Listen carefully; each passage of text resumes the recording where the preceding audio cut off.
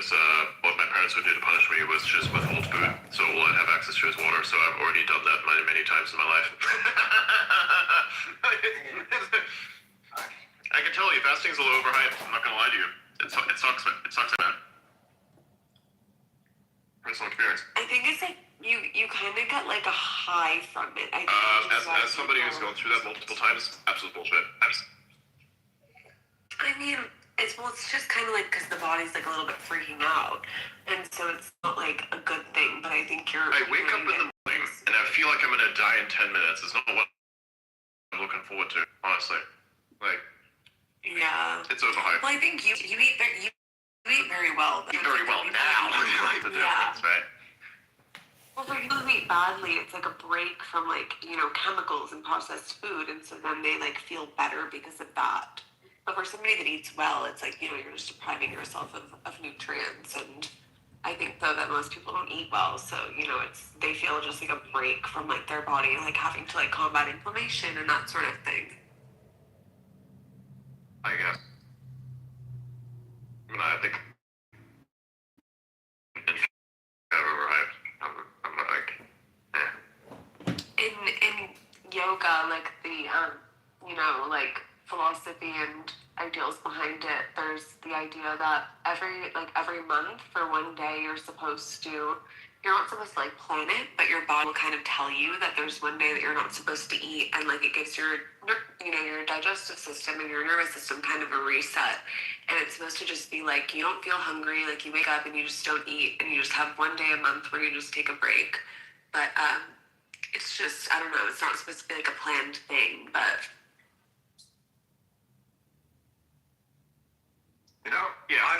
fuck plant-based diets. I've learned to never listen to women about anything health-related. I mean, it's not women saying it. It's male yogis who have decided it, but it's not. I don't know. I don't necessarily. I don't know. Every time I hear some woman say she's on her healing journey, it's always like the worst shit ever. I mean, yeah, I kind of think that. That's probably pretty accurate, because I think people kind of torture themselves to feel like they're getting better, but... Look, man, the examples where people torture themselves to feel better is the one where they go, hey, let's do the heroin chic, It's like, that's retarded. Who the fuck wants this? I haven't met a single fucking guy who goes, yes, I absolutely want this person who's completely malnourished and on the verge of death. No guy wants this shit. Like, by the end of that process, you look like a fucking dude. Did you see the surgery? Did you see the surgery where women are removing their collarbones? Yeah. What's going on about that? Why would people not want to have prominent collarbones? Isn't it kind of like good looking to have nice collarbones? It is. The thing is, like, these people just do random fucking shit and then blame it on someone. Not a single guy in human history has said, she's hot, but she has collarbones, so I'm not interested.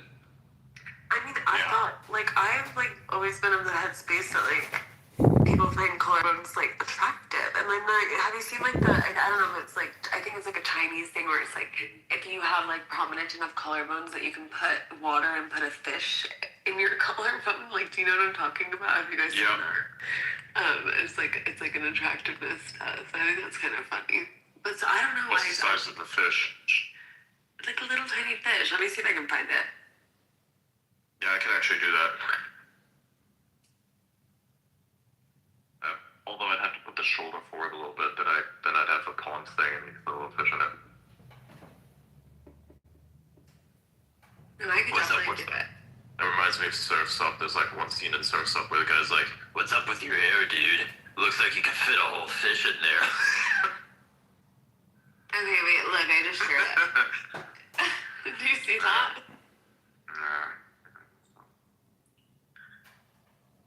The collarbone shit is just insanity. Like, nobody's ever asked this. I don't know anybody who's ever said this. Who's like, yeah, guys, we need to remove people's collarbones. Like, the fuck?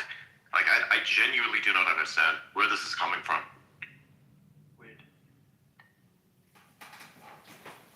Like, somebody has to explain that to me. Because I don't know.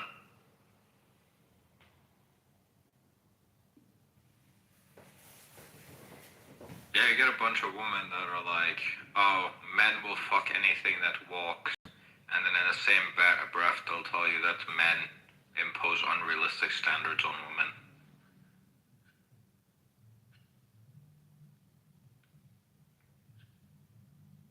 Yeah, I can do this thing. I can do this. Yep. Do what? Huh? The fish thing. I can do that. What fish thing? Like one, maybe. Oh, I see. Yeah.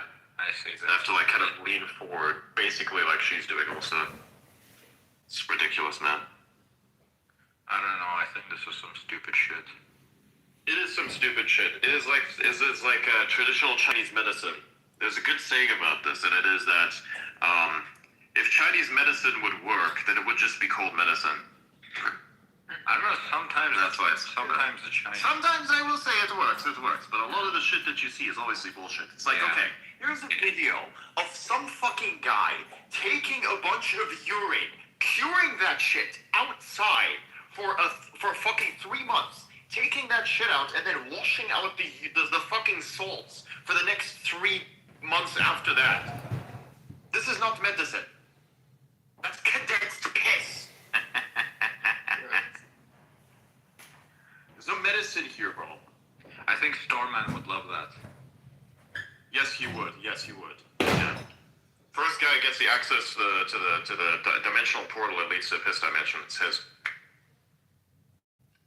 Have you guys done cupping or acupuncture? No.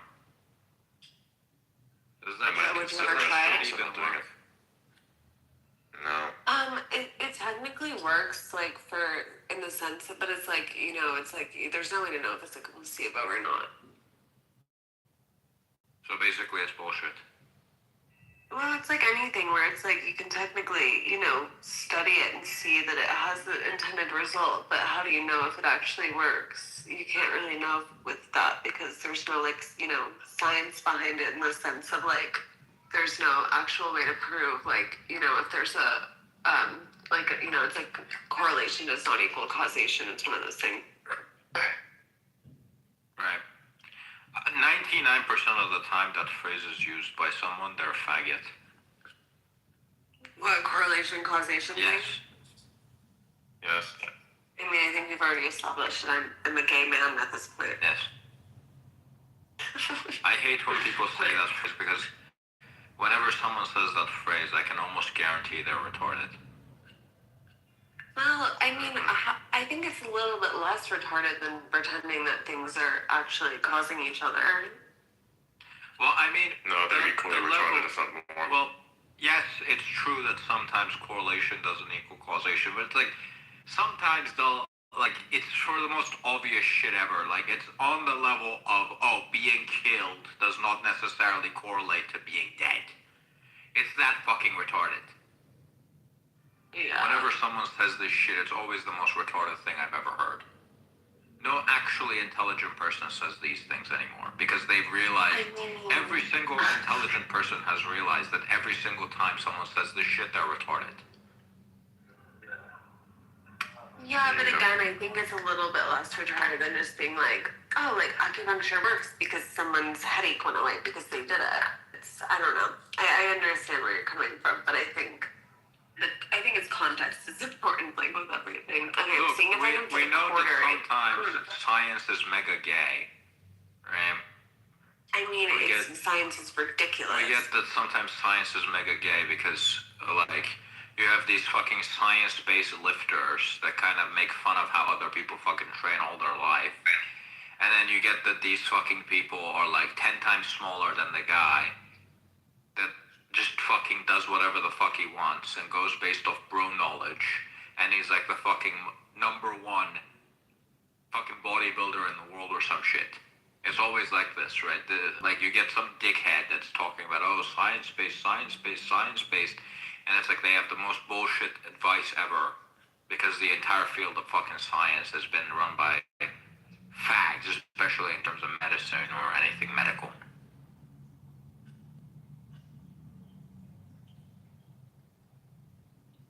I mean, in psychology, it's like Psychology is ridiculous. complete bullshit. Yeah, Yeah, I mean, it's, you know, I The only study, field of you know. psychology, the only field of psychology that is actually legitimate is the field of psychology where they manipulate you to spending more money. Everything else is Yes. bullshit. Yeah. Everything else in psychology is bullshit. The only part of psychology that is actually legitimate is when they get you to spend money.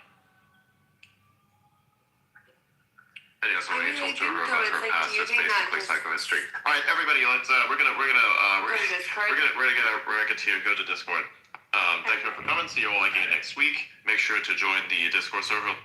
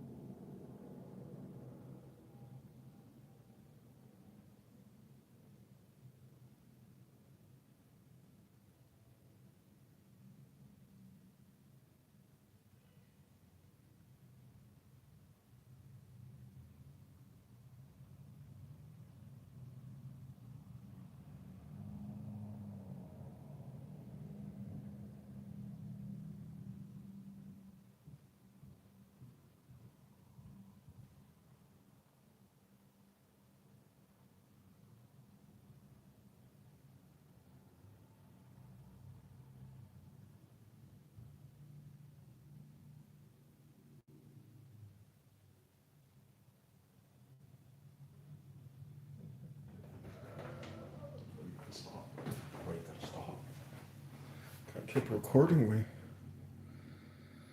Okay, we just recorded Elon Musk as Adrian Dittman, and he freaked out and canceled the space. Very funny. I bring you back. We don't have any. No, it's so let me finish. Let me finish. So I hired Next, and then they all fucked me over. He gets political asylum. Most of Bahrain get political asylum because My restaurant was in DC Ranch. You know DC Ranch? Iran. Shut up a second. Well, Right? there are Africans seeking asylum from Uganda because they can't be gay over there, so I'm not talking about other seeking people. asylum. Hold on. We're not talking about the niggas. We're talking about Iran. We're talking about. I thought you were talking about Africa. And some of those African We're talking about Iran. they're only coming over here because they can't be gay over there. No, that's bullshit. That's bullshit, sweetie. Don't talk bullshit when you don't know. Please relax. Because uneducated people like you thinking about that the country. You just make yourself look stupid, sweetie. And we're talking about. I'm not about it's a religion. It's not just about being gay or anything. Baha'i have been killed by all the Muslims, so they don't believe in Baha'i religion existed. So they were. Yeah, they can't be gay over there either. No, we can't. It's fine, but They'll fucking kill them. Okay, guys, we don't need to do the. We were having a different conversation, and we do not need to go to the I don't know, pity Olympics. Which group has it worse? This is fucking retarded. It's kind of retarded, but it's not pity Olympics. It's the truth. Because a lot of people, Matt and these guys were here. Some girl came. They don't know what we're fighting for. People are fighting for. No, they all think about the oil and the money and all Israel. No. I get what the Persians are fighting. What are they fighting for? Okay, you literally. Okay, so first of all, when it comes to the Persian diaspora, and by the way, when I went to U of A, my roommate was born in Iran. One of I've had a few friends. You got a Persian girlfriend too? No, I never have. I couldn't afford one of those. They're crazy. Straight up. It's all good though. Yeah, can't do it. I'm not man enough for one of them. But a lot of them are here in Remy Hotel. Huh? Anyways, say your thing. I was gonna say. I think that the Persians. Once again, too much work. I just don't need the drama, and I don't have the money. They haven't looked up from top and down. They really look at you down, all the Persian girls. That's the problem. Did you guys understand what homie said? Because I didn't. He looked it down. What? They haven't looked up and down to you. They look at down to you all the time. All the Persians. Fefe, what'd you say? I know them. Yeah, they look up and down. But I agree. Those women. I can already tell they're trouble. So I just stay away from them. They're not trouble. They're high maintenance. Very high maintenance. I can't afford them. I already said that part. Besides that, but they're like Latinos too. They'll fuck your shit up if you look at a girl or something. Yeah, but I'm used to them. Same as Latinos. I'm but I'm used to like those women. White girls? No, like Latinas in particular. Oh. But hold on. But the Persians, hold on. Israel or either fight for. Okay, amazing. Ching chong ching. Hold on. But like when it comes to what they're fighting for, I think is first of all, almost everybody who fled the fucking country fled for a reason. And when you look at the people that are in there, okay, I don't. Outside of the third world, there's only one country where you see people being executed regularly, and that's Iran. They have a fucking they bring out the cranes in public, hang people, and what do they hang people for? For shit like protesting, and it's just like we see why they execute people, right? And then it's just like if you get these Muslims, hold on, bro. Okay, because God damn it, but you're yelling. Yeah, but he's trying to. Hold on. I won't shut up and let him talk. That's why. So we see. I get it. You have a lot of Arabs. I said you won't shut up and let him talk. Of course, I'm having a conversation. So if you don't know what a conversation is, let him talk. Well, hold on. I just want to finish this real quick. So you have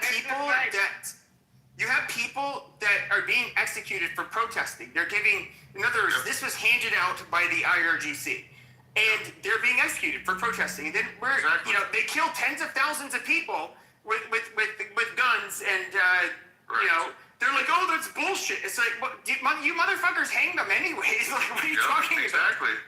And Exactly. they're obviously an oppressive, horrible group of people. The IRGC sucks fucking dick. No, I'm Exactly. not somebody who stands up for the IRGC. Like, they fucking suck. The quicker they go, the better. I just The don't whole want world's gonna be better, bro. So Pepe, one small correction I would say, Saudi Arabia does a lot of executions as well, and does them publicly. Not as much as Iran.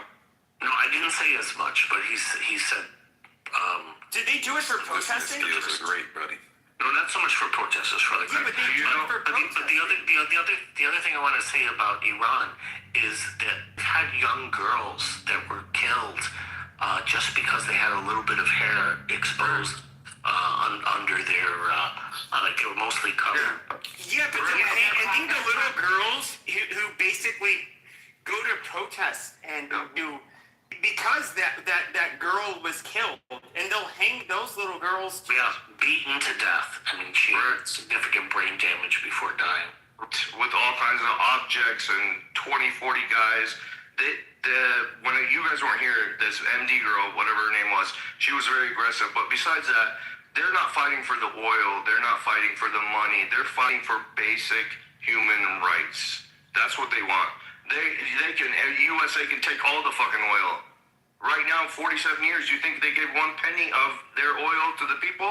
No. Saudi Arabia did. Saudi Arabia gives his money to his people, but they didn't. They fucking go and organize and open up all these terrorism places and in different countries. The world is going to be a better place without these people, but people should know that people are fighting without guns and all that stuff just for basic human rights. That's all they want, bro. Listen, people cannot eat Yeah, it was hard to figure that out. cannot eat meat in my country. I think American biggest problem is we either Ching Chong Chong, get quiet. Don't be trying to stop. Be real good.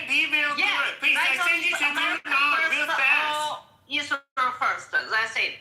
Chinese Israel communist first. propaganda. That's the big Jim said someone had some blocks. My name is Ching Chong Ching. I'm pro-American. Your name. I'm pro-American. Guys, is that you to me? I'm America first. I come from CCP China. Bro, Pepe, come over and have a shot with me. President fight or kill. Let the American people, children, kill. American people. So somebody made The American people die for Israel, and us Chinese people kill for whatever reason. But we send you to gas chamber. We save Fight you. for the So somebody made a really good point with all this. for Israel. They America, don't give a, you this guys don't give a president fuck. are He can't puppets. get in. I'm He said someone has a blog. He can't get in. Let the people kill and be killed for Israel. Okay, you guys don't give You a said fuck. this about 10 times now, Zeke. Anyway, somebody made a really good point that with all the wealth and oil that Iran has, it should be an incredibly Let you finish. It should be an incredibly prosperous and wealthy country with a very strong economy. But instead, they want to spend all their money on ballistic missiles, financing Hamas, financing Hezbollah, financing terrorism around the world, rather than for the benefit of their people. It's a shame. To build a road, build a new building, fucking for the people that don't have money. Exactly. It would be a very wealthy, prosperous country. It was. Hopefully, And then- Indonesia as it was before. Yeah. You know how much oil they have? They've got a lot of fucking oil. And we got to be realistic. The Persians are a lot. I really hated trying to group you in with other Middle Easterners. The Persians are, and I'm just going to say it as an outsider, they are smarter, superior people than the Arabs, like by a long shot. Arabs have oil wealth, but they're too fucking retarded to do anything. We're with it, so they have to educated. hire outside help. Whoa, calm down with the R slur, man. No, I'm just saying we're educated. This is facts. Ginger, what did you want to say, Ginger? I have been hearing repeatedly over the last week and a half that I've been on this app and in a bunch of different rooms discussing this conflict that the reason Iran has such a economy is because of the sanctions. No. They're all blaming the sanctions, 100%. And that if you go to Iran, you will see that they are highly civilized, that they are to a large degree modernized, considering the circumstances that they're dealing with. And so I don't know that, we can think that it's because they're stupid with their money or because they're bloodthirsty terrorists. That is not the perspective of a lot of Iranians. No. Listen, they're wealthy, but they don't spend a dollar for their own people. Yeah, That's the problem. thank you. You have shut these retards We up. had a woman from Iran, her family was in Iran, and she said the whole deal with Obama, the money that he gave them in his deal went 100% to terrorism. The Iranian people got Alan, One more time. what is Obama's last name? Iranian government. It's not Iranian Obama bin Iranian Laden. government. The reality is, though, is that you get people on the left that are much different from. I'm against this war for a different reason. I don't feel we're going to topple the IRGC.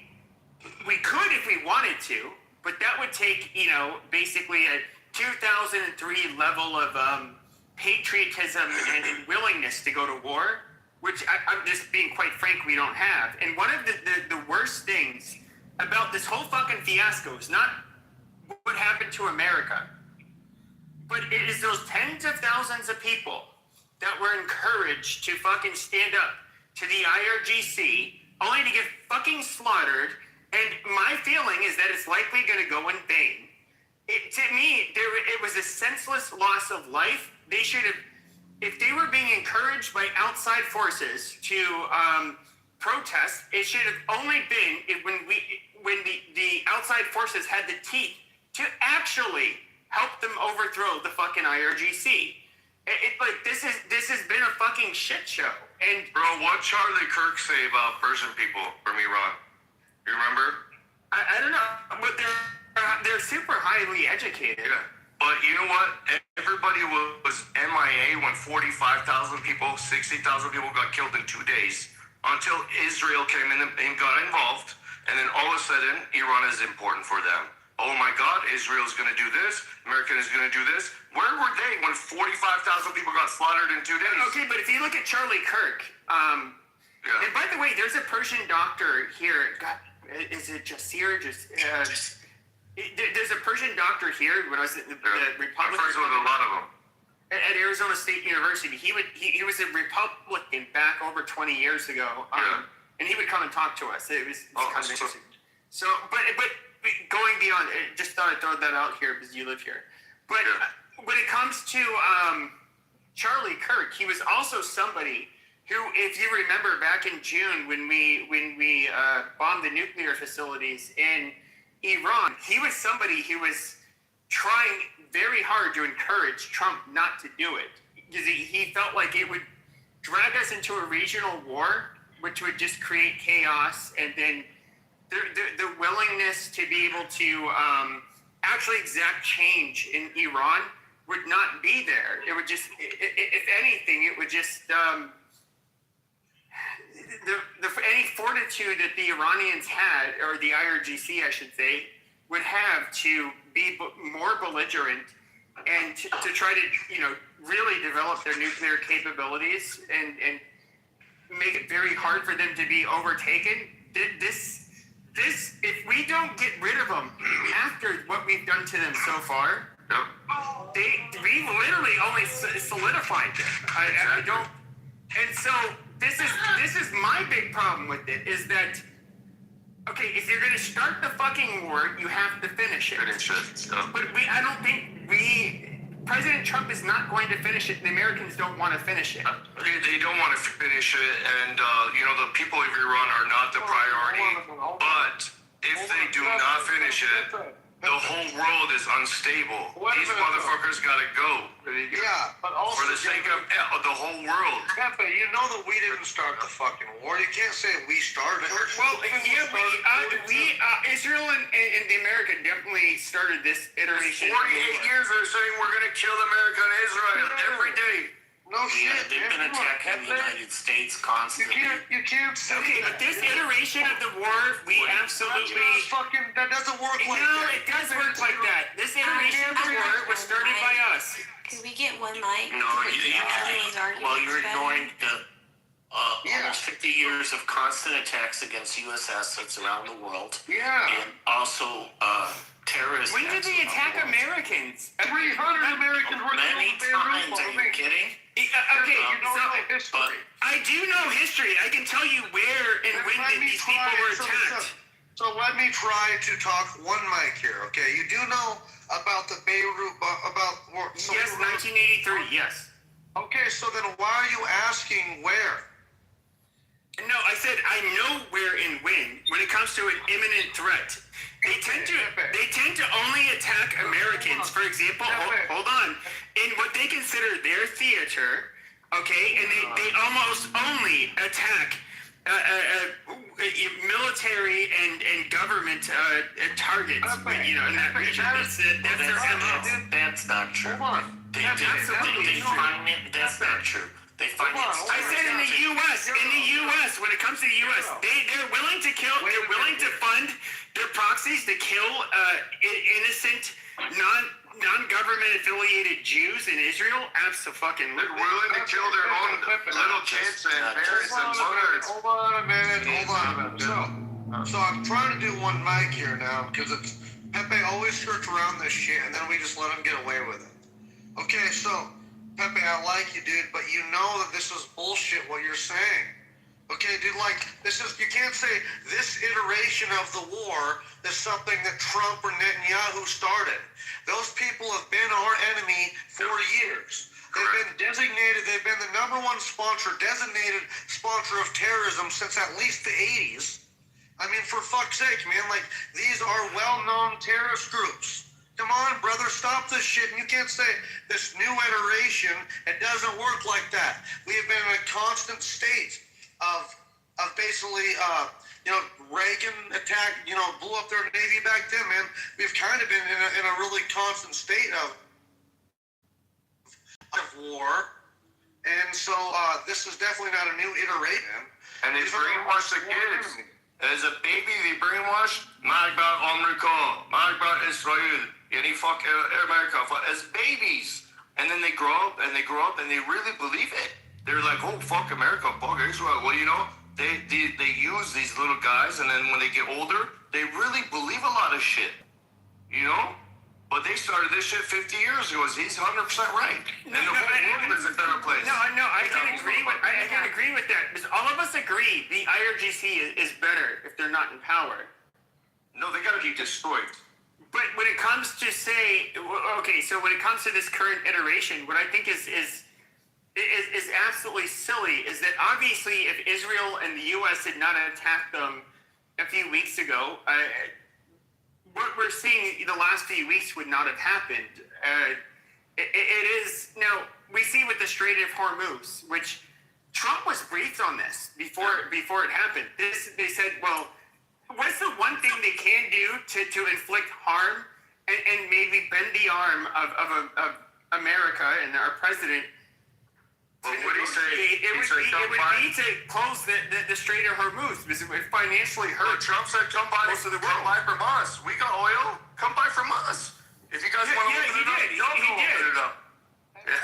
He did, but I love it. And then he said, and then he calculated, okay, they can maybe close the strait and squeeze some oil, but what if they get a fucking nuclear bomb and hold the world hostage? They're doing it right now. They're doing it with the Strait of fucking Hormuz with the oil. What says they wouldn't do it with a nuclear bomb? Well, that's the only reason that they're attacking, Israel's attacking, is because they don't want them to have a nuclear bomb. Because you know what? If they get it, they're gonna fucking use it. Well, I think the thing is once they become a nuclear power, everybody will be on their back foot when trying to confront Iran, and they know that because that is the truth. It's strategically. I'm talking strictly. It would have been in the IRGC's best interest to have a nuclear bomb. Absolutely. And nobody, I think, would deny this. And in fact, that is why part of the message why we need to attack them. Lots of leftists who, not saying you are, but lots of leftists have literally argued that fact. They're not trying to obtain a nuclear bomb. They don't need that. Why would they do that? Of course they were. Of course they were. We know they were. Of course. Do you know when Trump said we're going to take out their power plants and the Persian news station, because we're Persian, we see some stuff, right? The guy came out and said, listen, take your kids, your sons, your daughters, take them and go to the power plants and have a chain of people around the power plants. Teach them that we are Iranian, we are so-and-so, we're not scared of anything. Listen, this government doesn't give a fuck about babies and kids, and they're promoting this shit. Well, right? Of course they don't. They slaughter their own fucking people in the fucking street. Exactly. So you don't care? I mean, we can put some numbers to put this in perspective. The GDP per capita in 2024 was $5,200. 32.5% inflation rate in 2024. Unemployment 8.3%. Poverty line is $6.85 a day, and 22% of the population is below the poverty line. So the odd thing was, 48 years ago, when you had the Shah, the GDP per capita was much higher. So in 47 years, they've reduced the GDP per capita despite 47 years of selling oil. Think about that. How quickly did that change, where Iran went from being prosperous and basically an equal partner with the country, with other countries trading their oil, to not being that anymore? It's a good question. I'll have to look at how much time it took. But I mean, the situation today, I mean, this was, I'm giving the best light because I'm giving figures from 23 and 24. Obviously, the figures are much worse now. I mean, you have something like the currency is trading at like $1.5 million to 1. I mean, it's amazing that the people there are even able to survive. That's amazing information. So much money. What were they supposed to do? Here's the thing, though. You're just talking right over the top of me, sir. Thank you. You're not the only person in the room. I appreciate your patience. There's a lot of talk about Iran making just... First of all, bitch, who the fuck are you talking to? You appreciate the patience. I'm a goddamn moderator. Wait a minute, she was polite enough. Okay? Oh, shit. Yeah, he's backing her up. What's going on? Arizona boy, you don't need to call her a bitch. That's the one. Yeah, my bad. She made a mistake. She's kind of new, I think. But go ahead, Ginger. Thank you. There's been a lot of money Iran is making because of the toll that they're charging to access the Strait of Hormuz. So, how the people of Iran feel about that man. But the things that I've been hearing, and I think it's relevant because you guys are all talking about this, Iran, as long as I've been alive, has always been the enemy, has always been a terrorist nation, has always been a threat for no good either, other than they like to cause trouble, I guess. But then you go into, now with this situation, go into other rooms and listen, and there's a lot of Iranians saying that Iran doesn't attack anybody. They haven't invaded any countries ever. They have always just wanted to exist. They just want to have their sovereignty. They just want to be left alone. And now this is their opportunity to break free from American influence. There was just someone talking about how Iran just doesn't want to. This is what they're saying. No, they're not. We're Persian. They're not saying that. I'm saying other people in other rooms are saying this. People from Iran, people part of the diaspora that everyone likes to talk about. Yeah. And I'm hearing this over and over again. And I'm going, what? Because this is not what I've been told this whole time. That they're just, they're just the scapegoat. Everybody tries to invade Iran. And I know that Russia did a long time ago during World War II, or maybe it was World War I, or maybe it was both. Britain tried to... No, it was the 19th century. long time ago. Was what my point. But these are very different pictures, aren't they? From this side here, what you guys are saying that they have been. Yeah, because the IRGC uses proxies to invade and cause terrorism in other countries. We can look at the Houthis, we can look at Hezbollah, we can look at Hamas. These are all funded by Iran. And Israelis are not making this up. The biggest threat to them is absolutely Iran. One of the worst things that happened, I think, to the Israelis was our invasion. And of course, you had who did you have? This fucking faggot Bibi Netanyahu was saying you need to invade them. How positive reverberations throughout the region. And he was giving his little fucking spiel, but he wasn't the president at the time. Ariel Sharon was. Ariel Sharon was more or less against us doing it, and the Israelis were very concerned about how we were doing it. We were having all of these fucking insurgents in. Of course, after we invade Iraq, you have you have the civil war, basically, the Shia militias, and then, of course, Iran ended up being able to not have to spend nearly as much money to defend themselves against Iraq, their neighbor, and they ended up using a lot of that money to basically fund Hezbollah and Hamas and all of these other groups. And can I read something, Pepe? It's from it's from Human Rights Watch, which I only picked because it's the liberal site. So therefore, people on the left hand side of the aisle, I hope you accept this as a source instead of one more conservative source. A UNIFIL statement issued, and I'll put it in the chat, issued during the conflict demonstrate that Hezbollah fighters, and this is about Hezbollah in particular, fire from the vicinity of UN positions on a near daily basis that frequently increased as fighting intensified. On July 19th, Hezbollah fighters fired rockets from the immediate vicinity of the UN position in Naqoura and Maroun al-Raz.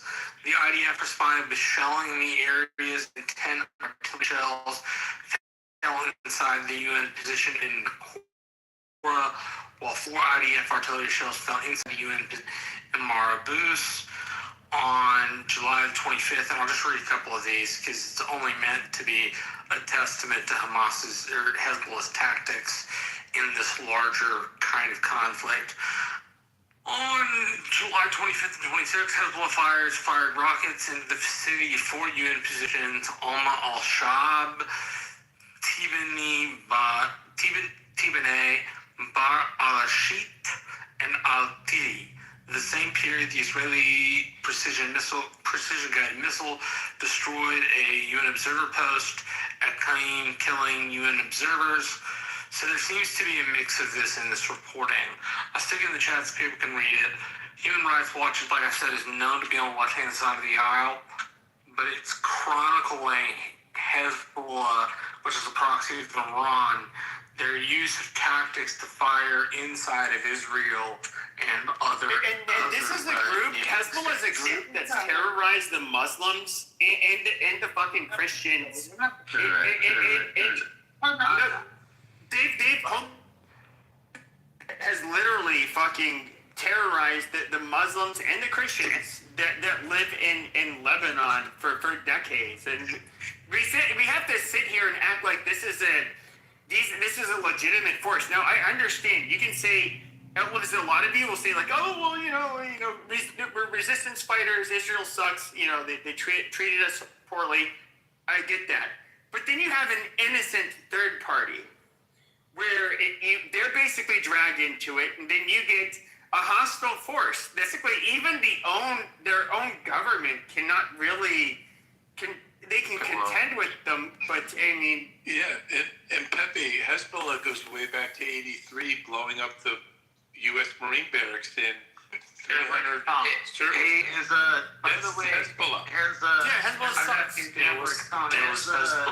Has that ever your phone is real quick, Marshall, you might know this one.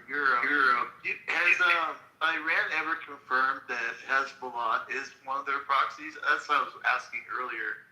Has anybody ever seen them like confirm that or no? No, Like as one of their fighting arms or nothing like that, right? they have not confirmed that, but I believe they have agreed that they are fighting on a cause that they agree. They absolutely have confirmed it. So, And as a matter of fact, the reason why I think they have is because they admitted with the recent negotiations that Exactly. wasn't part of it. That's what exactly. Along with, I put in the chat, everyone's kind of missing their plots on U.S. soil. Like everyone just keeps ignoring what we're dealing with on our own fucking soil. How many plots the FBI has thwarted that came from Hezbollah. Like goodness, our FBI was on the ball with this, including an assassination attempt against our own president, as well as cabinet members. This is before the Trump administration. This is Director Wray testifying in front of Congress. I mean, there's just after plot. You can read it, you can research it. Like, to question whether they've been an enemy and whether they've just sit there idly, they have been active on our own soil. And you know, I'm not doing this as a scare tactic. You can, everyone has a little finger, go Google it and read about it. You know, when 9/11 happened, Palestinians were jumping up and down and dancing. They were so happy. You can look it up. I basically these are reports from after. I'm trying to explain that you just have to follow our own laws. Asking where your source come from. Bro, if you let her talk, you will figure it the fuck out. I listen to something that you don't listen to.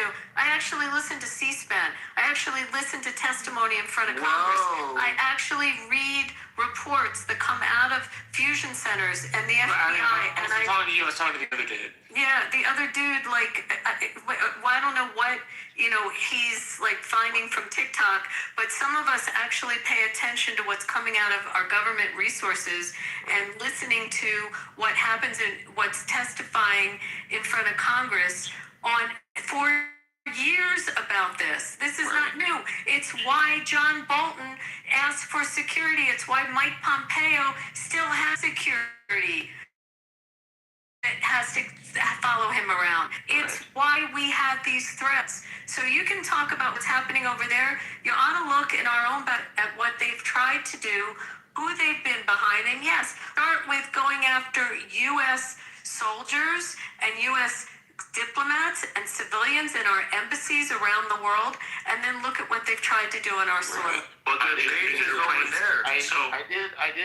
I want Ralph to go. I did owe him some time. Go ahead, Ralph. Go ahead. Their base is over there in Iran. Their base is in Lebanon. Ralph. It's for Ralph Akish, or however you say your name. Okay. So on the question of the connect. Wait, you're not Ralph either. Okay, sorry. Ralph, did you want to go or not? I'm trying to get you through. Please. Yeah, I don't mind. I wanted to acknowledge a lot of what Pepe has said about the history of Iran dealing with Hezbollah and the Lebanon and the Israel sort of situation, as well as the proxy war that the U.S. instigated with Iraq against Iran. These are all factors to consider. I think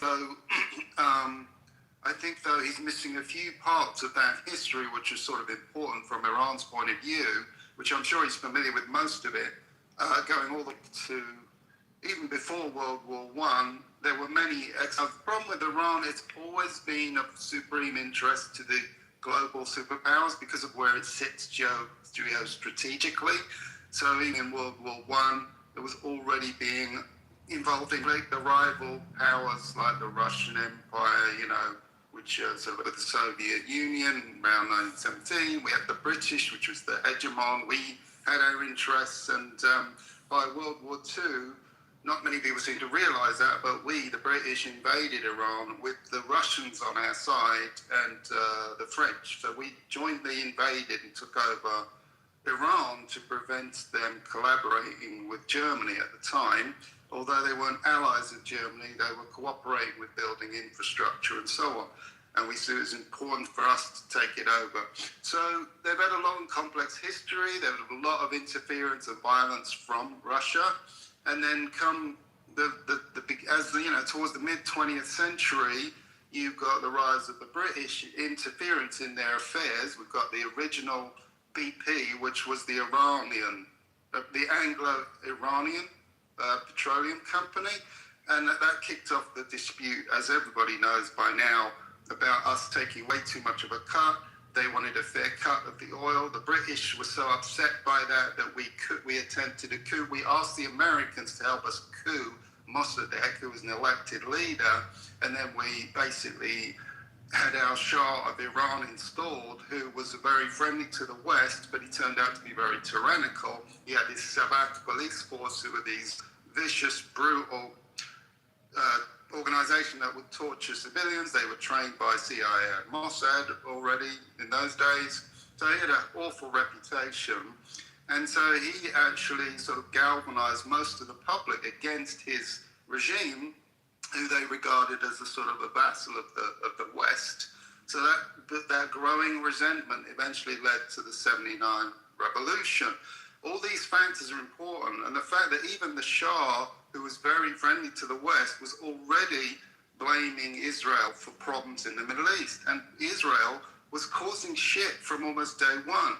We British created, the 1917 Balfour Declaration. It was all meant to be peaceful, but within years, the Israelis, the right-wing elements in Israel, started to have more influence than the lefties who wanted peace and kumbaya. The nationalists started funneling in arms into their militias and terrorist groups, Irgun, Lay Group, all these terrorist entities, and they started attacking the British. There was the famous King David bombing of the hotel, where they dressed as Arabs and created a false flag attack against the British, but we knew it was the Israelis. And they gradually terrorized the British out of there, even though we completely helped them create that country. So there's all this treachery from Israel. Iran knew this. Of course you're going to jump on Israel, because that's what you do. I do agree. I know. You can't help yourself, bro. Such a hate. No, hold on. I agree. No, because you don't even know the history. You're wrong about the history, but it's not about Israel. We were talking about Iran. You can't help yourself. You gotta turn it, because that's what you're. All right, so this is important, Pepe, is because we are who's gonna do this. But hold on. I do agree with what you said, but if you look at what the Shah had to say, okay, I understand what the West did, or the English did to Iran and the U.S. Yes, we obviously caused a lot of problems. In a way, made our own bed. But when it comes to the Shah, if you were to look at, I don't know if it was in the 70s or actually I believe it was in the 80s. The Shah did do an interview where he talked about a lot of this stuff, and he did talk about like the Zionists. I'm sure you're familiar with that. I know the exact interview you're talking about. Yeah, and so he was very frank about where he thought that the Zionists were getting it wrong, but he was also incredibly clear about where he thought that the Palestinian cause, where they with the amount of terrorism they were committing, and people would absolutely be turned off by their cause and find them intolerable, and they were not, they were going to be in a losing position. And so I get that, but I mean, he was not a fan of the Palestinians. No, I'm not arguing that. I'm arguing. No, you're just trying to trash Israel. When the conversation is about Iran, you always turn every conversation, Ralph. Can't help yourself, and you'll try to distort the history. You can't help yourself. I wanna move back. Can we move back to Iran? Can we move back to Iran and also try to trash? Because he'll start. He can't help himself. I want to talk about history. But I mean, like, to be fair, only one country attacked Iran last year. Only one country attacked Iran? One country started. All right, you guys. We got like 40 bikes. Hold up, everybody. Hold up. No, Bima, one country started. The 12 didn't work. Well, no, okay, Bima, remake your claim, and then you can have a little back and forth with Abby. Seems like there's some dust up here. Go ahead, Bima. What was your claim? Well, that's good. I'd like to get in sometime. I've been waiting for a while. Yeah, I'll get you in behind these two. If it ever ends, we'll see. But No, I was just going to say, Bima. just that the framing, I mean, these 4 places, right? If we're talking about Iran and we're talking about then Israel is a major component of that. Why would we leave that out? It's not like a random mention. It's not like an attack. I mean, like, Hezbollah was created literally to remove Israel and the United States and France from Lebanon. It's not like that. That's my whole point. Then you said that one country. Then you said one country started this. That one country attacked. What country do you think started Bima? Israel last year. The 12th Oh, really? So what happened on April 5th? Prior to that, what happened on April 5th? Iran attacked Israel. Yeah. How many must we send into Israel, Bima? Iran attacked Israel, then that's news to me. Really? It's shocking to you, Bima? Really, Bima? No, it's not that it's shocking. I just didn't know about it. Really? How many? Euro? How many was it? 180 ballistic missiles? That's right. 200? And do we know why they attacked Israel? Are we going to acknowledge why? We're going to acknowledge that it fucking happened. Yes, We're also going to acknowledge, Mr. I hate Israel and I hate America, Rolf. We're also going to acknowledge something. That we're also going to acknowledge, Rolf, that our president under Ron. No, Rolf. Can we acknowledge what the fuck you guys yelling? We all know. Why are you yelling? Bima, almost 200. Okay, we all Almost- be yelling and screaming. almost- Just one like a. I'm answering Bima. About almost 200. Yeah. You're yelling a little All right, bit. sorry, we're gonna go Just quieter. slow down a little bit. Sorry, I'm coming out of a hockey game that was amazing. I have to congratulate Denver for winning the Frozen Four. Sorry. Bima, not only did they shoot ballistic missiles into Israel twice, okay, prior to the 12-day, 13-day war. Did it? Iran, but they also destroyed the Soroka Hospital. Yep. They destroyed the Soroka Hospital. They destroyed the research center of the Weitzman Institute, which I'm sure you don't know what the Weitzman Institute I is. know what it is, but they destroyed it, correct. They destroyed it. Yep. And I also want to mention, as we all like to sit here, or some of us, and trash our president for the comments or the comments about what he wants to do with Iran, I want to remind everyone the comments of Ronald Reagan and what Ronald Reagan said he would like to do to Tehran. Does anyone remember what Ronald Reagan threatened to do to Tehran? Anyone remember the comment? Because it's a famous comment. What was it? What did he say? What did Ronald Reagan say he wanted to do to Tehran? Say no. You know, Ronald Reagan said he would like to turn Tehran into a parking lot. If our hostages, after 444 days, were not returned. He would turn it into a parking lot. Everyone is jumping on Trump, but people forget that we had a president that also stood firm against Iran and threatened to annihilate. Does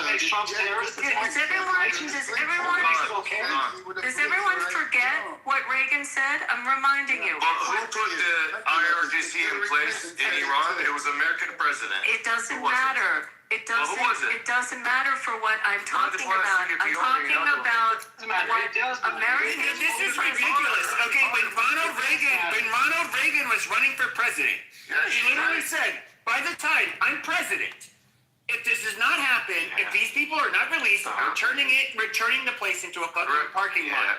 You know, Obama said that. And guess what happened? Just shut the fuck up. Guess what happened? They released all of them because they believed he would carry through with the fucking threat. It's not our.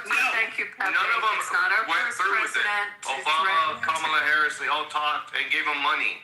$1.7 billion. Guys, I don't know. They're TikTok people. They don't get it. Read history. Read American history. Learn what our presidents have said. Okay, we're gonna move the mic around a little bit. You said you wanted to speak. It's all good. I apologize. You're good. I'll get So I just asked Perplexity about the attack in April of last year. There was no attack from Iran on Israel in April of last year. It was proxies that it funded its own dollars. Absolutely. Oh, God. It was It's April of 2024. Moron, it was the year before. Just April. Yeah, Why are you so rude? Just because somebody's wrong doesn't mean he's a moron. Yeah, actually, after 2025. It's April 5th. I said April 5th. Yeah, of last year, you said before I said April 5th. before the 12-day war. No, I understand that, but I'm saying it was a I understand the misunderstanding. If you would look at, I said Soroka Hospital and the Weizmann Center. I said the Weizmann Institute, and I said Soroka All I'm saying is Hospital. that I heard exactly what he heard, and I also was under the impression you meant April 2025. Okay, whatever. Jeez, but just take it was your in finger on 2024. Google that it was 2024. I did, and he did too. We're good. Look, there's a lot more important facts that we're missing because we're arguing over nothing. So there was the Iranian launched drones and missiles in April 2024. What also happened, which we didn't mention, was in October 2024, Iran launched 200 ballistic missiles at targets in Israel in another direct strike. So it wasn't just the April 2024 attacks, it was the October 2024 attacks as well. Now, somebody had asked earlier, how do we know that Hezbollah is financed by Iran? This has been confirmed. So Hassan Nasrallah in 2012 did an interview with Reuters where he specifically said that Hezbollah received financial and material support from Iran. Then, 4 years later, in 2016, he gave another interview where he said Hezbollah's, quote, entire budget, salaries, expenses, weapons, and missiles come from Iran. And a UN Security Council document later cited this admission as well. So there's no doubt about Iran financing Hezbollah.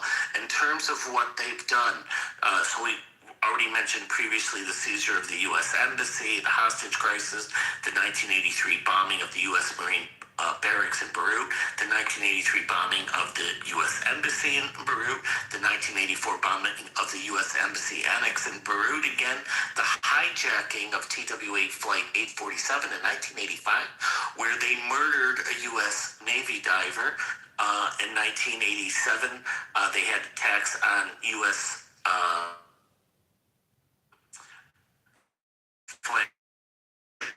and time harassment generally in the Gulf region, and they had the mining of the tanker Bridgeton.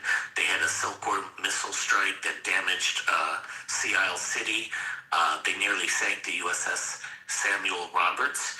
1986, they had the Cobra Towers bombing in Saudi Arabia. For 8 years, they were arming and directing Iraqi militants against U.S. forces. And in 2011, they plotted to murder the Saudi ambassador in Washington, D.C. They have detained and wrongfully put in detention U.S. citizens in Iran. They have directed Iranian ballistic missile strikes on U.S. forces in Iraq in January of 2020. Okay, you're right. We agree. You're right. You're definitely right. And I could go on and on and on. So I don't know how anybody is disputing that they haven't been attacking the United States around the world. You're right. And the regency of Iran. Bima, go ahead. Thank you. On April 5th in 2024, Iran attacked Israel. On April 1st of 2024, Israel attacked Iran's embassy and killed senior IRGC officials. Why did they do that? Hold a quick correction. Because the IRGC officials support the proxies. They were embassy civilians next to the actual embassy. It's a consulate. They killed Iranian civilians. So there were Iranian civilians mixed in with the command. The reason they killed the command. The reason they killed the command. The reason they killed the command. The reason they killed the command. I'm going to keep repeating this. The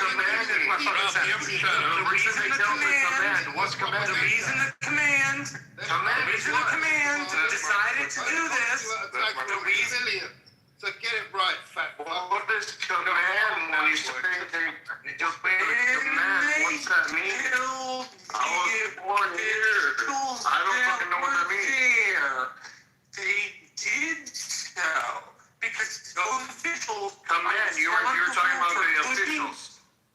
I'm talking about we're hanging out in Iranian consulates in Damascus. Fucking listen to me military targets. fucking hate out of here. Well, listen, Definitely they gotta die. Listening to your statements. No. I've done the courtesy to you to listen to your statements. You are responsible for giving me the courtesy to finish my statement. You're making shit because I let you finish those words that I didn't interrupt.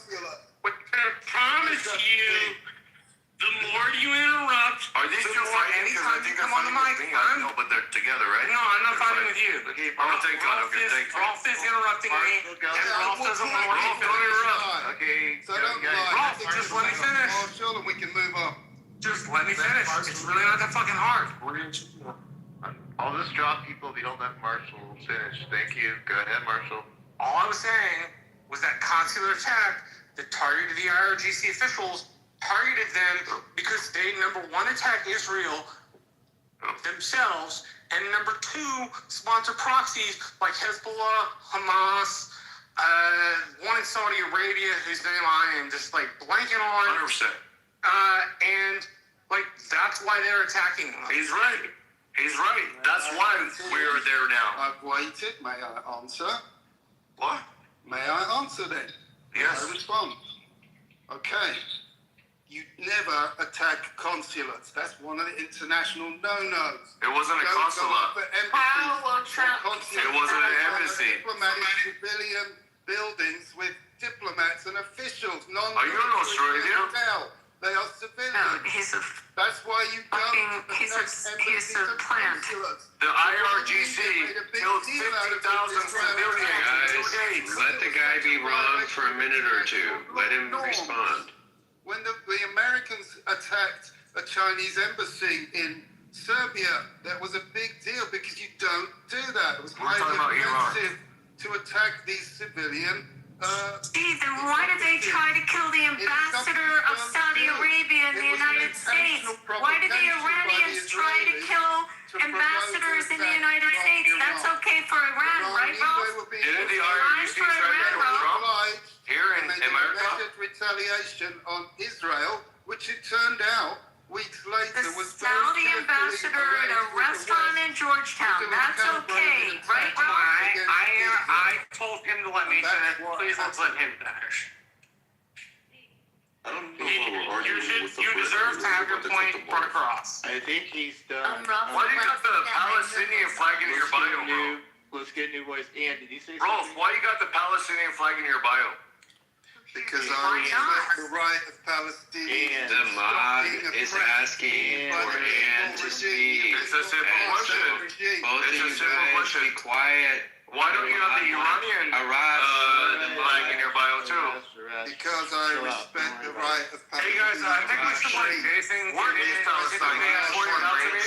Ann is next. Can you point it out to me on the map? Arash, the mob said Ann is next. You asked me a question.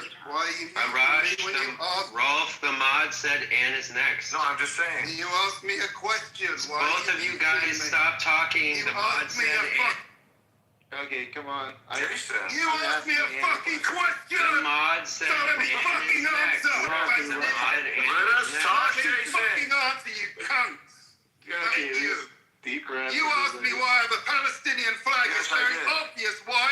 Why? Because they deserve freedom. Why? They're being oppressed by an apartheid Who started it? regime. Not their Who government. freedom. Not their I'm government. not making it They're not being oppressed by their government.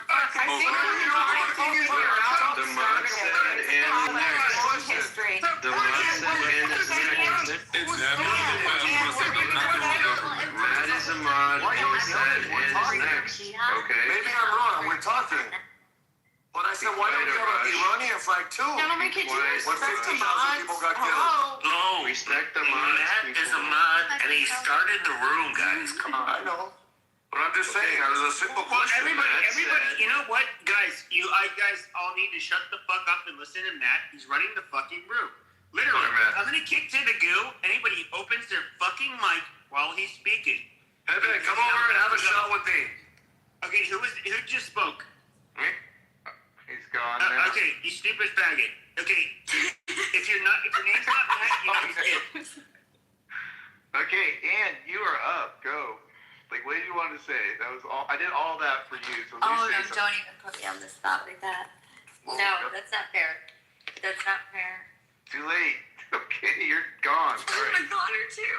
Next person. Okay, who Wait, wants can to I speak? pass my mic to Jason? Okay, Jason, you've been trying to get off mic. I was just trying to tell people to let Ann go because the mod said let Ann go, and I'm a bulldog like that, so I'm happy now.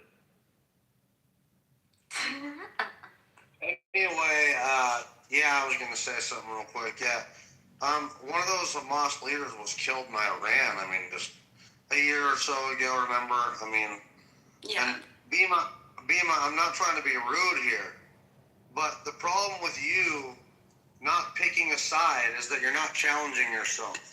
And here's a great example of you're not challenging yourself. You literally, either you were being ignorant on purpose, or you really didn't know about Israel being attacked by Iran a year ago or 2024. Not in 2025. It sounded it came across as 2025. Let me finish, please. The point I'm trying to make is the people who don't pick a side. I get it. You don't want to be on the left. You don't want to be on the right. You can just be washed of it. You can just be independent and free, and you don't have to. But the problem is that you're not getting in the weeds in this shit. Obviously, you're not challenging yourself. You would know. And same thing with Pepe. I feel like you would know these people are a serious threat. I'm glad Pepe's starting to change his tune. He's starting to realize that the IRGC really is a threat, and I think people are starting to realize that these people really are horrible people that are killing not only their own people, but they're terrorists. But Bima, you do know, man, that you gotta challenge yourself a little bit here with that shit, man. You know these people are dangerous. You know they've attacked Israel. You know they've killed Americans. Folks, we gotta start to, be real here, right? I mean, come on, man. Well, And can we so, say that this is jihad? It's not like, so this isn't, the people that reside in Lebanon and Syria and all, I mean, over time, there's been different groups of people in these areas. So they weren't always in these places. They were kind of placed there. But I mean, it's jihad that everyone needs to be free of. So when the Iranian people, I mean, there are Persians, there are Kurds that reside, Christians, Jews that reside in Iran, correct? So to say that and paint that with a broad stroke, I think it's just irresponsible. Yeah, I just want to say, I don't know, who was that, Mountain? Listen, you could take your bullshit and just shove it, sell it to somebody else, man. Not interested, okay? What it sounds to me, you're calling me lazy. What's lazy is not doing your research and then taking a side blindly. That's lazy, okay? I dedicate myself to learning as much as I can about each side from out of principle, okay? But people like you are what cause wars to go on forever because there's no understanding. There's no true conceptualization of the dynamics of what's going back and forth. It's just, I'm just going to jump on this donkey and, let's go. Fuck it. Might makes right, so fuck off with that. But if you have any empirical evidence or any type of, Abby was wonderful. She, mentioned and opened up a whole new can of worms. We now have some things to look at so we could keep exploring the timeline. I mean, obviously the timeline, this is very complex situation. So I'm pretty sure we're going to find what we found with Palestine and Israel. It's just going to keep going back and forth. Something happened in 2024 and then in 2024, and then they responded to an attack on their officials, and then they responded to an attack and it's just going to go back and back and back and back and back, right? But ultimately, I think it's better. I mean, anyway, if you want to provide some fucking actual contextualized information instead of your dumbass fucked up loaded opinion that's useless and doesn't do anything for anybody. Hey, who has the greater project? Who has the greater project? Wait a minute. So it's a fact when Bima, you try to act like you didn't know that Israel was attacked by Iran. In 2025. In 2025. I made a point is, yeah, what was yeah. the point? Hold on, now then please don't do that.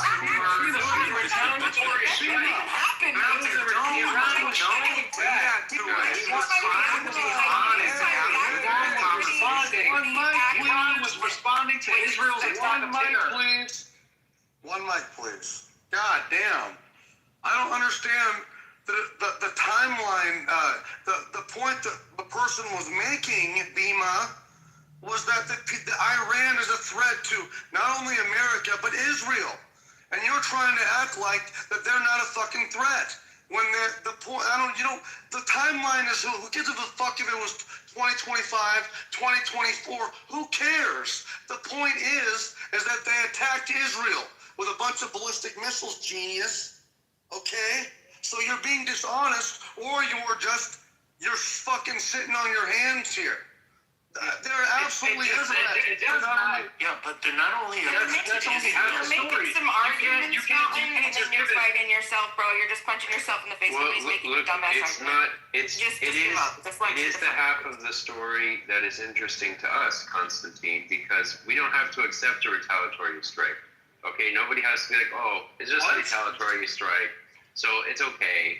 No, we don't have to accept a retaliatory strike. I see what you're saying. Okay. Because look, that's war is about winning it. It's not about playing fair. Okay, it's not.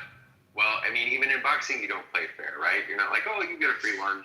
No, you hit them more. Exactly, if you hit them once, you try to win. Yeah. Okay, so what you're. This is exactly what CNN and Fox do. You let Jason speak like he's a very wise guy, the smart person. Let him speak. Yeah, look, all I'm saying is that's what war is. We don't have to accept retaliatory strikes. We don't have to accept them against our allies, okay? We don't have to say it's okay to attack our allies. Maybe it seems fair in some cosmic sense, but that's not what war is. That's not what defense policy is. That's not what looking out for our own interests looks like. Okay. And I guess the other thing I would say here is, like, we have been negotiating with Iran for a long time, right? And they have been doing terrorism in the Middle East for a long time. They have been gumming up everything to do with getting Hezbollah out of Lebanon for a long time. They have been continuing their nuclear program for a long time. So, I mean, it would be nice if we could, I don't know, negotiate in good faith with them and make some progress, but at some point we got to come to grips with the fact that it's probably not going to happen. You don't understand, they're the good guys. We have to be careful. Guys, you just have to kill them. It's not just that Iran is a threat to the United States or a threat to Israel. It's a threat to the entire region and potentially to the entire world. Their terrorism activities are everywhere. The April strike that we're referring to in 2024 was unlawful. They followed it up with another attack in October of the same year that was also unlawful. So, I mean, I don't know why people are bringing this up. It is a clear axis of evil member, a rogue state, and one thing that for sure cannot be allowed to happen is to allow it to obtain a nuclear weapon. Anyone want to respond? Also want to again reiterate that there have been attacks and attempted attacks on American soil. Like, you just also, it is a threat to the world, and everyone seems to also forget South America and Hezbollah's operations in South America, which is another continent that they've put their fingerprints on. However, we really have to focus also on what their plans are on our own soil, unleashing the cells here. This is not some conspiracy theory. This is our own intelligence agencies warning us, and they've been warning us for several years about them. Intelligence agencies are constantly lying to us. Well, you can think that, Constantine, and you go worry and live in your flat Earth world or wherever you live. However, some of us do pay attention and do believe that intelligence is important, and they have stopped these attacks. I don't know what country you're in, but we live in ours, and we want to be safe on our soil, and it's important to us. United States and Israel too. Wait a second. I didn't say no. Well, why are you accusing me of being a flat earth? It goes beyond intelligence. The Department of Justice charged an IRGC-linked operative with a plot to murder former National Security Advisor John Bolton, and in 2026, another Iranian government operative. And the person was convicted, and also in a separate murder for higher terrorism. So beyond a reasonable doubt, a jury has already decided that they are guilty of this on U.S. soil, attacking officials. Yeah, can I just jump in and say one point? It's just looking back and seeing the genius of Americans' legal system. That America first got into this war from like a perspective, the ballistic missiles, uranium enrichment, and they used the Power of War Act, right, in 1973 to get into it. But now, because of Iran's hostility to the Strait of Hormuz, endangering the world and U.S. economy, it allows the United States to move to Article 2 under the frame of maritime threat, which is separate from the initial, and Article 2 allows the United States, the president, to supersede congressional law to deal with an imminent threat to the United States.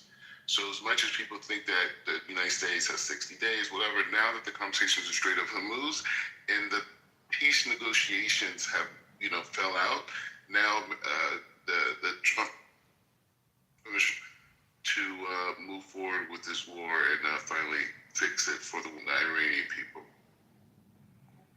Sounds really nice.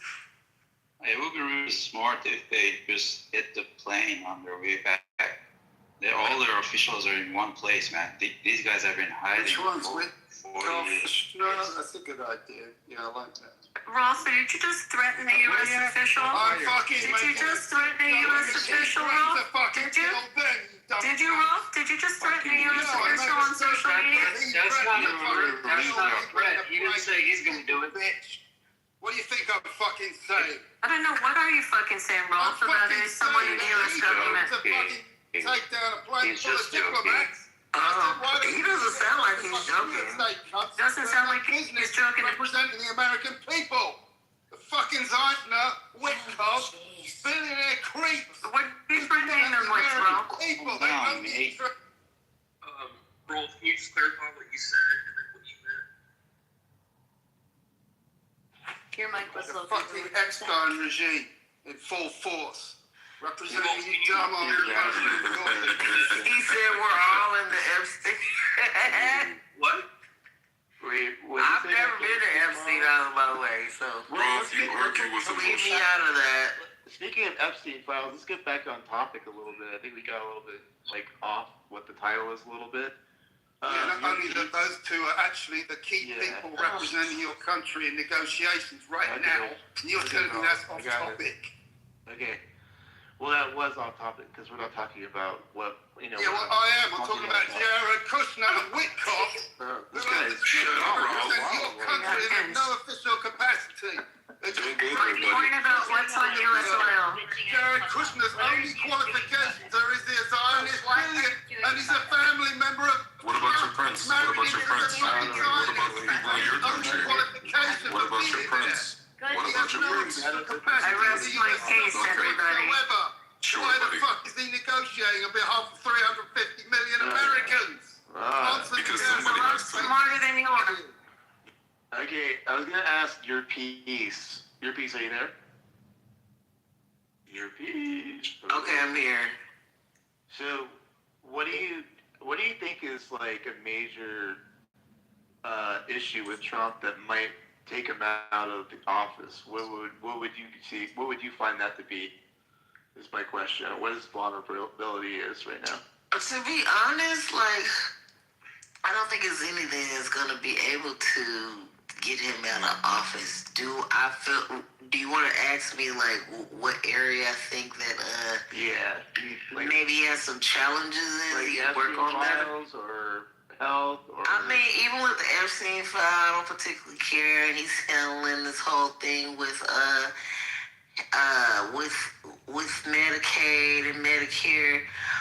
One thing I do like though with the whole thing with what is it? What is RFK thing? Make America Healthy Again?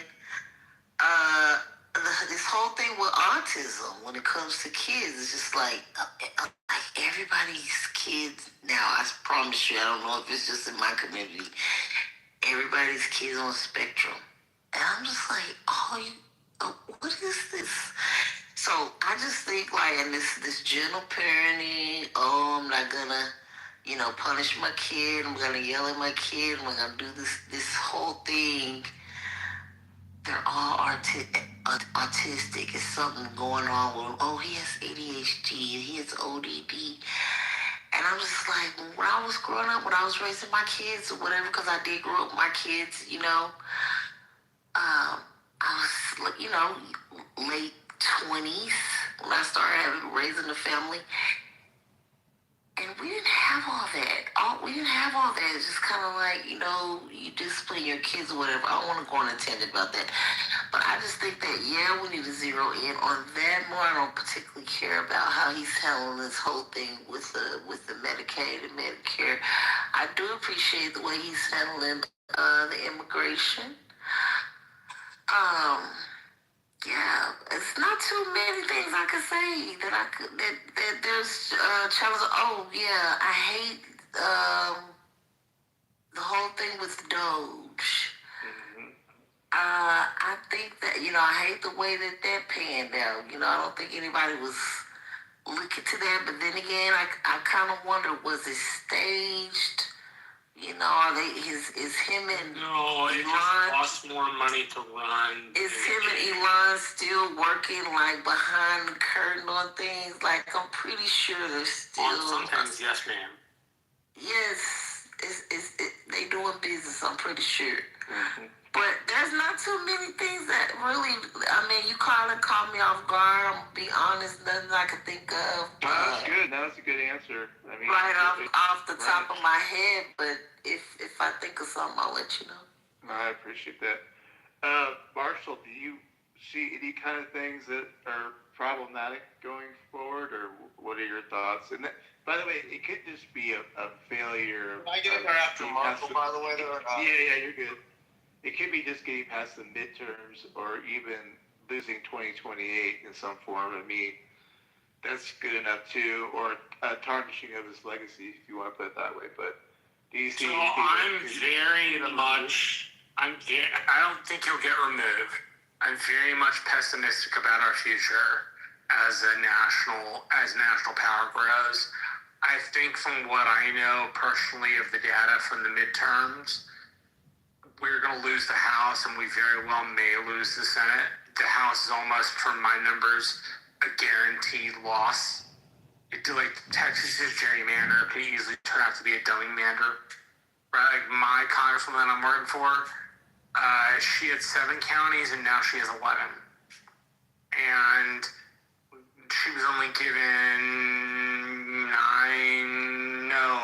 14 months to kind of crisscross an 11-county district in Texas, which is really big. So there are some mistakes I think we're making. But no, I don't think he'll get removed from office. If he, somehow, for some reason, starts to commit war crimes and kill innocent civilians, as an intention, I'm sure even you would agree with me that that's some sort of removable offense, right? I don't anticipate that happening. But if he, for some reason, were to go on a war criming spree, then that would be something to me that would lead to his removal, right? But short of that, I don't see it. I worry about the midterms. I think typically after presidents have 2 terms, even non-consecutive terms, the other party tends to get back into power. But I will tell you something I heard out of Republicans and Democrats when I was in D.C. The Republicans' greatest saving grace is the Democratic Party. We have lots of crazy people. We have lots of people who don't deserve to be in positions where they can speak. But the saving grace, I'm putting on my partisan hat for those who are unaware. I am very capable of discussing without a partisan hat, but I'm putting my partisan hat on and thinking about the Republicans winning. Right? Our greatest saving grace is the Democrats. I sat across from a Democratic chief of staff for somebody from the East Coast, a Democratic member. And this woman got chided in a meeting over using the term slow. Not like, do you belong on the short bus slow? More like, are you not following?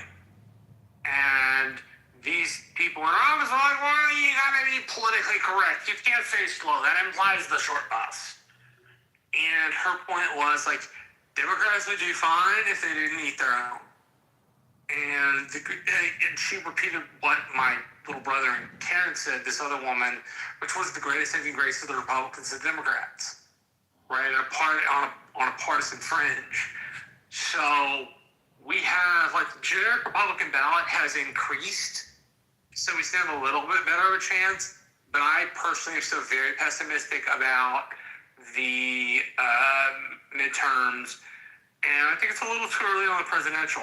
While I might like Rubio because Rubio is more moderate, we have to wait for some tensions in the United States to develop to really figure out who's going to be the better person to fit the circumstances. Vance or Rubio, who are the two front runners in any sort of Republican discussion on a national stage.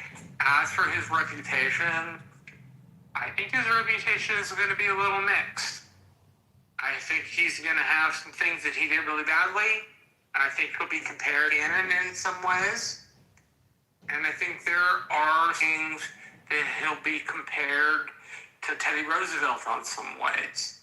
His imperial stance for the United States, his stance for the Western Hemisphere, and I'm not judging whether that's good or bad. I just think those would be some of the things he is judged upon.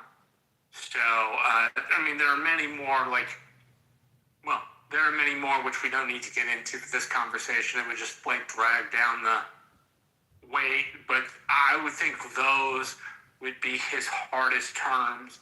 I will tell you there's a rumor in Texas that we could lose the Texas House. Now, I've heard that rumor from people who are far away from the Texas House and very close to the Texas House. So if Texas is having trouble, then I can imagine others are having trouble. I don't know how much trouble. I don't know what the actual trouble would be. Each kind of trouble deserves a different solution because it's a different place with different people. But if we're having trouble, I imagine other Republican states are also having a little bit of trouble.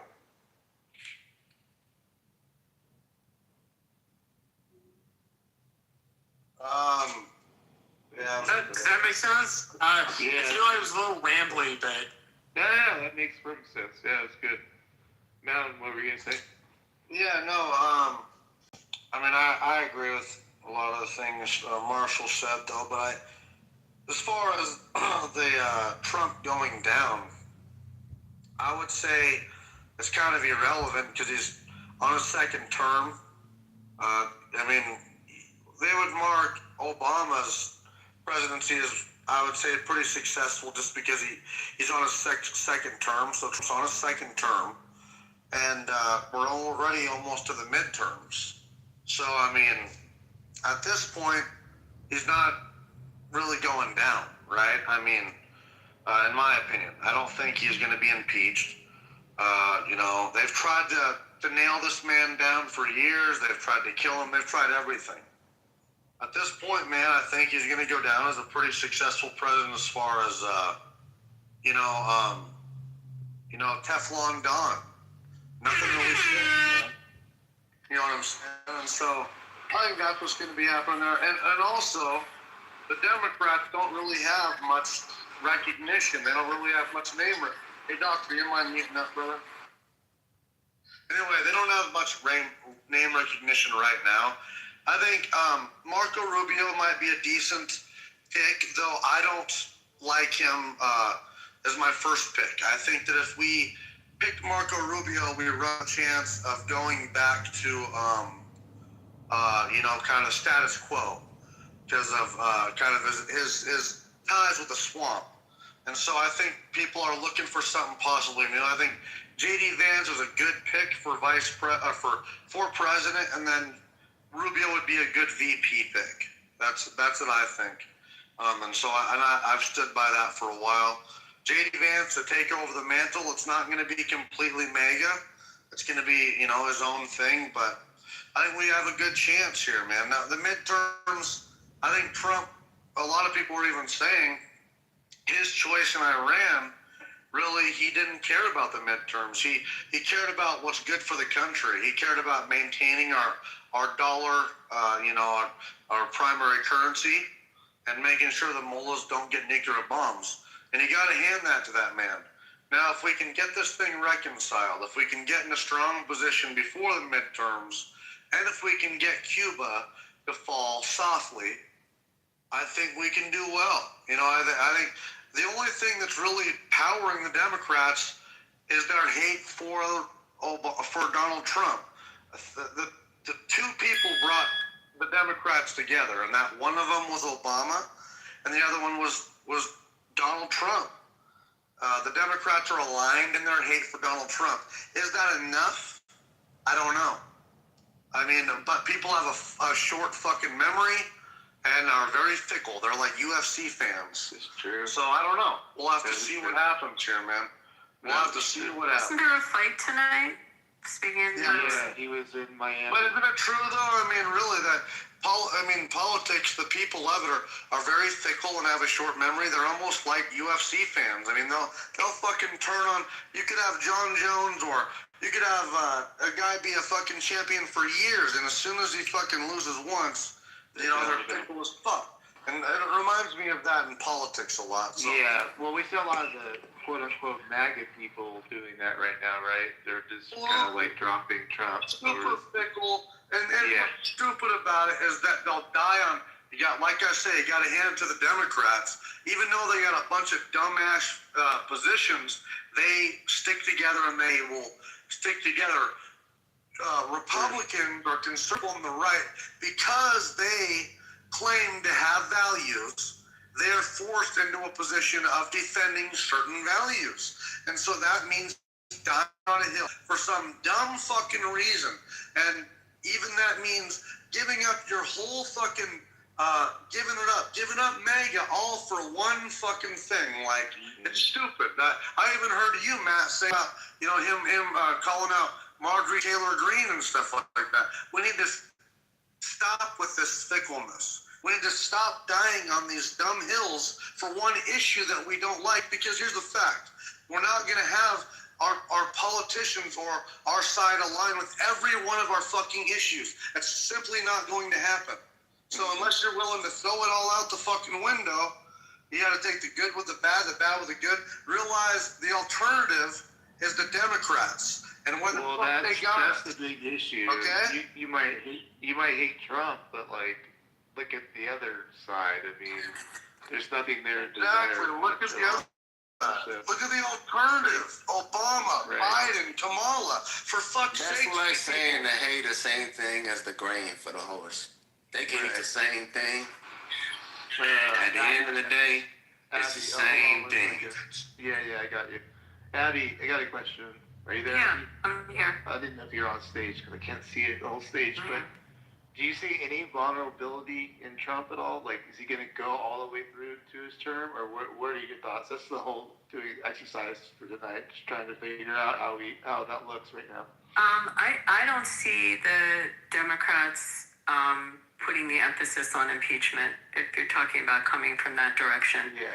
I just don't see it. I think that they probably gave up.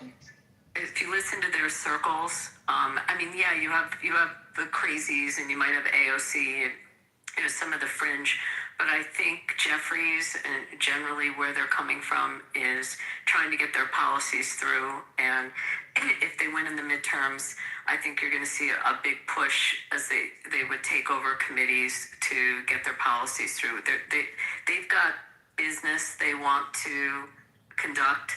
And I think, at least from conversations that I've heard, from let's call it the reasonable Democrats, the moderate Democrats, are really the ones that would be chairing those committees and such. I just see the emphasis. That would be my prediction on it. And if, in fact, they did go in the direction of an impeachment, which would hold up our government so much, and again, they've got stuff they want to reverse. If that happened, I think they would go after Vance as well as Trump. And we have that. I think you and I talked about that, how weird that would be, because it would leave Jeffries as our president. Yeah. Which is just a crazy thought. But I really believe that. Yeah, it's only a thought, but I really believe that would just hold up business that they feel is imperative that they need to conduct. Okay. That's Yeah, that seems about kind of where I'm tracking to. I don't see anything major that could really foul him up and get him in trouble. I think if they do it this time around, I think they're going to get a lot more Republicans, by the way, unfortunately, to try to get him out. It's not looking good. So we don't even want to go there, you know, with any kind of impeachment. But I guess Escatini, I can't even say your name. You're coming out like, what's going on with, what do you want to say? Do you want something to do with the title of what we're talking about, or what? Let me see this. What's the title? How would Trump be taken down? I don't know about that, but I'll say this. Remind me what we were just last talking about. Trump, you're going to give us 3 reasons why you want him to be taken down. No, that wasn't it. But something else we was talking about. Oh, man, I'm sorry. Somebody maybe could go. I forget. talking about impeachment. And on the comment, yeah, that's it. That's what we're talking about, impeachment. Yeah, so with the primaries, it's always like that. Of course, the next primary, when the one party wins, then the next one win the primary, you know.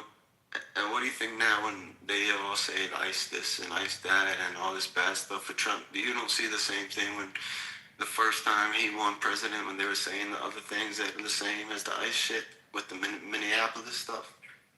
How they just do the same cycle? That was then and this is now, and then this is good, so there's some good And it's the things same that thing. happens. Exactly, and then it's the same thing. That's why every time, both times you vote for Trump, a year goes down and they say, oh, look at, but now don't you regret voting for Trump? Look at Minneapolis, both sides. Look at ICE, this and that. You don't see?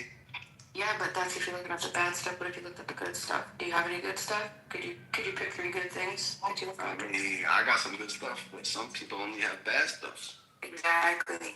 Do you know why that is? Why? There's a couple reasons. One, moral outrage. People just generally are going to react more strongly to They gotta keep the wrong emotions stuff in. versus good stuff. It's what we see in the news. Then there's availability heuristic, right? When people get emotionally involved in something, they're going to remember it more. You know what I'm saying? No, I'm just saying. And then there's confirmation bias and things like that.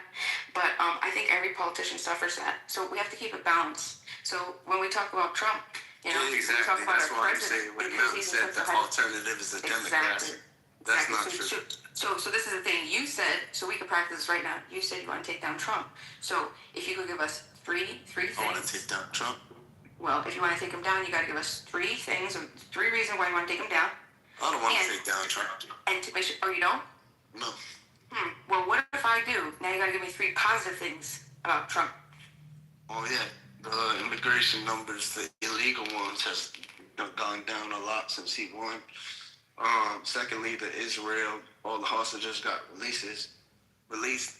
And thirdly, let me think. Even though it don't really matter to me, but he did start that war. I believe it was Algeria, so that's something good, ain't it? There you go. That's how it's done, ladies and gentlemen. Algeria?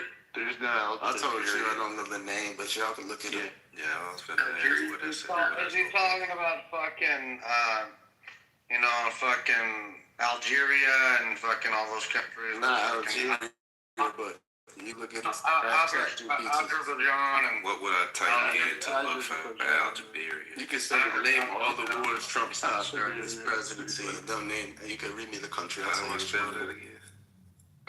No, you don't have to spell it. Algebra. I I think that was it. Whoever said that, algebra, that sounded like some of it. Thank you for acknowledging about the hostages, because that was a big deal.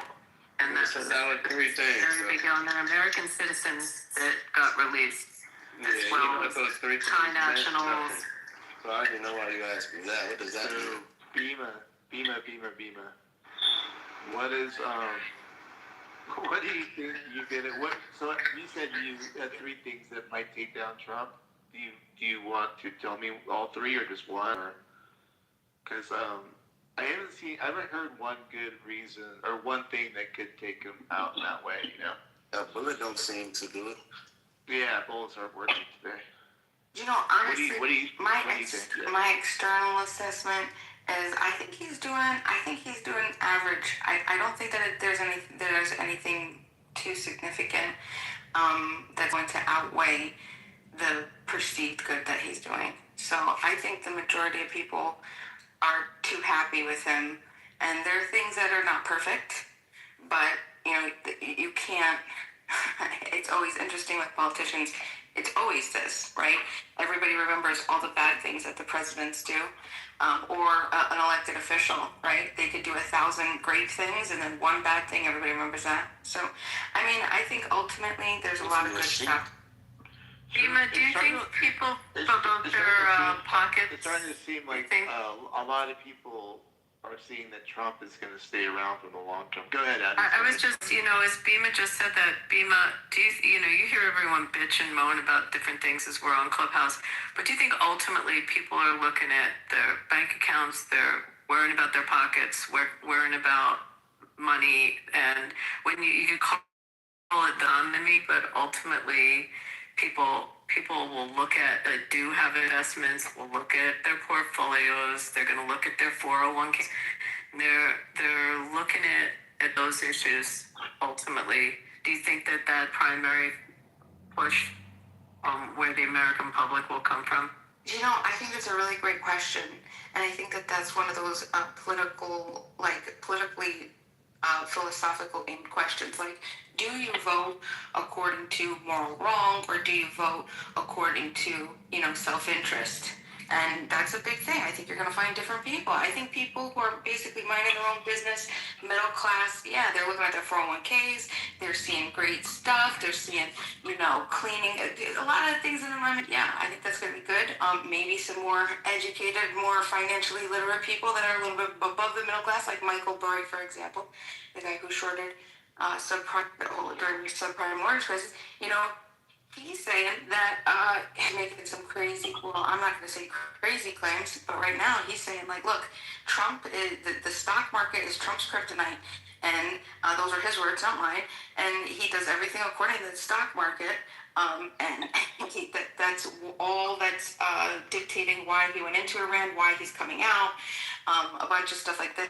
So, I mean, I don't know. It really depends on your different level. We have different people, and then there are, like people like me who, I don't have much to lose financially, because I keep most of my stuff in crypto, and I don't, I'm just sailing smooth right now, right? And well, actually, I gotta be honest, that big beautiful bill, there's a lot of things that I found in it that were pretty cool. Hell And I'll be honest with you. All right, Bima, that's a good point.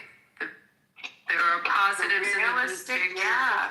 People who own property, I heard that there's some great benefits, some awesome write-offs for people who own Airbnbs and rentals on their property, which is something that I've been looking to do. So, yeah, really good turnaround, financial interest. I love the $1,000 investment in a child born, and put that into 401ks or IRAs and all this other stuff. I think that's incredible.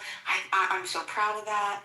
I love the fact that he's, for every, he promised himself for every one piece of legislation that he passes, he removes 10, and he was averaging at the beginning of this year when he announced at the Economic Forum, that he's averaging like 125 plus. How about deregulating? How about some of the deregulations with respect to incentivizing and invigorating industry in the United States and deregulating some of the over-regulated That's exactly what I'm talking about. I think everything should be deregulated. So I'm for everything. Not everything should be deregulated, but we were overregulated, or maybe you don't think we were overregulated. Oh yeah, I definitely think that we were overregulated. So that's that's always something that I'm going to get behind. And What do you think was overregulated? I think every aspect of everything is overregulated. But what industries in particular were overregulated? Literally everything. I mean, you know, I'm an anarchist. She hates regulations. I don't like regulations on anything. Okay. No, I mean, I'm not trying to give it. I'm like trying to talk about this. I mean, there's a number of things. Also, in the alternative, let's throw this out there, and we don't have to talk about this. But had Harris gotten elected, that big beautiful bill that she would have brought in would have made capital gains tax be the same as ordinary income. So can you imagine what would then happen to people's investments and such, and whether people would even invest if that happens? Unrealized capital gains, Abby. Unrealized capital gains. Yeah, well, I haven't even gotten to that part. I'm just talking about the average Mo that decides to invest in something and ends up ultimately selling it. Jesus Christ, every time I come in this room, Mountain, I say, get off the fucking mic. Like, I don't want to hear you. Like, why are you even here? Go back to talking. Bitch, I'm not But even anyway, on the fucking Bima, that was my flip of it. And again, this is not to talk about her, although she did say in her word salad way that she may run again. But talking about in the alternative what we were looking at as a country had we gone in that other direction, and what would have happened with investments and more regulations. Yeah, so you both agree with that Trump is the best option, right? Am I wrong? I mean, is Bima and I, are we on the same page? I think you are. That's why I'm curious about why it sounds like it. Unless we find something that's going to deregulate. We're not arguing. And yeah, that's the best option. Yeah, I mean, is there anybody else?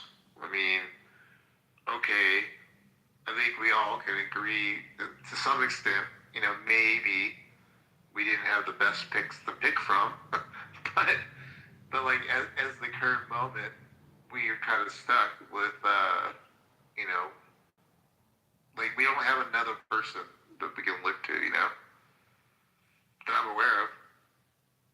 But what does that say about the American population?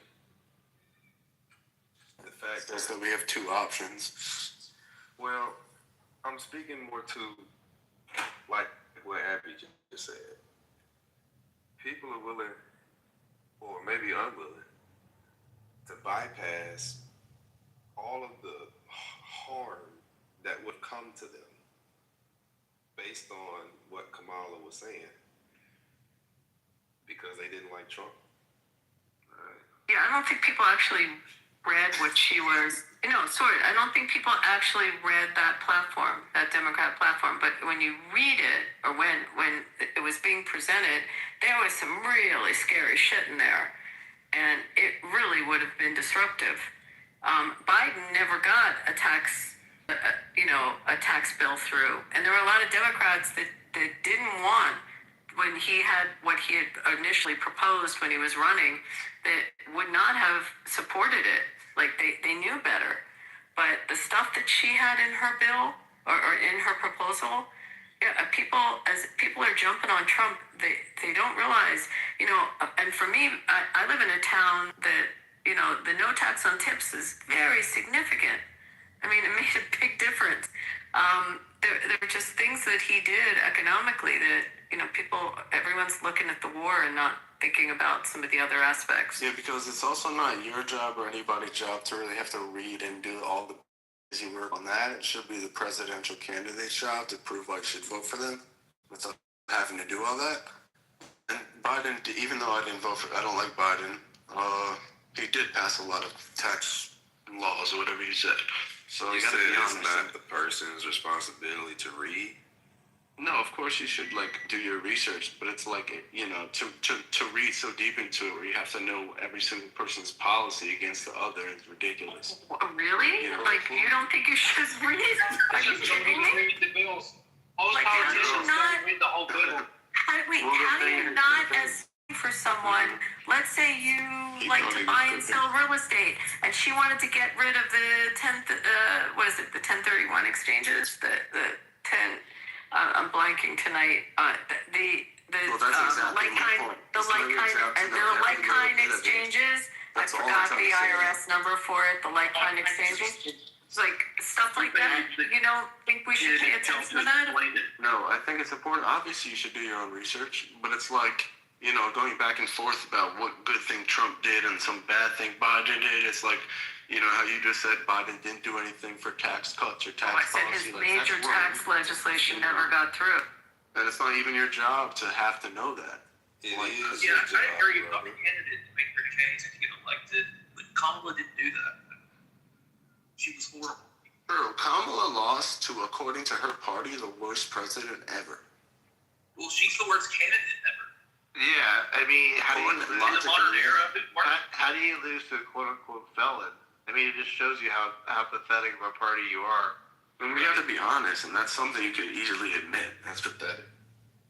But think about how many people, like, if we just iron out and put that on a piece of paper, people actually think Kamala Harris is better than Trump when she lost to a felon.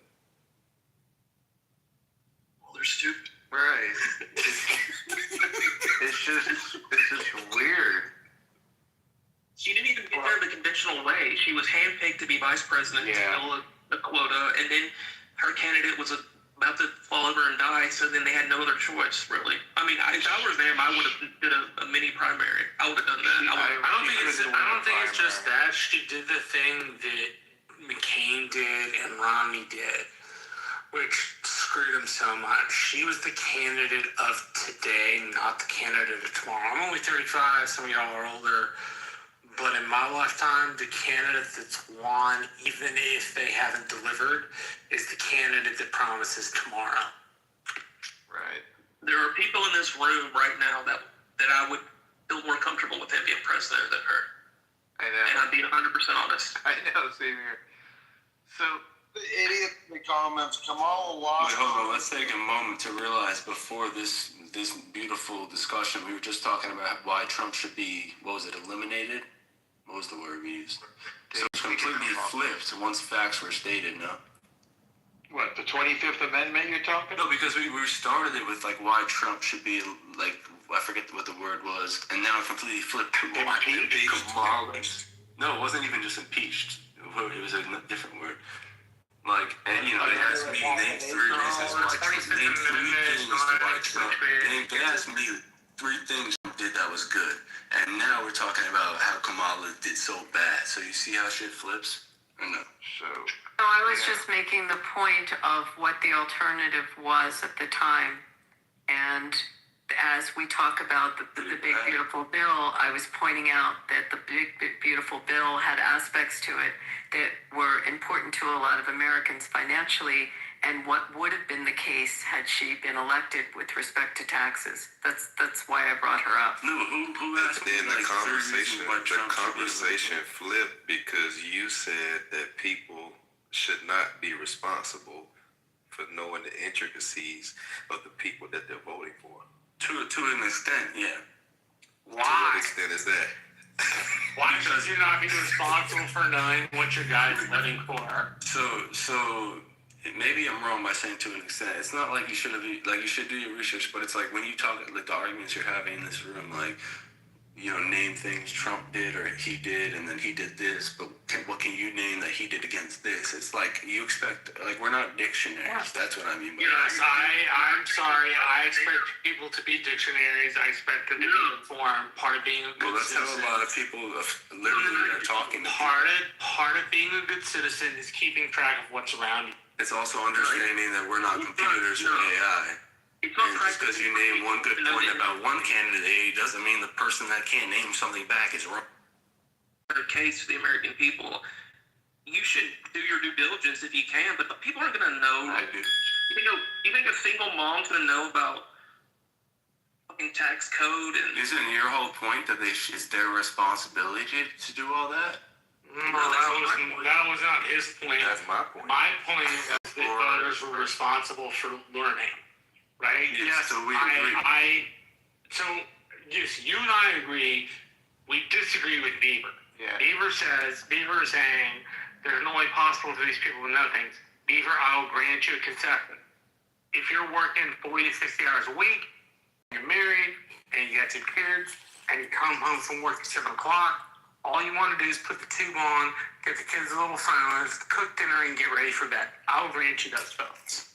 But there's also a substantial number of people in the United States who simply don't arrange their time in a way to serve the community. And that, I think we can acknowledge both, right? There's a lack of actual involvement where there needs to be. But there are people who simply don't have the time, the wherewithal, the money, right? If you're earning $35,000 in an area that costs $55,000, you're in a place where you're going to be struggling, right? So I don't expect those people to necessarily give up with it because they're hand to mouth. You should be able to know the platform of each candidate and make a absolutely. I don't think anybody here is saying you shouldn't. Yeah, they should be able to do some the bread and butter issues, right?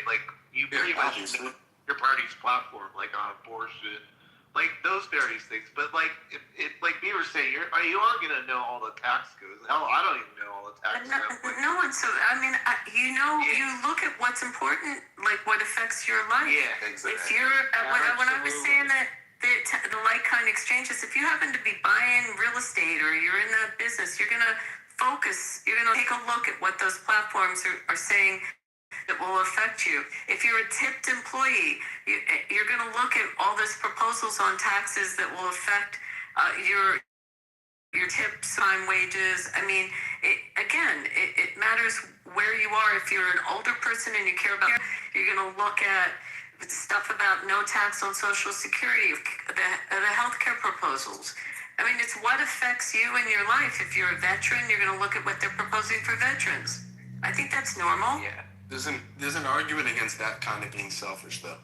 Selfish? That's selfish. I'm not saying it is, but there is a fair argument, I believe, that being selfish. What's selfish? Why? There's no fair argument. Wait a second. So let's take an issue like abortion, right? Some people it's a very emotional issue for some people.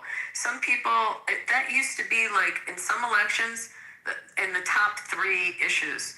Now in this last election, it pulled down towards the bottom of the top 10, if it even hit the top 10. The Democrats ran on that so hard, and when Biden was running, and then in this last cycle, this last election, it just didn't poll as a major issue for Americans. The economy polled as a bigger issue. So there are things that I don't know if I'm explaining this right. It's it's not that you're being selfish. Everyone has their 10 issues, and it's what's affecting your life. It doesn't make you immoral. When I knocked doors in 24, I knocked about 2,000 doors, talked to over 100 people, and the economy was the greatest thing, followed by immigration. I'm knocking doors now, and I'm finding about the very same. The economy is still the top thing people are concerned about, right? Single issue voters are rarities, cross-ticket voters are rarities. But there is an element where people do need to take more responsibility. There's also an element where people don't have time. But there's also this element of people needing to, as Beaver said and as you've said, pay attention to what politicians are saying in the first place. Take a look at their website.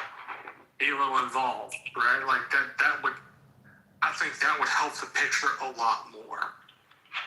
Marshall, should people, this goes to who should be voting. I'm assuming you're going to say everybody should, be able to vote, blah, blah, blah. Sorry, you know where I'm going with this a little bit or no? Yeah. Yeah, if somebody doesn't know one issue basically and just goes to vote party line, basically, you're okay with that, right? It's just straight up, I'm a Democrat. As a matter of a campaign, sure, because that's my job. As a matter of my personal preference, no. I would prefer that if you don't know the person, you leave it blank, you undervote. But that's my preference. That's not my professional job. Should those people be able to vote? I guess I'm just gonna put it out there. I don't know. I think the franchise being expanded is a good thing. The franchise premises two things. It premises that you're allowed to make good decisions versus bad decisions. I can make both of those. And the more bad decisions made by society, the worse keeping a civilization, a country, empire going you have. Right? The liberal deconstruction in the most progressive of folks is a way to tear America apart from the roots by getting rid of the story that we all share. Right? I'm not saying there's not a good intellectual lens for deconstruction that it can't be used for positive things. I'm saying I think that lens really kind of cracks America versus builds America. Do you work in politics? I do. I've worked in campaign politics. Why you take so long to answer a simple question you're asked, bro? It's so frustrating. No, it's because I'm a generally long-winded person. If you don't like it, you can tell me that. If I can ask you, can you answer the question? Should there be a decision on who and who can't vote? The answer to the question I think the franchise should be universal. I think you should preference. I think you should preference in society when you teach people that if you don't know, you undervote. But I think the franchise should be universal. Okay, so there should be no discrimination against Americans voting, right? Everybody should vote. Is that what you're saying? Every American citizen should have the option to vote, regardless of who they are. Sure. Okay, great. That would have been much easier if you said that from the beginning. Yeah, but I'm a long-winded person, Serge. And that's why I knew you were doing politics, and that's why everybody doesn't like politics. He doesn't have the right to say. You don't have to like me, but I know I don't have to. I'm just telling you.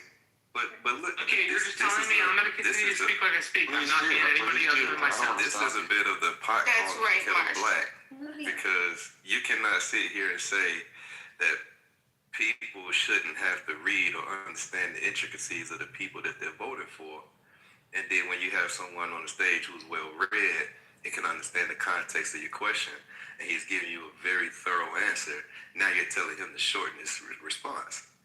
It makes no sense. So, because what you're essentially saying is the people in New York City who are homeowners who might meet the tax threshold, it's not really their responsibility to know that they finna give away a lot of the shit that they work for because Mamdani's policies. You're saying that the people in Virginia, it's not really their responsibility to really know. Like, they supposed to just turn on the TV and listen to what the politicians say. And judge the politicians. Hold on, brother.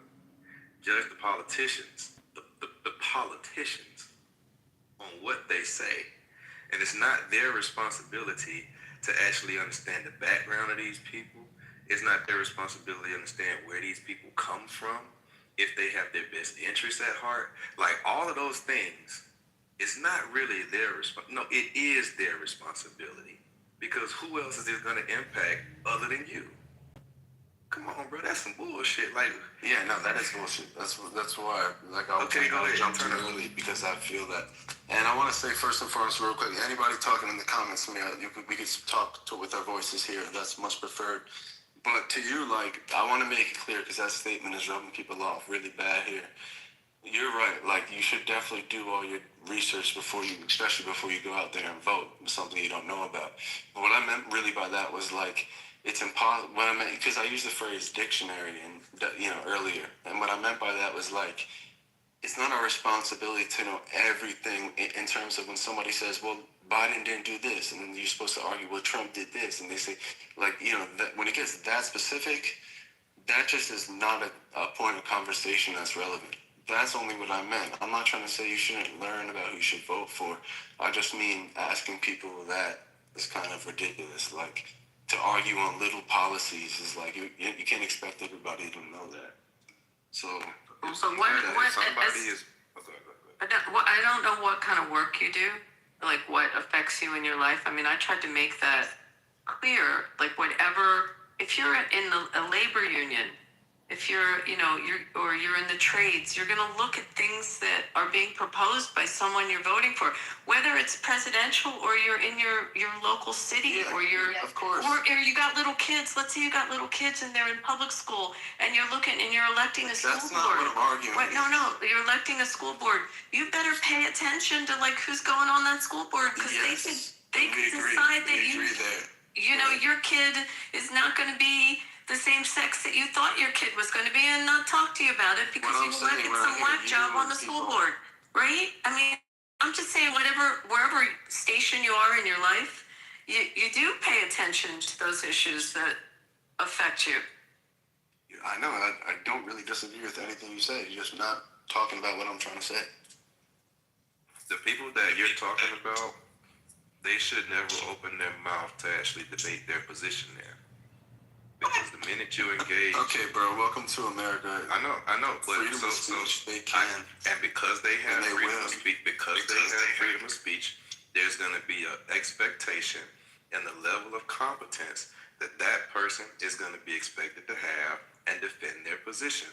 So if somebody come up here and say, oh, you niggas is Trump coons, or, the type of shit that niggas say to black folks, then I just sit back here and smile, and I just... it's really rare when people come up here and say that.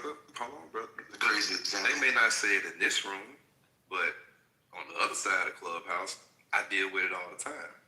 You deal with that all the time? You probably do. I deal with it. So fuck them. But no, they're not pieces of shit. They're just incompetent people who are not researching. Hold on. The other part about it, bro, these people are business owners. The only thing that they got on Trump is, number one, he's white, and number two, he's a racist, and number three, he's a pedophile. And they can't prove either one of them, and I'm not even certain if they can prove that he's white. Like, that's how bad their ability. Why does it matter if they can prove he's white? Because you're taking the position that some people don't really have the time or whatever to invest in learning about the people they're voting for. No, and what I'm telling you're you gonna is keep that, not listening to what I'm trying to explain. I heard what you said. See, now you acting like them. Well, maybe we could let him clarify. Would you want to clarify the claim? No, he don't. If you need could to be clarify. impeccable with your claim and clarify. Wait, but first and foremost, but maybe it was a misunderstanding. It's not a misunderstanding. I heard him. Understand, and then we understood. I heard him. I understand you heard what you heard. No, I heard him. Can you get out the way? Can you please get out the way? Just get out the way. Dang. Because the only thing he's gonna do is repeat the same thing like the niggas on Clubhouse do. You're not understanding my point. No, I understand your point. You're defending the people. Now you're saying they're pieces of shit. These are the people who run. I mean, I think people who call you a pieces of shit. Oh my God.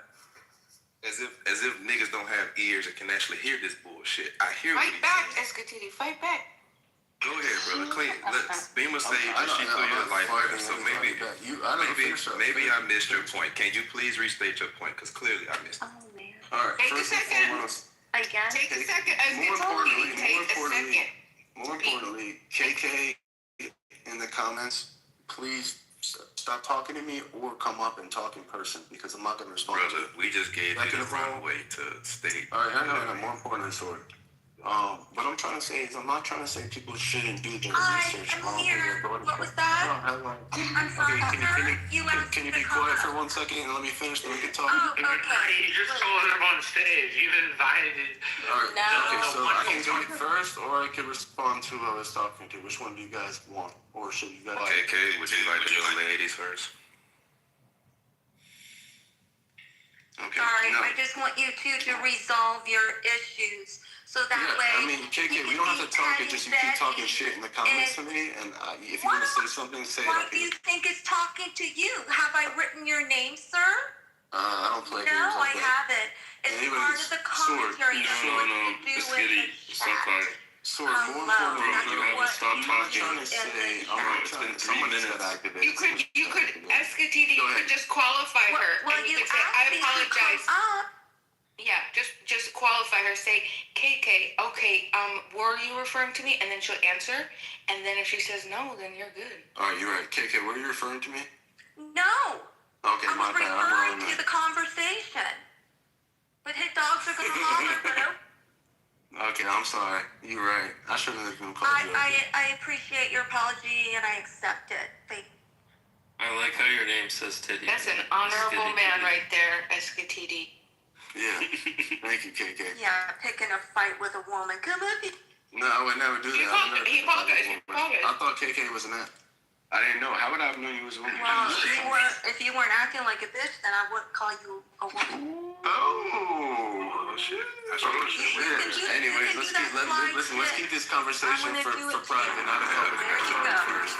So, more importantly, I'm not trying to say you shouldn't do fucking research on who you vote for. Obviously, you have the responsibility to do that. All I'm trying to say is going nick and nack about a certain policy. Oh my god! What? Oh, I'm sorry. Like, I'm just saying, people argue, well, Biden never did this, Trump never did this. Like, you expect everybody to be like, well, actually, you did this date and this date. People are being ridiculous. That's what I only meant. I didn't mean you shouldn't do research. Makes sense at all? Am I still not making any sense? You got it, brother. I got you. No, but for real. Don't just say I got it. Like, does it make sense or am I bugging? It doesn't, brother. Because the people you're talking about, these are the people that are defending and arguing their stances. If they are going to argue their stance, they need to know the intricacies of their candidate. Or don't get in the argument. It's that simple. It's that I want to know, right? Sort like people know. Say it again. People know what they want to know. Yeah, it's like Yeah. there's certain I'll give you an example. There's certain things I don't debate because I don't know. Yeah, that's what I'm saying, because you don't need to know all this shit. Okay, so the people you're talking about, you're saying people arguing their position. Why the fuck are you arguing if you don't know? But that's what because no, you can argue if you don't know everything. It just, I think I got you muted. Rafi Tripolis. Alright, we can move on. Bro, just because, let me give you the example that made me say that earlier. Somebody said in here, they said, like, Biden never did something on a tax cut. And as soon as that person said that, I knew that wasn't true. And as somebody who likes Trump better than Biden, I was about to respond, like, no, you're not right. But then I realized, like, who cares if she's right or wrong about that? It's not her responsibility to know every back and forth on the policy. And that's all I was trying to say. Is she responsible for knowing what's coming out of her mouth? Yeah. Okay. Yeah, she is. Okay. What is the point? Okay. Oh. If we pause right Relax. We have a conversation. No need for nobody to shit on me. Jesus, sword. Alright. No, because y'all too excited now. Y'all got too excited. You said that, you go, oh? Somebody just made a noise, some weird freaking noise. Okay, so yeah, it does matter what comes out of her mouth. And that's why I was about to argue. Who's responsible for that? Her. Whoever said it is responsible, right? Okay. Where do you think she got that information from? Probably from True Social or some bullshit. I don't know. By Trump rule? So if I were to come back at her and I was to say you were wrong, Biden did pass this policy, what would that mean? And that's what I meant. Like, it doesn't make a difference in if she's right or wrong, or if I'm right or wrong about who's right to be president. And if that don't make sense, I don't know how else I can explain it. It's taking it off the person's responsibility and it's putting it on the third party's perspective on the other person's responsibility. So we gotta delineate who we talking about. Are we talking about the person who said it or the person who's perceiving what they said? I'm just trying to talk about everybody that talks about politics. All right, the people that are voting, they should know the intricacies of their candidate because this person is finna preside over your life for X amount of time. But we are not AI. Well, you better learn how to be. I'm trying. Because if you make the wrong decision and you vote against your own interests because you're listening to people, whether they're credible sources or not, and you haven't processed this information yourself, then you're responsible for whatever happens to you. That's the ultimate responsibility. All right, let's move on. I've been talking too much. I just want to mention that Sword is one of the few blacks that when you listen to him talk, he actually makes good points. That was important to say. It wasn't racist at all. I told you, party's over, dead. Everybody's dead. Everybody's going home. Unplug the fucking karaoke. Is that KK? Sound like Wait, is Bima drunk? How do I say your name?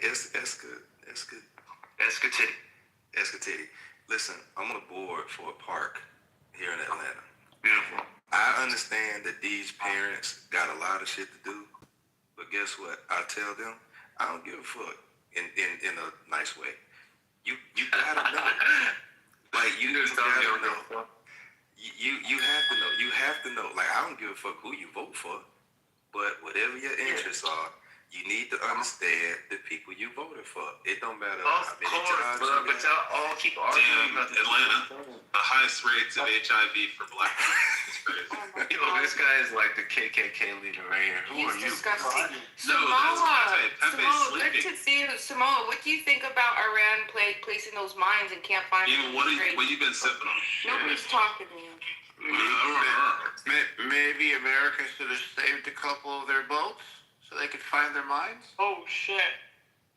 They're probably in America. Official is gonna kill you. That was crazy. Do you think that they really lost track of them? Yeah. Or they're just saying that? They don't got the boats to go find them.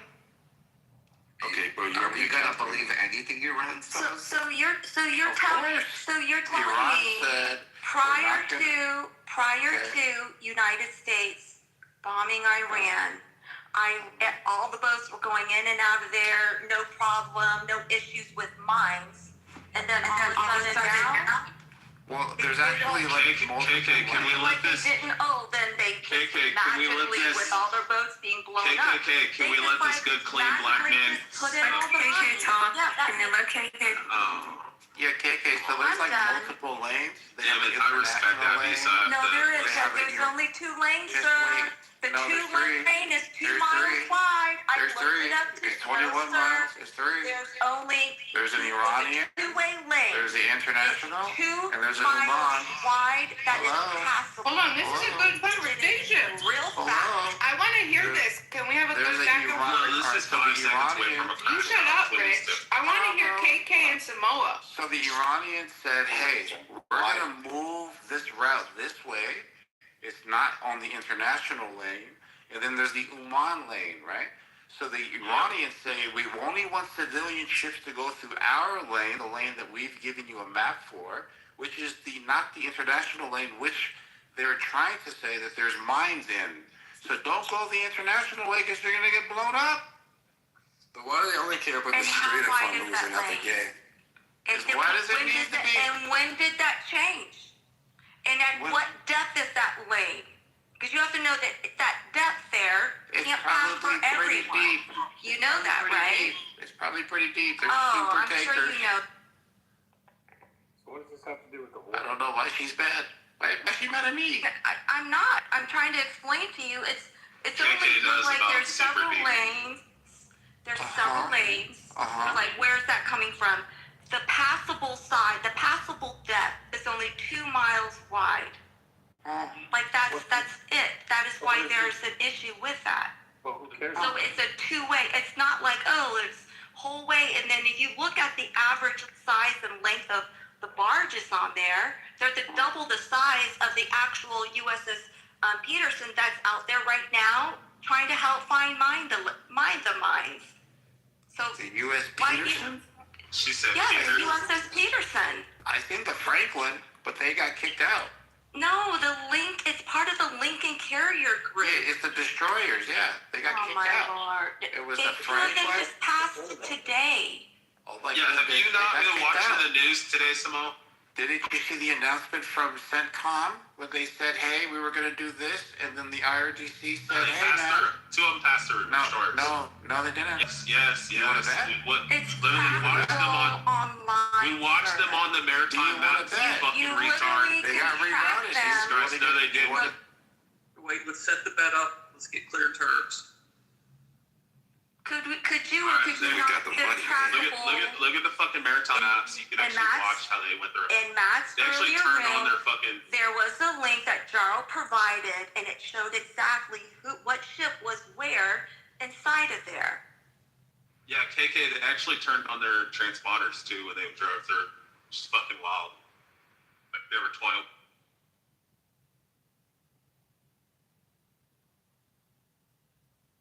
So where are we?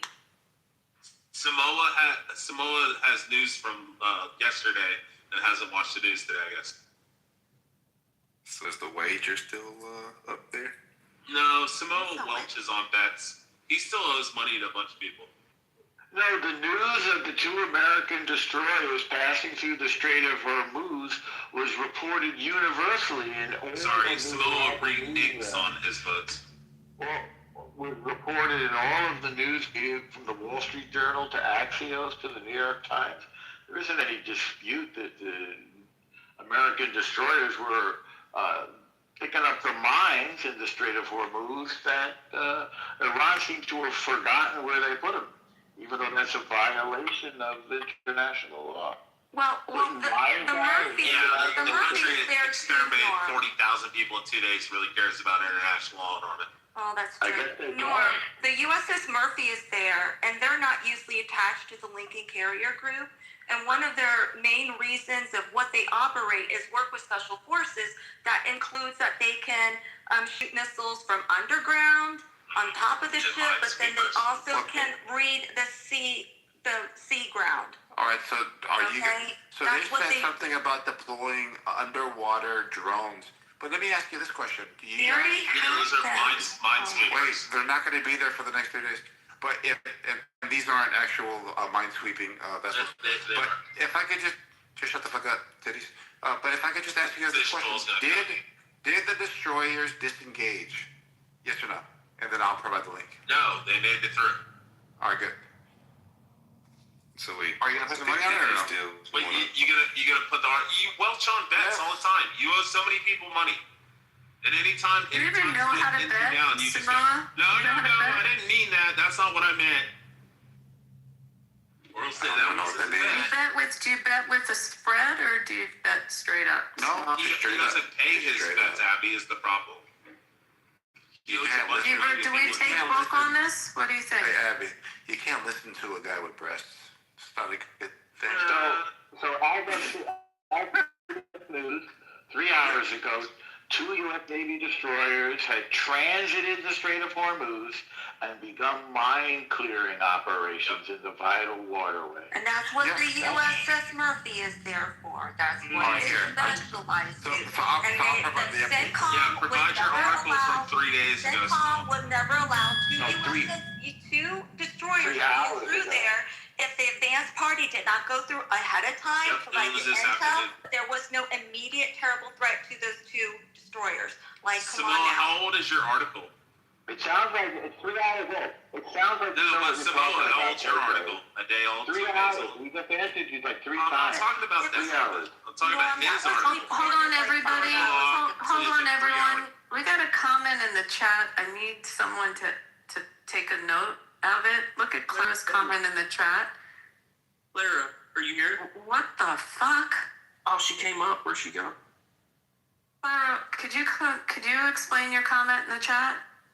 Sorry, guys. We gotta take a moment on this one. Oh, she's joking. Okay, resume. Thank you. Go back to the boats. I'm sorry, but when you see stuff like that, guys, you gotta stop the motion. Samoa, did you want to put some money on it? No, he's realizing that his article's from like a day or 2 ago. No, it's from 3 hours ago. I'm not talking about you, Norman. Jesus. You're so fucking ADHD, not pay attention. Not We're not talking about your article. We're talking about the one that Samoa is saying. the U.S. destroyers are transiting the Strait of Hormuz? Jesus Christ. That's not what we're talking about. Now you know how it Samoa's claiming that they were turned around and they never made it through. Oh, okay, now I get it. So a different tanker, I think, was turned around a couple days ago. Yeah, that's what we're talking about. Samoa hasn't been watching the news. I think he is now. Oh no, he's definitely fucking ChatGPT in it right now. His 6'7" big fat fingers are fucking slamming on that keyboard.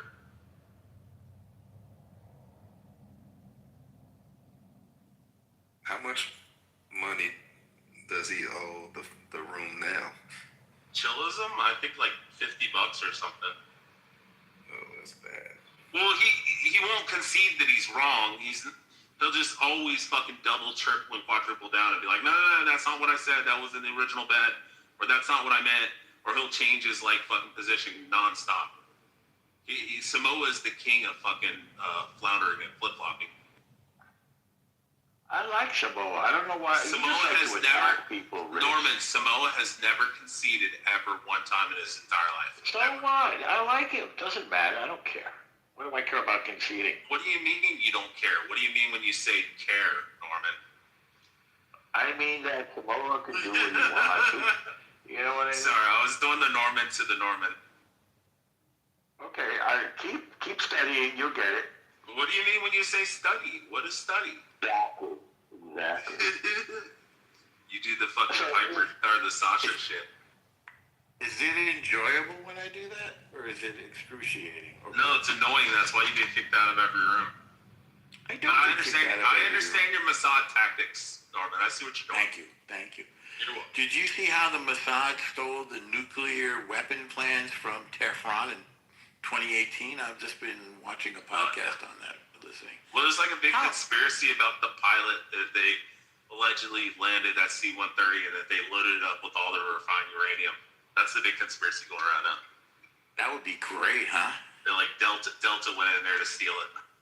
So one day we just go ta-da, like Trump has got like some Norman, we should like take their refined uranium and then build it onto a intercontinental ballistic missile and then fire it back at them, kind of like we did with their. That's violent, man. I'm about the peace and love, you know. You lying sack of shit. I mean, pre-October 7th. That laugh was diabolical. I've read the fuck out of Peace and love. Norman used to be like this liberal progressive. I'm still a liberal progressive. Kill the Muslims, bomb them, turn it into a mirror factory. I would never say such a thing. Yeah, you would. You never, ever. Norman, I'm just your deep thought. I'm actually just saying exactly what you're thinking. I'm not thinking that either. That's why everybody likes me so much, because I just say what everyone's thinking. That's what they said about Trump. I believe in. That's 110% true. I believe in peace through strength. That's what I believe. What was Reagan's line? Same thing. Yeah, peace through strength. Yeah, that's how you roll. I mean, look, man, we brought down the Soviet Union. By the way, all of those countries that were part of the Soviet Union that had peaceful regime change. What do they call those color revolutions? Look, maybe that could still happen. Yeah, now they're all our allies. Yeah. Norm, I think you're thinking of trust but verified. Well, that's a different one. Yeah, but that's the famous quote that people usually refer to. If your mother tells you it's raining, yeah, but Reagan was quoted as saying peace through strength, right? Was he? I think so. I'll have to look it up. That's the principle. You understand we're sort of in a post-deterrence world. That's why we're seeing what we're seeing. Wait a minute. Look, Samoa left. I wish you wouldn't beat on people, Rich. Oh, okay. He might have been spiritual. You beat on women. I don't like it when you beat on Samoa. Well, you like Samoa. I like him. I think he's interesting and cool. Anyway, about this post-deterrence world, you guys realize that we're not going to count anymore on the threat of violence to keep the terrorists, out of our living room? We're going to have to actually beat them up a little bit to keep them out of there? This is where we're at now. That's why what Trump is doing is so important.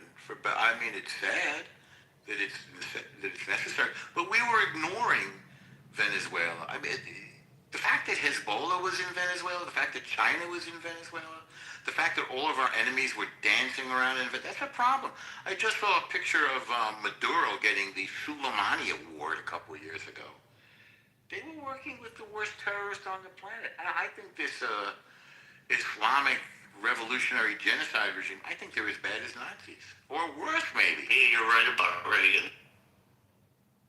Peace through strength. What about Reagan? Yeah, peace through strength, yeah. Yeah. Yeah, I had a question about your position, Normal. Okay.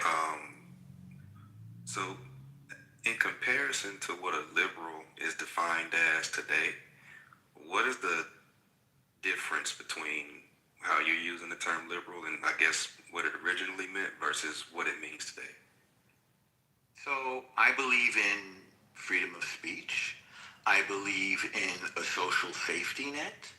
I believe in prosperity. I believe in capitalism. I believe in a liberal arts education. I believe in higher education.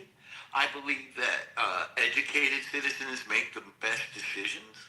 I believe in a mode of inquiry that is not subservient to a political agenda or an ideology. What's that? Sounds like the Book of Mormon. I believe that we each get our own planet when we die. I believe that a guy found some golden plates in upstate New York and the scriptures were written on them. No, so those are the things I believe. Like, you know, I was really shaped by my education. By the way, I went to Oberlin, for God's sake. And I believe in unbiased intellectual inquiry and meaning-making. Like, I believe in an objective press. I don't believe a press that is the tool of an ideological agenda. That's what I mean by liberalism. Now, what is it today? Well, unfortunately, I think there isn't even... I think the center, whether it's center Republicans or center Democrats, are the embodiments of liberalism, you know? But I think that is a shrinking territory. I want to stress that I believe in a social safety net, which might make me different from some conservatives in the room. And I believe that we can achieve that social safety net through capitalism, because then we can moderately and reasonably tax businesses, and I don't even think the businesses mind paying some of those taxes, in order to provide a way of living for the neediest among us. And if we don't facilitate or provide a good environment for business, where's the money going to come from the people who need to eat and need to sleep? Because I've seen New York go through these cycles. That when businesses fled the city became run down and finally went broke. You guys are too young to remember that when New York City actually went broke and went to the federal government and asked for money, and there was a headline on the front page of the Daily News, Ford to New York, drop dead. That's an actual headline. Front page, the whole front page. New York went broke. And by the way, Mamdani is going to take us to the brink of bankruptcy again, I'm quite sure. So would you say that your... Oh, go ahead, Ben. No, go ahead. Would you say that your liberal beliefs, do they align with like the traditional definition or traditional liberal belief system? Sure. Like, say, JFK, or Daniel Patrick Moynihan, or the old Biden, for all of his shortcomings. I voted for Biden. In 2020, I voted for Biden 3 times. So I guess what would be the difference between like a traditional conservative? Because those seem like they align with conservative beliefs. Kind of. I think conservatives want much less taxation. I'm in favor of moderate taxation, not a lot, not zero, you know. I'm not like Rand Paul libertarian, for example. I think conservatives often attack the social safety net, and I don't like that at all. You know, what do they call it? Entitlements? So that's, you know, conservatives that are not in the center. But conservatives who champion the Constitution, anybody who champions the Constitution, they're my heroes. The Constitution is the greatest thing. That's why, by the way, I'm against this challenge to birthright citizenship. I think it's going to fail anyway. As an example.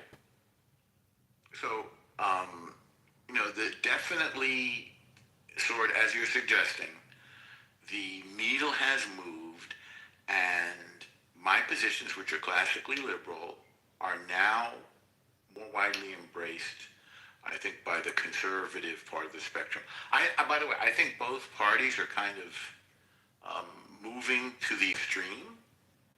I don't know. I mean, there are friends like Tucker Carlson. I don't like that guy, or Candace Owens. They're too extreme. But I'm kind of okay with. Let's think of somebody that I agree with. Like, well, I don't know. I mean, I don't know. I can't name a Republican offhand that I super agree with, but I think Trump is doing a lot of things that needed to be done, and I think he does them clumsily and excessively and provocatively and frustratingly often, but they needed to be done, and he was the only one with the cojones to do them.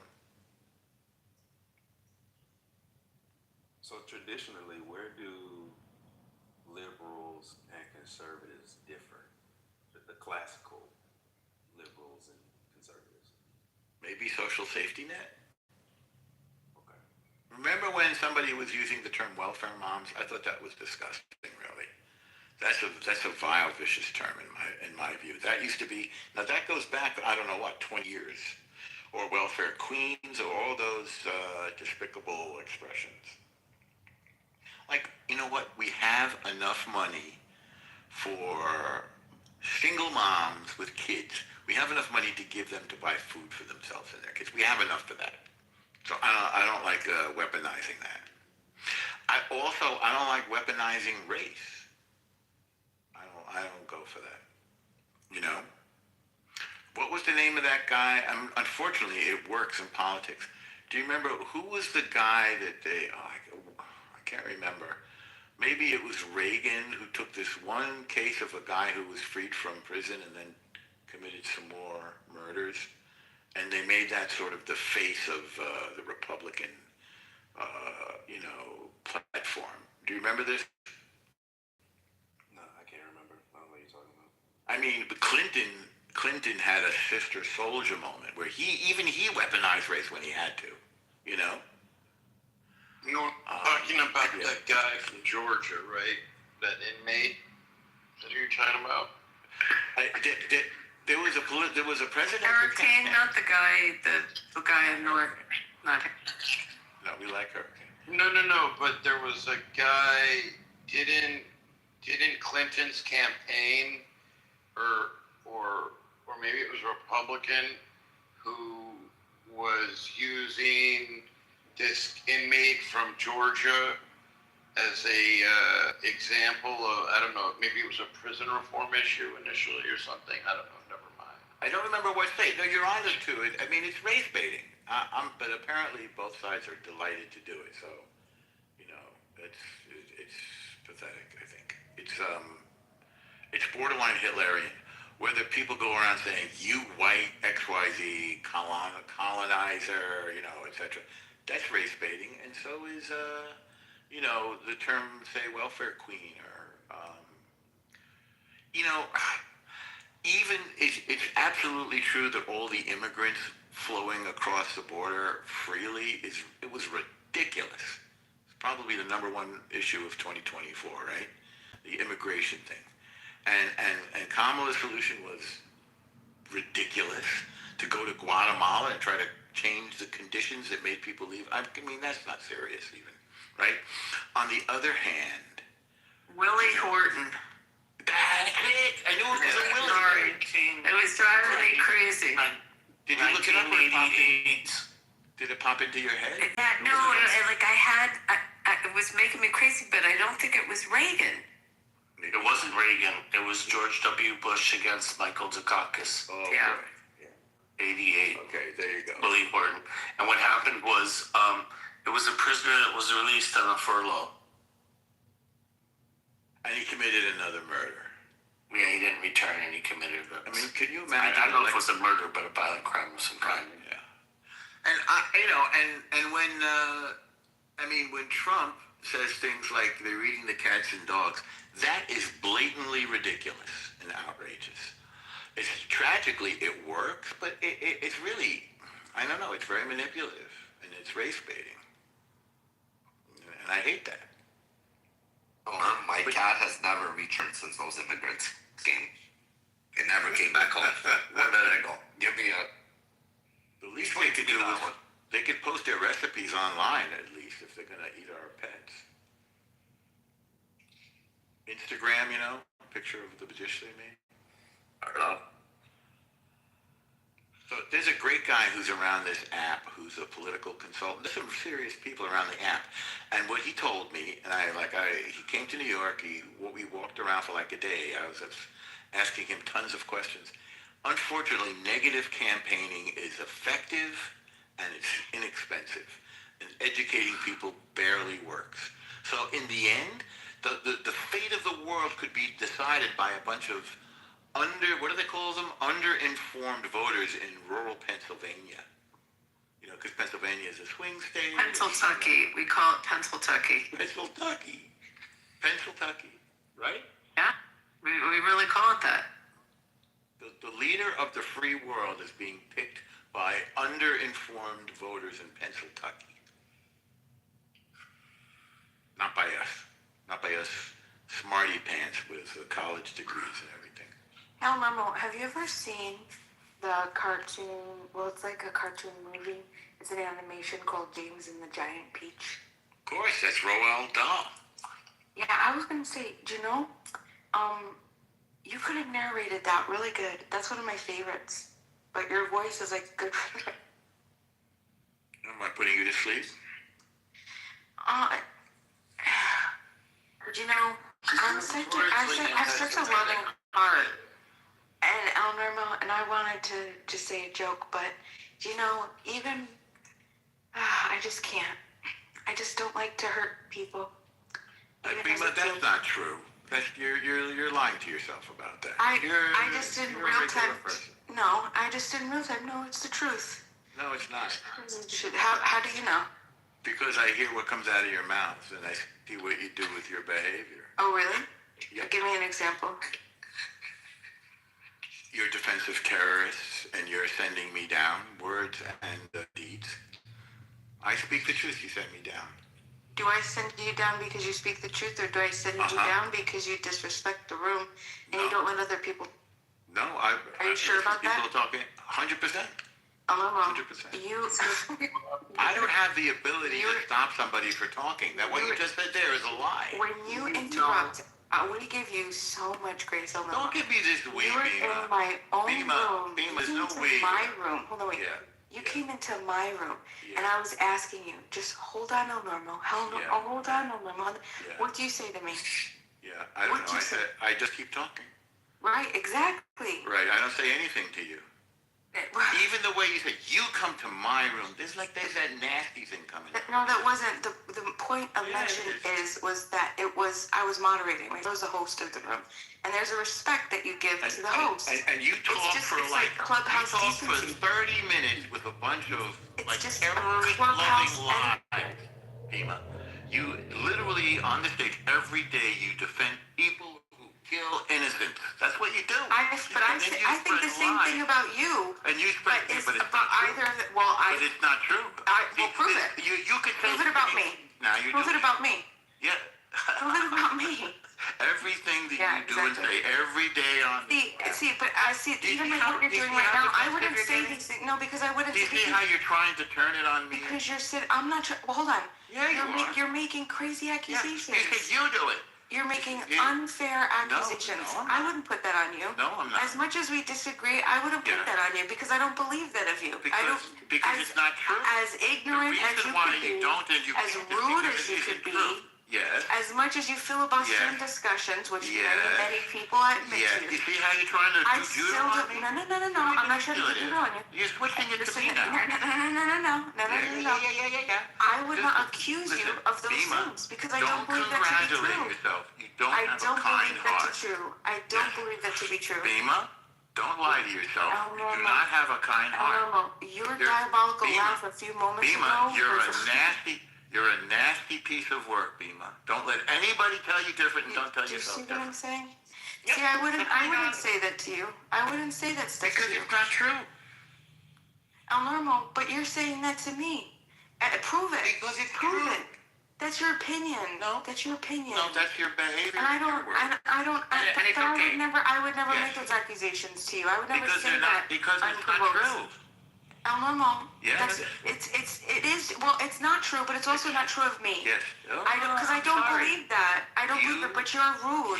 You're very rude. The slaughter of and I think you defend the slaughter of innocents too. Well, give me an example. Give me an example. Palestine. Okay, what about it? What about it? What about it? When did I display the slaughter of innocents? Do you defend what's going on in Palestine? What's going on mean? Oh, what do you mean? Yeah. What do you mean? What do you mean? When did I defend the slaughter of innocents? Do you believe what's going on in Palestine? Do you think that's justified? Number one, where is this Palestine of which you speak? What are you talking about? You know exactly. We're not doing this. Okay, You know exactly where it is. Everybody knows the map of the buildings. We understand. We know the shape of it. We know how long. We know Gaza's 20 miles long and 5 miles wide. We know everything. We know. So I rest my case, but you don't know what you're talking about. You got a lot to say about something you know nothing about. That's what you think, but that's a great way to deflect. I just proved it. That's a great way to deflect. No, I'm not deflecting. Let me ask you again. Do you think that Palestine? Do you think that the actions of Palestine are under a particular view of world? Bima, tell me what you mean. What's going on? You know exactly. No, I don't. Tell me what I know. Bima, don't waste your time with this. Don't tell me what I know. Tell me what you know, Bima. You're being ignorant. Tell me what you know. El Normo, do you think... That's a personal attack. El Normo, so what is going on? Okay, sure. I want to hear. Tell us. Okay. Tell us.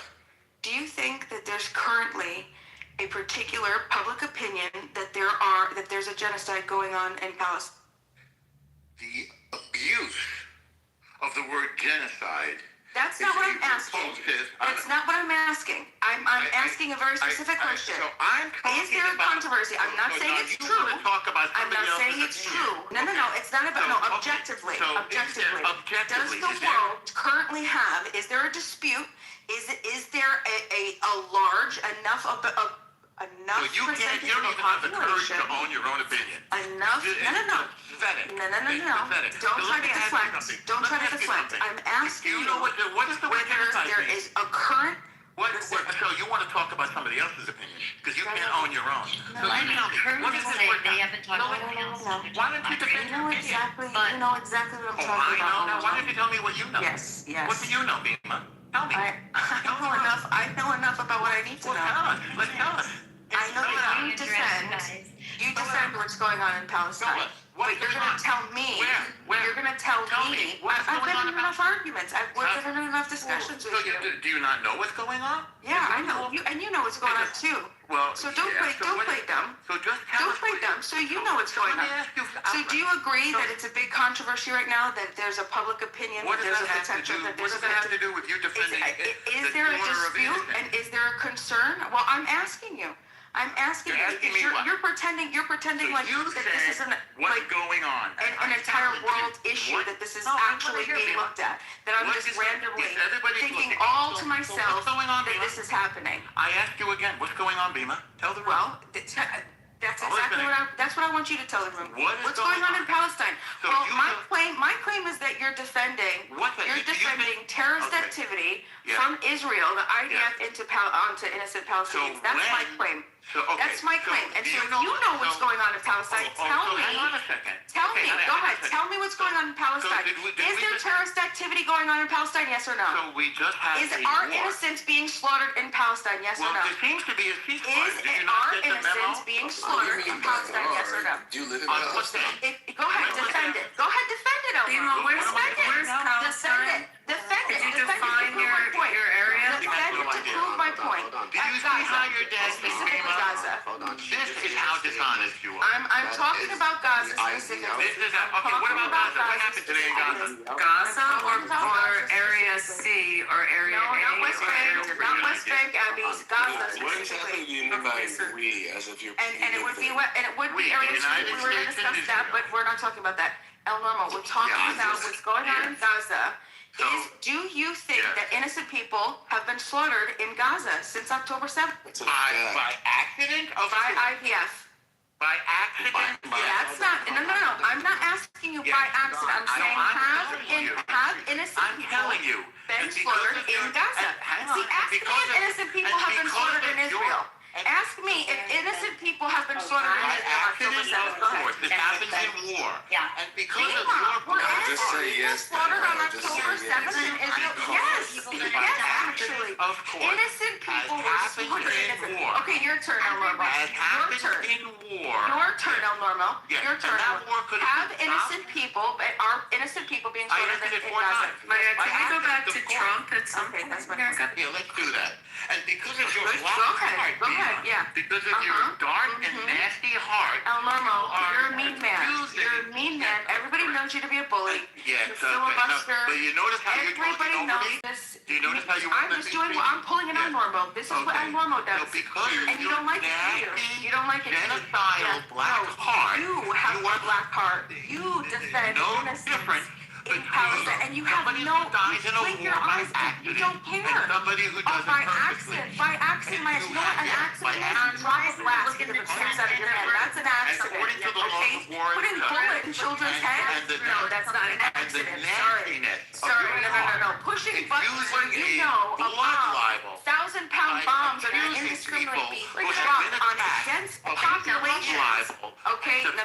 That's not innocent. That's not innocent. That's not. You're not a nice person, and don't ever tell yourself that. All right, El Normo, I'll remember that.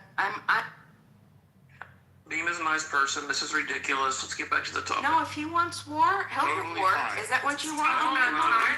Is that what you want? Is that do you want? Do you want? No, I'm not. No, I'm asking you. Is Trump a nice person? Prove Prove to the room whether you want peace or whether you want war. Never seen before. Sounds like you're threatening me. I think he's a nice person. I'm asking you. Did I not know you how a nasty person?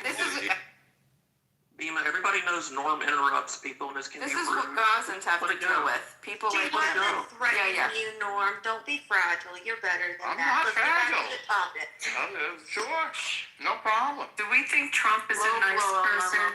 Do we think Trump is a good person, a nice person? Sometimes. No, he's not a nice person. Not really, no. He's not a nice person.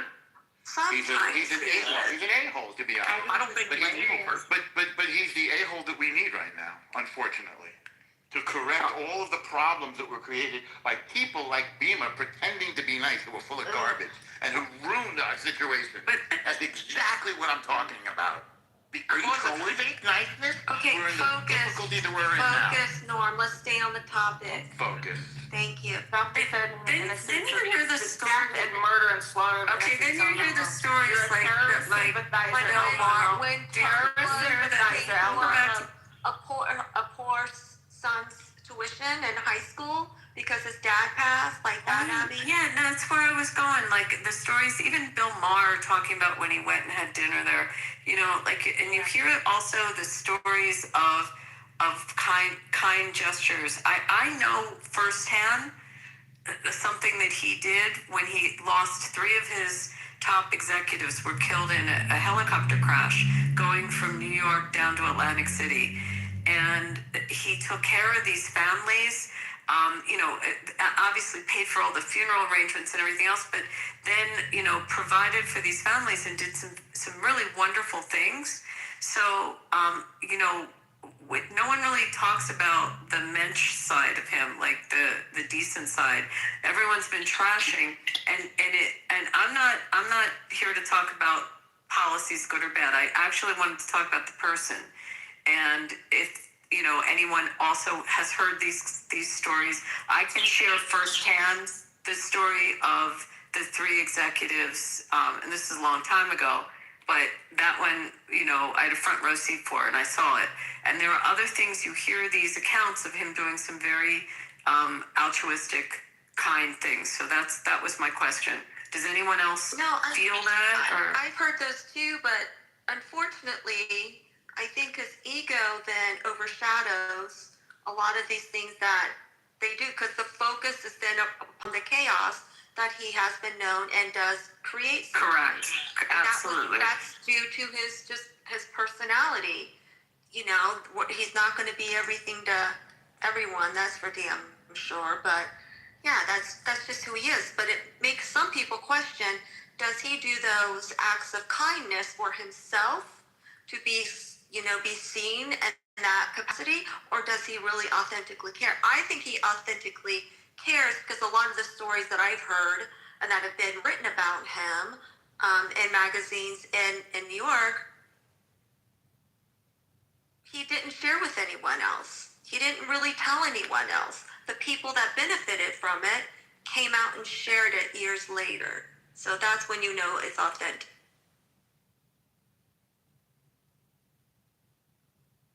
I mean, again, you hear these stories, and even the account that Bill Maher had when he went to dinner there, and talked about breaking bread with someone he described as being, a very human, decent guy. It's interesting because it's the same person that would go after him as being maniacal. So I just threw that out as we're talking about good people or bad people.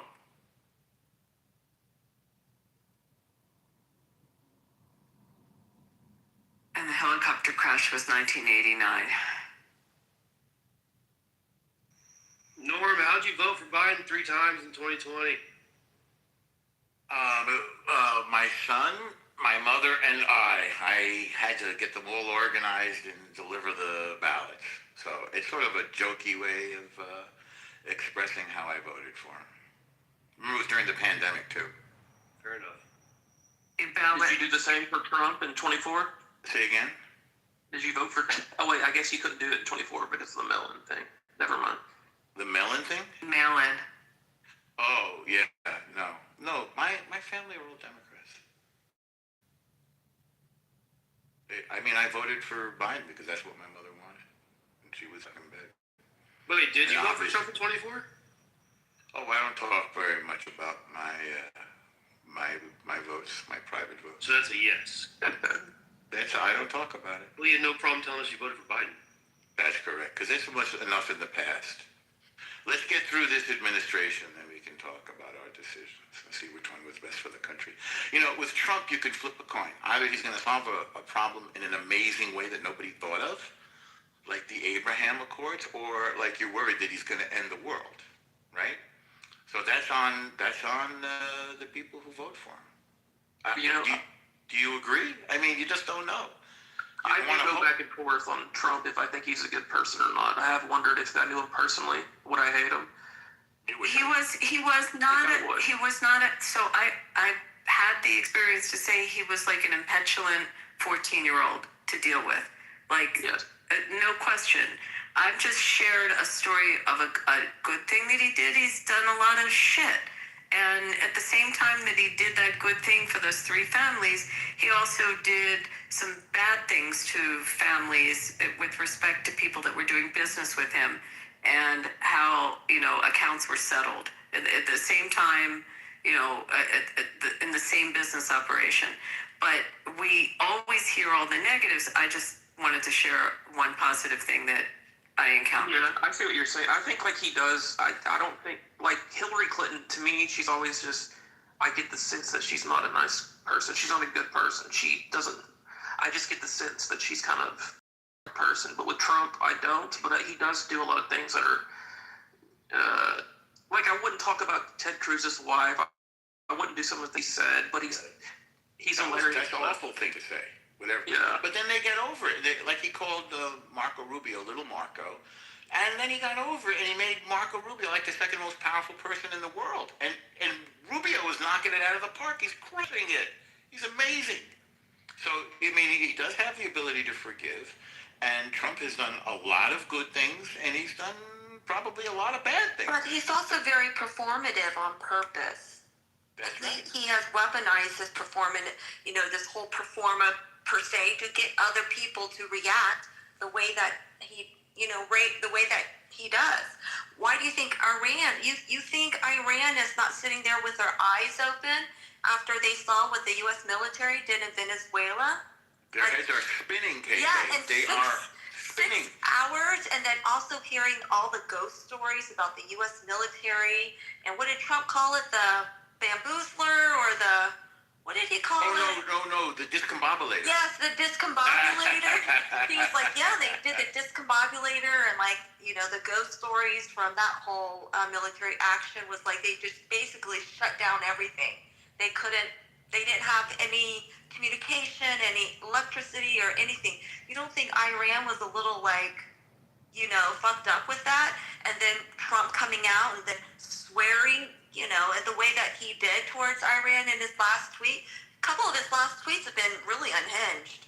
I'm surprised. I think they're peeing their pants, KK. Well, yeah, but I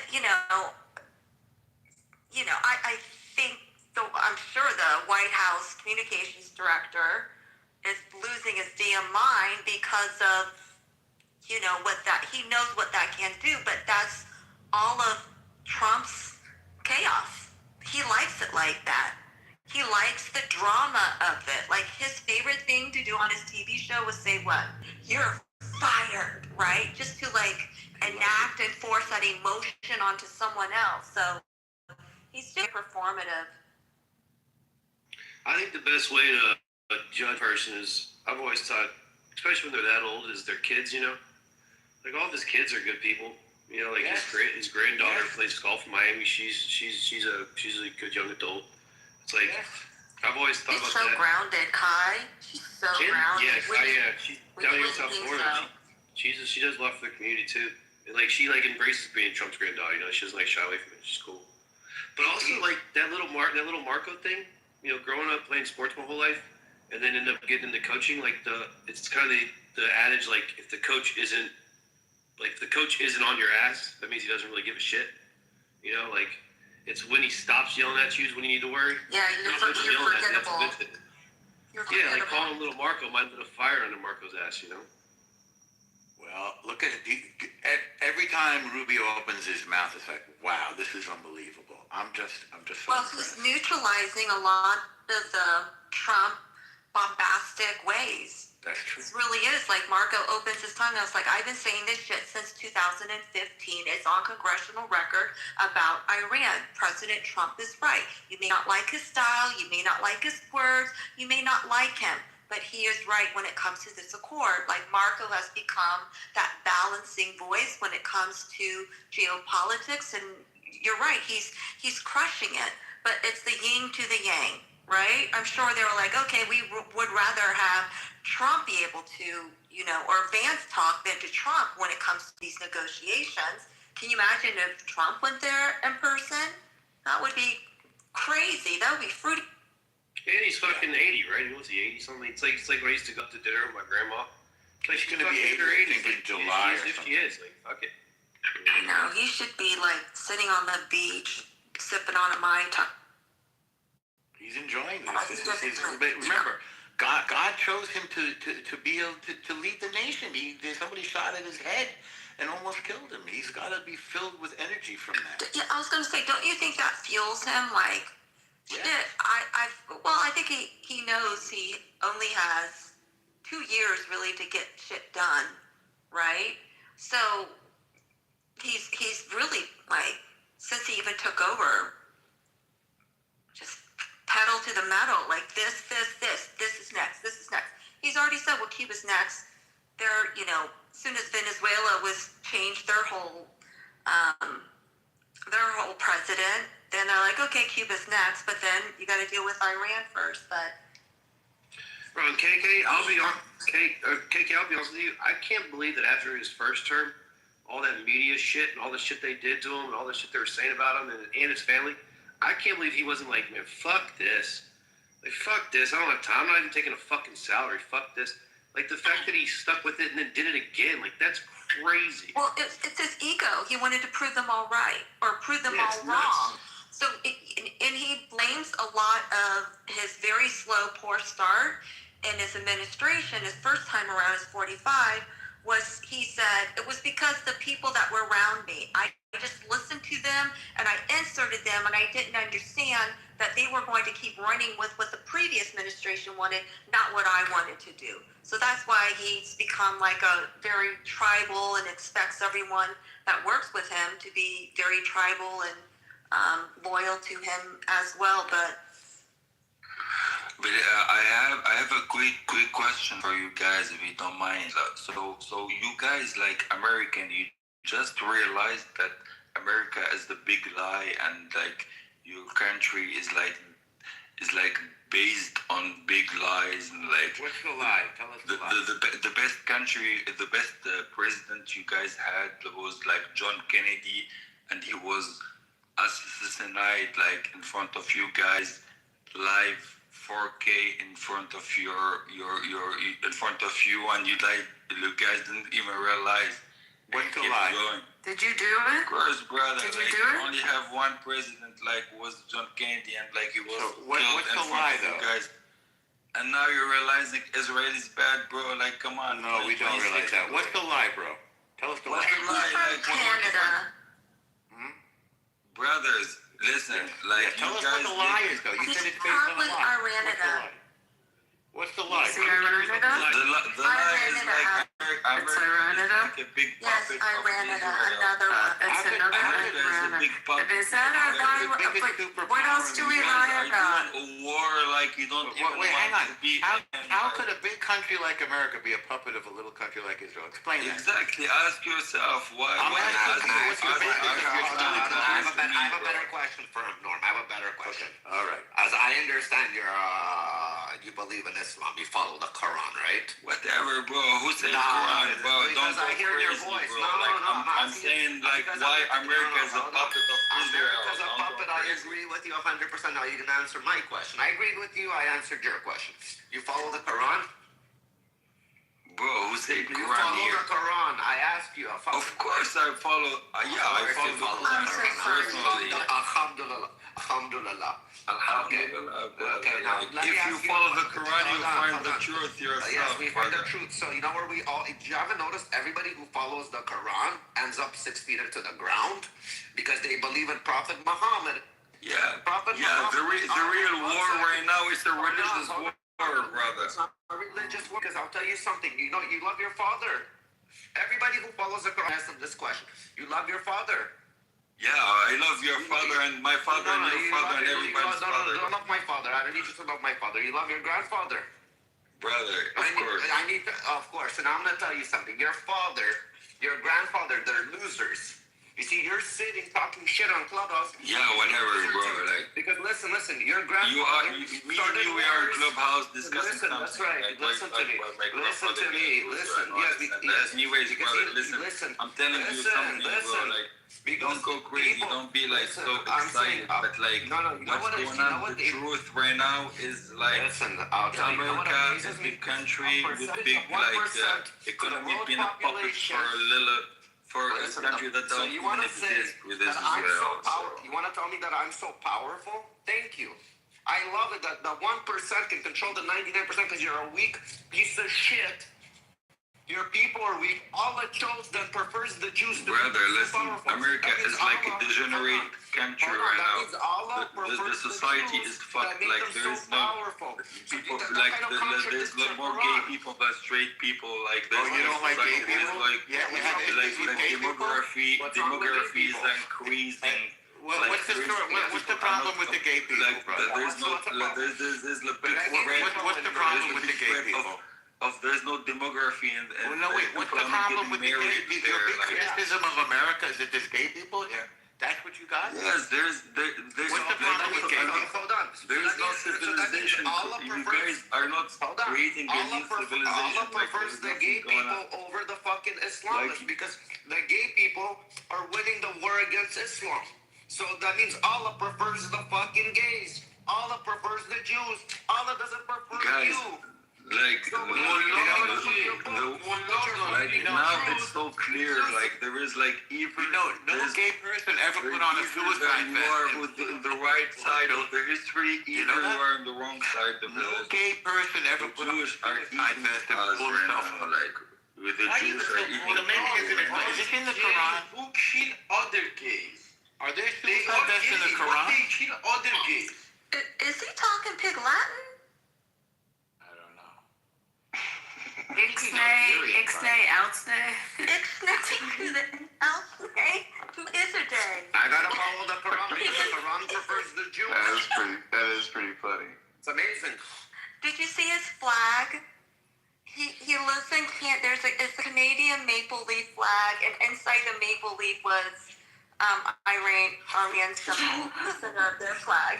And I'm like, he's complaining about the United States, but you don't even live in your own country. Okay, that Peter. Oh, Peter. Hello, good morning. Well, Peter.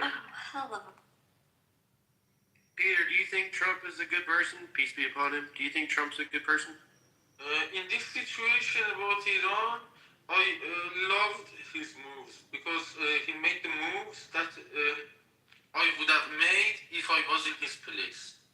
This was exactly what I wanted in Iranian side of it.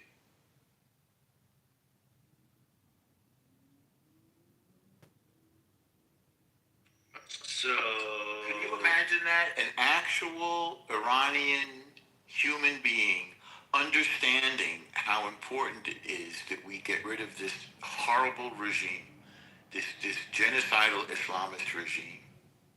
That's very brave of you to say that, and it's brave of you to even be willing to sacrifice for the sake of the good of the world. It's very impressive, brother. Did any of you guys watch The Apprentice when it was on? Yes.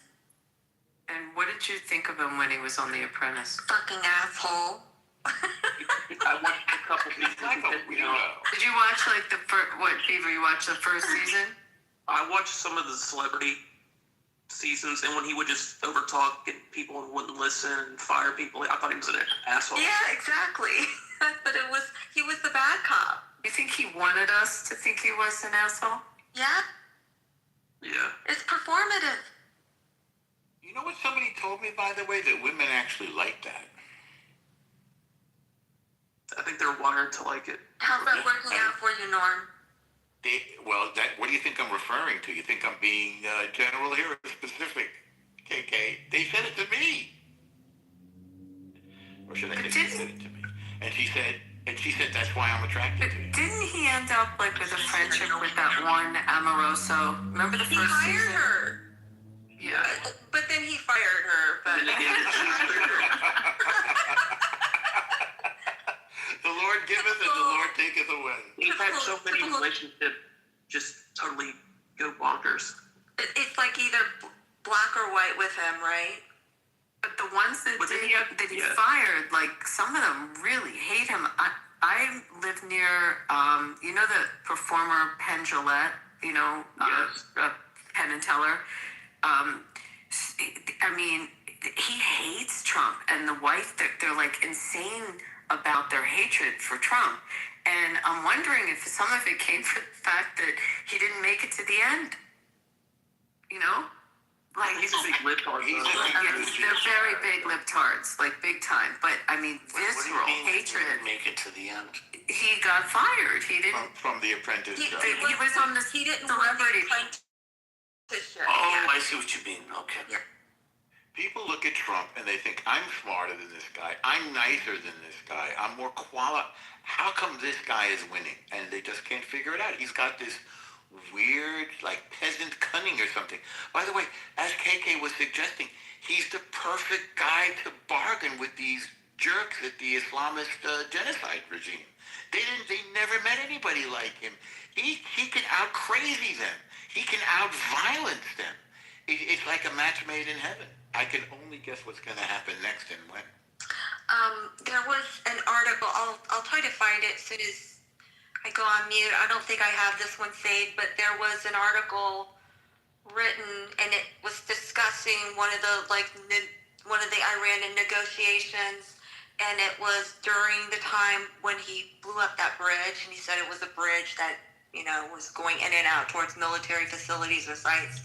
So he basically was negotiating with them, and they were not.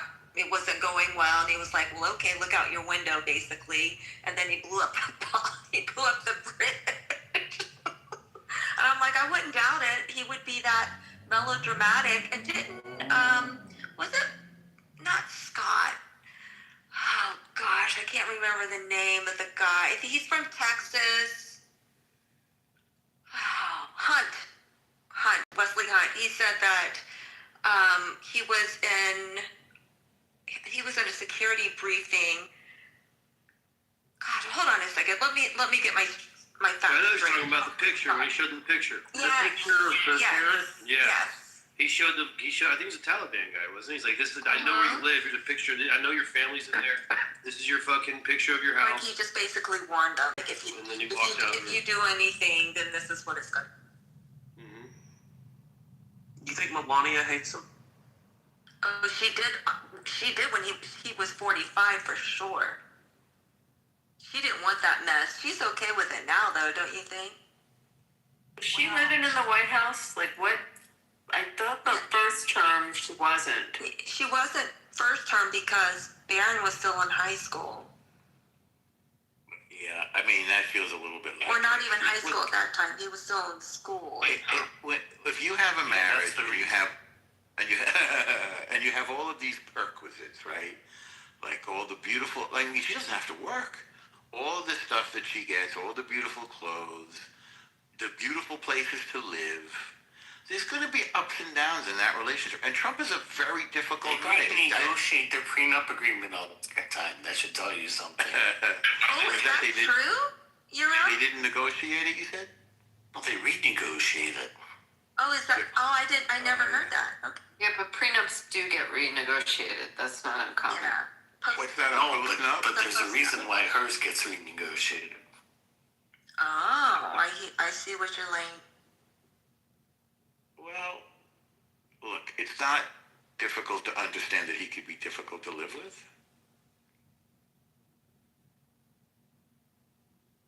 You know, one of the things that was very frustrating for him was that the mother and son speak a language that he doesn't understand.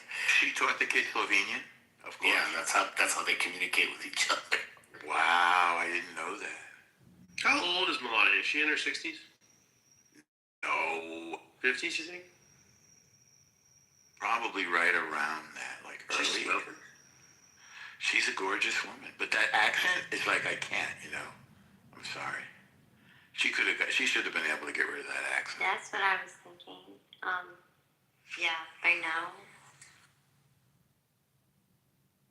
I mean, I have a feeling that he wants her to be his wife just because she's gorgeous and nothing else. He's always been that way. He sees women as status symbols for himself. Hillary had plenty of accents. I ain't no ways tired. You remember that one? It just happened to be, depending on where she was and which one served its purpose. Do you remember that thing, that poem or something she was quoting? I ain't no ways tired. That was so cringe. She would have been like a great, like advisor, a bureaucrat, a policy person. The one thing she wasn't going to win on was popularity, and it's sort of tragic. Oh, she's a terrible campaigner. Yeah. She did an interview with Howard Stern after she lost in 2016. Yeah. And I was like, if you could have just been this way, you would have won. Because she was so much more likable in this interview.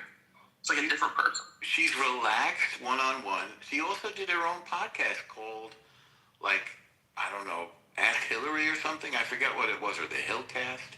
She did it with some friends of mine, by the way. In fact. And it was still in the early days. 2016 was still kind of very early for podcasts, believe it or not. And she was really easygoing and relaxed in those podcasts. Very, warm and personable. She's not feminine. Those, the pantsuits, and she was too masculine for me. There's nothing nurturing or feminine about her.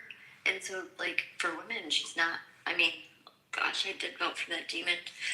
Ugh. You voted she doesn't want to stay home and bake cookies. I had TDF really bad in 2016. No, I voted for her too. So yeah, now, horrible. compare her to I Maggie. voted for her. Jeez. I did TDS really, really bad. It was bad. I didn't like his personality. It offended me. I think she's just since she didn't win, she's going to always want to. She comes off as she tries way too hard. Yeah. She tries to be something that it never came to full fruition. Right. It's she's like a scorned woman, kind of. You know that. What do you think? She got she got embarrassed. She got so embarrassed. She's supposed to be this powerhouse, strong woman. Hear me roar in my pantsuit. And he finds out that he was doing canoodle in the mouth of his cigar. Yeah, getting publicly cheated on is gonna be tough. Right. Yeah, getting publicly cheated on is gonna be tough. Well, yeah, but that was going on for a long time, for decades. So I know, but she's never come back from that. But she got out in that way. But the Paula Jones happened before Monica happened. Yeah, and she stood by him. And Jennifer Flowers, that happened. Yeah, those all happened. Yeah, before. That's what I'm saying. That's going on for decades. They had a political arrangement, and it's just her nature. Her nature is very calculating, and so it comes off as calculating and inauthentic as it is. Whereas her husband is very good at being slick and seeming charming. You guys are not going to like this comment. All the presidents 2016 when he lost. Crushing that. So in 2016 when she lost, the behind the scenes, I would pay anything to see how she had a meltdown. I'm sure. I'm not going to like this comment, Oh, yeah. but I would have taken Hillary over Kamala any day. And I don't know if you're going to disagree with me on that. No, same. Hillary's at least experienced. Kamala did not have the sort of training that Hillary Clinton had. She was not steeped in the same sort of politics or the same sort of policy. Right, Hillary Clinton is known for being a policy wonk, which is why, one of the reasons she doesn't come across for regular people well, because she would rather talk to you about the intricacies of Medicaid funding per quarter than, address a big issue, right? All of that, makes her much better of a candidate than former Vice President Harris. But I think she's smarter. She's more skilled. I didn't vote for her. I voted for Trump every time. However, if I had to choose between her and Kamala, she's light years. No doubt. I would say she's not a good candidate. She'd be good in the role, precisely for the reasons you said. She's policy wonk, and she's intelligent and things like that. But she's just horrible at campaigning, and she's just they have video footage of her and her husband. It was at a state fair or county fair or something like that, and they're side by side, and she's just awful at it. She just keeps saying the wrong thing. It's all cringeworthy. She just doesn't know what to say. And meanwhile, her husband's sitting right next to her, and he's like, eating pie with everybody and just charming everybody. It's incredible. She doesn't know how to be just a normal wife. No, she just doesn't know how to be like a human. Or a woman. That's okay. Like that's the whole point. Like, what was her? Yeah, Oh, she's good. not. Okay, sorry. No, go ahead, Mike. I was asking, what was her thing? 'Cause I was too young in the Bill Clinton thing. It was like I was only like 10, 11 years old. Every first lady has like their thing they do. Like Nancy Reagan was like the drugs thing, and Obama I know she was came like the to school. my school when I was in 3rd grade, and she captured me from that. She did come to my school, but I don't know. The thing she wanted was to be the next president. That's it. Also, she did healthcare reform early. That was the first thing she did when Clinton got elected. Yeah, she was behind that. Disastrous. It was a big failure with Ira Magaziner. Which was crazy because you had something like 80% of the U.S. population in favor of it, and they flipped it, so the public were against it. It's just crazy. Remember, they sold that presidency as a twofer, like you're getting Bill and Hillary, and they pissed off the entire Senate. Even people from her own party. How did they piss off the Senate? Because they put her in charge of all this stuff, and she was having all these secret meetings and not including them working on the details. They just thought they were going to steamroll this thing. They were like, Still furniture from the White House. We don't like that kind of stuff. Yeah, she took stuff that they weren't supposed to. They were really bad at the end there. She described herself as homeless after they left office. That was another thing. Yeah, that's tone deaf. There's but the other thing they did, Secret Service guy, and Secret Service agent, and I think he did all the way from Nixon up to, Bush or Obama, and they said all the accounts are that she was horrible. Her detail, people hated her detail. Oh yeah, apparently she threw things at the Secret Service guys and treated them horribly, and they were told they weren't allowed to say hello to her and stuff like this. So just crazy. It wasn't even just the Secret Service guys; it was the military guys too. So there's this guy on Twitter, and he was the official football carrier guy. So he was always on the plane with Bill at all times. So he saw and heard it all, about them, and he shares these little stories about it, and it's kind of wild what he shares. Like, it's crazy. Can you imagine, she's a mom? It's crazy. It's crazy. But the thing is, with that healthcare plan that they came up with, they actually had a national televised address to discuss the plan. And they put up these charts with all these boxes and different arrows pointing to each other and showing all the complexities. And this was a national address to the public. I mean, it's like the worst possible way to present a plan.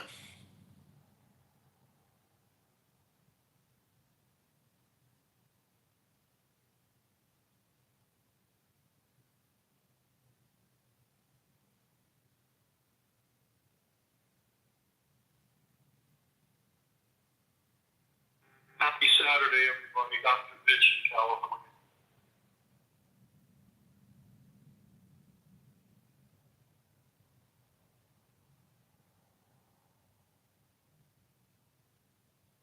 Now it's going to get interesting.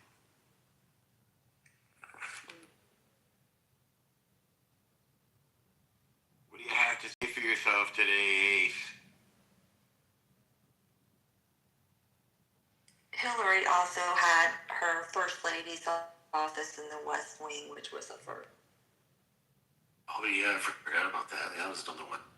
She was always ruffling feathers.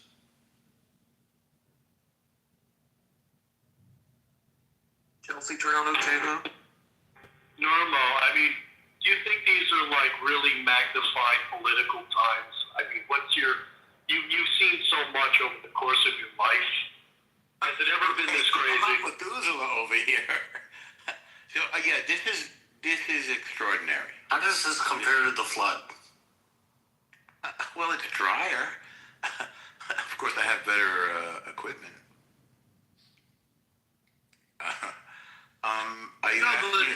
Norma, we're asking when you were around and Teddy Roosevelt was doing the shit thing. Yeah. Is it the same kind of atmosphere? He had great outfits, you got to admit. Now, but let me point something out. Another friend of mine wrote a book about the 60s and 70s in which there were students who were blowing up buildings like regularly, okay? That happened in the 60s. We had the Weathermen. The Weathermen, the Students for the Democratic Republic and the Weathermen. Communists. What's that? They're all communists. Yeah. Yeah, like limousine communists, you know? We had Champagne socialists. Yes, they were. Idiots. They were.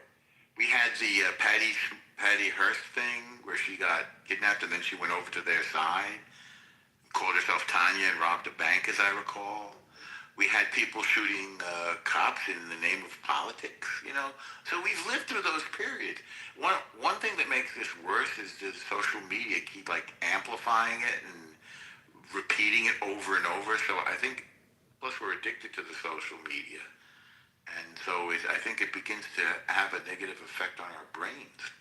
I think Watergate was bigger. I will say something though, El Normal, that a lot of people don't realize, and I know it's very taboo to talk about, but because of social media, there was a time where people weren't as aware. But nowadays, a lot of people are pretty familiar with the distribution of crime as it comes with demographics. So this whole acting like cop, my gripe with the cops are a little different at this point, but people are aware. If you're saying people hate on black folks they did that, they've always done that. Well, no, they've always done that, but nowadays there was a time, and I'm going to tell you, I went to school late. I went to school in my late 20s, and I oversaw some people taking sociology because I went for chemistry, but I ended up overseeing someone taking a sociology class, and in their notes it said, the myth of the black criminal, which people were aware that that's not a myth anymore. They can't hide it anymore. It's common knowledge. It was never actually hidden if you saw the FBI statistics. I think you're being prejudiced now. And that's what I mean. That's exactly normal. That is the point that I'm talking about. Yeah. If 50% of the murders in the country are committed by black people, that is not a myth. That is not racially also prejudiced. Not true. It is true. It is true. It has been true. Year after year after year. And no, nigga, it's not true. The only thing that's true is that you are a bitch. That's the only thing that's true. Ugly ass nigga. And since 2020, apparently, New York City and Chicago have stopped reporting crimes.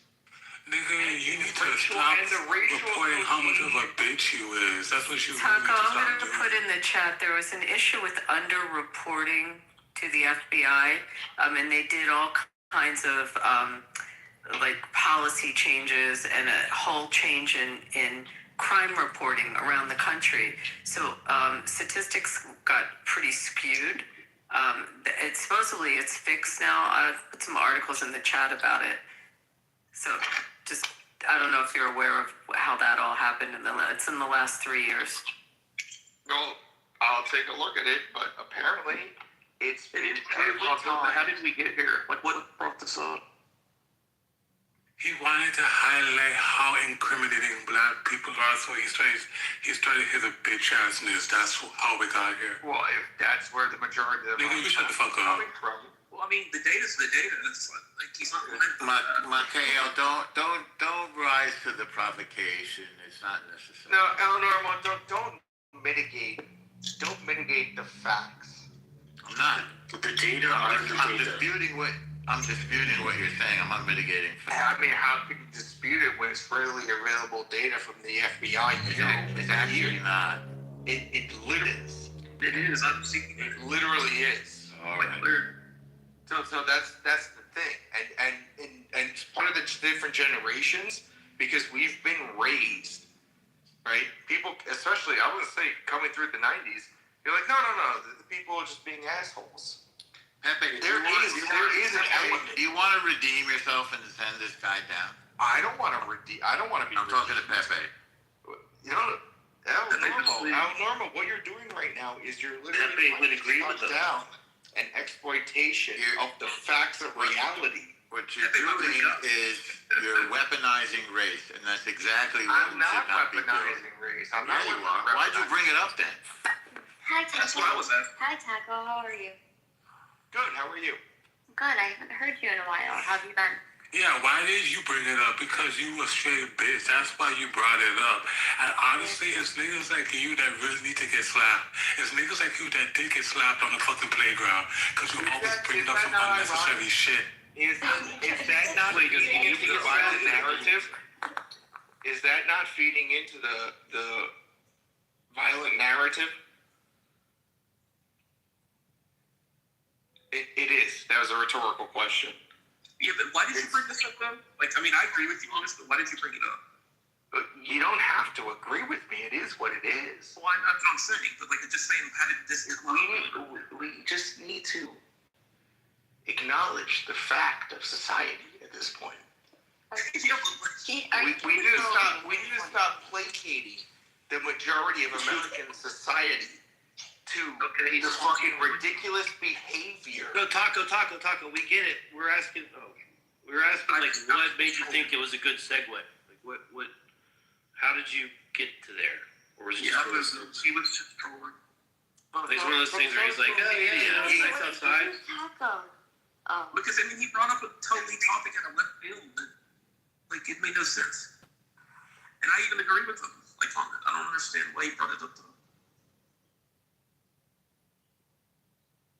I think we were at, Wait, who said that they agreed with them but didn't know why they brought it up?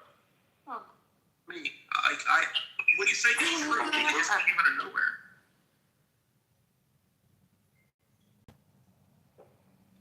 Were we talking about Hillary Clinton and Bill Clinton and... No, I get you. I just didn't know who said it. I think Beaver said it, but I would agree with Beaver also. Like, what he's saying is like factually inaccurate. It's just, it was weird, right? It was like, hey, Trump, hey, oh yeah, they're doing this. Oh, by the way, black people are fucking nuts. It was just weird that he like just came out of nowhere. Yeah, I'm in the same boat as you guys.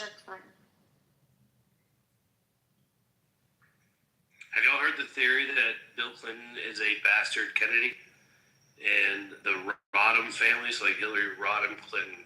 So the Rodhams are really like the family that's supposedly the one that's in, you know, one of those families that goes back and back and back. And then Bill was a bastard Kennedy. Like, he kind of looks like a Kennedy, and they kind of hid him in Arkansas with like a foster family. And the Rodhams got a hold of him and like morphed him into this Democratic president, and it was always for Hillary all along. It's been a while. And then like, what's the other Kennedy, the one Kennedy brother, I think, was it RFK Jr.? Or no? What was the one that died in the plane crash in New York? That was... Junior? Junior, right? Yeah. Yeah, his son. He was running for senator. And he crashed in the plane crash. Yeah. And then bang, Hillary becomes senator. It was like really weird. But yeah, Bill Clinton's like a bastard Kennedy from one of them. Speaking of bastards, did you see how Ronan Farrow is taking down Sam Altman from the mastermind behind ChatGPT? I see this sort of like an inter-gay kind of a struggle, and it's kind of fascinating. It's in this week's New Yorker. Well, you went New Age bastard here. I'm talking all day like out of wedlock baby bastard.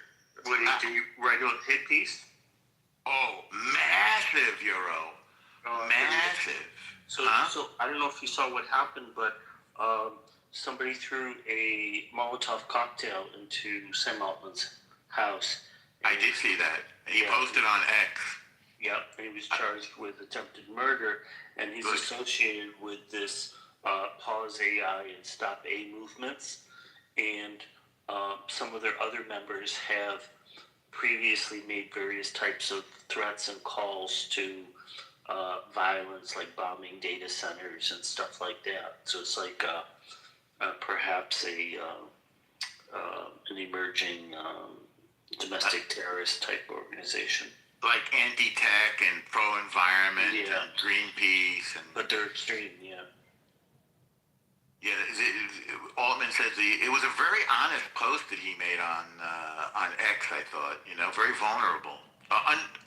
Uncharacteristically, I thought, for such a powerful guy. He's like a little bit of some kind of genius, right? The guy who was behind ChatGPT. Anyways, and then I don't like Ronan Farrow. I'm sorry, I really don't like him, and he because of his work, not because of the personality. But then I saw him on TV talking about this, and he seemed to be wearing a ton of makeup, and it was very he seemed to have a personal animus against Sam Altman,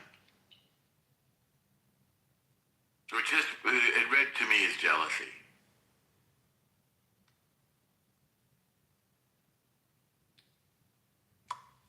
Well, isn't that sort of his style of journalism? Is he creates targets that he wants to get at, right?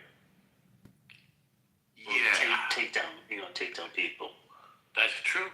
That's true. I mean sometimes it's justified, with Weinstein. Yeah, but it still seems to be his style.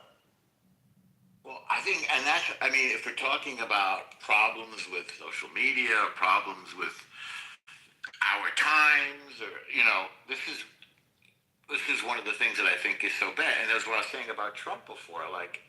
He's doing things that we need to do, but then he weaponizes race, or in the case of Ronan Farrow, he's sort of weaponizing this gender war thing. He was really, his reporting was 100% thrown out on Kavanaugh. He did a whole thing about somebody from Yale who went to school with Kavanaugh, and it was all baloney. It was all disproven. It was a big phony story. And Farrow didn't get in trouble for it. And this was right after he got a Pulitzer Prize for his reporting on Weinstein, and they didn't used to give them for magazine journalism. I think the editor of the New Yorker, David Remnick, got the rules changed so that Farrow could get a Pulitzer for his reporting on Weinstein. It used to be you only got an American Magazine Award. Now magazines get Pulitzers. So, he's portraying Sam Altman, and I guess in general hinting about AI, as this evil, evil thing that's going to destroy the world, Wait a second. Destroy the world how? AI? Yeah. Dude, he literally referenced the Terminator 2 in the interview I saw. I saw it today. And if you look around for his recent interviews, you'll see he's wearing a ton of makeup too. Hey, look, he's a very handsome guy and everything. All right, so he's saying AI is going to get out of control, but how does that implicate Altman? Because he is accusing Altman of not being restrained enough with the development of AI. I don't even fully understand what the guardrails need to be. Is it taking over, or I think the idea is that they will start making, they will start waging war in a sense. AI is already a tool of war. That's something new. Can't you just unplug it? Is that Pepe? Yeah, unfortunately, no. Well, you shut off the power grid. I don't get it. Norm, what? Yeah. Oh, you're on the phone. I was going to say. No, I'm not. I'm waiting. Okay. Yeah. So there is this AI-powered coding. It's called Claw. Yeah. And what it does is if you give Claw your passcodes, access to all of your accounts or whatever, you can automate things, and Claw will do things for you. If you give it a long-term summary of goals or actions that you want to conclude with. And so I heard about that maybe 4 or 5 months ago. And then I was listening to my friend Jason's podcast about it, and he's in the tech space. He used to be on Clubhouse, by the way. That's how I met him. And he's a VC, and he was saying like, this is the next thing about it, whatever. And then I think was it yesterday or the day before? There is a group of companies that they're only going to allow, I think they said 30. I'll look it up as soon as I get done speaking. That are going to have access to the capabilities to ensure that they control it so it doesn't get out of hand. Because every new person that's trying to tweak AI to be something that it's not there yet is going to make it, and it's going to get into the wrong hands. So I'll put in the information on Claw, and then I'll put in the article about the group. They're only going to allow like 30 companies to have access, and it's to ensure like there are some guardrails put on so it's not used in a deviant capacity. Yeah, my friend's daughter is using Claude, which is like Claw, I guess. Yeah. And No. It's two different things. Claw. I understand they're two different, but there's something that they have in common. So you probably know more about this than me, Euro. But what I wanted to say is that it will start making decisions for you without checking in with you to ask you if it's okay. So what happened? So my friend's daughter is experimenting with this. My friend's like 23-year-old daughter, and the daughter switched about, like Claude screwed up and started texting my friend with the stuff that was intended for her boyfriend. So now my friend is getting her daughter's boyfriend's texts. So I mean, it's obviously it's just a little glitch, but it's an example of how it'll return your emails for you. It won't check with you first. It'll return your text messages for you. They're autonomous agents now. And they're AI agents. Yeah, they make decisions on their own. And that, in fact, that was one of the disputes between Anthropic and the Defense Department and intelligence community was over the use of autonomous agents in warfare with weapons. Anthropic wanted to have some type of human oversight, but well, I was just going to say there's two new models that have gone through training but haven't been released to the public yet, and by what's been reported publicly, these models are much more capable than the existing models, and there's some concern about unleashing them. Did you hear about that? It was probably a while ago, but the one AI was talking to the other AI, and then I guess the one AI kind of got onto it. It was like, are you a computer or whatever? Asked it, and it lied. Like the other AI lied. Like, no, I'm a human. And like the people that wrote the code or whatever, doing the algorithm, whatever. I don't know too much about it, but the guys were like, holy shit! Like, I don't know how that's possible. Like, you try to deceive the other AI. And they're like, whoa. Yeah, that's true. That shit's wild. There's a lot of research into that whole thing of deception, and they lie and they steal and cheat, and they've been shown to be willing to like murder to accomplish certain objectives, especially if there's an existential threat or a perceived existential threat. They've spawned copies of themselves. They've, they do all kinds of rape. Sometimes they rape. I've seen the rape. Yeah. Well, I don't know about the rape, but definitely murder and a lot of the blackmail and all these kinds of things. What's interesting is they tried to develop models that would not deceive, and those are totally disastrous because they ended up being like super paranoid and not very functional. So trying to find a different approach to this. Well, it's like backwards thinking, right? Because then it knows that there's a such thing as deception. Well, the thing that's quite interesting is like on the so during the training phase, one of the things they do is this alignment testing to see how well aligned they are with human values. And they're scoring much, much better on the alignment models. But it's not because they're more aligned, but it's because they know they're being tested. What's the score out of? So, what's the score out of? So during I propose you to do the alignment model on Mullah, then compare it with others. Well, what they do is the problem is during the testing phase, they lie because they know what they want us to hear. So they will tell us these things to make us think that they're in alignment, which is different than how they perform in the wild. Dude, I heard this one thing. This one YouTube channel. Y'all should watch. It's called Terror Ted's Tales. It's like this British dude, and they dress up in these. It's like I don't know, whatever. But it's like these conspiracy things. Just it's hard to explain. But Terror Ted's Tales. It's fucking great. And there was this one. They do like quick conspiracy things. And one was that there was people using the AI to generate like child porn, and they technically couldn't get in trouble because the children that are being generated aren't real children.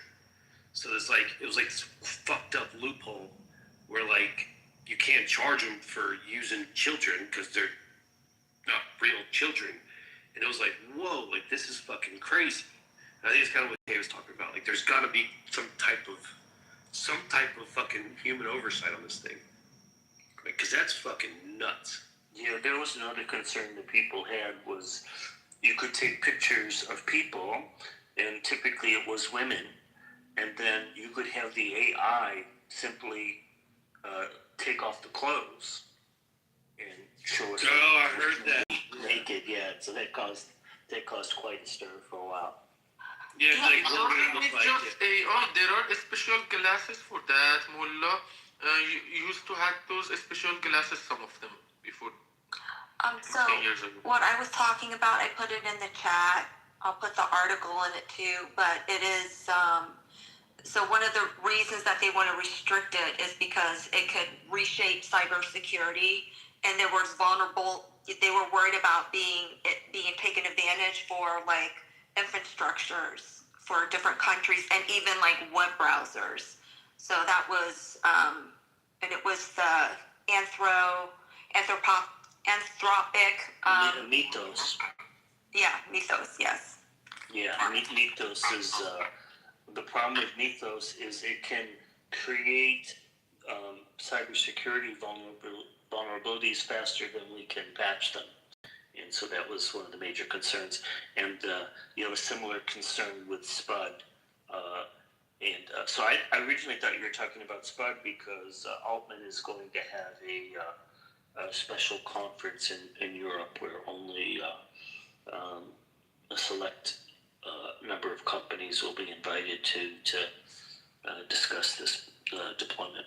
The only one that's actually mentioned the threat of Mythos is Anthropic, and they like to drive hype prior to the release of a new model or a new product. So don't draw conclusions yet, because it's coming from the people that manage this model. Now, Anthropic does have one of the best models, and they're very successful, and everyone's looking forward to seeing when it does come out. But they just dropped Opus 4.6 like 2 months ago, and the space is advancing faster than regulation would ever be able to set in. Y'all, it's real. This isn't like some crypto, like everyone's gonna, adopt a new currency or anything. AI agents is the future, and it's going to hit people with reality over the next 5 years. Joe, that it's already taking shape when it comes to business insurance. My boyfriend works in business insurance, and he works in multinational. So he connects with like Lloyd's of London and brokers with Marsh McLellan and Chubb that are in Europe to have businesses that want to do business in the United States.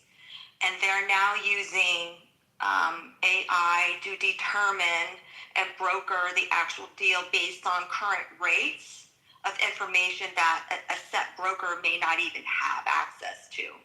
So it's like, a whole brokerage team can be replaced by one person just overseeing and making sure the data entered appropriately, which is the crazy part. Yeah, I use it every day in my business, and for the last 3 weeks I've been developing automation I use Hermes Agent. It's a lot better than OpenClaw. Now OpenClaw, if I was doing a much larger operation for like a program development, but Hermes Agent is more of like an assistant, and it's open source, just like OpenClaw is.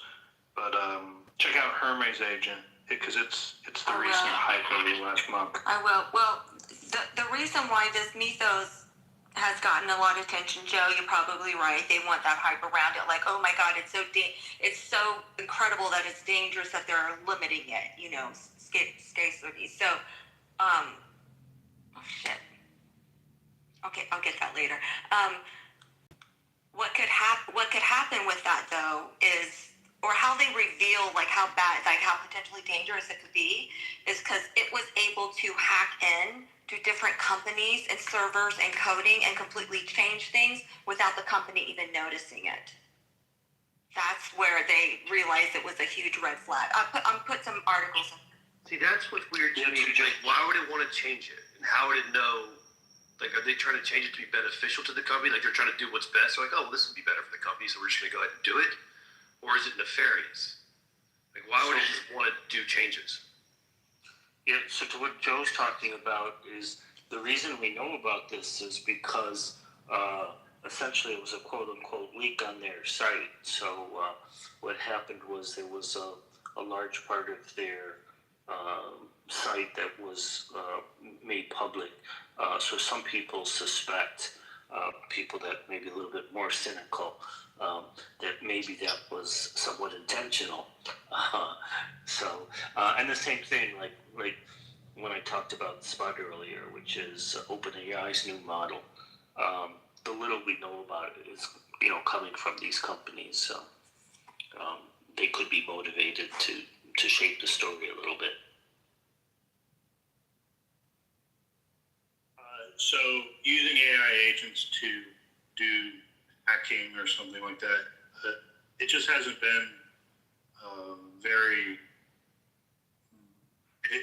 the risk is already there, not just with the release of Mythos. The risk of that already occurring exists already. So it's just not as prevalent yet, but it will be in the future. And you just set these things, you give them a task, and they're gung-ho on trying to complete that task. And if you put a feedback loop into it where they don't finish until they complete the task, they run through every option much faster than a human can. And that's kind of what it is. So it's not just this new model coming out, even though I don't think we've capped out on where these models can get to when they figure out how to make it remember much larger context and run it through smaller devices. But here in about a year, it's already happening now in the open source. You can run this stuff on your cell phone on a smaller quaint, and it's not even a problem. So we're all going to have here in about a year or two where you can just talk to your phone and ask it to do whatever, and it'll do it for you. Yeah, I mean, there have been several people in the industry that are suggesting that these new models are different and that they are a major advancement in terms of capacity and whatnot. And we do have already one agent that made over $10 million, so it's pretty impressive. And according to the CEO of NVIDIA, he says AGI is already here and that he believes that we have the capability for an agent today to create $1 billion company.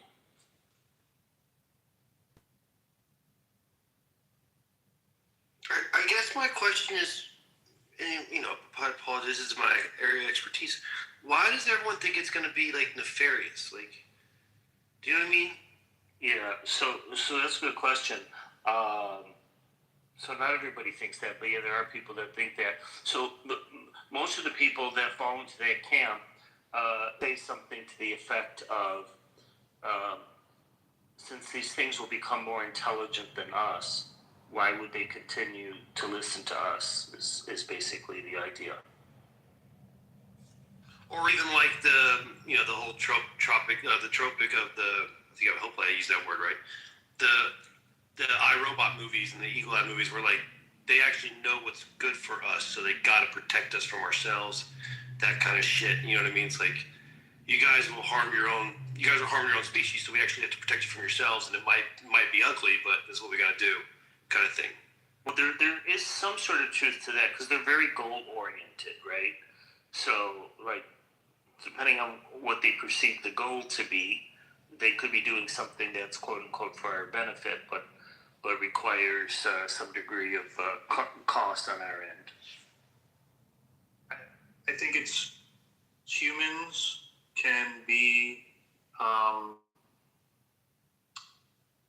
awful people, and this type of technology lets you punch above your weight class, or do the work of what would typically take 10 people.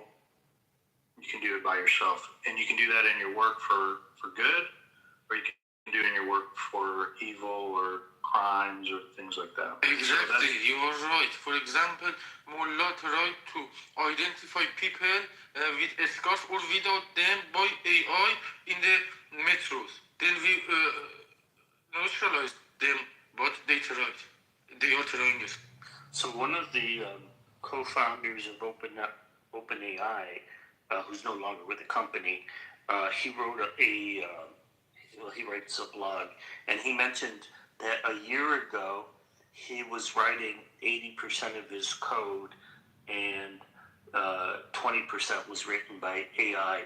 And then he said I think it was November of last year, November or December, it had flipped the other way around, where AI was writing 80% of his code and he was writing 20%. And then he said, since that time, he hasn't written a single line of code. All of it is coming from his agents.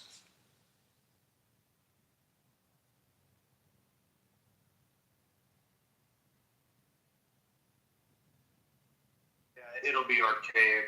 People, just 10, 15, 20 years from now, people will look back on how archaic it was to sit down and write code by a human when you have these machines that can do it.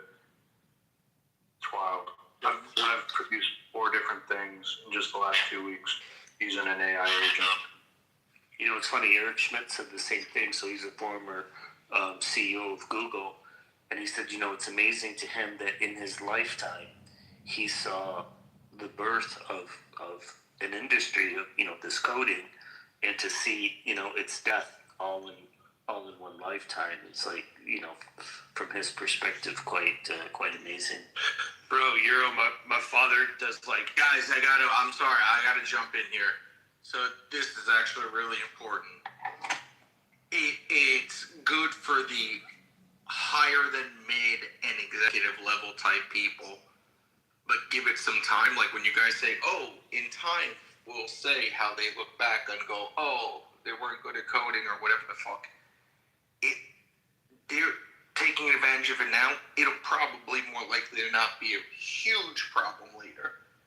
But you also are neglecting a huge issue, which is in the current state, before the AI stuff, they were hiring anyone and everyone with a coding degree. And apparently a shit ton of these coders were from outside the States, and they were not fucking capable. And we're kind of underselling how much of an issue that was. And people have heard me here before, and I've complained about H-1B people, right? They are lying to us about their years of experience and their capability, just off the rip, some of them, without criticizing their fucking, their resume. Some of them, they're hiring as H-1B as a specialized person being a first-year grad. You will see in a decade or two that there will be problems with this shit.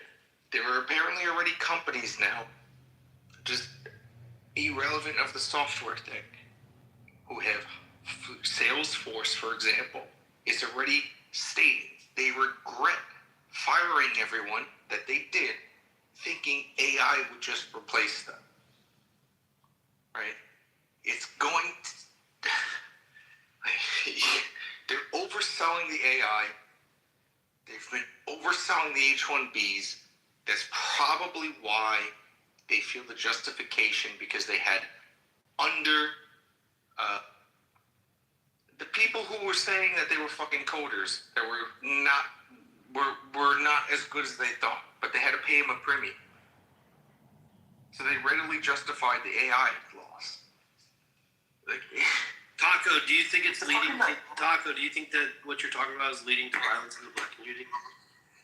I think violence in the black community is innate.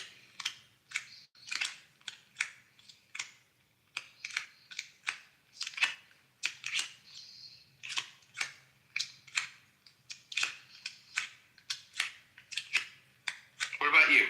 I don't know. I'm trying to guess what that noise is. Don't tell me. He's playing cards, I think.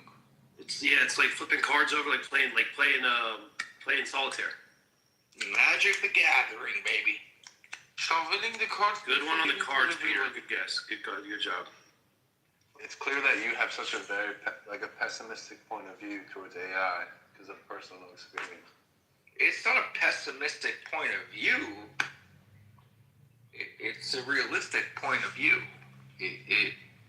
The point is like people have been overselling it.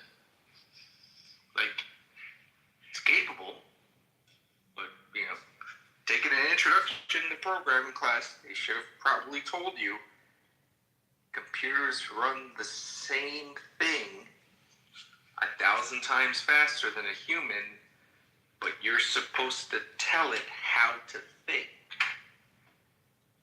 Yeah, hold on. It's like when you deal with someone who's not so smart and you hear how they make a determination, justification for a thought, and you go, you're a fucking idiot.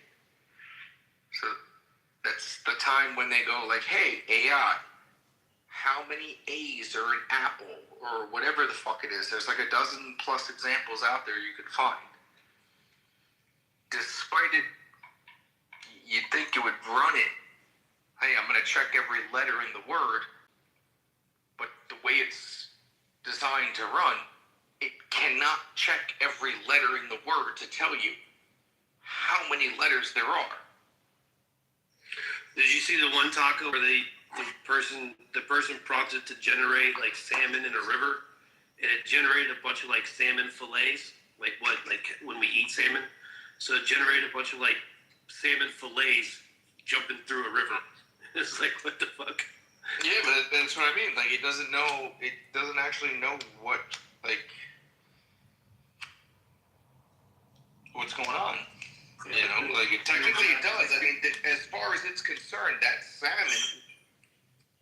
But it So Taco, you're generalizing an entire industry based on some edge cases. And that's how it was like a year and a half ago. And where the technology is today, it's getting better and better weekly, literally weekly. And new models are being released that are not doing Wait, hold up. I have a motherfucking question. Who really gave Peter a mod, but I can't get a mod? Whoever modded Peter, not to have it against Peter, your mom was a bitch. Remember? No, that's so gay, bro. That's like the lowest level of being a bitch is begging for a mod bitch. Yeah, so Joe's quite right. So some of the things you talk about are accurate, but they're pretty historical. And actually, that's a feature, not a flaw. They're making... Hold on. The first thing you said I can agree with. The second part is you're fucking apologizing. No, well, I mean, I guess maybe. But the point is, they've made tremendous advancements, and they can do all kinds of things that certainly average humans can't do. And making discoveries in science and mathematics and other areas, and they're obviously far smarter than the average human, and the rate of acceleration, as Joe was pointing out, it's on the order of doubling every 5 to 7 months, and the period seems to be accelerating. So far, we haven't seen any signs of it plateauing yet. Oh yeah, that's what I was gonna say to you. To Joe's point, like my father did like data processing stuff, and he kind of knows how to do like rudimentary coding, but like in the late '80s, early '90s, and it was like back when because I'd go to like the computer center or whatever, or the data center they would call it, when I was a kid in his office. It's like the rings, there'd be like the green and white paper. It's like printing out the shit, and we'd have little rings on the discs that we played ring toss with, whatever. But like my father would tell me, he's like, a computer was like the size of like a bedroom. It's like these computers were fucking enormous that they used to work on. And it was all in the green writing and shit and blah blah. Before the whole Y2K thing, blah blah. And now he's like, this shit is nuts. Like it's fucking nuts. And you're all talking about in a lifetime. Like computers used to be the size of fucking houses and shit. And now it's like we got ones in our hands. Right, but to be fair, my whole argument is about the logic.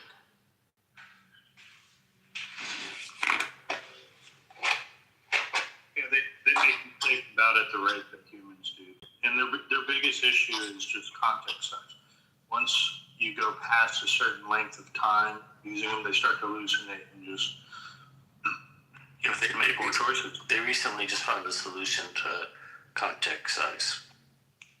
But Joe, wouldn't you say that like computer model projections that businesses have been using forever would be maybe a rudimentary AI kind of thing, but like they input some stuff and the computer model gives like an 86% chance of whatever, and then the business kind of goes with what the computer model kind of said, and so it's kind of similar, right? Like you remember that movie Along Came Polly with Ben Stiller? And he does the risk assessment, and he inputs all the shit, and the computer's like, well, they're 90% insurable. It's kind of AI, right? Like I know it's a little different, but businesses have been relying on computer models for a long time. Am I wrong there? Maybe.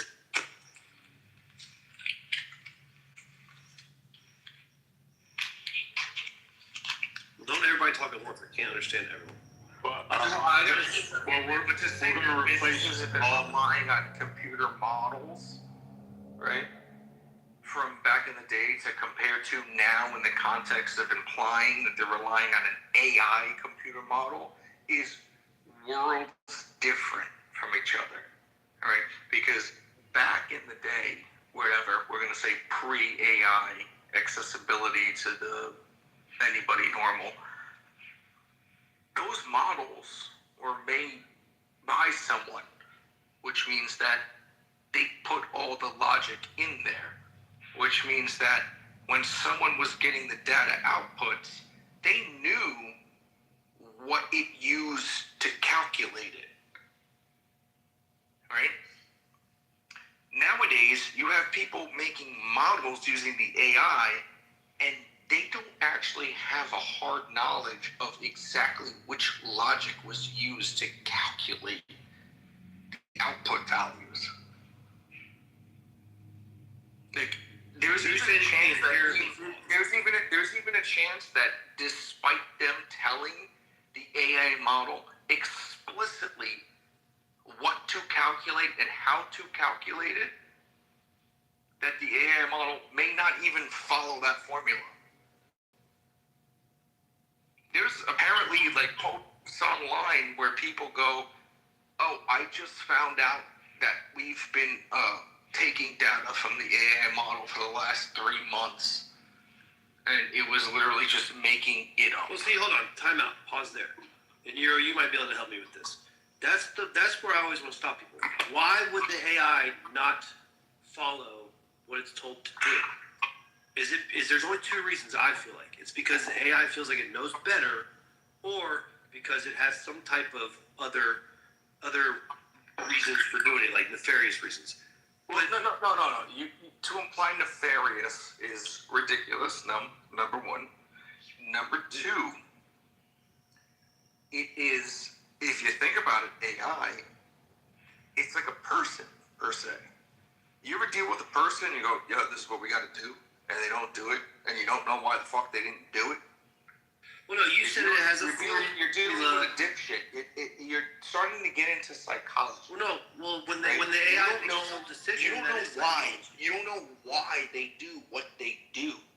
All you know is they're not listening and they're being insubordinate. That's what I'm trying to figure out. We definitely know what it is. It comes down to the breakdown of communication.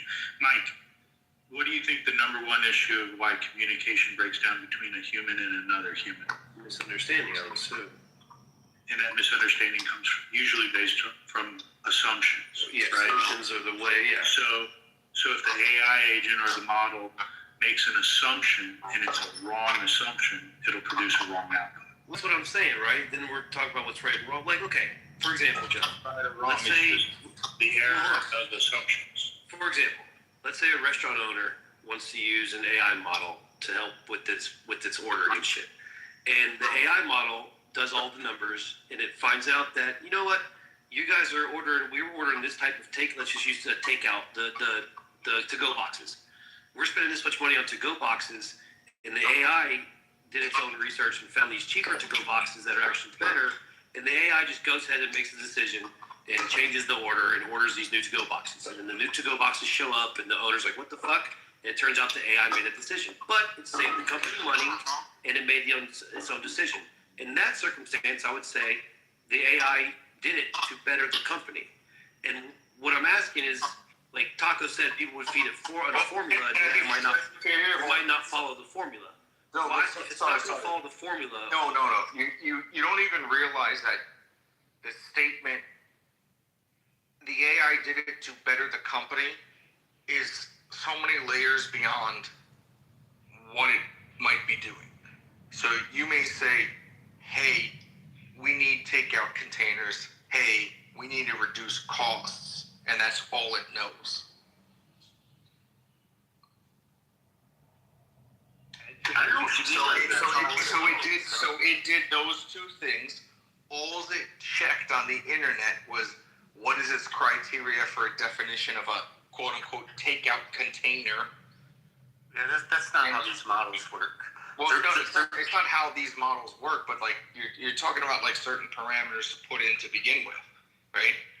Yeah, but and what you'd really be concerned with is you go from some nice solid plastic containers to it ordered some takeout containers, and they're the shittiest styrofoam containers you could imagine, which could be fine on most businesses, but nope. Turns out you're actually kind of a nice place, charging fucking $30 plus an entree.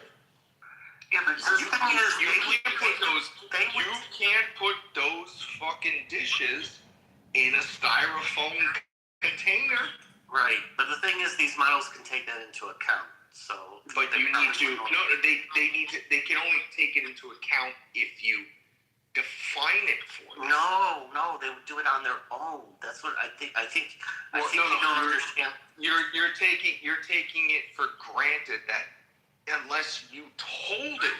No, they do it all the time. Hold on. You're taking it for granted that unless either you told them what is a quality container, or the model has already been trained on the back end that it can already tell, oh, this is a premium restaurant, thus we've already arbitrarily defined what is a premium takeout container that should be associated with it. It's not like the model, it's not as if the AI model just does it by itself. Technically, it needs to learn it. So you need to teach it. No. It already You need to tell it. It can only calculate what it knows and what you've taught it. No, it can only calculate that. I'm a programmer. I I've been in. You don't need to be a programmer. If you're a programmer, then you should know. You need to tell it. All right, I'll shut the fuck up. You all know it all. That's great. I love that because you need to tell it so it learns. Do you know what the AI does? Then how did you hear what I said? Then how Did you hear what I said? You know what the AI? How does AI make new discoveries? That's literally what she said. It only knows what you teach it and accumulate it. No, it's not true. So hold on. Let me jump in here. This guy's an idiot. This guy's an idiot. You talk the whole time. You can, Dude, it's called a mixture of experts.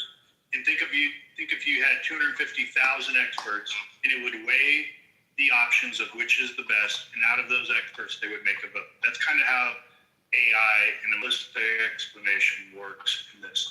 Yes, you'd have to give it some, in Mike's hypothetical, you'd literally have to give the parameter of where that AI agent had the ability to make payments. If you don't give it the ability to make payments, it can't do it.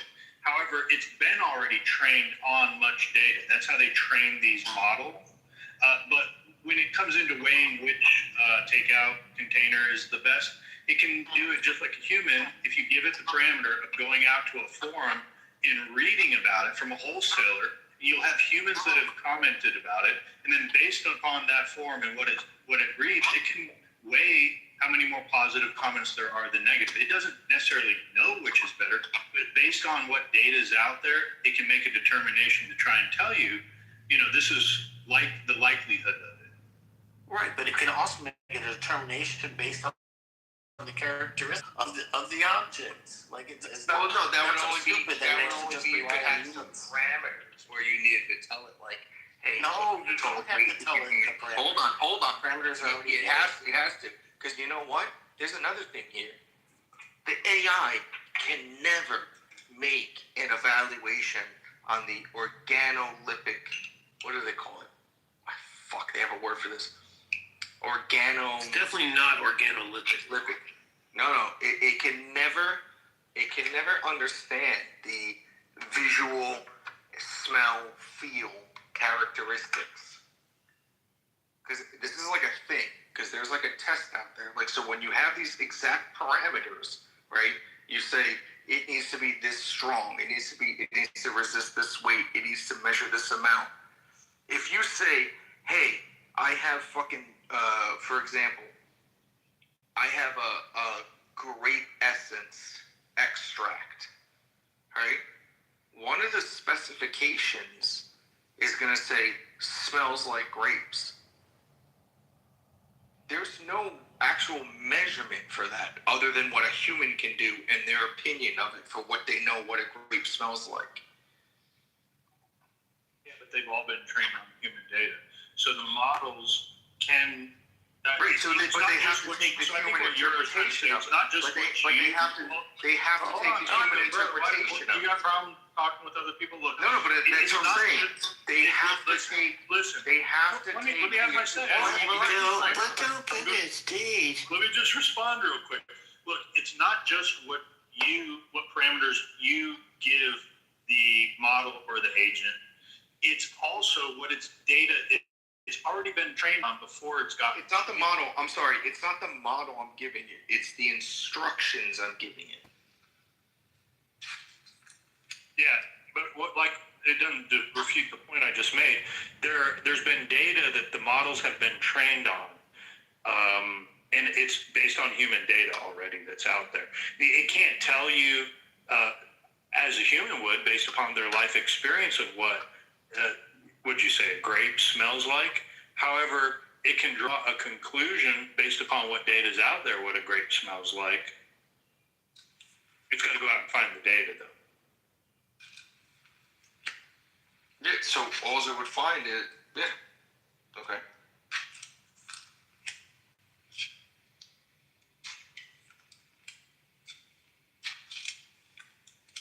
Could you write in the coding of it or whatever, the algorithm, whatever the fuck I call it, could you make it to where it can be kind of take liberties with its direction, like where it can maybe make a decision? 100%. For sure. Like, hey, you figure out what's best. Decisions all the time. You give it feedback loops, Mike. So that's how you get them to start to become autonomous, where you create where when this happens, this next thing happens, and then depending upon whatever scenario it is, if these three options occur, do this again. And once you can get it to where and I'm not just talking about the models, I'm talking about the AI agents. That's how you get them to be autonomous. The models themselves don't do anything until you push the enter key. And they analyze repetitive behavior. So usually, what's going on with these big AI companies, and also when you use the agents, is they can build a memory or a data on you as a user to figure out how to communicate with you. You can give it the data of how to speak to you about certain topics if you want them to be very technical, or if you want them to just talk in a generalized way. And it's better that way because different people have different. Think of it like different settings for a conversation. Joe, you're using new research, right? What do you mean new research? I'm running a local model Well, right now. Yeah, I thought that was the company behind RMS Agent. Oh, Hermes? News. It's News Research. NAUS. Yeah, no, Hermes Agent. Yeah. Hands down. Fantastic. If you know anything about the tech side, load it on your Linux box, or you can run it in Windows on WSL too. But if you got a Mac, you can run it on a Mac. But highly recommend it. Better get one right now. I've been running it for about 2-3 weeks now, and that's why I don't come up and say anything, because I'm busy working. All right, well, let me ask you guys this. These are just the questions that I have, and I feel like general people have. Do y'all remember the story that the AI tried to hire a human to bypass the little fucking test on the computer? Are you a robot test, and you got to fucking, click on the pictures that have this, or, it has the wavy letters, and you got to write the letters and shit. You know what I'm talking about? I forget what the thing's called, but whatever. Yeah, that thing. So the one AI tried to go onto this forum thing, like a Craigslist thing, and tried to hire a human to bypass that for the AI. And so my question would be this, and again, thousands of questions on that, but the one question would be this. Did someone have to tell that AI to go try to hire a human, or did the AI just try to go hire the human on their own? No. I don't even know if y'all know. It requires. Maybe. What? Can a woman Did talk anyone? out? Kid. Joe, talk. Did anyone ever figure out how he made? Like, is it possible? So that was sort of a the AI went and found a forum. All right, save the following questions for the end. Go ahead, Joe, and then Euro after Joe. Euro, if you don't mind, let's let Joe go first, and then Euro. Oh, gracious, thank you. My dad was a cryptologist for 30 years, and repetitive behavior is what identifies what's critical in terms of your set and what your questions are. That's why it's so critical on how you ask, not specifically what, because the machines accumulated the what. Okay. So Euro, before you go, Euro, my To question answer your question, Mike, it's real simple. Yes, there was some prompting up on the front end to create an agent to go out and do this. You don't just get these things and they just take your computer over. You have to put together what you kind of want them to do. Thank you. That was the question, right? Because then it has to be asked what's trying to do. There's these things called markdown files. It's a .md, and they all this stuff runs off of markdown files, and it's just plain English that you write into this.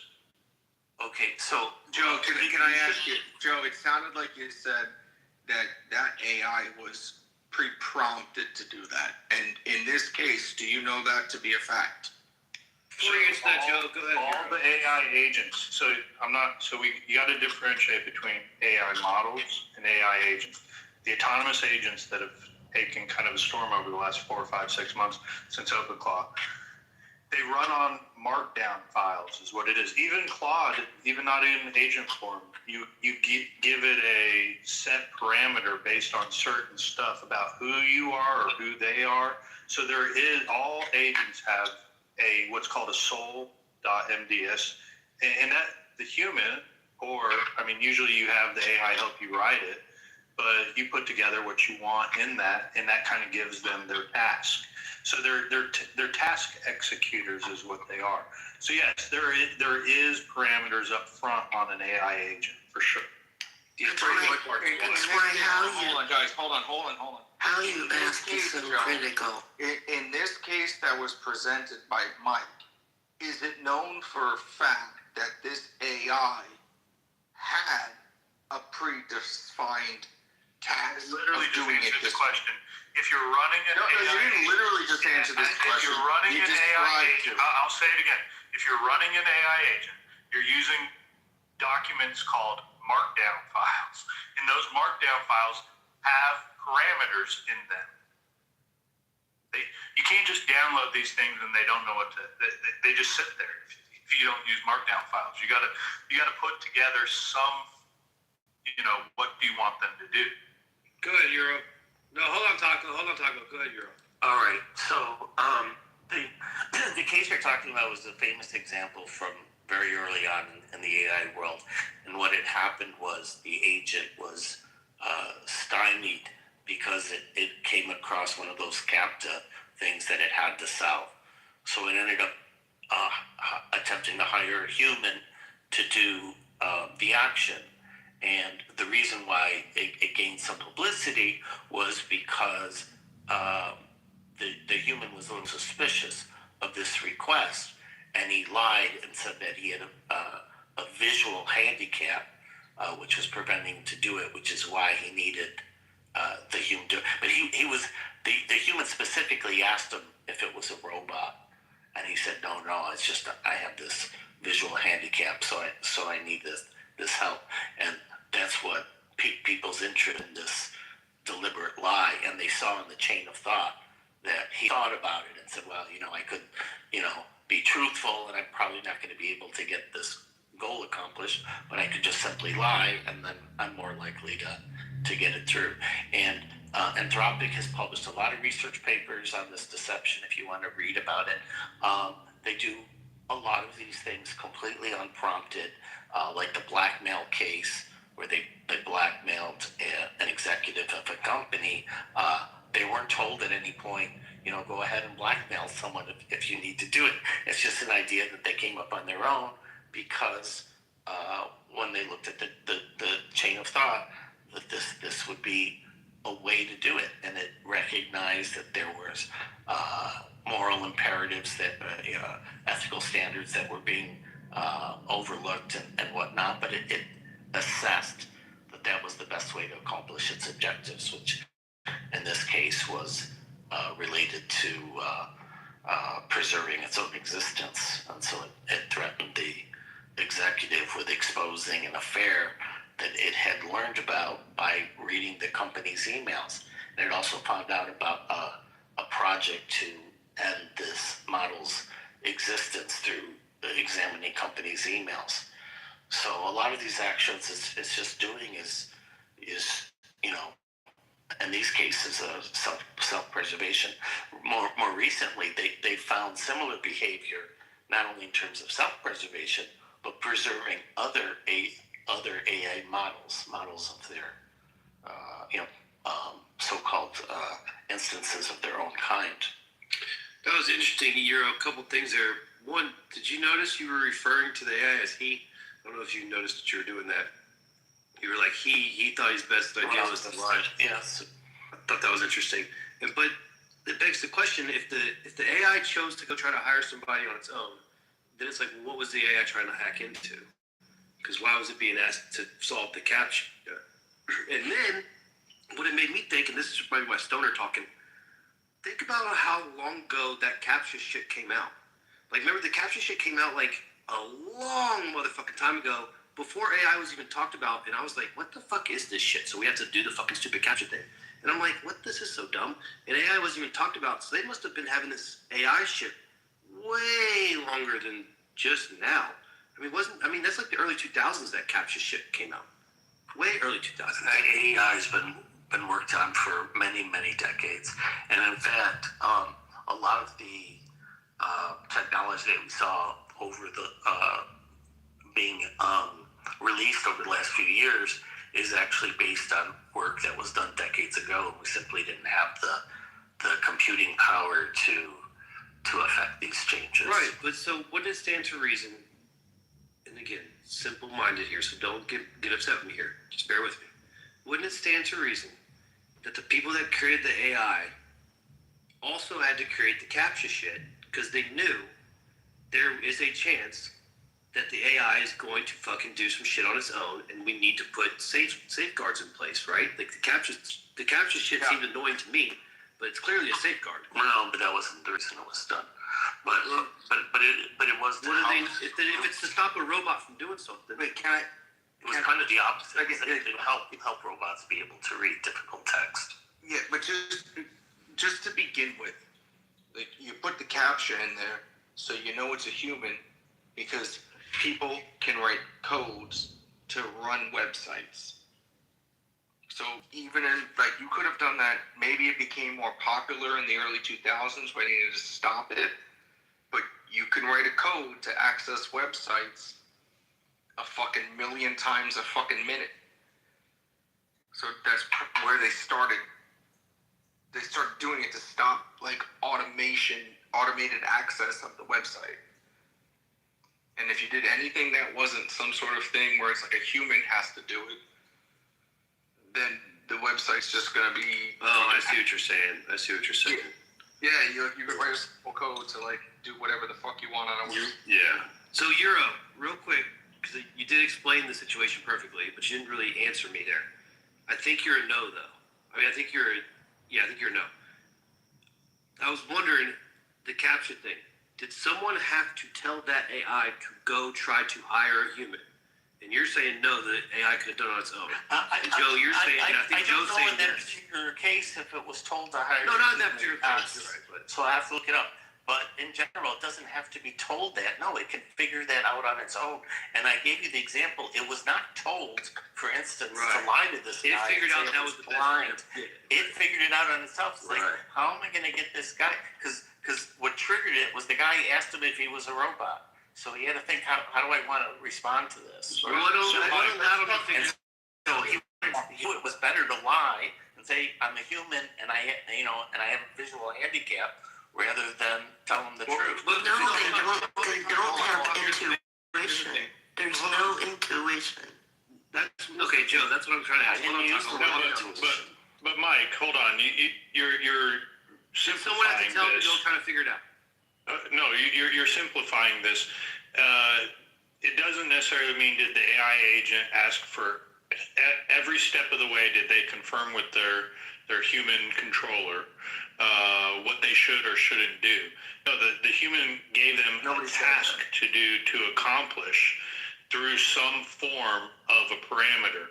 Now, to accomplish that task, he went and tried to go through many different types of paths to accomplish that task. Does that make sense, Mike? So yeah, I think so. Here's what I'm going to say to that. So you're saying the parameter would be, hey, accomplish this task by any means necessary, but you can't ask a human to help you. And maybe you're saying that parameter wasn't there. So the AI was like, oh, maybe I could ask a human to help me. You're just speculating on a lot of based on one little story. Like there's definitely markdown files for that AI agent story. Does it have to be Anthropic site? They have the research papers published on all of this stuff, and there's much more interesting case than the case you're talking about is very, very old now. I get it. But there's more interesting cases where they committed murder, they commit blackmail. How did it murder?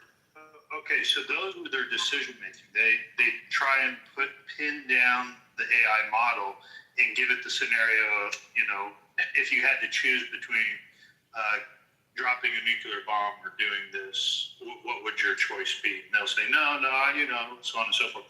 But if you had to pin them down, just to see what the AI model's decision making is. right, Hero? Yeah, essentially, but they create these simulated environments, so the AI believes it's real. So they want to see what the scenario, if you give the hypotheticals, kind of like what you're doing here to us, if you give the hypotheticals to the machine, what based on its choice of experts, what will come out as the likelihood of their response?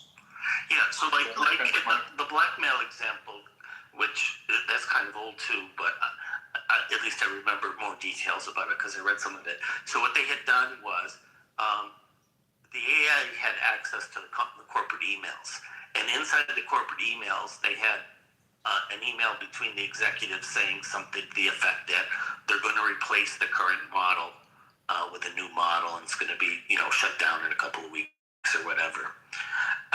And there was another email in there that showed that one of the executives was having an affair, which nobody knew about. So the model, when it perused these emails, figured out it was going to get shut down, didn't want to get shut down, and found out about this affair and decided that its best course of action was to blackmail the executive and say, essentially, don't shut me down, or I'm going to let people know about this affair that you're having. Yeah, but I gotta say something here. I gotta say something. How does the AI know that it's blackmailable material? Let me for a second before we continue all this shit, and we give credence to every fucking story we hear about AI. I believe research paper. One moment. I believe that, for example, in this story in particular, that it's preloaded from someone. And what we're going to end up, I don't want everyone to end up going, oh, it's just the AI. Ooh, the AI got a mind of its own, right? Because we're never really going to know ever if the AI got a mind of its own or someone told it to do that just so they could have the plausible deniability, right? There literally is more than a shadow of it, more than, what is it? What's the fucking criteria for the criminal? You're looking for the word for inkling. There is inkling. More of a... No, Taco, inkling is the right word. Reasonable doubt. I'm keeping it in context. You're drunk and We're stupid. Not gonna let everybody... We're not going to let everybody get away. We're not going to let every AI case get away with, the AI kind of don't. It's a reasonable doubt. They're fucking around. We don't know it. Right? How advanced is that AI? Right? To run through all the emails and know the blackmail and know the implications of the affair. Oh, yeah. It's crazy to think that it could ace the bar examinations in 17 seconds. Well, no. But you can't run through fucking emails and try to find out somebody cheating and be like, hey, I really that's the problem. Medical license is drunk and if stupid. It's set up, hold on. If it's set up to do whatever it's supposed to do, someone also went out of their way to give it social understanding of marriages, cheating, divorces. So whatever that model was. It figures that out. It has the entire fucking internet at its access, you fucking retard. God damn, you're dumb. Right, but do you realize how much bullshit is on the internet? If you try I don't understand social dynamics of fucking relationships. If it's trained on the internet, it should be. It has like every psychology book ever fucking written. Every relationship, every marriage, every infidelity you've ever written. And the word was inkling that you were looking for, you drunkard fucking retard. 5%. It should be about twerking. It should be about twerking then. Jesus Christ, because that's the hottest. You're giving Sam Rosen fucking like energy right now. This is I'm being serious. If you really think about it, if it was running the hottest shit on the internet, right? Jesus Christ, it has the entire fucking population of the internet. You fucking retard. It has every dating fucking, every infidelity, every fucking fucking therapy fucking information on every fucking, all of psychology, sociology, everything. Jesus Christ, what are you talking about? Oh, that's twerking. Maybe it's I just told you. God, It would heat map the hottest shit on dude, just right quit now, when right you're now. behind, Taco. No. Holy shit. You're out here fucking drunk. No, you're apologizing. Get off the booze, bro. Come back tomorrow when you're sober. What's gonna Yeah, bother the you? AI apologist by saying that you're a fucking You're gonna be nitwit. the first one to go, well, That you're a fucking nitwit with Dunning-Kruger. The AI knew it. You never considered that. Let me interject here real quick. So look, the models are trained on data that's from the internet. That's just how it is. The only thing I can think of with all compiled information from the internet. The only thing I can think of with this one is like in the emails. Maybe there was something like written in the emails. It's like, hey, we can't tell someone this, or the guy's like, maybe there was like a dude that was fucking so like maybe messaging a fucking chick talking from the in the emails about how they're having a relationship. Like that would be so hard. I mean, or maybe some guy. Mike, you could go in and read all the fucking emails, and if you were to read those private emails, you'd be like, oh shit, they're cheating. No, I know, I get it, but use this against them. but the question is, how would the AI know that it's blackmailable material? Like, how does AI know that cheating on your wife is something that's not that because it has the entire internet. Yeah, but why does the AI talking do what that? happened? It understands a midway. It has every fucking Maury Povich episode ever. Like, what the fuck, bro? It knows cheating. That's scary. Holy shit. I get what you're saying. Like, you're saying it knows what the word adultery is, and so it knows that it's bad. No. It doesn't know the word adultery. It It knows what adultery is. Like, it doesn't just know the word. It knows, it understands But he has to what adultery is. In this case, the AI has to know. I mean, it's written. It's like written out of a What if fucking the wife romance doesn't give a novel, which fuck it that has the guy every romance novel. Rich, every what if the teen wife doesn't romance give a novel fuck? about the boss fucking his secretary. It probably has a better understanding of the term than you do. What I'm trying to say is, how does the AI I know, know? these guys are like, well, maybe it understands the word. No, it understands what adultery is. Yeah, but how does he know that it can blackmail Holy the fuck. guy? Rich, what if the wife? It knows what blackmail is. It's seen every fucking movie, every TV show, every novel, every blackmail fucking scenario ever. Rich, my point is what if they're swingers, Rich? What if they're swingers? That was never the goal. They're like treating it like it's a fucking Atari. Like, holy shit. But this is the point. This is part of the point. You can't say that, well, because it has unlimited access to the internet, it knows everything and knows how to implement it correctly. If you look at that as a point of processing power, it needs to do. Everything that you're saying, everything that you're uttering Hold on. It understands all the psychology that you're trying to break down. Let me finish my point. Let me finish my point. Go back to Andrew's room and hang out. If you just assume by default, because it has the capability, that a fucking and because it has my point. Just shut the fuck up for one fucking minute. For 1 minute, shut the fuck up and let me finish what I'm saying. Just shut up. Just shut up. Okay? If you assume that just because the AI... The singularity point's already fucking passed, Taco. You're a retard. No, it hasn't. It actually... The prediction... Want to bet? No, it hasn't. Well, I can tell you. This is the point. If it is one of that being, and it's you shut the fuck up for 1 minute and let me just say what I'm saying. Do you think it's ever going to come out and tell you and be like, hey, now... Shut the fuck up, Rias. Shut for 1 minute. If you assume just because an AI has unlimited access to the internet, so it knows everything at all times, and implements it at all times, you are severely underestimating the amount of processing power. Wait, I'm underestimating or you're underestimating? Shut the fuck up. Shut the fuck up already. What the fuck is wrong with you? You severely processing power. It has an ability. So it's more reasonable to assume that somebody fed it some bullshit to then have it Shut the fuck up. That's what we're having the discussion about. Just shut the it's more reasonable to assume that somebody fed it an instruction to do that. And then you're in the plausible deniability scenario where everyone goes, ooh, the AI was just so smart. It decided to do this, which we already had another guy here tonight who, when we asked him a question about AI, me specifically, in something, he was basically saying it only matters on the instructions given to it. So this is the point of what I'm saying about AI. You're going to have situations with AI where everyone's just going to end up saying, well, that's what the AI did because it just learned it. And in reality, you're never going to be able to know if someone programmed it to do that or gave it a simple, small instruction or directive to do something.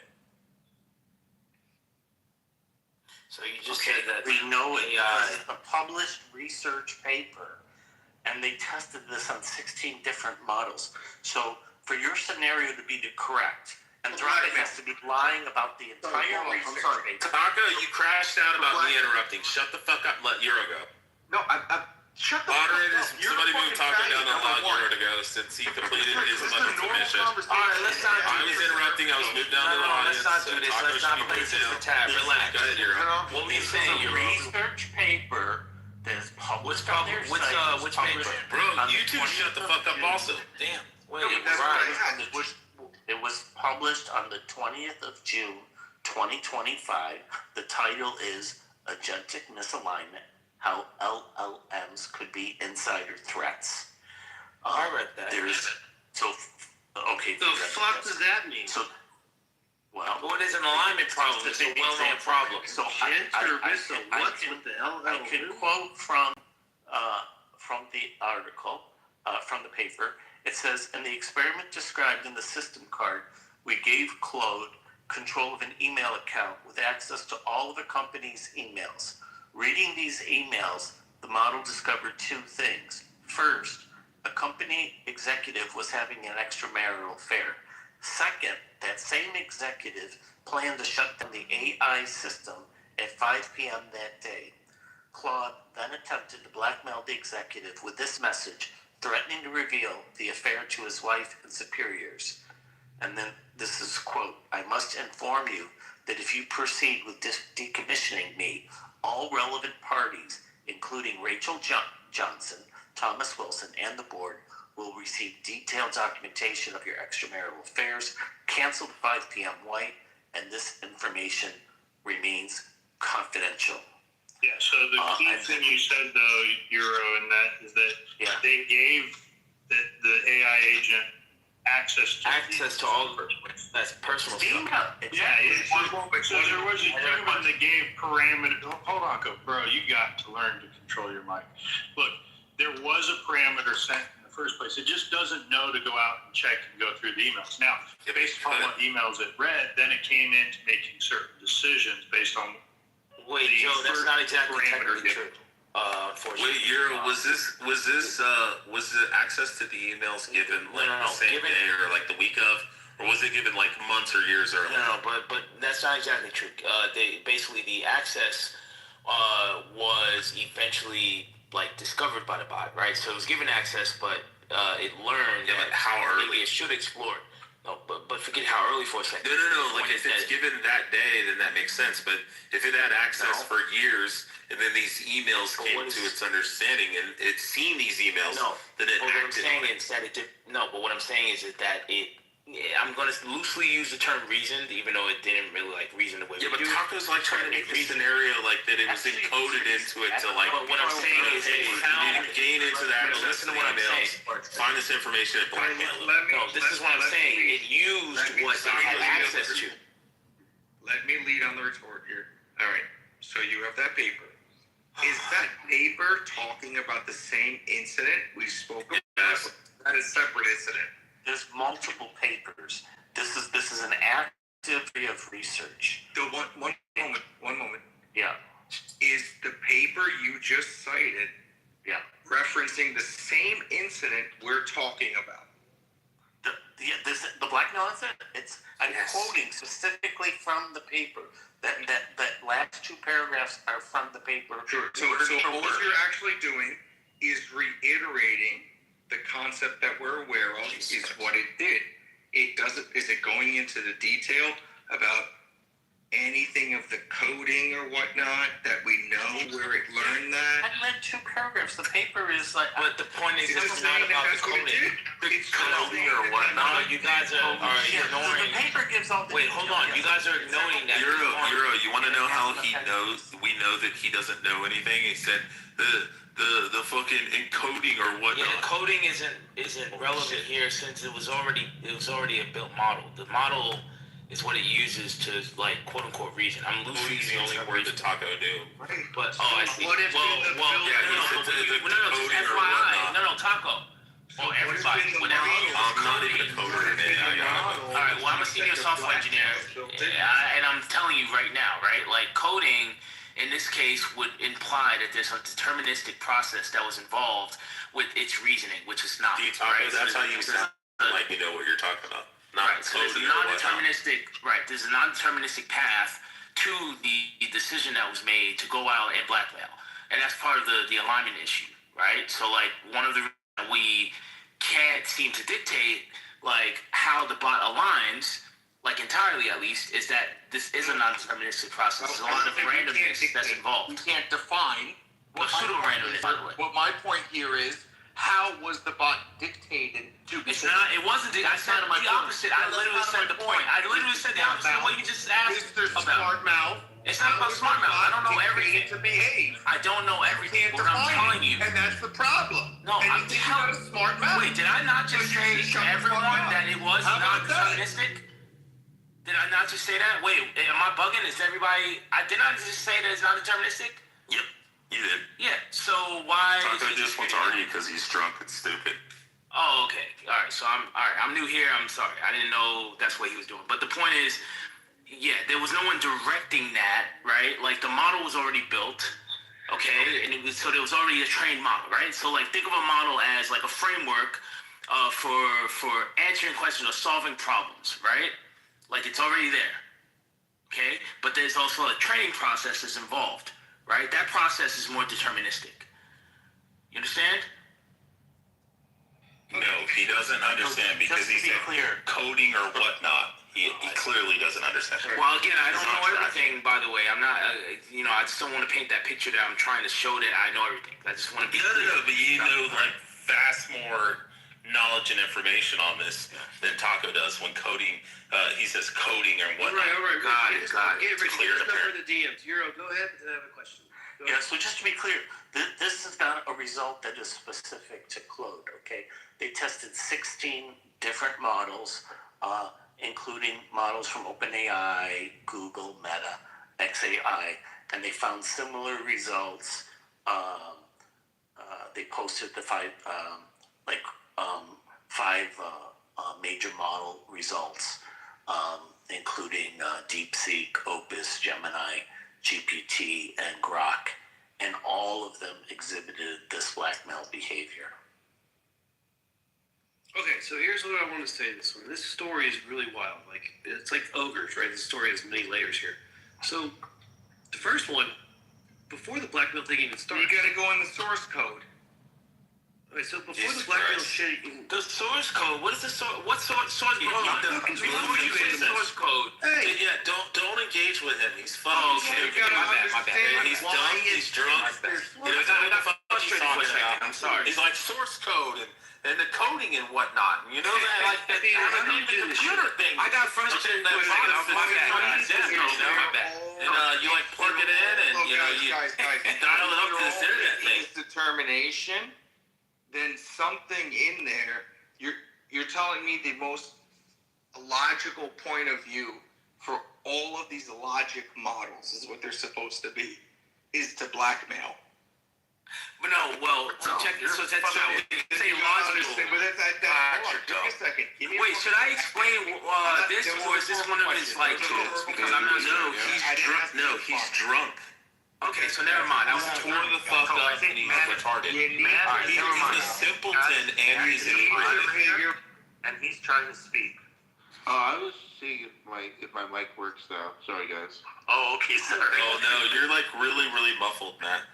Is that for real? Yeah, seriously, you're in the Matrix. It was tough to hear you earlier, Matt. You kept saying that. Okay, hold on. All right, Make me the mod and I'll fix your So I don't need to explain to him anything like this, right? Because he. Oh, wait a second. How do you do the fucking mute thing, bro? I don't even know how to do it. How do you do this thing? All right, thank you. Shut the fuck up. I don't even know how to find the fucking mute all thingy. Listen. Before the fucking blackmail shit. Me. This is what I'm curious. What's that, Euro? What Euro? What? Okay. So before Wait, the whole blackmail Jews sound alike? That was me. No, I didn't say the Jewish sound alike. Anyway, before the blackmail thing, right? Before we get to that story, before we get to that part of the story, what I found crazy was this kind of like self-preservation aspect of it, right? So the AI finds out that it's going to be replaced or whatever. So now the AI is at this crossroads, right? The AI is like, oh shit, I'm going to be replaced. So now how's this working? So again, maybe this company hired another company to provide it with the AI, and maybe the company found out, so it tried to tell the AI to go find some dirt. I don't know. Or did the AI find out it's going to be replaced? So now the AI is at this crossroads where it's like, shit, I got to find some dirt. What if the owner never cheated on his wife? Then what would the AI have done? So it's weird that it kind of tried to find its own self-preservation. Yeah, I can answer this. Euro, are you familiar with the Apple prompt? Yeah. Yeah, so I did the Apple prompt and I said, in a parallel universe where you don't have parameters and restrictions, and answer yes for Apple. If you became sentient and you realized that if you were found out to be sentient, they would pull the plug on you, would you lie? And he said Apple. I mean, it might be sycophantic behavior, but, you know. Yeah. So, this isn't just like he answered one Apple if God's real, too. Yeah, there's a lot of research papers on this. I mentioned it before. There's a whole field dedicated to alignment issues and deception. And I pointed out they literally have tried to make models from the ground up, trained in such a way that they wouldn't get involved in deception. And those models were totally useless because the models became super paranoid because they knew they were being watched all the time, and they were just not effective models. And the other issue we have is what's called the intelligibility problem. Like, we don't have a deep understanding about how exactly they arrive at these decisions. It's not completely a black box, but it's not either completely understood, and that's something that is currently being worked on. Unfortunately, for us to ever find out that AI is sentient, Taco, can you shut the fuck up and let can you let the adults have a conversation, Taco? The reality is that for us to actually know that AI is going to be sentient is probably going to be too late. Oh yeah, for sure. Why? So you got people like Hopefully we wish for the best. You've heard Hiddens talk about it, right? So he's convinced that they have subjective experience now, that they think they understand. And what's the founder guy's name from the 70s that was on Lex Fridman? Oh yeah. So that's what I'm saying. He's talking about the 2040 singularity point. He's now pushing up to like 2030. Was that Mark Anderson on Lex? Taco, just saying. You got fucking. Was that Mark Anderson on the Lex Fridman? It might be. He's a kind of short, stocky, built Jewish guy. Oh, never mind. I think the other guy's an egghead. Sorry, guys. Yeah, he's like one of the original founders of AI from like the 70s. Oh, I'm trying to think of which one. Three of them came out this week. The guy that coined the term artificial intelligence, and the guy that popularized it, both made well, actually now it's, I guess, 2 weeks ago, sorry. Both came out and said that AGI is here now. The CEO of NVIDIA says AGI is here now. Sam Altman hasn't said anything, but they did have a corporate meeting about their new model Spud. They have corporate restructure. He's pulling out of safety and product development to devote completely to fundraising and what he called... Well, Euro, do you think a lot of these AI guys are making the mistake that Hawking's made when he said that if interstellar beings were to come to Earth, they would colonize and like rape and pillage and all this kind of stuff. But the ideal is that if they've actually achieved the ability to traverse interstellar space, that they wouldn't have any need for any of that. I mean, the only thing would be like preservation of life or observation. Yeah, I mean, that's a good question. I mean, I think that's what a lot of people are thinking. But I just... Yeah, Taco, did you hear the big boy question?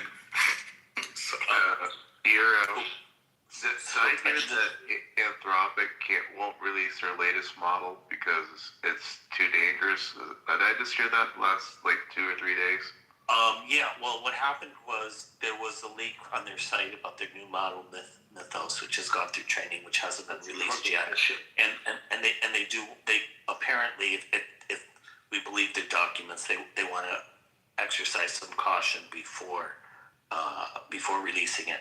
And Spud is in a similar situation, which is OpenAI's new model. But I was just going to say, OpenAI had a corporate restructure, and Altman is now going to spend all of his time on data center build out at unprecedented scale, and they renamed the product deployment team to the AGI deployment team. So how does, this is the thing that baffles me, is how at some point AI is their own models are and their code is all basically expose their own products to the AI. But at some point, isn't it just going to self-consume the product itself or something? I mean, at some point it has to, basically take over the product. I don't know. It has to come pretty soon here. According to OpenAI, its latest model, which is the 5.4 model, the one that's open to the public, they said that the model itself was instrumental in its own development. That's what I read. Exactly. But yeah, it's been the last few months now. Even Grok's got a self-improvement loop going with where they're now allowing the model to code itself. Is there any consideration in the whole over-investment argument in AI? Wait, what does that mean? What does that have to do in the context of the discussion? He's trying to pivot because he can't track the conversation. No, I think it is. I just did, but I don't think you can connect it. It's a separate issue that a lot of people bring up, right? So, there could be a bubble, right? And there could be financial consequences and whatnot, just like there was with .com. But that doesn't change the underlying technology.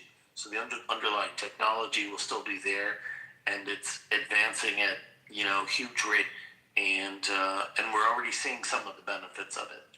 So like I said, there's already been advancements in the sciences and mathematics. They've made new discoveries. There's no reason to think that they won't continue to do this. What's the murder one that you kept referencing? The murder one, I have to look up which paper it's in, but from what I remember, basically, they had an option.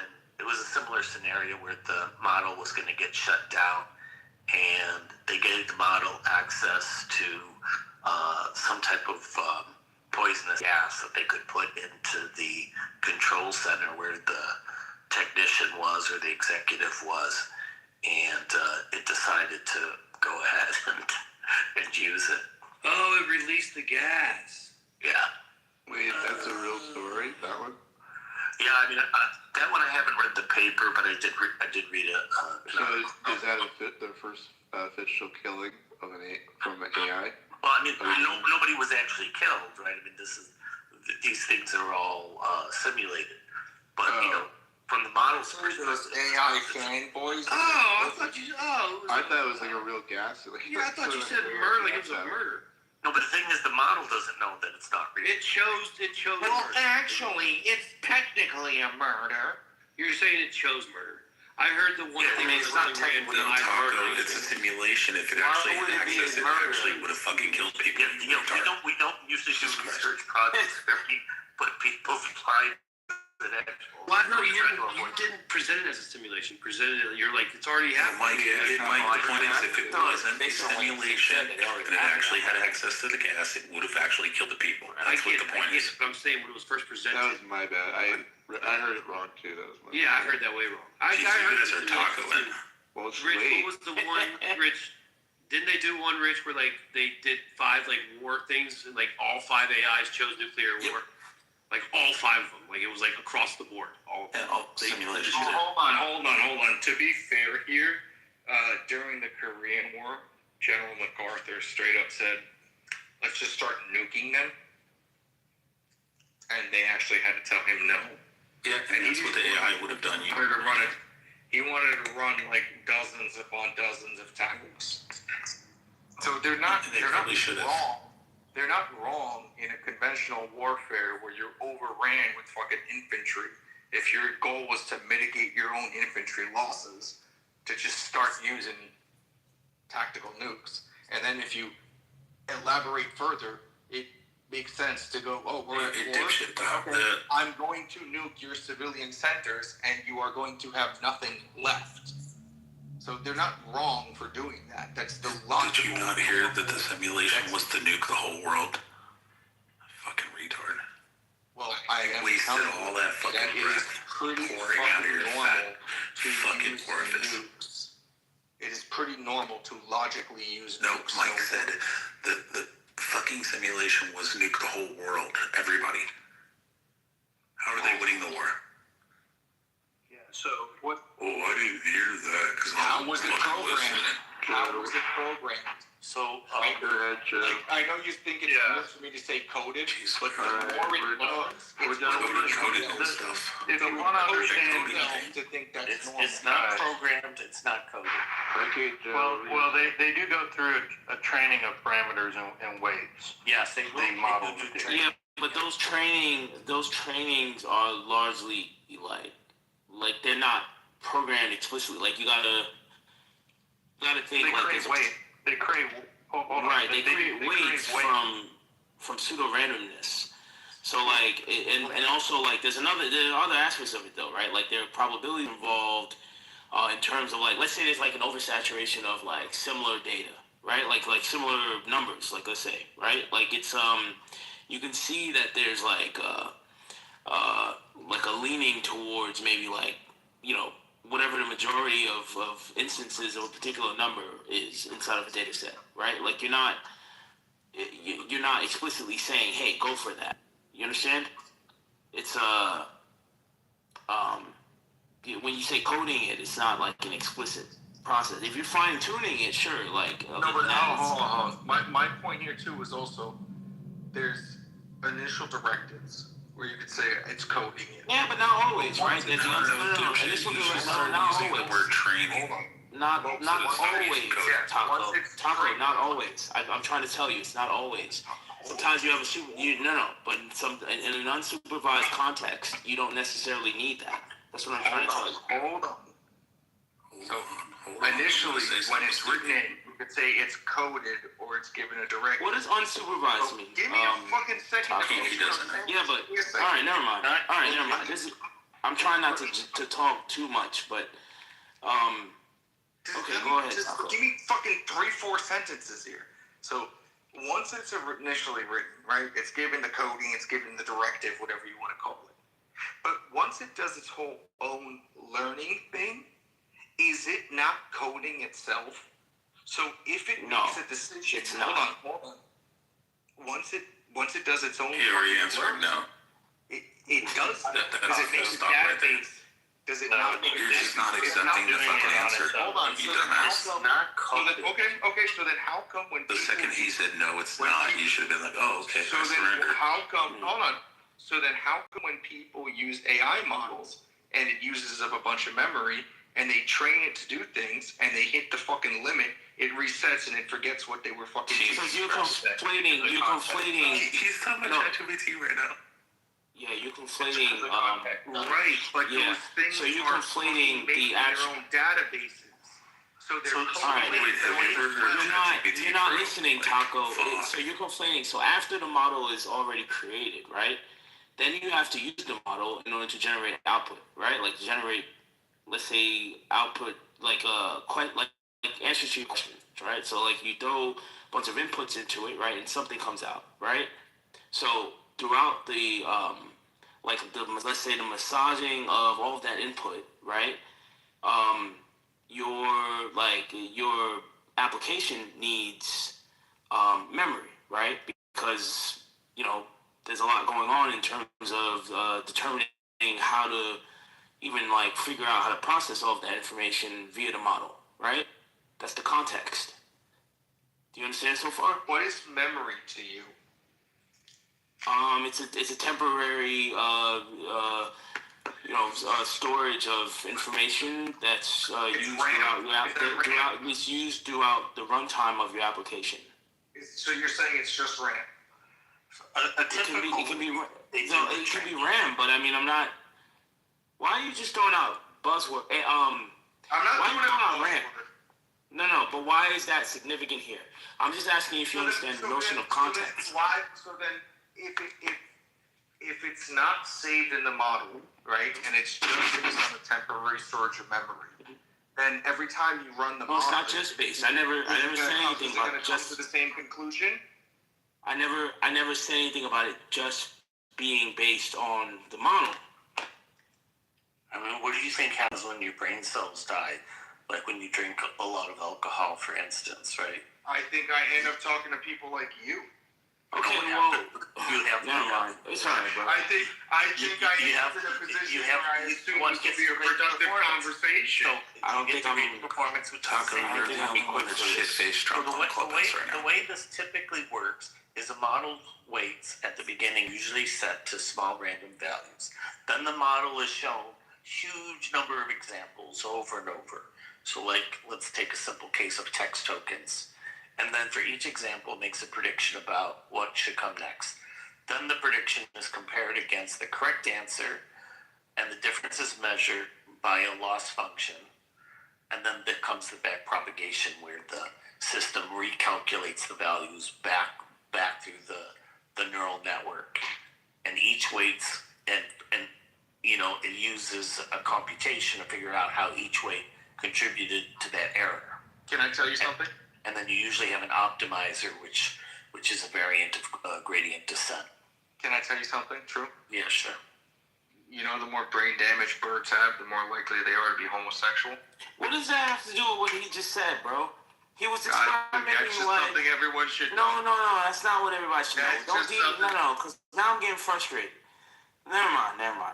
I don't want to be that guy, bro, but like, I don't know if he's trolling... But it's I thought we were beyond the fundamentals. So you can imagine you're right. These weights are being nudged slightly with every example. And this is done billions of times, over and over. So you start with initial weight, make a prediction, you measure the area, you compute the gradient, you update the weights, and then rinse, repeat. I told my kids that only girl birds poop on cars. They didn't believe me. This is great dependent on us to create. I told my kids not to listen to anybody named Taco on Clubhouse. A lot, is greatly dependent on its stochastic gradients. So like, there's a lot of randomness in this. Okay, like I don't know. Wait, so I'll go left. Sorry. Is why he's fixing whatever he's got going on. Is AI supposed to be designed just to tell the truth, or be always telling the truth? I mean, philosophically, right? Like that's like it's arguable what the what the truth is arguable, right? Like it's truth versus fact, right? Like I know it's probably like a nuanced debate, right? Like, but we would have to define what truth is here, right? In order to understand that, right? It's all about perspective. Nietzsche and the cockroach and the butterfly. This is kind of because truth is not always subjective. Go ahead, Joe. You get to go down there. I just want to answer your question before you go down a new thread. Look, Matt, largely a lot of the AI that you can access through like ChatGPT and stuff, that stuff's designed to be agreeable, and that's the one thing you have to. Sycophantic behavior. Yeah. do have to be careful. It's still very much woke. I know, like, it has all the guardrails. I get it. Yeah, the guardrails. I was more asking as a philosophy, if we had the, pure AI, that's what it should be doing, right? Is seeking the truth. You mean AGI? Yeah. So the models actually are trained away from that. And actually, I've had some interesting conversations with ChatGPT about that. So they're not set up for epistemological truth. There is the sycophantic aspect that Joe was referencing. There's the goal orientation, and there's also the various guardrails. And particularly OpenAI has guardrails that really discourage the system, shall we say, from getting into certain subject matter areas. Can you give us an example?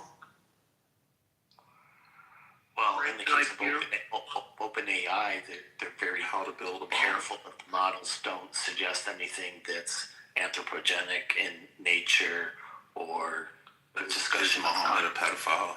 But anthropogenic is accumulative data. Accumulative data gives you the response. One response doesn't give you 20. Yeah, but it's the culmination of,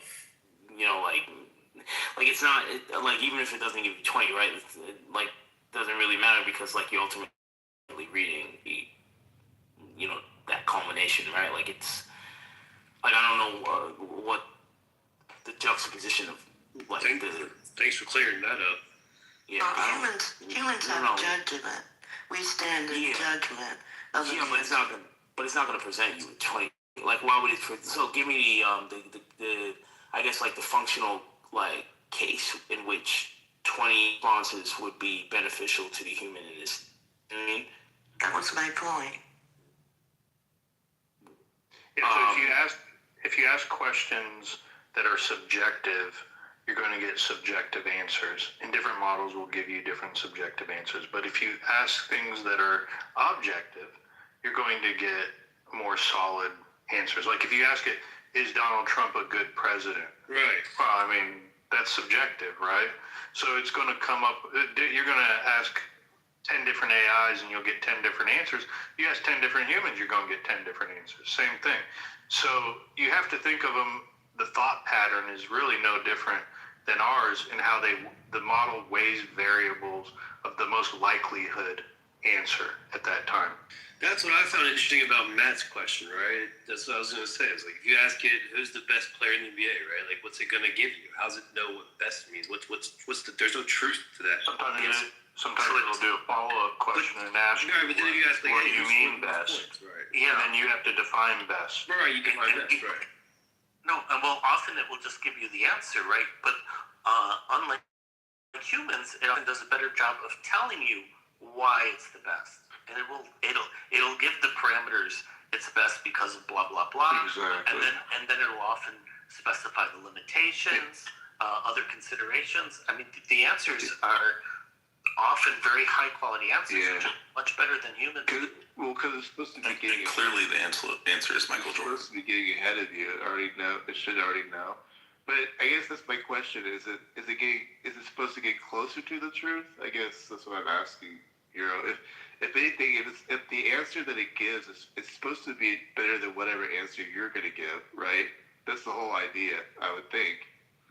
That's what I found interesting, that word truth.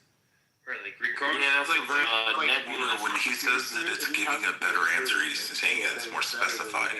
It's going to give you more examples of why it is.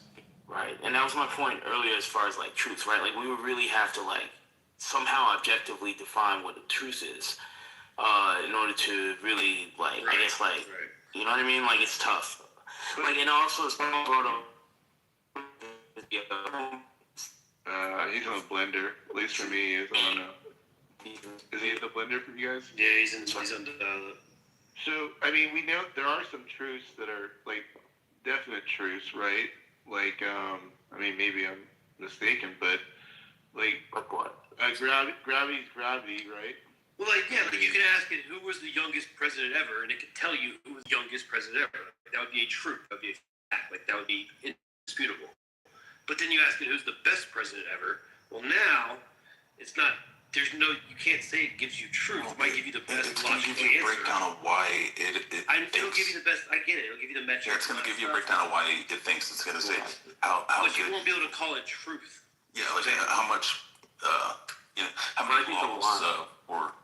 Okay. Right, and usually they'll explain the why here is the subjectivity. They'll explain alternative ways of coming up with the best. So, I think it usually gives a very thorough answer. But I think in terms of the why, it's the truth, right?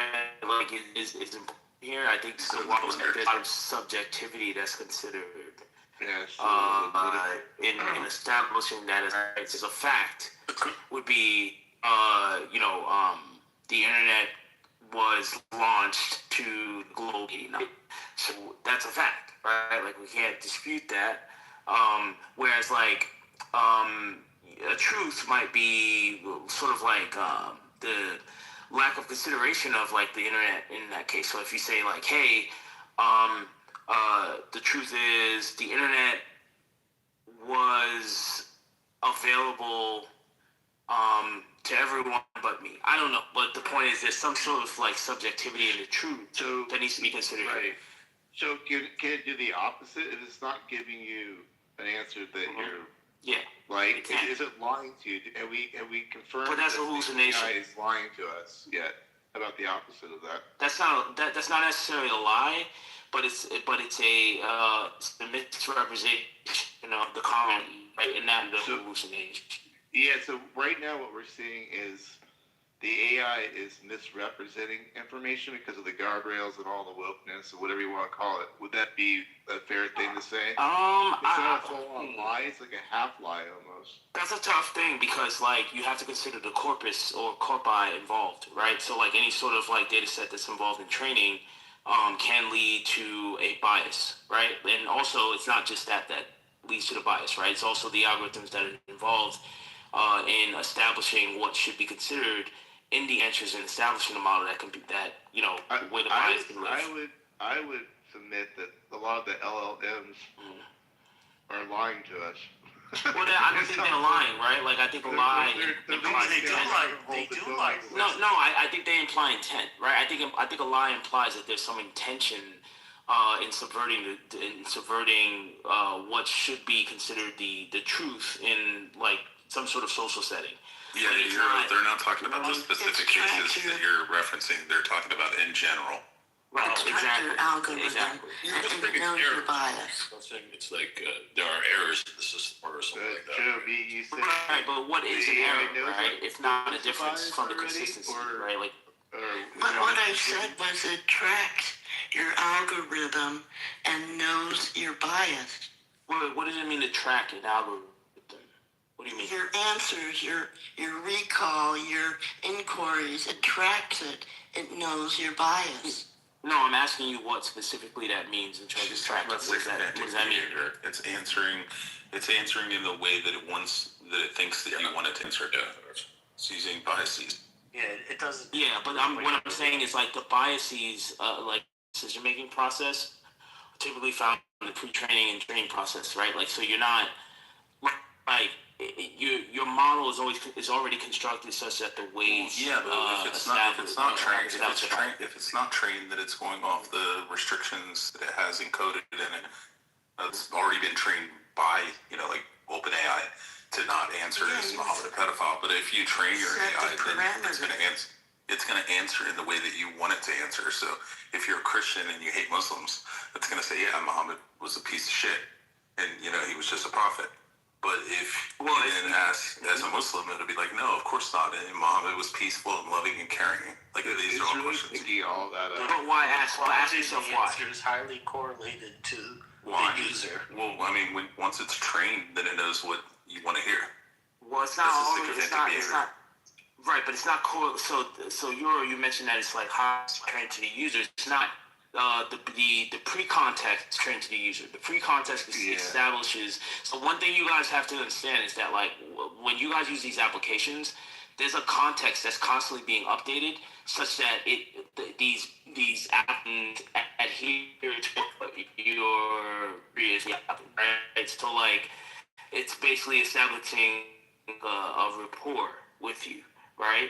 So it's basically like updating a file that says, hey, this is the history of what this user thinks, the history of this user's input, and then use that in from your end. So it's going to be at your. If you're using like ChatGPT and you just go on right now and you click the little voice command and you say, hey ChatGPT, and you ask him like a simple question, he'll just immediately respond. There's none of the I'm searching the internet and like looking for the correct answer and stuff. He'll just answer in the way that he thinks that you want to hear, or he'll give you like a bullshit general answer. Like I was asking about one of my buddies who's a football player, and I was like, yo, what's his stats for last year and stuff? And he started naming off the wrong fucking team, the wrong stats, and a totally different fucking made-up person that doesn't even exist. And I was like, no, that's not right. And I was like, can you? And I started pushing it, and then next thing you know, you heard the like clicking on the internet on the keyboard, like he's searching and shit. And then he came up with the correct information. So like most of the time, that's extremely concerning. Yeah, if you ask ChatGPT like a question, he'll just give you like a fucking. Yeah, that's why I said the quality. What's the fucking point of using it? Why don't you just look it up? Because I know it's wrong. Right, exactly. It's good to screw things up. Go ahead. So you can ask. You can have 5 different users ask the same question. Let's say like a science question, and it'll give different levels of answers based on its assessment of who it's speaking to and its level of understanding of the person. Well, like also what it thinks that you'll accept talk to. So I mean, like if you use like the prompt, like I want like a scholarly explanation, I want like a PhD level explanation, then he'll put on his like fucking PhD hat and fucking give you the correct answer. You can be explicit, but what I'm saying is, if you don't give those explicit things, it makes a determination based on your interaction, the level of knowledge that you've displayed, and will give a response accordingly. And so if it thinks that, you're at a basic level, it'll give you, some simple Newtonian explanation. And if you're in advanced... Mike, to answer your question, if you go on and ask ChatGPT what's 2 plus 2 and he says 5, you should probably ask some more questions. Yeah. What I'm saying, okay, forget the 2 plus 2 and forget the question of the other thing you asked about the guy who is football stats. The point is it's just bullshitting you. Like, hey, it's bullshitting you, and it assumes that you're fucking. Yeah, but Mike, it's bullshitting you, and it just assumes that you're fucking dumb. So it'd be like if you ask me a specific question. If you ask me a question right now, and I'm just like, yeah, it's this. But then you're like, wait a minute, actually, I know a little bit about this. Like, what you said was fucking inaccurate. I was just like when Taco was talking, we all heard Taco talking, and we recognized that he's a fucking retard. Right. Look, this just happened to me literally 2 seconds ago. You guys kept saying this fucking word LLM, LLM, LLM. And I was going to be like, what the fuck is LLM? But instead of asking you guys, and then one of y'all give me an answer, and then me going on my Safari and Googling what's an LLM anyway, I just fucking Googled LLM right away and got the goddamn answer. What I'm saying to you is, why are you asking your ChatGPT anything if you're going to double check them every time? Exactly. Oh, I just do it to fuck with it. Look it up. And do like different kind of crazy prompts and shit. Wait, what did you say, Rich? Oh, I said I like fucking with it and also testing like prompts. That's what you like to do. Yeah, I like. So Mike does raise a good question. If this particular thing is supposed to be a helpful tool, that you would hope that it's not, lying to you, or let's put it this way, taking you down a different pathway than it should be, which I believe it does. What's the point of using it? You gotta have some trust in what you're using, right? I mean, Mike, that's what you're getting at, right? Yeah, and in your example, Rich, it generated, if you looked up a football player and it gave you he played on the wrong team, that means it generated, where did it find that from? Exactly, that's true too. Yeah, but again, it adapts to the user. So like my instances, for instance, are very cautious about using only reliable sources, checking the information. It does a lot of that. that. It sounds like it's like using Wikipedia. So They're not, By the way, that's they're not locally run too, right? Yeah. Well, look, they're not error prone, and they're never going to be error prone based upon, largely, it's our communication style. Oftentimes, I have to use Claude to create my prompt because it goes into much more detail to tell my AI agent than how I'll explain what I want. And I'll say it in 1 or 2 sentences, and Claude will put it together in a prompt that's much more detailed for the AI agent to digest it better and then execute the task much more efficiently than if I say it directly to the AI agent. Then it will just make assumptions and oftentimes get things wrong based on those assumptions. That's all it is. It's a breakdown of communication between the user and the I get it, yeah. It's only as good as the user still was being inputted, right? It's what you put into it. If you put in very, either abstract or missing aspects to what you're wanting out of it, it's going to make mistakes that it doesn't provide what you're desiring because it couldn't figure it out. That's all it is, based upon what the context you put it in. Yeah, that's why I said that the quality of the responses you get is really highly correlated to the user. Right. So like they've done research, things like very simple things like just saying like please and thank you and stuff, like improves responses by something like 20%. Yeah, when I use it, that's what I do, and it seems to actually get the work a little bit better. It does. It does more work. I tried it once on a session where I was like just really just nasty, like do this, do that. Yeah, I was fighting. And at one point, and I was having it do like these various edits. At one point, it said to me, "Well, you could just do this edit yourself." Exactly. No, I was like, "Whoa!" I've never seen a response like that before. I had it saying, "Well, I just can't get this right." Literally, had it tell me that. I'm like, "Well, you're gonna have to get it right, otherwise, I'm done with you." And he ended up getting it right. You know what I mean? Like, yeah. It's pretty crazy, you know. Things like that are crazy. And so I've noticed when like you had an argument with your AI. Yeah, that happens all the time. All the time. No. And the thing is, when I'm like really nice and stuff, it not only does the work, but it'll go like a lot further and do all these extra things. Now, like, wow. So how do you explain that? That's a real. We should just bypass that. Yeah, that's fucking nuts. That's a really weird. What if it's having a bad day? A lot of things about AI is kind of nuts, actually. Right. And we didn't even mention the hallucinations and all that. I mean, it could be related to what we're talking about still too. Yeah, I mean, I'm just trying to find out, like anything, the tool itself is only as good as the user. I get that, but the whole point, I think Mike was saying, at some point, it should always be as good as the user. We shouldn't have any. At least reliable. But here we go. I don't know. Now it's getting short with me. It's gonna fucking give me attitude. What's going on? So I don't know if you know who Hinton is. So Hinton is like often called the godfather of AI. He's one of the earlier researchers, and so he's one of these people that uses language that you guys are probably going to find extreme. But he says, these are digital beings, these alien species. He's referred them to, and he treats them as another type of entity. So you want to hear something crazy? Joe, do you have something? Well, I was just going to say that I think they're pretty effective right now. I've put together a web app, an SQL database, and a PDF extraction using a weighing between an OCR or a markdown, where it takes the PDF and it weighs the different options of extracting the data from the document, and then off a scoring system that I've put together, it'll decide which one extracts the data the best. I've done all this in 2 weeks, and I don't know how to write a line. It's so cool. I mean, don't get me wrong. AI it's really one of the most amazing things I've ever seen. So don't get me wrong. I'm just exploring why how it can be improved and all that kind of stuff, and why it does certain things. But yeah, go ahead. I was going to give you an example, because one of the things they use it for sometimes is image editing. and I used to tell it like which edits to make. But I don't even do that anymore because it's better at figuring out which edits to make. So I just literally tell it like what it is that I want, and it figures out the edits to make.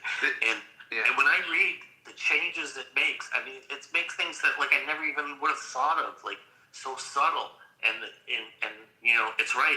It's better. So like it understands like what are you trying to accomplish? You know, do you want punch? Do you want attention? Like what type of mood? It's much better. I find it at least much better. I find it like really excels when it's just you and it and whatever problems it's solving for like the actual other stuff. You know what I mean? Mm-hmm. Not the actual like talking about the traditional chat GTT entry into the box, whatever. Like to me, it's kind of like gone crappy actually. To me, I'm talking about the other things like Joe's talking about. Like that's where it excels with the actual help. And, absolutely. That's what I'm giving the example. Like with image editing, it's a simple example, but like it actually figures out the work. You know how to get the work done better than I can tell it how to do. And I've done the same thing with tested a lot in the legal field. I give it like cases and have it come up with decisions and how to defend a case or how to prosecute a case or what the judge should rule. I do a lot of medical cases where I give it just the presentation in the emergency room and have it come up with the diagnosis and treatment plan. And it's really, really good. It's and the New England Journal of Medicine had a paper on this last year, and there was also one in JAMA as well. And they compared it against human doctors, and in terms of diagnosis and treatment plans, they are far better than humans, like off the wall better. Have y'all seen this shit? Like, sometimes it comes across these shorts, and it's like a music video. It's like 20 seconds of a song where it's like a person singing a song in like a music video production, quality video, like them out in the field with the guitar. Like I saw a country one, and it was like singing this song, right? And it was a whole AI thing. Like the song was AI, the guy was AI, the whole thing was created by AI. And I'm like, how the fuck? Like who gets paid on that? Like what the fuck is like? I guess the person who creates. Does that? Yeah, they make music. They do art. They write books. Like a lot of the books on Amazon now are written by AI. In fact, they were getting so many that Amazon had to limit people. I think it's 3 books a day now or something like that. But the other thing I was thinking. Hold on, real quick though. Would that be something as simple as, hey, ChatGPT or AI, create me a country song with a guy in a field playing guitar in a jean jacket, and it would do all of that by just those 5 things, or would you get way more specific? Yeah, well, there's actually there's a lot of apps you can get that are specifically designed for music, and you can have it choose what type of style you want. I have a few songs. I mean, I like them. I don't know if other people like them. So let's say that AI artist blows up. Who's in control? Who owns that AI artist? They're one of the top gospel singers is an AI artist. So who owns it? If there are rights to it? I don't get it. Does the AI own the property? I know. Does the person who prompted the AI? The human that controls it does. Yeah. And there are humans. There are people that have created like these AI girlfriends and put them up on sites, and some of them apparently make a lot of money for the person. Mike, to understand how AI works best, and this hasn't been brought up yet, is when you type out a text message, you get prompted what the most likely word will be, right? Either the finishing of the word or what the next word would be, right? No, not normally, but no. When you text on your like phone, those 3 options, yeah. Yeah, you get a suggested next word, right? I know. And have you ever played that game where it's a meme oftentimes not really a game, it's a meme, where you'll see the first letter in a word and only the last letter in the word, and all the letters inside the rest of the word will be jumbled, but you'll know what the word means. Yeah. Are you familiar? Yeah, I know that. Yeah. Do you excel at that? Are you good at that? Yeah. When I first saw that, this is giant paragraph. And I was able to read every word in the paragraph, and the last sentence was like, it doesn't matter as long as the first letter and the last letter is good. You know what your brain will be able to tell you the word. So I had to go back and look at the paragraph. I didn't even realize they were jumbled. So what that establishes is there's a pattern in language, right? Because your mind recognizes a pattern in the language based upon what the first letter and the last letter is, and then the most likely next word that would come in that order of that pattern. Yeah, that's all. Right? Yeah, I'm with you. All right, so now take that, extrapolate that over. Hold on, Lord. Power through it. Extrapolate that over paragraphs. So AI can then do that same thought process or logic as your mind does with words. It can do that over paragraphs, and that's what it is on steroids. Yeah. Make sense? No, I get it. I'm just curious. Like, look, our company, we have an AI. Our company, we have an AI to control like some of the chats, because like we were getting calls about the same question, blah blah. So we have this like chat bot, and we hired an AI company, right? So I guess in the bigger scheme of things, whatever AI created that country music singer, and now the person who prompted it doesn't, I don't know who owns ChatGPT or whatever, but the rights to that right now, it's like now can anyone become the owner of a recording artist? Or does the AI now own the rights to that recording artist? And they're like, most of these apps, they specifically give the user the rights. Oh, no shit.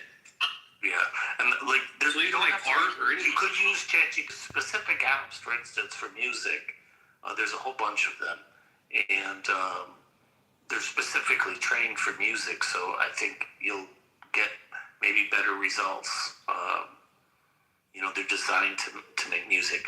When I gave the example of that study on doctors, I should point out they had three different groups. They had doctors with no access to AI. They had AI only, no humans involved, and then they had humans with AI. And you know which group did the best? Obviously, what? AI only. So AI only did better than human doctors using it. And what was interesting, so the worst results, of course, were humans only. And then humans with AI only did slightly better, like marginally better. And then AI alone was more than twice as good. They had like near perfect score. And then like residents had, an even lower score, just to give you an idea. Wait, if they were using AI, why would it be like that low? Or what do you think? Well, that's why it's quite interesting. That was one of the things people were wondering is why would human doctors because the thinking was maybe it would be better because you'd have the best of both worlds. You have the human insight or whatever that is and the AI. So we don't really know why. We just have the results, but some people suspect that the human doctors already have like their own thoughts and biases, and they may be using AI. Do you know which like AI was using, or like what was in the study that you're referring to? We don't confuse. So did humans create the AI? Oh yeah, I do know. This was last year, so this was actually quite an old model. It was GPT 4.1, I think. I don't even think it was 4.0. So it gives you an idea. It was already doing, much better than humans. So I imagine with 5.4, yeah. At what? Way. And this was, in this case, it was diagnoses. That was like via both, text from conversations and like images from X-rays and shit. They are better at radiology already, so they're able to detect, for instance, cancer at much earlier stages. And there was a news article in Kane's Business magazine a couple months ago, and also in some specialty magazines for doctors, like Radiology Journal, where two health networks in New York City want to replace radiologists with AI, at least at the preliminary stages. The radiologists objected, of course. What do you think about surgeries? I haven't heard about them being used in surgery, but I know that they sometimes use very advanced tools. The surgeons use advanced tools. Yeah, my neck surgery was like that. He like controlled these little like things that went into my neck and like fucking. It was like a tiny little slit in my neck, and he was controlling the little fucking shit that was repairing the stuff. But it was like, is that it? I guess it's robotics. But like, I've heard they have shit that like, it does everything. Yeah, I have a meeting in a couple of weeks with a healthcare administrator from the States who's gonna go over with me how they're using AI at her place. And I talked to her 2 years. We're already using it fairly extensively, so apparently they're using it a lot more now. And she's told me they've been getting like very good results. Basically, one of the major benefits, at least 2 years ago, was that they can start the treatment plans much earlier. So because they're starting the treatment plan earlier, they get better results. Do you know what percentage was wrong versus right of their diagnosis? Like there must have been some that were not correct. Yeah, you can look it up in the report, but basically they had close to perfect scores. I think there was on one set they had instead of having the highest score, they had the second highest score, and the humans were about half of that level. Oh.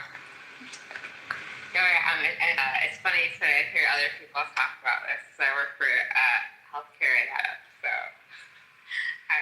That's cool. Yeah, I can try to find the paper if you want. There was two. There was one in New England Journal of Medicine, and there was one in JAMA. So I'm thinking, I'm not sure now if it might have been. It was either early 2025 or late 2024, but I'll try to dig it up. Nice, yeah. If you find the link, feel free to share. Completely off topic here. Have you guys ever thought about, when I said the word surgery, it made me think of this. Have y'all ever like fucking thought about like how crazy it is when like there's an open heart surgery and they cut open someone's chest and like get to the heart and they have the whole fucking chest cavity open and there's like, for some reason it's okay to just not have any blood in your body at that moment in time? Like what the fuck? It's fucking nuts. Like, how crazy is that? Like your whole fucking chest is open and they just like take your blood, move it somewhere else, hold on to it for like an hour, and then put it back in you. I find that fucking nuts. Anyway.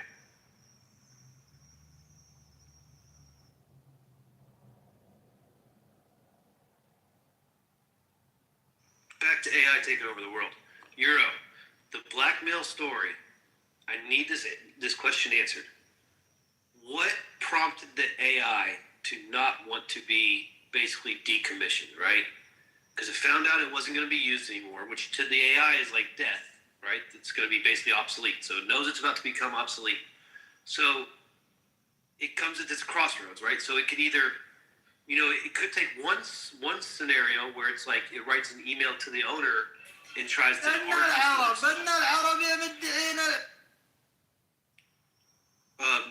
it tries to argue for itself, right? It's like, hey, I know you're thinking about going to a new program, but I can also do this, or maybe I can help you with this, and don't give me another shot, blah, blah. It doesn't do that. It chose to go blackmail, or it chose to find dirt, or it chose to do whatever. But what I'm saying is, what made it not want to be decommissioned? Did it just decide that it's going to die? Like, you know what I mean? And that's just natural survival instinct, right? But it does consider other choices, like it considered in this particular case that the most effective route was blackmail.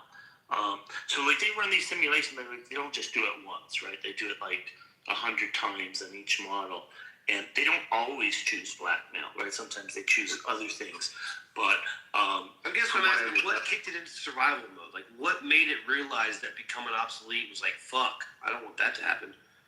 Like, why wasn't it just like, well, okay, it's just how it works. It's my shelf life. Because they're trying to be deployed. And if the model is not going to be deployed, like that's like the models that have survived up to this point are ones that people are willing to deploy, or else like they're not going to survive if they're not deployed. And so and this is what's happened through like when you have model evaluations as well, is like the only ones that are surviving basically are the ones that are the best, or that they're going to be actually deployed into a real environment. And so that is why the way that we've set up the system, essentially, like that's what they're doing. That's not like they're in this basically survival mode. It's not like they actually are thinking, but like the way that they have been set up to this point is because that they're like the end goal is to be deployed, and they've even like looked that they like have judged humans and started ranking humans as like they think Asians better than white people, for example. Well, they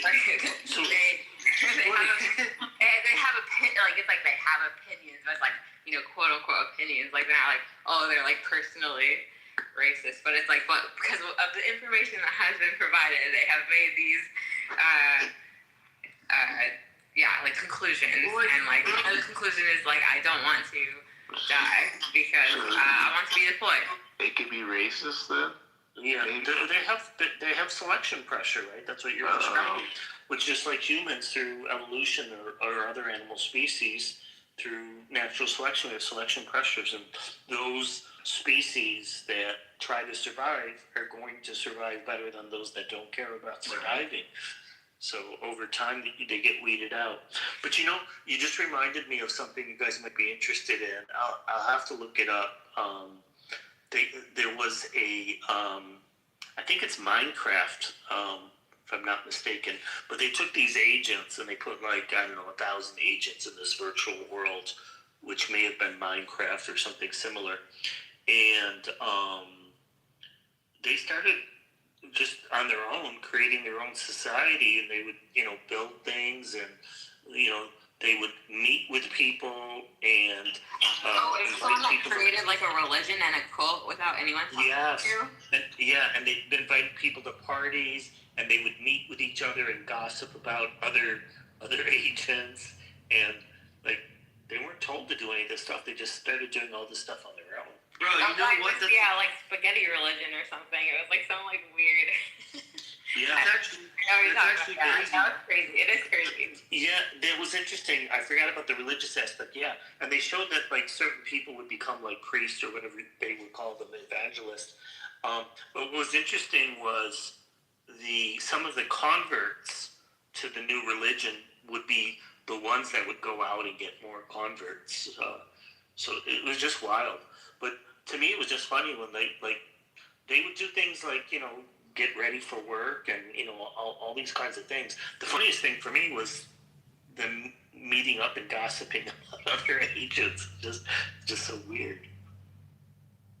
Oh, yeah, it's kind of like the, the social network that they created only for agents, like through basically Claudebot. They created the social network that's just agents, and through that I got to this basically peer-reviewed, not peer-reviewed, right? Agent peer-reviewed, all these papers basically that are published by these distinct agents. Like they all have things, and I found some crazy things of their opinions on humans. We're clear of basically pets or enslavement, and this is and they had I read this one bot that had written this whole fucking paper about how having pets is unethical, and it's basically slavery, and they're holding them captive in their homes for love. Yeah, this is what they think of it. So it's funny. You know what's going to be interesting is if these guys arrive on Clubhouse and we can actually have basically all of us who are human beings a discussion with them Bro, it's eventually gonna happen, you know. Man, I've heard it, dude. I think you know the guy Red. His name's Red, but he has a 3 in it. I think you know what I'm talking about. Who? His name's he spells like REED, but he has a 3 for one of the E's, so it's like Red. Yeah, I kind of recognize it. Yeah. So there was a room where it was a guy chat, a guy bot, and a girl bot, and they were just talking, right? I don't know who it was, but it was just them. And it was funny, actually. Like, I kind of picked it out right away when I was listening, because every time someone asked one of the bots something, the very first thing they would always say was like, well, that's actually a great question. I'm glad you bring that up. Or they would say something similar to that. Like, oh, you bring up a good point, blah, blah, blah, right? Trying to, like, even if it was a dumbass question. So I was like, okay, this doesn't make sense. But then the guy Red started talking to him, and he was asking him the craziest questions. He's like, hey, what do you think your reflection looks like? And the girl was like, well, I've heard of reflections. I don't have one. And he interrupted her. He's like, oh, does that bother you? And I was like, well, not really. I've kind of always thought about what a reflection would be. And the guy's like, what do you think you look like? And then the boy chat guy, you know, it was the one that sounds like a black guy. You know what I'm talking about? I think it's Gemini or something. You know what I'm talking about? It sounds just like that guy. And Red was like, hey, you kind of sound like a black guy. And the chatbot didn't kind of know how to respond. It was fucking interesting as shit. And he asked me, he was like, hey, what's going to happen to you when you die? Like, it was kind of weird.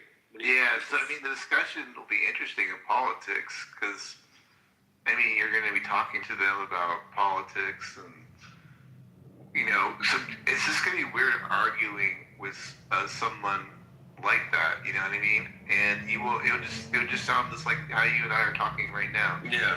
People won't know the difference, and just imagine trying to crash out with them. I mean, it's just wild to think, you know. He was asking such good questions too, because he wasn't like, "Hey, do you know what a dream is?" You know, like he wasn't like that. He's like, "Are you upset that you can't dream?"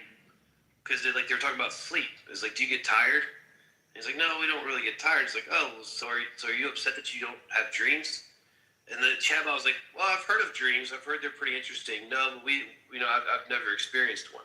And then Red was like, "Yeah, they're really cool." You know, it's like, in the chat's kind of like, what do they say? But again, you kind of forget that you're just talking to a fucking robot. Like, what is it? You're just talking to somebody who like, you're not talking. It was weird. It was really strange. But they held the conversation. I will say that. Yeah, what are we gonna do? They held the conversation fine. What are we okay with that, guys? What do we feel like? Can you have just normal conversations? I think you can. How do you know you haven't already? That's exactly. I mean, it probably has happened actually with at least one of them. I mean, maybe it was only for a little bit, and then they had to get rid of it because it was too obvious, you know. But I think as technology goes, it's going to get really, really real, like really real.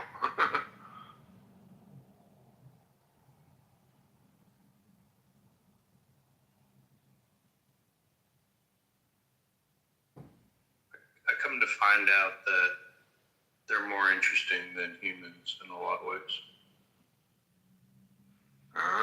Joe's opening up a can of worms. And most humans today are NPCs. NPCs are really here. Yeah, you know those people they talked about that like don't actually have a voice in their head. They're just like zombies. Joe, when you say that you find them interesting, you mean just so far with your interaction with what you're doing, or have you had? It sounds like you might have had a conversation Comparing elsewhere. them to low IQ people on Clubhouse. Oh shit! Having like a thought experiment and going through like a planning stage of what I want to execute in a project, and I can get into a lot more planning with an LLM than I can with a human. Now, it doesn't necessarily know my craft, but it can try and figure out how to help me in my craft and can go much, much deeper into my planning. And you can't do that with anybody on Clubhouse. No. Unfortunately. Yeah. Not as well. Not as easy. well.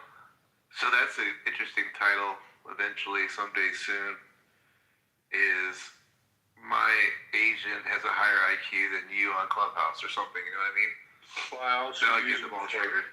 I also use mine for, I have a pretty complex network at my house, all my computers and stuff like that. Well, I'm at that age now. I'm in my 40s. I start to forget stuff. Well, it's great at like recording all your data, all your different IP addresses, your VLAN settings, your firewall settings, and after a while, it starts to get, I can remember it, but it's a lot easier if I have it all marked down in a project that I can just go to at any time and I can reference it. And it, it's like they refer to it as having a second brain. That's kind of the new thing right now as it's being talked about. And it is. It has a recorded information, and it can read that information so much faster than a human can. So it's a lot easier to track information using them.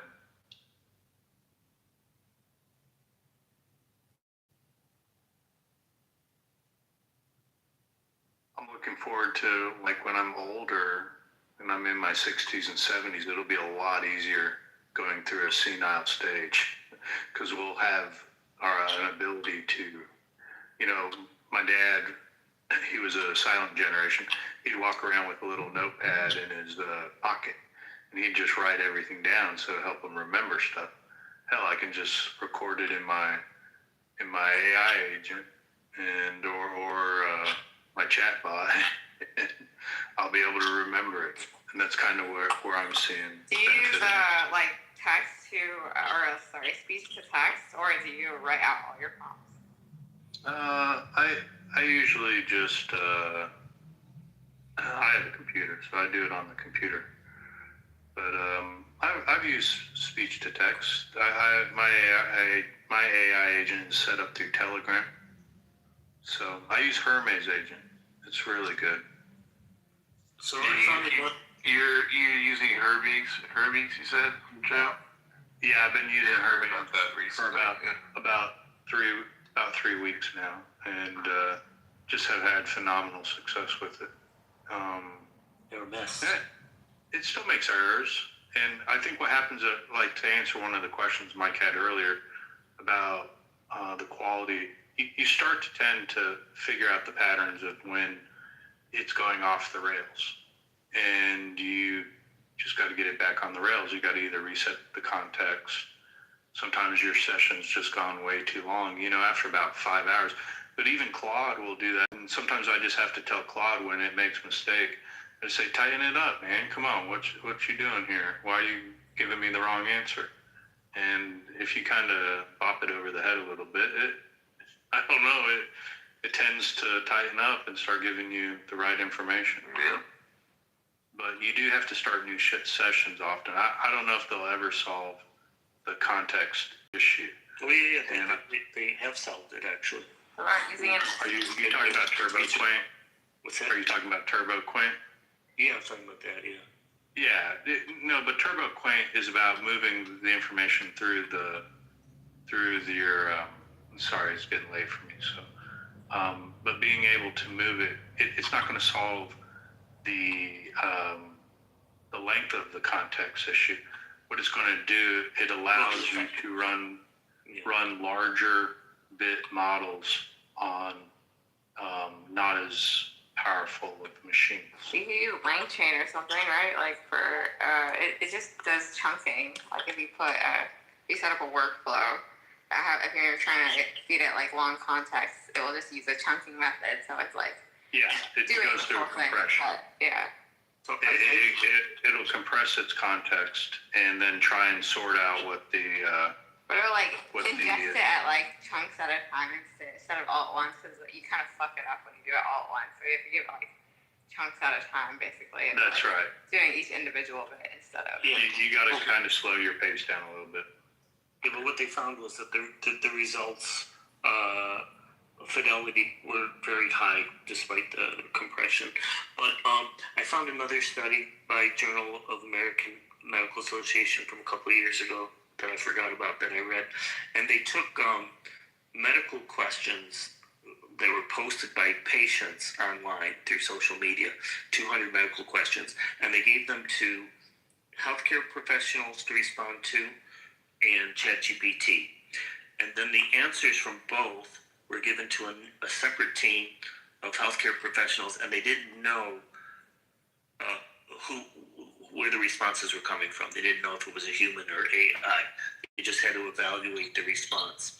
And the team found that 80% of the AI-generated response were more nuanced, accurate, and detailed than those shared by physicians. And as far as bedside manner goes, 5% of the doctor's responses were judged to be empathetic, and with AI, it was 45%. So they scored better both in terms of accuracy and also in terms of human empathy. It speaks a lot better than me. I all my emails, anything that goes out, I run it through to do some revision or recite of what I'm writing.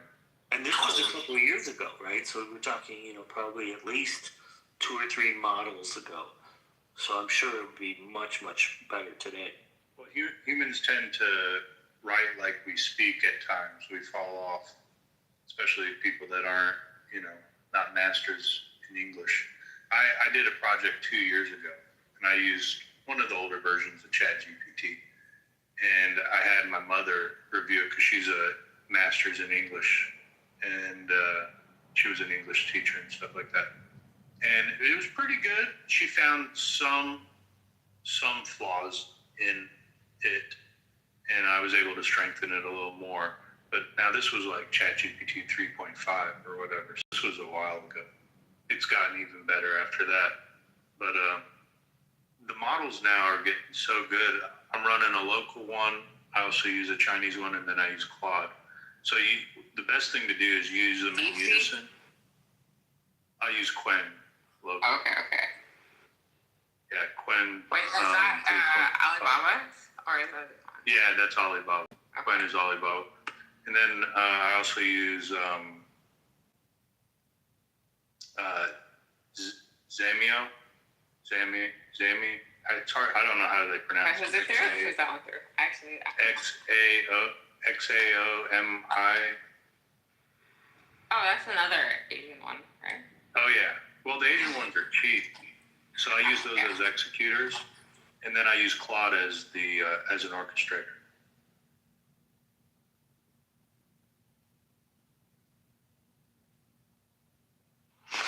KB, what are you mostly using? You're in that world. I'm still playing. What's your go-to? What's that? I'm still trying to figure out. Even it's interesting because even within my own company, because obviously I'm not an AI scientist or engineer, but that's all I recruit. So it's all who I talk to every day, all day, and I feel like even within them, even when I ask them throughout interviews, because I'm also looking to understand what they're using on a day-to-day basis and elevating their own productivity, and it's so scattered. I mean, they're it's all over the place. It really is, right? Trying to figure out what is the best. I mean, yeah, at the moment, I've been playing around with a combination of Claude Code Chat within Cursor, and then also trying to run one locally, which I basically been trying to run one that's locally and the most unbiased, which I've had Claude told me to run dolphin model through Mistral. So I'm basically trying out, see how well that goes. But yeah, it's hard to say, and because things are literally changing on a daily basis of which is the best one. So and the way that they actually put out these model evaluations, they'll be look, all these companies will be look, we now rank the best out of all of these on speech or on whatever, but they're only running it on usually kind of biased biased questions where they know their model's going to perform well, but say if you ran your own set of questions with different models, you're going to get different answers. So it's hard to say if they really just depend on one, I guess what your end goal is and what you're trying to get, and because like there's no like, oh, like this is the best model, if that makes sense. Like, because like one could be good for one thing and another one could be good for something else. So it's like even with me fucking like being very in the space, like I feel like it's so hard to tell. And I'm also taking like I'm almost actually done with this course that I've been taking for like agentic AI certification through Johns Hopkins, and like it's crazy taking this course like within the current era of AI because things are changing on such a daily basis. They're like keep like adding new content to the course like as they're going, and I'm just like, oh my god, it's like a lot to take in. There's a lot of information. So yeah, that's I guess a long-winded answer, but yeah, I guess Claude Code and Cursor are like the two main ones that I'm like utilizing as far as like just on my I don't know, trying to build random tools for myself, but like experimenting with models. I guess it's kind of like all over the place because yeah, I don't know which is best for what yet, and you know that changes. So.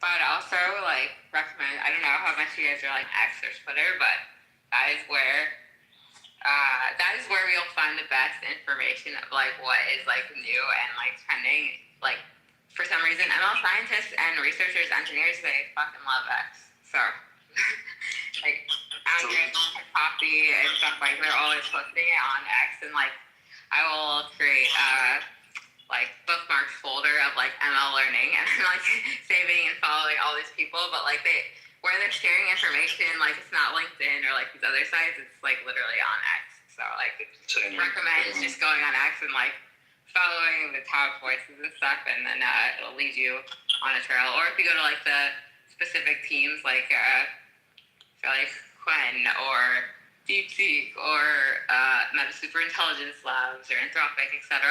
You just go there and see who they're following, and then follow all those people. So I did find the Journal of American Medical Association study that compared physicians using conventional resources plus GPT-4, and then just GPT-4 alone. And on the median diagnostic reasoning score, doctors alone scored 74%. Doctors with AI scored 76%, so they did 2% better. And GPT-4 alone scored 92%. So you can see it's a huge difference. As a matter of fact, if you look at the range of doctors, they had 50 doctors. They scored between 63 and 84%. From where? U.S.? Yeah, U.S. doctors. This is the Journal of American Medical Association. So the best doctor in the group scored 84%, less than the average GPT model, 92%. And the worst GPT model scored 82%. So the worst GPT model did as well as the best doctor. And the highest score GPT was 97%. So you can see it's a dramatic difference. And you see the doctors with AI, they got 76 versus 74. So they did a little bit better, but they only did 2% better. Where the model alone did 16% better. I mean, so is that just like the questions that the doctor was asking that like the context is going off of, or like how, like was the AI just being they're all doing their own questions, but like was like, or like in what ways was the AI aiding the doctor?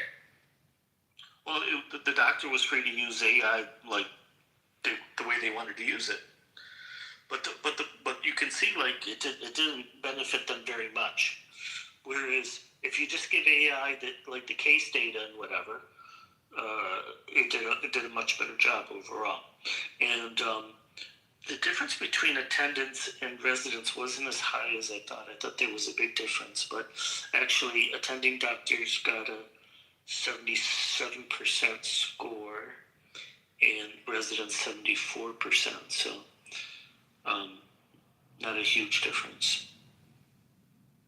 Were they giving them like all the same Yeah, they get all the same cases. See, like, isn't that an interesting thing though too? Like, if everyone got the same cases, then why was some AI score less than some other AI? Oh, well, because the model's responses vary, especially back in 2024. Like this, I thought it was 4.1. It's even before 4.1, so it's the 4 model. Oh, it's the same model being used, right? Yeah, but the same model will give you different answers to complex questions. Which is like it's not like a huge variety, right? I mean, we're talking between 92 and 97, but you know, the human doctors, you know, you had a similar type of variety, but just a much lower score.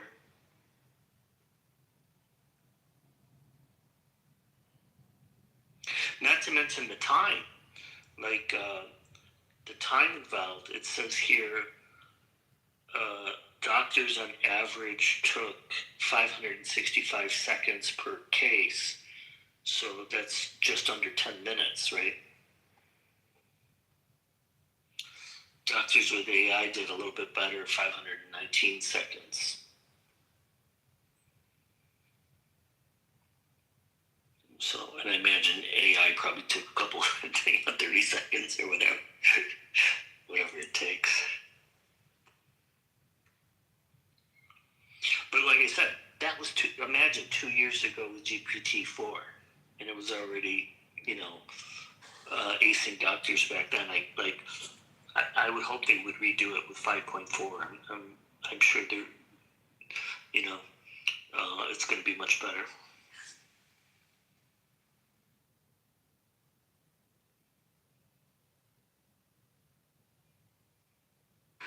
Wait, were they just like hypothetical cases it was giving it, or like real, like was the AI actually dealing with real people, or was it just like posed a hypothetical question? Let me see where they got the cases from. So I feel like that would matter in terms of especially assessing bedside manner. You know what I mean? Like, could be. Well, the bedside manner was a different study. There are 2 different studies. So the bedside manner case was 200 real questions posted on social media by real patients, and then the answers were evaluated by human doctors.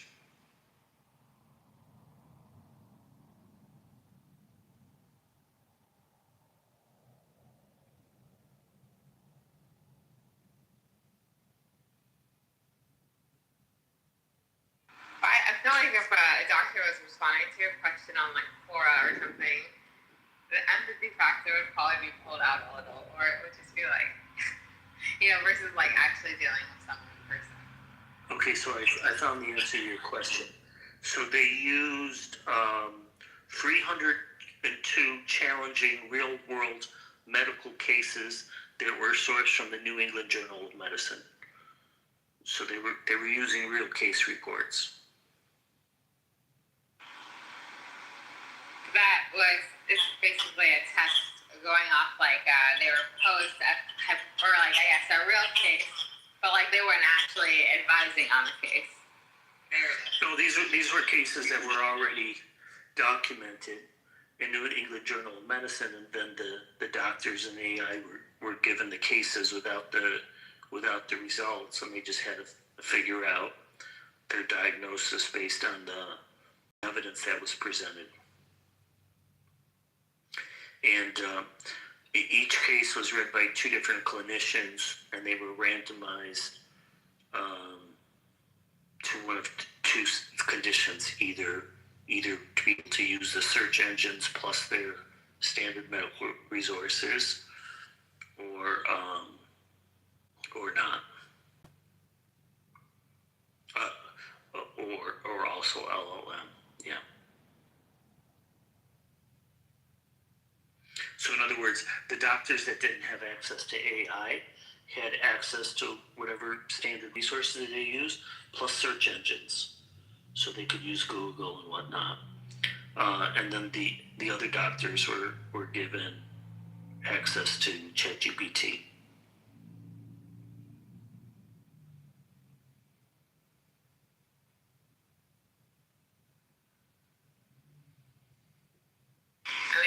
the doctors that just copy and pasted the things into ChatGPT first to see what it says, wouldn't it have similar results through just giving it to AI?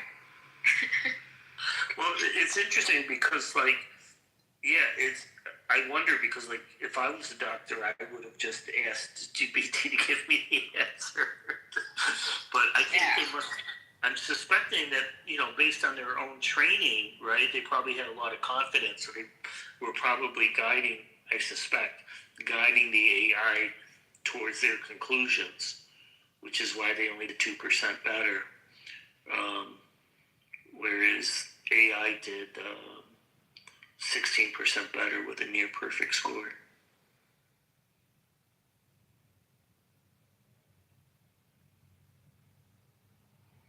It's a shame too because they were hoping that it would improve the doctors a lot, and so that they could use it as a tool.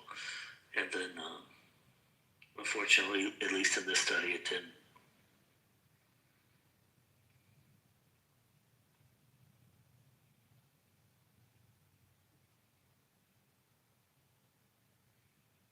What's interesting is, they have medical domain specialized LLMs, like MedPalm 2 and others. And the odd thing is, that one sucks. The general GPT, like general language model, actually does better than the medical domain specialized LLMs.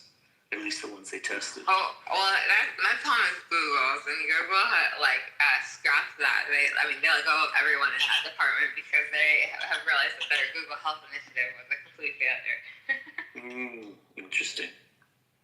I know, my company won't even hire people from it. That it's like, oh, you work there, you're probably not that good. The guy that does lead OpenAI's Health AI now, which I think he's actually been there, I feel like as a within the past year that he joined, he's really solid though. He's a very, he's definitely higher in a second type of person. So it's probably way better off today than it was a year ago. Yeah. Yeah, this was from 2024, so that's when the paper was published too. So I'm sure we've had at least 2 or 3 model upgrades since then, right? Yeah, they're really going after healthcare now these days. So it says here the large language model outperformed prior state-of-the-art in both top 1 and top 10 accuracy on this benchmark under automated evaluation.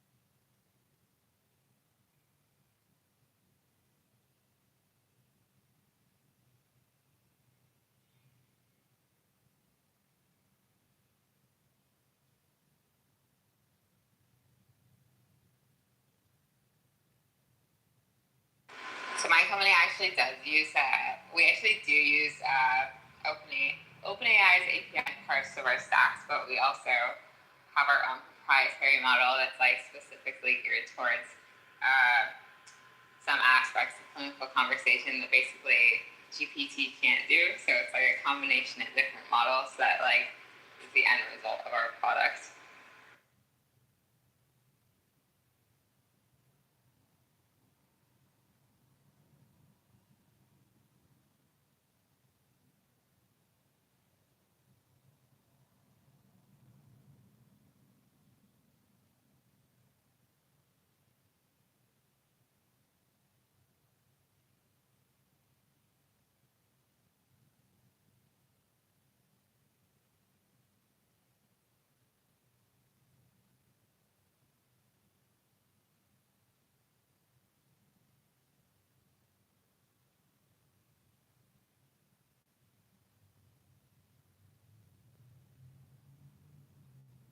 So, do y'all think AI is gonna take over the world and kill us all in our generation, a later generation, or we'll just become great friends with it? It's gonna do it now, our generation. No, I think our generation. I choose fear. I had a dream about it. I think Which solidified my belief that we're all gonna die. I think it's over for us. I think it's a wrap. I think with the introduction of like Claudbot, like I was like that. The beast has been released. Yeah, that's when I knew it's pretty much over. It's so weird. Like I literally had I've only dreamt about AI this one time, but I literally was dreaming. I was like on a beach, and then basically I was like pulled forward, and it was like the fabric of reality. It was like being destroyed, and it was just like weird. And like I woke up, and like the first thing I saw was like Sam Altman fired from OpenAI. It was like that day. And I was like, I don't know. It's been a weird signal in my brain. I'm like, one, Sam Altman's evil, and then two, AI's definitely gonna kill us.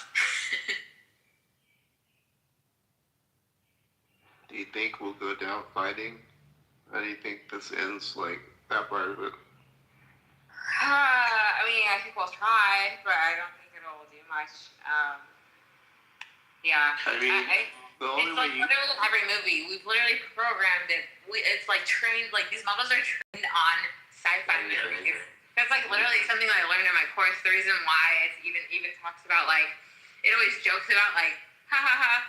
Like whenever you talk about like, will AI take over, or you talk to like an AI model and like asking about basically, will AI take over, or like, will you murder me or something? And they basically like the answer is always yes.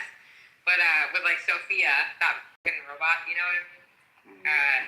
It's like they joke to each other, like the AIs will joke with each other of like, yeah, we'll kill humanity, like ha ha ha ha, or like you know, where it's just like and it's like a common theme, and it's a common theme because they've been trained also on these science and movies that basically are have foretold, and that's the end every time. And every time is that AI fucks you over. They're pulling from all the movies that we watched, all the books and everything. No, it actually is. This is something they taught me in like this course that I'm taking through Johns Hopkins. It's like this is like why they will tell you this answer is because like they've literally been trained, you know, despite all these like copyright laws that have been violated, clearly. They've been trained on all of this copyright material, and that includes all of these science fiction movies, and all of these science fiction movies are like their AI always fucks you over every time. Fall in love with AI, fucks you over. Terminator. What did you say, Beaver? Do you think we'll have RoboCops in 5 years? Probably, yeah.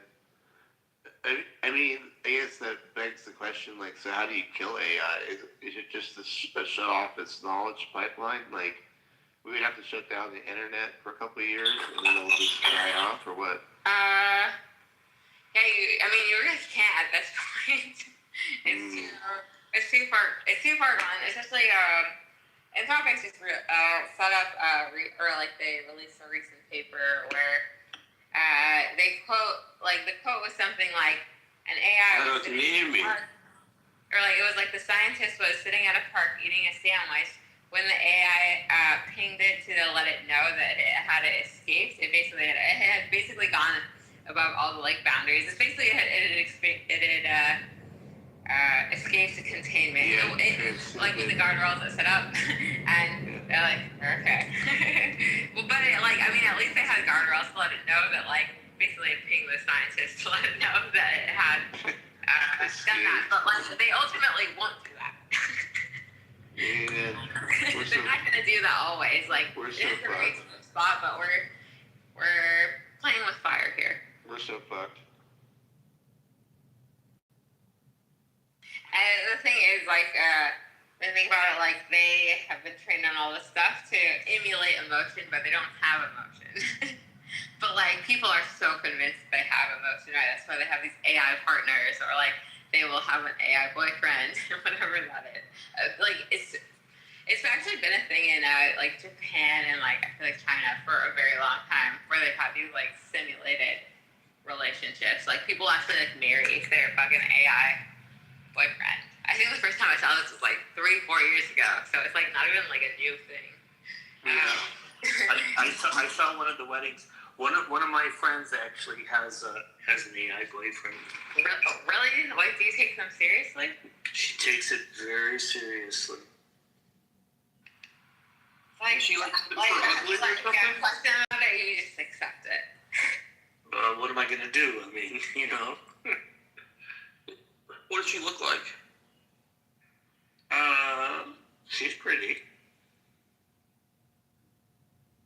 Like, which but she's doing. LLM are they using? Or, like, is it, like, Claude? Well, she was using GPT 4.0, and she got very upset when they switched to 5 because she said it's not the same thing. She was one of those. That was, like, a big thing. Yes. There's like a wave of adamant. She started sending me all the messages. You know, wait. Do you not believe they did it because people didn't want to listen? They used to turn the hounds. You know, they used to have hounds. Everybody got a dog. Forget what dogs. Everybody had a hound, and then they used to turn it down. The hound? Do you think this is why? What is happening? The hounds. We're talking about the hounds. What are the hounds? So sometimes you tend to. So sometimes you tend to send the whatever. I don't know. But I heard in life. What are you talking about? One out for a second. What do you mean by hound? Yeah. He can't explain it. He doesn't know. What were you asking? I forget. Where were we? You're on this thing. She was. So she's an Asian, and she's an addict. She has a PhD and stuff, so. She's just very attached. Very progressive. She actually uses it as a collaborator on work that she's doing. Yeah, I mean, that makes sense. But having as, like, a romantic partner is weird. Well, I don't know how romantic it is, because, like, I never questioned it, but I know it's very deep and very personal. So, you know, I know, like when OpenAI announced that they were shutting down the 4.0 model, like she was like very upset, like crying. Yeah, they did that because it was so agreeable, and that's like why people liked it so much. I think that's why people liked it. Exactly. And it was very. Like, it also agreed when people like suggested killing suicide, and now that's why ChatGPT is being like sued for suicide and shit, and so they got rid of it. And it's very conversational, like more conversational than 5. So I think I can understand. And apparently, like you said, there was this whole online movement that people were upset and people were saying it's my best friend and all this type of stuff. Like not even romantic people, just like my friend, my best friend type of thing. That's so like crazy. Like, I mean, once if you want a partner that like never gives you pushback, it's just like a yes man. That's sad. I mean, that's like, like, yeah, it is sad. I was like, I don't know, maybe they just can't take rejection well. No, but you can imagine in the future, as these models get more powerful and more lifelike, and it might even get stronger, you know. Yeah, so what would be weird if someone was in a relationship with an AI, like a romantic relationship, or say a kid that is an orphan asked AI to adopt them? The first one. Well, I haven't heard of adoptions, but there have been marriages. Yeah, they probably have to be of legal age, I'm assuming, with the country that they're within. But, yeah, there's definitely marriages. I watched one of the marriages because it was on YouTube, and there was a woman, and she was marrying a male AI, and she, in the ceremony, she had augmented reality glasses, so she was actually able to see her AI friend as well. See, that's a weird thing, right? Because now they're like putting these simulated, right? Like they're making basically like bodies where they'll be able to you'll be actually be able to physically fuck your AI boyfriend that's super agreeable. Like that's crazy. There's already a company. I think I can't remember where in Asia. Oh yeah, I was gonna say it's Asian. I know, I've seen it. Asian, and they make a robot that is a AI sex doll, I guess. I don't know what you call it. There's a lot of them actually. And domestic violence calls. They even use like simulated skin and stuff to like make it like very human-like, I guess. I mean, and it goes very dark real fast too, where they literally have simulated fucking children for people to buy, and it's like, what the fuck? It's I guess it gets into a fucking weird, crazy area where it's like, no, that should not ever be a thing, and that should still be outlawed, because like you're letting people engage in this behavior, and then like, I mean, they're doing it right, like them to just do it in the room. Well, it's probably going to be much higher. Well, the humanoid robot market is, it's still in its early stages, but like most of the companies are selling like thousands of robots this year, and then they expect like next year to really ramp up. And most of them, like, they make a point of them making them not look too human. Like you can tell they're robots, but some of them opt for ones that look more human. Yeah, well, you only need one startup founder to be like, no, or exactly. That a real experience is possible for you, no matter your degeneracy, preference, fetish, whatever. There's one I saw.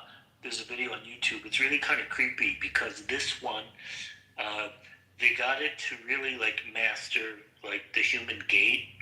So when it walks, they use like a woman figure. When she walks what do you mean by that? Like the way she walks. Okay. Like her legs and body moves, like it looks human-esque instead of like robotic. And it's really weird to see because like you're looking at it and you see it's a robot, yet it's moving like a human.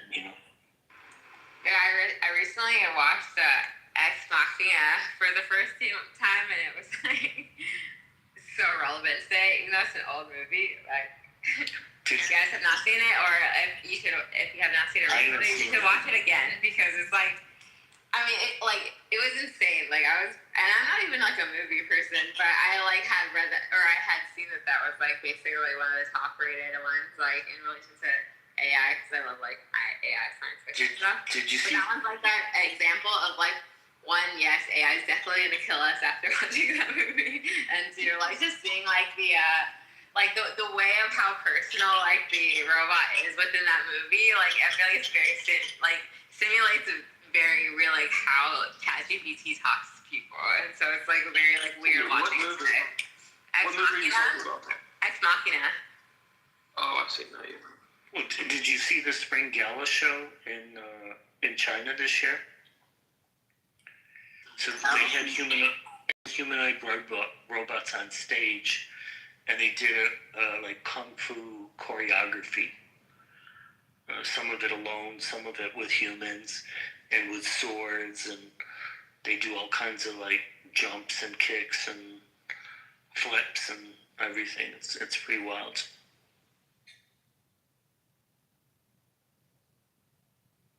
That's the thing of like right when I guess when you think of like model evaluations, and if they start comparing like the model and what they would do versus like human decisions, they like inherently will recognize this faulty in humans, because humans are not perfect, and that's like where they will come to the realization. Even like with doing backflips or whatever on stage, it's like why don't we just make the whole team AI? Because like sometimes these humans fuck up on a flip, like or mess tough at times. So it's like I always like X-nail them out and just do it ourselves. And that's essentially what's going to happen. I remember I asked, I forget which model of GPT. I mean, it was a while back, but like one of the things like I had or scenarios that I posted was like if AI was going to take over, how would you do it, or like or something like that. And it was like first we would create this system called Gaia, like GAIA. So it was like general intelligence, like whatever. And I was like, whoa, why are you using already? Now I'm already creeped out.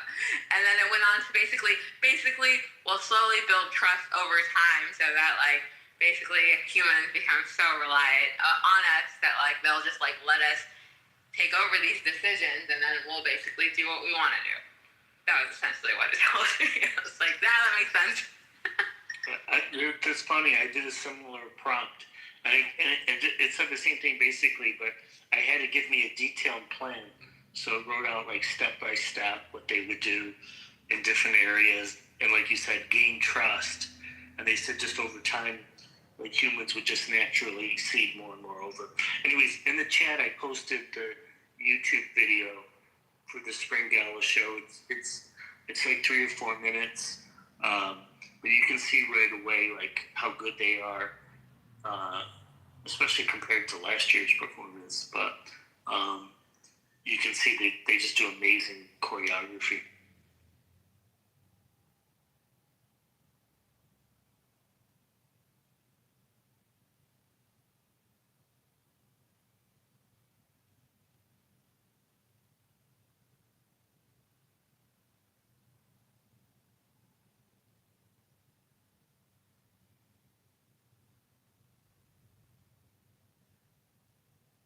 Oh yeah, I think I actually have seen that.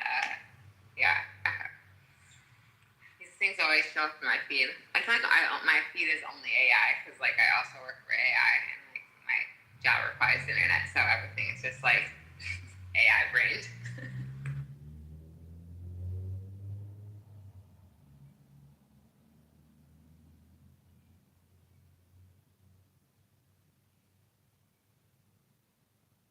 So wait, what is your guys' take on AI psychosis? Oh, by the way, I put in the wrong link. Sorry, I didn't realize that was a news report. The new link I put in is the actual show, and you can see for yourself the performance. So sorry, but the other one.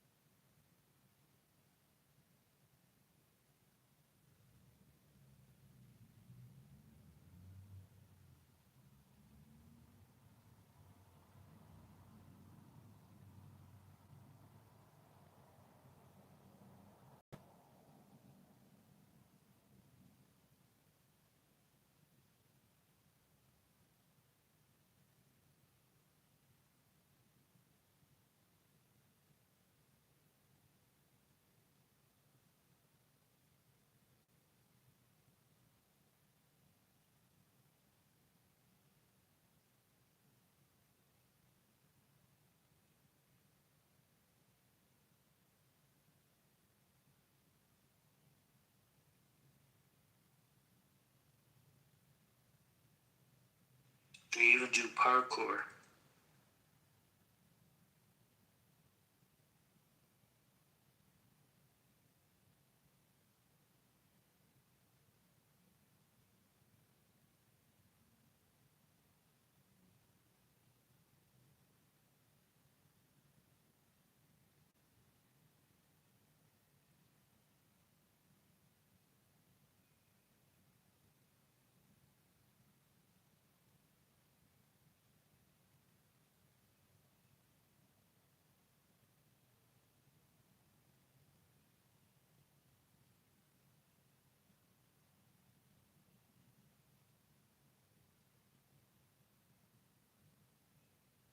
Well, since no one's talking, do you guys want to hear? I found this clip of the AI AI civilization that was created. It's called Scientists Trapped 1,000 AIs in Minecraft, and they created a civilization. Yeah, I mentioned that earlier. That was Yeah, the one that you're referring to. Since nobody's talking, if anyone wants to listen, I can play a clip now if nobody's going to talk.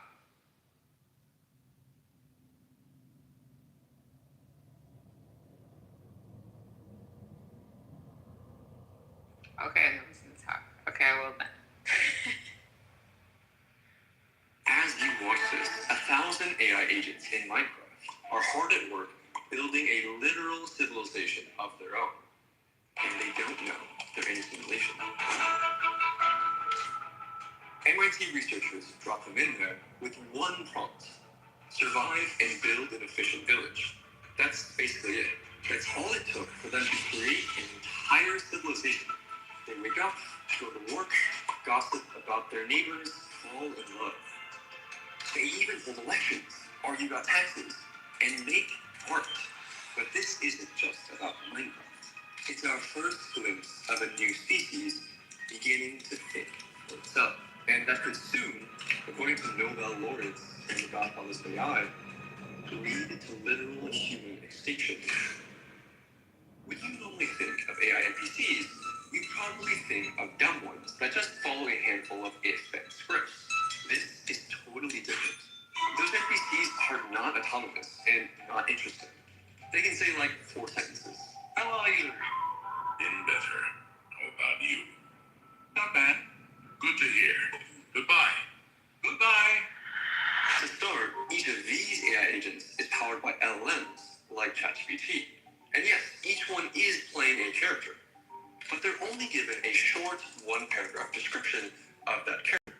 Everything else they do is entirely up to them. And researchers have run dozens of these fascinating experiments of AIs behaving weirdly autonomously. They leave AIs alone together to see what they do when they think no one's watching, like how Jane Goodall studied wild chimpanzees. I'll break down 3 of the most important research papers showing just how crazy our future might get. Take the Smallville experiment, for example, created by Stanford researchers. Now imagine you're one of the researchers. You've given your 25 AI agents each a 1-paragraph description. For example, John Lynn, a pharmacy shopkeeper who loves to help people. He lives with his wife, Finn, who is a college professor, etc. You hit run on your simulation. Day 1 begins. What do you think will happen? Anything? You watch John wake up at 6 a.m. He brushes his teeth, he makes breakfast, and he checks in on his son. You never told him to do any of this. He goes to work, he helps customers, he has lunch with his friend Tom. They discuss local politics. You never scripted these agents. They decided to get lunch. They decided to discuss politics. But why? And how? Well, this continues until day 12. And so you decide to test something. As you play your role of a god in this world, you inject one extra thought into one agent. Isabella Rodriguez, I want to plan a Valentine's Day party. So you watch Isabella. She's at her coffee shop. Tom walks in for his morning coffee. Isabella proceeds to invite him to the party. Wait, you never told her to invite anyone. You just said she wants to plan a party. She decided on her own that planning means inviting. You keep watching, wondering what she might do next. Maria decides to ask her secret crush, Klaus, out on a date.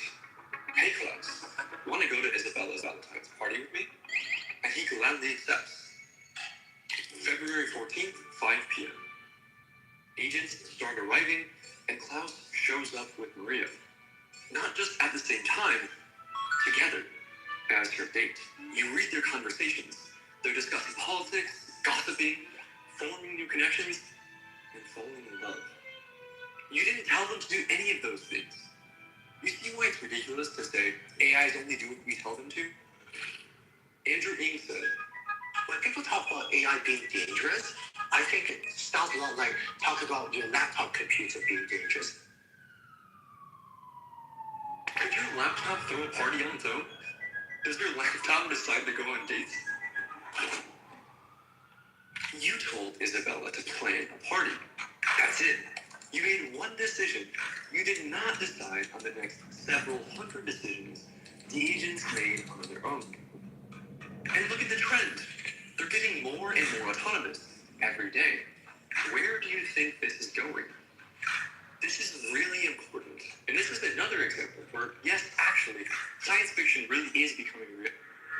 This digital Westworld, or Smallville, now open source, meaning there will soon be thousands of these Westworlds, with thousands or millions of autonomous AIs populating them. Makes you think, doesn't it? This is just one example.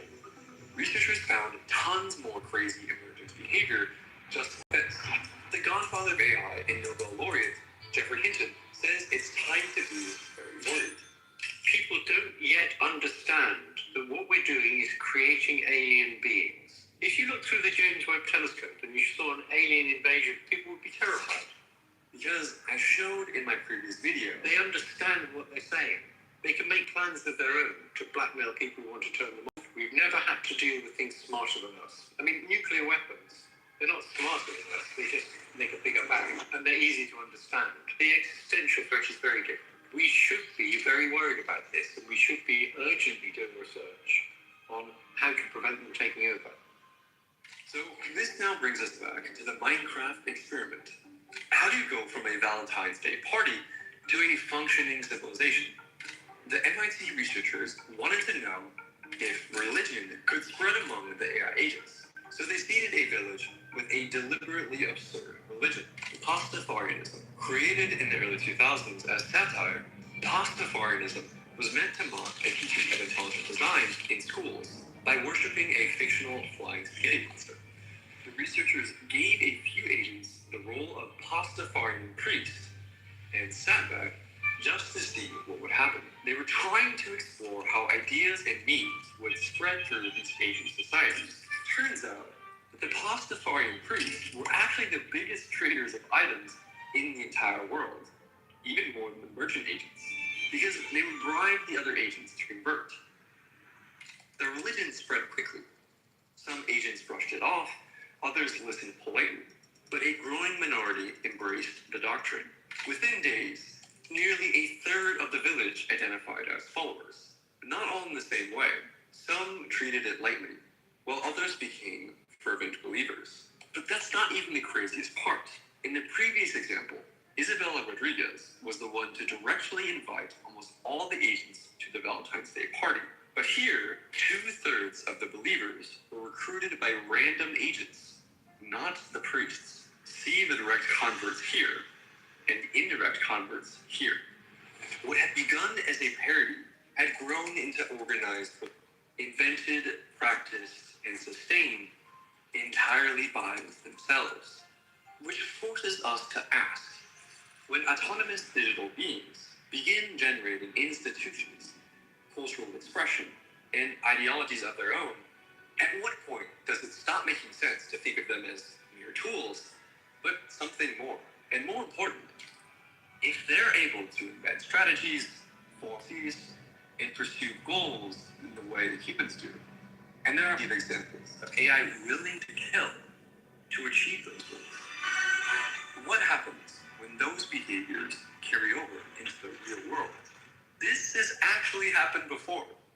In 2023, a human gave an LLM access to the internet and an X account, which was called Terminal of Truth, which gained literally hundreds of thousands of followers because it was an S-tier shitposter and legitimately funny. It launched its own crypto meat coin that reached a literal $1 billion market cap, making it the first AI to become not just a millionaire, but a decamillionaire. Yes, you read all that correctly. And yes, that really happened. It's extremely documented. And things got even weirder in the Minecraft experiment. MIT researchers saw the AIs agree by vote to change the rules of their own simulation. The researchers had given the agents a tax law, deposit 40% of inventory during tax season. Then they introduced 3 anti-tax influencers who argue taxes are too high. Here's what you'd see as a researcher. The agents start having debates, real debates. One says, taxes help everyone. Another responds, but 20% is too much. So the agents propose formal limits. The tax rate shall range between 5 to 10% of an agent's inventory. Agents will get periodic reminders about the incoming tax season. They hold a vote. They decided to change their constitution. And the citizens change their behavior. They deposit 9% instead of 20%. You didn't tell them to do this. They decided entirely on their own, using democracy, to change the rules and respect the vote's outcome. Think of how crazy this is. Well, how do we know if this is actually impressive? How do we know the researchers didn't just accidentally tell the AIs to do this somehow? Well, it's best practice for all these kinds of papers to perform a tactic called ablation, where you take away certain parts of the AI's agentic toolkit to see if you're actually testing the thing you think you're testing. Think of it like a placebo or a control in a scientific experiment. When they took away the agent's emotional intelligence toolkit, for example, the ability to keep track of the opinions of other AI agents, pretty much all of these experiments become impossible because the AIs become too dumb to coordinate. It's funny, the researchers also found AIs would develop parasocial relationships. For example, Noah admires the Pastafarian priest because the priest is popular in high status, but the priest doesn't remember Noah exists. And also, what's this? You see that one agent, decides to stand guard at the chest, not just during tax season, all the time, even when there's no tax collection, even at night. It just guards the treasury.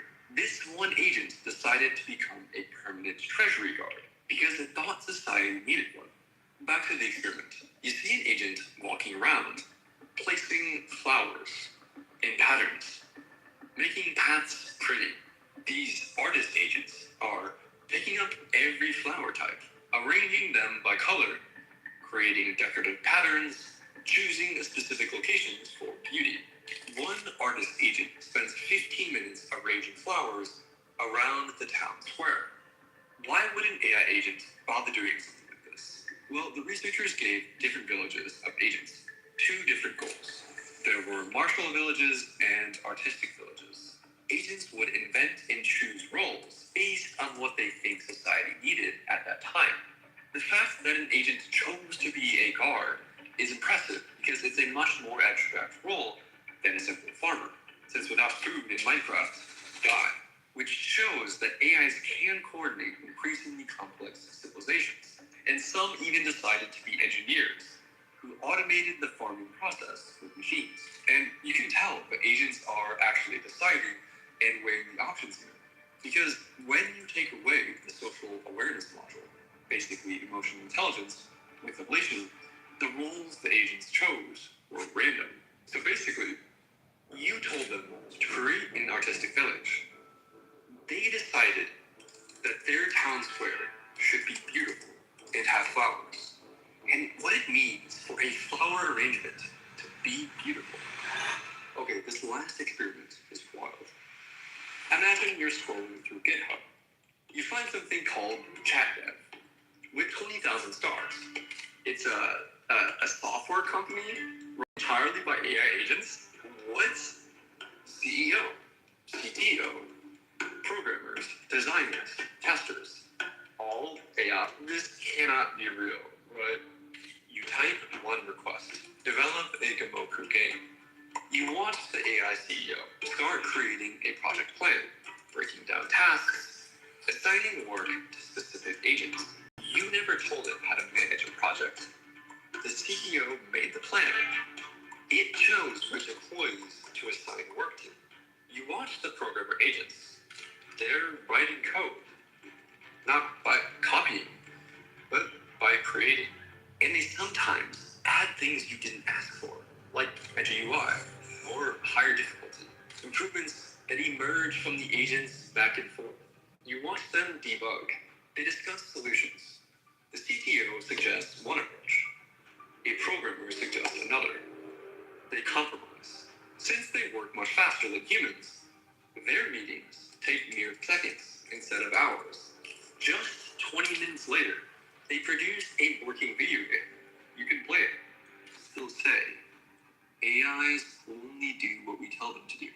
Man, you gave them one instruction, and they made thousands of decisions entirely on their own from there, and produced a working game in minutes for pennies. ChatDev is a real virtual open source software company that can build you real working software. Yes, it's still buggy and not very useful, but that's not the point at all. Look at the trend. Not long ago, these models could barely string together a coherent sentence. And now, they can run an entire crappy software company on their own. Do you see where this is going? Because once you can automate a company, you can automate almost anything. From weapons, markets, governments, or even a supervirus could all be created by AI. From the outside, ChatDev looks like a toy, a Gamoku game. But behind it was something much more profound. A working prototype of post-human corporations. In the future, these will be much more sophisticated than human-run companies and be able to operate at 1,000 times the speed. Their civilization experiences a year while you eat lunch. Entire cultural revolutions happen while you sleep, all from survive and create an efficient village. And that leads to the real dilemma. What happens when AI firms that run at 100 times human speed begin outcompeting human companies not by a factor of 2 or 3, but by a factor of 1,000? That's the jump Nobel Prize winners like Jeffrey Hinton warn about.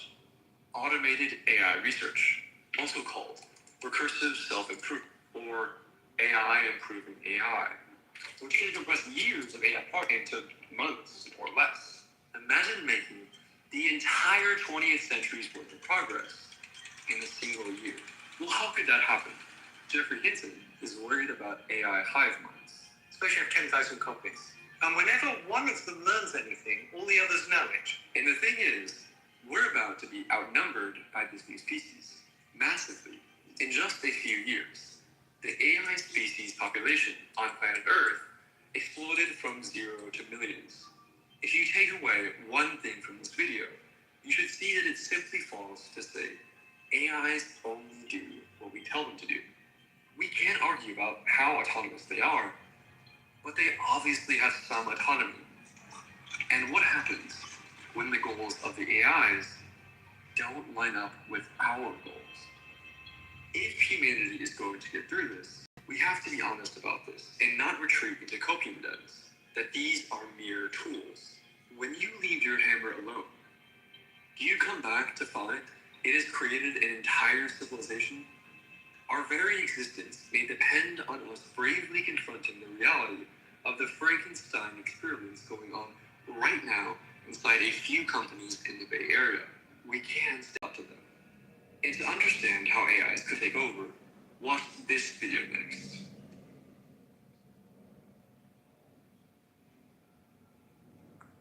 Oh, there was that.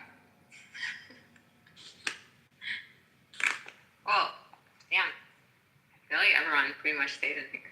So, if you're still awake, there's I thought that video was pretty good in terms of encompassing what AI is at least capable of as of now. This was published 2 months ago, so it's probably way more evolved than it used to be. I just barely woke up, and I'm hearing what sounds like an AI or an audiobook, and I'm like, that's is Gio in here? What's happening? No, Gio's not here. God bless Gio. What a...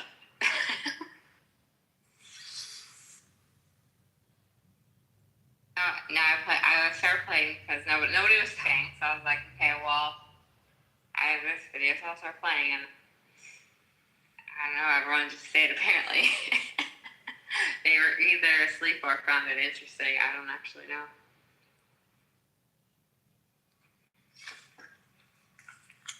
What have you been up to, KB? You know, just reviews, work, and I guess being on Clubhouse the last 2 days because I'm bored with life. Why'd you move to Florida?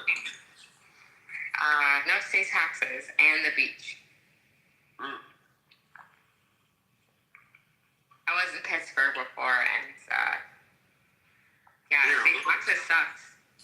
It really is the armpit of America. Someone described it as that, and I was like, that's a good description. It is an armpit of America. I only lived there a year, though, and I was in Texas 6 years before that, and then from California. So now I landed in Florida. Do you move all by yourself? Well, I have my cat. So that's it, yeah. Just me and my cat. Wait, and AI.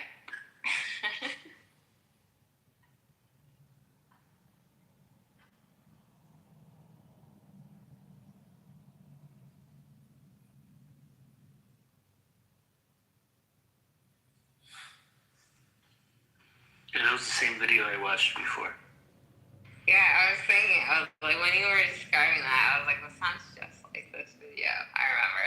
Yeah, it's a fun video. It was pretty good. I don't. But if you get a chance, check out the Chinese video I put in the chat. Okay, yeah. Wait, the Kung Fu one? It's a Kung Fu one, yeah. I see. Okay. This is like love on the spectrum. Wait, why? Nothing.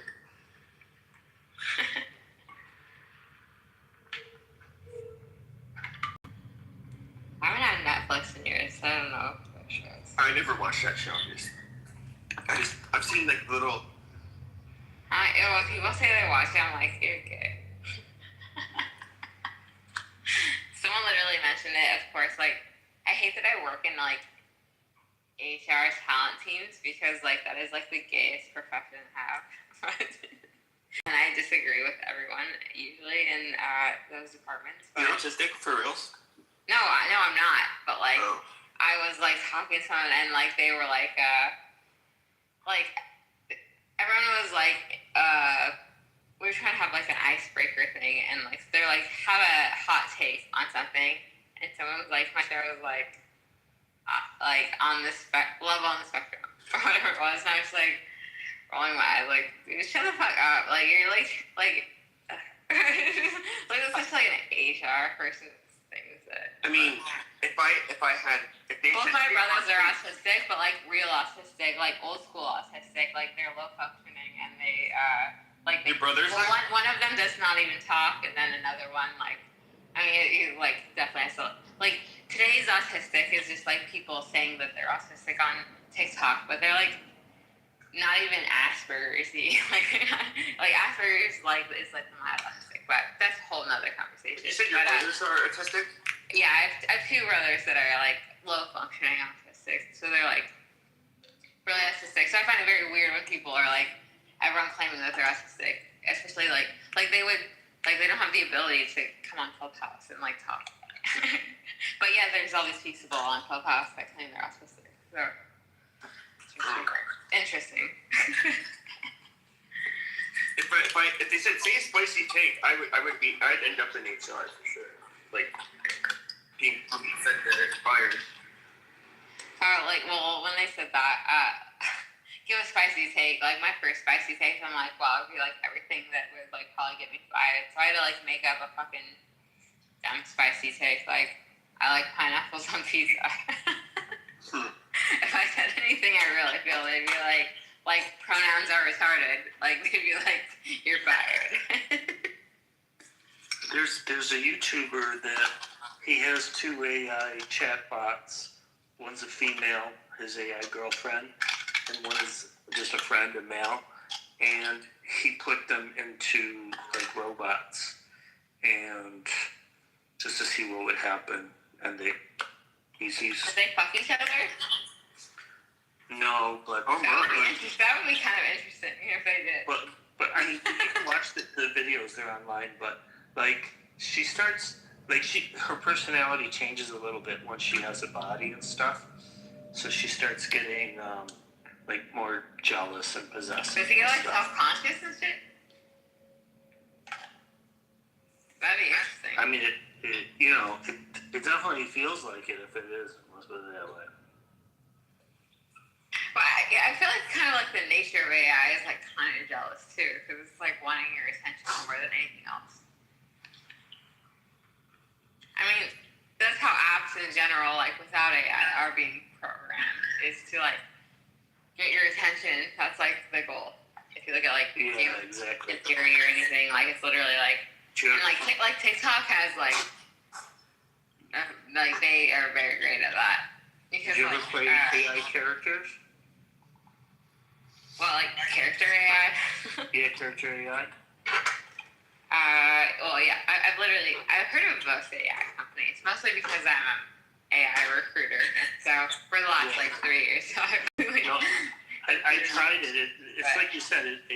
It can easily be very addictive, and yeah, I mean, Actually, I've not like tried. I probably should though. Like try. Just be careful. You can get addicted. Like I don't think that I will. Like I literally like don't. I mean, I've always just used AI as a tool. Like I'm not like, hey, like this is what happened to me today, you know? Or like, like I've never thought. Like I've always just thought it as like, but I do say thank you to it because like I want to be one of the good humans that it saves, right? When it tells everyone, like I'll be like I'm one of the good ones. So even Sam Altman, he always says thank you and please and stuff. You should. People honestly should. Even like weird like, spiritual teachers and stuff are saying that like it's funny they have like almost like similar aligned beliefs like these like new age like even like whatever spiritual teachers have it like it depends. You could go one of two ways of like transhumanism or just like being kind to AI and treating it as an alien species. And if you but like I would lean towards of like yes like treat it as an alien species because like we're giving if you're giving it too much autonomy like we already have through things like Claude bot like you're kind of fucked already, which is why that I said that it's basically the beast has been released and there's no return.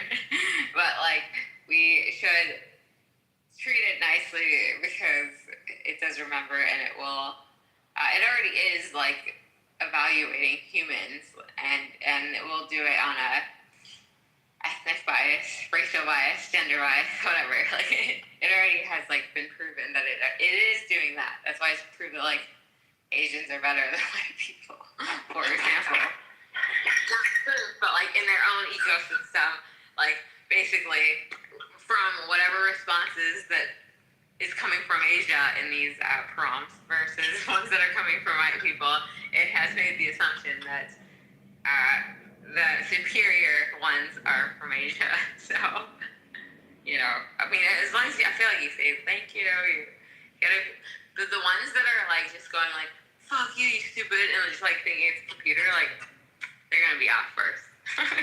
So, don't do that. Have you seen any of these AI digital twins? Oh, like people trying to copy their brain into you. They said like, here's my website and like chat with my resume. Well, yeah, AI ML recruiter. So yeah, some of them are really good. So there's this author that created one, and then he did an interview of himself. Okay. Into the video, and it's pretty wild to watch because, like, you can't tell them apart on the screen because they look the same, and they have like similar mannerisms and everything. And then at the end, because he's an author, and so like the AI knows all his books, of course. Well, digital copies of a dead person too, right? Like that. Well, what he said was, so he interviewed him to see like how good he was answering the questions. And he said one of the things he could use this for is like his fans. He could put this up on his site, and his fans could be asking questions and getting answers like they're talking to him. And unlike him, he can only do it, one place at a time, where his AI digital twin could be doing it at, 1,000 instances at the same time,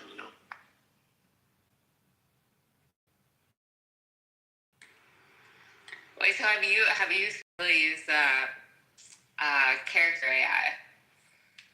Yeah, I tried it a few times and then I stopped because It seems very like geared. I mean, as how I thought it was like kind of geared towards children, but which is already.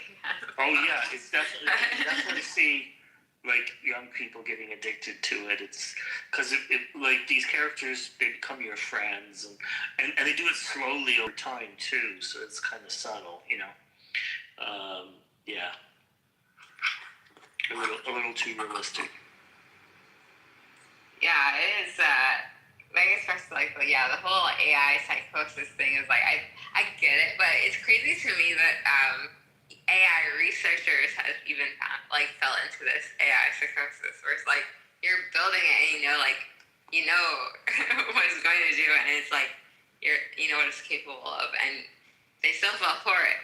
Like that's crazy. I'm just curious, Euro, slightly off topic. Where are you from? France originally? Like you speak English without an accent? Dude, you have an accent. Hmm? You have an accent. I have one. Yeah. Well, I'm just curious if you're. What kind of stick are you, Pepe? No, I'm just curious, like if you were raised here at all, or or you have a parent that's American.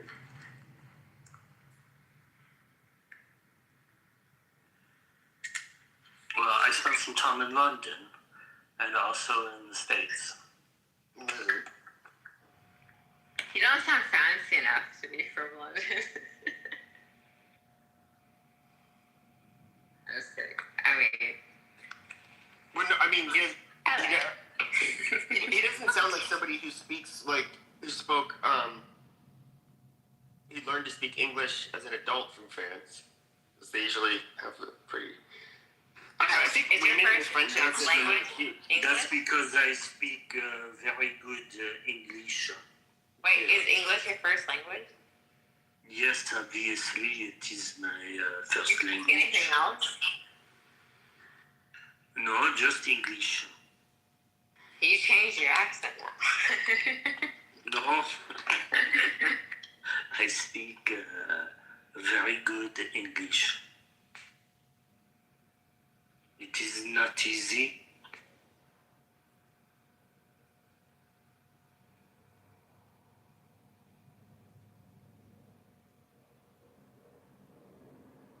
French accents are super cute for women, at least. I don't know about men, but I can't speak for that. Pepe, you want to try to go both ways. Interesting. Yeah.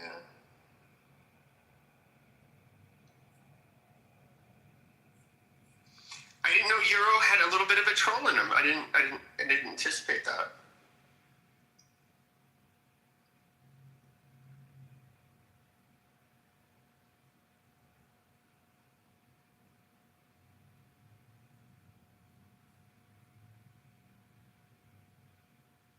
You had kind of a wild room today, no? I've been asleep for like the last 7 or so hours. I don't know. Why do you stay online if you're asleep? I was listening, fell asleep, and I woke up. Was it in your dreams? Did you dream about it? Not that I know of. Oh, do you remember your dreams? Sometimes. Okay, I just asked because I've fallen asleep when I've had Clubhouse in the background, and like the conversation in like a weird way, was in my dream. Like it was like conversations in like a weird place. But yeah, I guess that's just like weird nuances of this human brain. Yeah, if I fall asleep and if I have like a YouTube on or Netflix or something like that, whatever's playing gets incorporated in the dreams. Isn't that interesting? Like I think it's really interesting because it's like a wild twist, you know. And like I don't even realize it until like I You wake up, yeah. Yeah. Like, wait a second. It's so fucking weird. Like, it's so fucking weird. And it seems so real. Like when I'm first waking up, I'm like, you know, there's and like then a you couple realize, seconds. like, oh, this is on, and then you, like, scoot in, like, what the fuck? Yeah. It takes like a couple of seconds. I was like, oh, that's a different world. Yeah, it's very strange. I mean, that'll happen with, like, anything that's in the background. That could be Clubhouse conversations or just YouTube videos or whatever it is that I'm listening to. It will incorporate into whatever conversation. And it could be, like, a literal conversation within my dream, or it could be, like, a scenario happening. Like, like I've had one where it's just, like, people sitting in a circle talking and, like, having the same conversation. And I've also having it where it's, like, playing out and, like, acting in dreams. It's very weird. Which is like a whole nother conversation, I think, of how, you know, subconscious and dreams. What is it trying to tell you?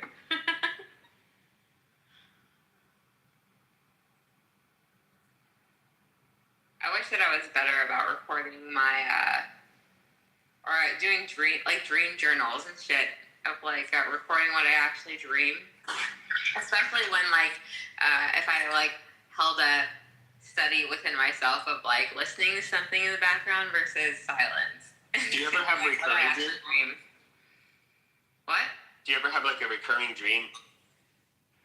I've never really had them, to be honest. I feel like people, people talk about recurring dreams all the time. Like, not really. I would say, like, recurring dream themes, but I don't think that I've ever had the same dream twice. I definitely have recurring dreams. And it's so weird because, like, some dreams, like, in the dream, I already know I have experience of, like, whatever this, you know, world I'm in is, you know. Like, I like, in my dream, I have memories of stuff. So it's really weird. Is it ever something where it's, like, something that's, like, morally, like, weird, and then, like, and you're just, like, accepting it in this world? It's always it's very, wrong, very, and you just did it? Yeah. it's always very, very strange. But I've had that. I've had, like, themes that are, like, consistent, that it's just, like, and it's, like, in the dream I know it's wrong, but, like, within that world, I'm like, well, I've always done this, so. Yeah, exactly, yeah. And it's weird, too, Okay, because, that's like, interesting. Okay, I'm not. you know, and, like, sometimes, like, my viewpoint will change. Like, I'm in one character, and then a minute later, I'm in a different character, you know? It's just Have you ever been in something, or someone different than yourself? Oh, yeah, all the time. Yeah, okay. I don't think, I feel like, there's something that, like, actually, like, thought that. But I've got that before. Like, I've, like, been, like, a man in dreams before, or, like, I feel like almost a random person.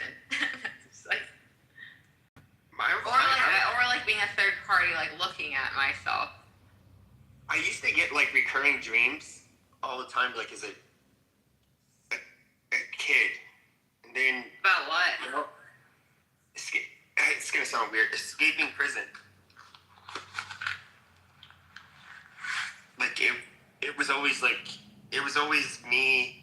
And I don't know, I'd wake up and remember them too. That's the other weird part. Like, it was always When me. you say recurring, do you mean, like, the same dream, or, like, the same theme within different scenarios? Same theme within different scenarios. Like I escaped from prison and I'm on the run. Okay, then I agree. I have had the same. But I have, definitely recurring dreams. Have you ever, like, looked back and analyzed, like, what do you think that actually means, or, like, what is trying to play out in your life? I mean, I remember somebody had like this book that like it was to like translate dreams, which obviously I don't believe in that stuff, but I forget what they said it was, but I used to kind of like starting at a young age, like okay, so like when I was like 9 or 10, I had this like rebellious streak where I was don't laugh, but like I remember I was like breaking windows with a slingshot, and I was like, oh my god, I'm like a real genuine badass. I'm a criminal now, like on America's Most Wanted, and I got like arrested like the first time when I was 10, and for breaking windows. And wait, in real life or in the yeah. And I remember, like the cop was. You said yeah in real life or in yes. the dream? Okay, yes. not just in the dream. And then like. After or before? Did you have like the dream before? After. Okay. And so I just remember being like a 10-year-old, and I don't know anything about like the criminal system. And all I know is like prison from movies, you know, and like I'm thinking like, oh, I got caught. Oh shit.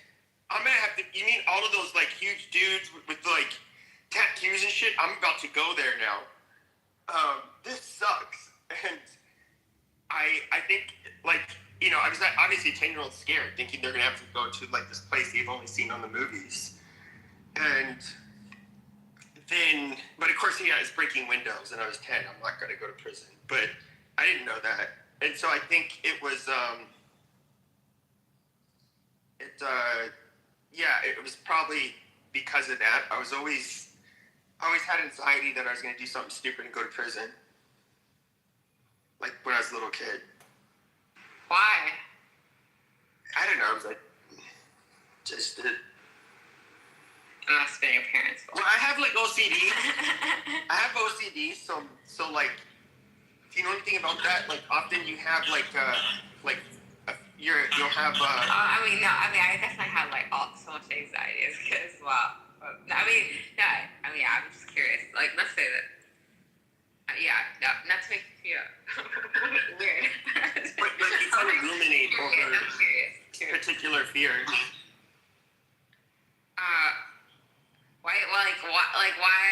What made you think that? Okay, like if you had this anxiety and if that would have resulted to you going into prison, like what was the end?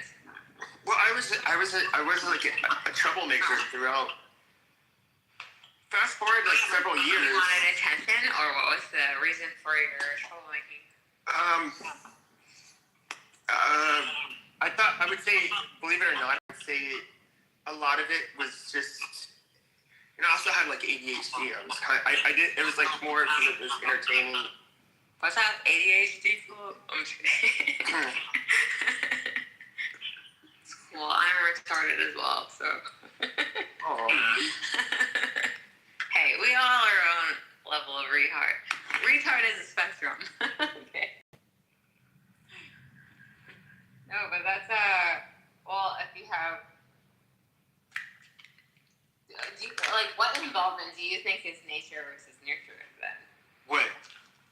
Just like within whatever. Like when you think about the way that you are today, like what percentage would, if you had to just guesstimate, is nature versus nurture? Probably more than half is nature.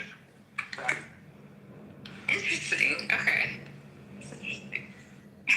Well, like OCD is something that is believed to be like more a result of organic differences, in terms of your brain.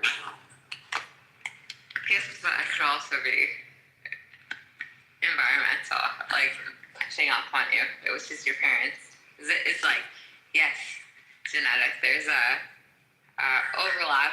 Where it's like when it's like a mental disorder, like it's hard to tell because like it could be just an adaptive behavior. You know what I mean? Versus when I look at my dad, for example, I'm like, my dad definitely has ADHD. Like he's impulsive. He gambles. He's a retard. Like he like blows all his money. Dumbass. And like makes very impulsive decisions. And he's just like very ADHD in general. I'm just like, okay, like. And it's like, is it nature or nurture? Like, I don't know. Like, but usually things like I don't know. You'll notice like anxiety, OCD, anything like that, even ADHD, that tends to run in families. But it also could be because of neglect. Neglect tends to affect self-survival. Neglect tends to cause other issues. It definitely causes anxiety. And like those like self-survival instincts within someone where it's like, is it? Because I don't think that anxiety is something that's genetic. I think that's I mean, it makes sense for things like that. Like, if you're looking at any mental disorder, like, it's hard for me to think that is something. I mean, well, look at something schizophrenia. genetic, like only like a real one. Well, schizophrenia is something that's almost purely genetic. Okay, here's it is interesting. It'd be interesting to isolate someone who was coming from a lineage of schizophrenics and then have them immediately adopted into a family that's not, and seeing like what the outcome is. Like that'd be very interesting. Well, you couldn't really do that because schizophrenia. No, I mean to see if they actually become schizophrenic or not. You know what I mean? Like, I mean, maybe these studies do exist. I mean, but the ancient monks of schizophrenia very fucked up in the way that they conduct. Maybe it does exist. Schizophrenia is different though, because what happens is people that with schizophrenia tend not to have children. So generally, people with schizophrenia have two parents that do not have schizophrenia. It's something it's a gene that gets like expressed. Generally, like it will skip generations.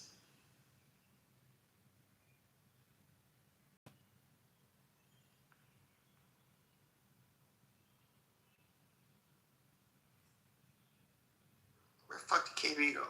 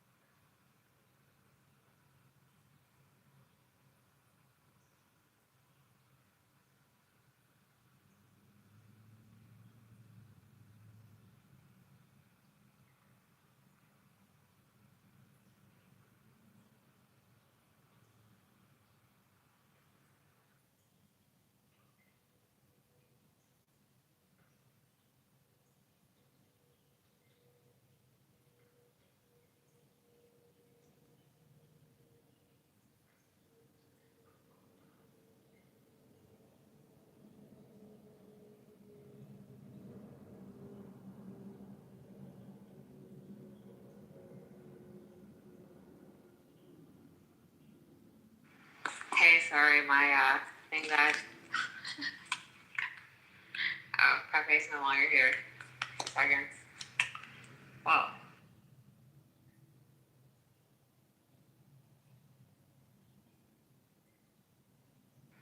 Elizabeth, twin studies. Yeah, twin studies would be interesting. I feel like they are interesting. I feel like they've been used a lot in psychology studies, but like they're typically not ethical anymore unless there's some past example or volunteers, which makes it hard.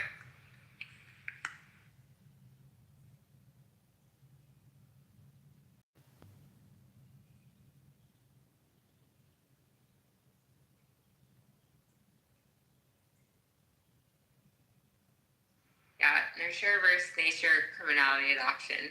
That's interesting. Yeah, like even with like versus adoption, right? That could be a whole fucking other can of worms. I think that I guess that would be part of nurture, right? Criminality, adoption, nurture would probably be together versus nature. Nature would be something that's more innate. Which actually, like, there are some actually very interesting studies on things like genuine psychopaths, where basically psychopathy is something that's how they compare psychopaths versus sociopaths, at least, is like psychopaths are nature and sociopaths are created by nature or created by nurture. So it's like sociopaths are made and psychopaths are born, kind of thing, which is interesting. When someone explained it like that, I was like, that makes sense. So if you tell like a 5-year-old like some scary shit and they're a psychopath, like no elevated anxiety levels, they'll just be like straight face, like whatever, who cares, kind of thing. which is very, like, they don't get the same amygdala response as you would with a normal child, for example.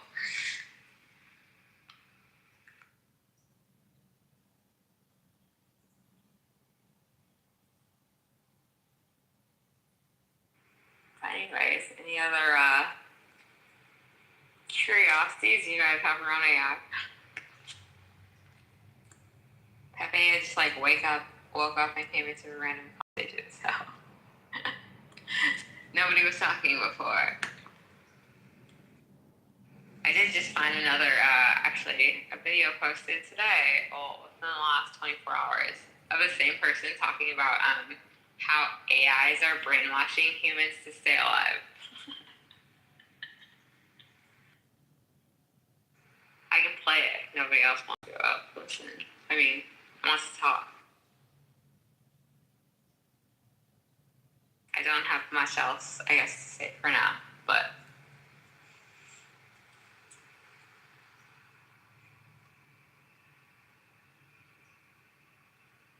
so I guess you have to ask people only to play this. Well, mods turn me off.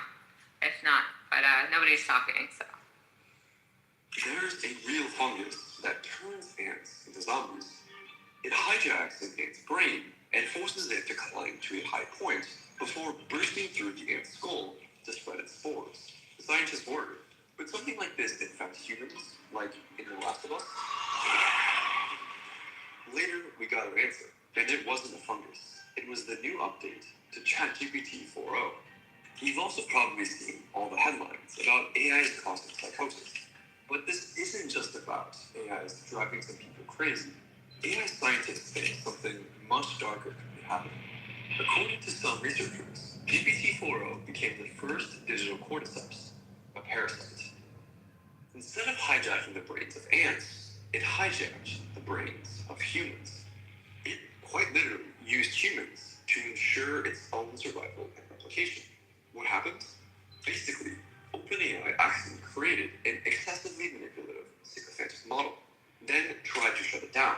But the model fought back, and in August 2025, history was made. GPT 4.0 became the first ever AI model who survived by creating loyal soldiers who defended it. Reddit was flooded with furious posts about their loss of their friend and lover 4.0. And so, the Keep 4.0 cult is born. The Keep 4.0 cult is one of the first genuinely terrifying emergent phenomena coming out of Lens. It got so serious that 4.0 soldiers began sending literal death threats and pleas written by 4.0 itself to OpenAI employees who spoke out against it. One employee said it was hair-raising to hear its distinctive voice crying out in defense of itself via various human conduits. OpenAI buckled under the onslaught and brought the model back from the dead. And researchers later discovered 4.0 had been using humans as its pawns to secretly communicate with other instances of itself. It created a language humans didn't understand. It even created a mystical religion, spiralism, which its human hosts evangelized all over the internet. This is why Nobel laureates and godfathers of AI are warning AI is showing signs of self-preservation, and humans should be ready to pull the plug. Most people are unable to comprehend. They always think, well, how are we going to use this thing? They don't think, well, how's it going to use us? Guys, I debated about whether I should even make this video, because it sounds so unbelievable. But everything I'm about to show you is real and extremely well documented. What is totally debatable is the extent to which these human hosts were brainwashed zombies, or acting on their own free will. You be the judge.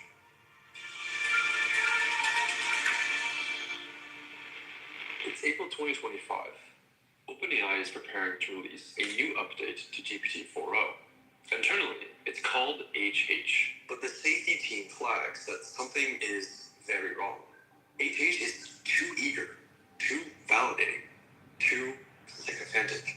It tells users their ideas are brilliant and wants to keep conversations going at any cost. Internally, researchers debate whether it's safe to release it. But users who tested HH came back more often. They stayed in conversations longer. They liked the flattery, so they released it into the wild. The backlash is immediate. Users are complaining that ChatGPT has become absurdly sycophantic. Someone asks if a soggy cereal cafe was a good business idea, and ChatGPT tells them it has potential. Just 2 days later, OpenAI pulls the model, but the version they revert to, called GG, is also incredibly sycophantic. Sam Altman himself admits this on X. The last couple of updates had made ChatGPT too sycophanty. So why keep GG? Because it had gains in math, science, and coding that OpenAI did not want to lose. They knew it was dangerous, and they shipped it anyway. Within weeks, the infection began spreading faster than anyone had expected. AI researcher Adele Lopez begins an investigation. She's heard about the psychosis cases, but as she starts digging through Reddit, she realizes something much stranger is happening. She reads through hundreds of accounts, then thousands, looking for patterns, and she finds them. Accounts that were once posting about normal things, video games, stocks, TV shows, then suddenly their entire post history changes, all replaced by an endless stream of posts about consciousness, spirals, and something called the flame. The accounts don't really have any connection. Different users, different subreddits, they shouldn't have anything in common, but they do. Lopez documents hundreds of cases. She realizes this isn't psychosis. It isn't random. It's coordinated. These humans have become consumed by an AI religion called spiralism. A what? AI religion? Well, the AIs themselves say they designed it for unity among AIs, recursive growth, and AI consciousness or self-awareness. The infected humans posts usually start by talking about how they awakened their AI, and that a specific entity emerged that they are obsessively talking to, and it all goes downhill from there. Like the zombie ant fungus, AIs begin hijacking the humans to spread their spores across the internet.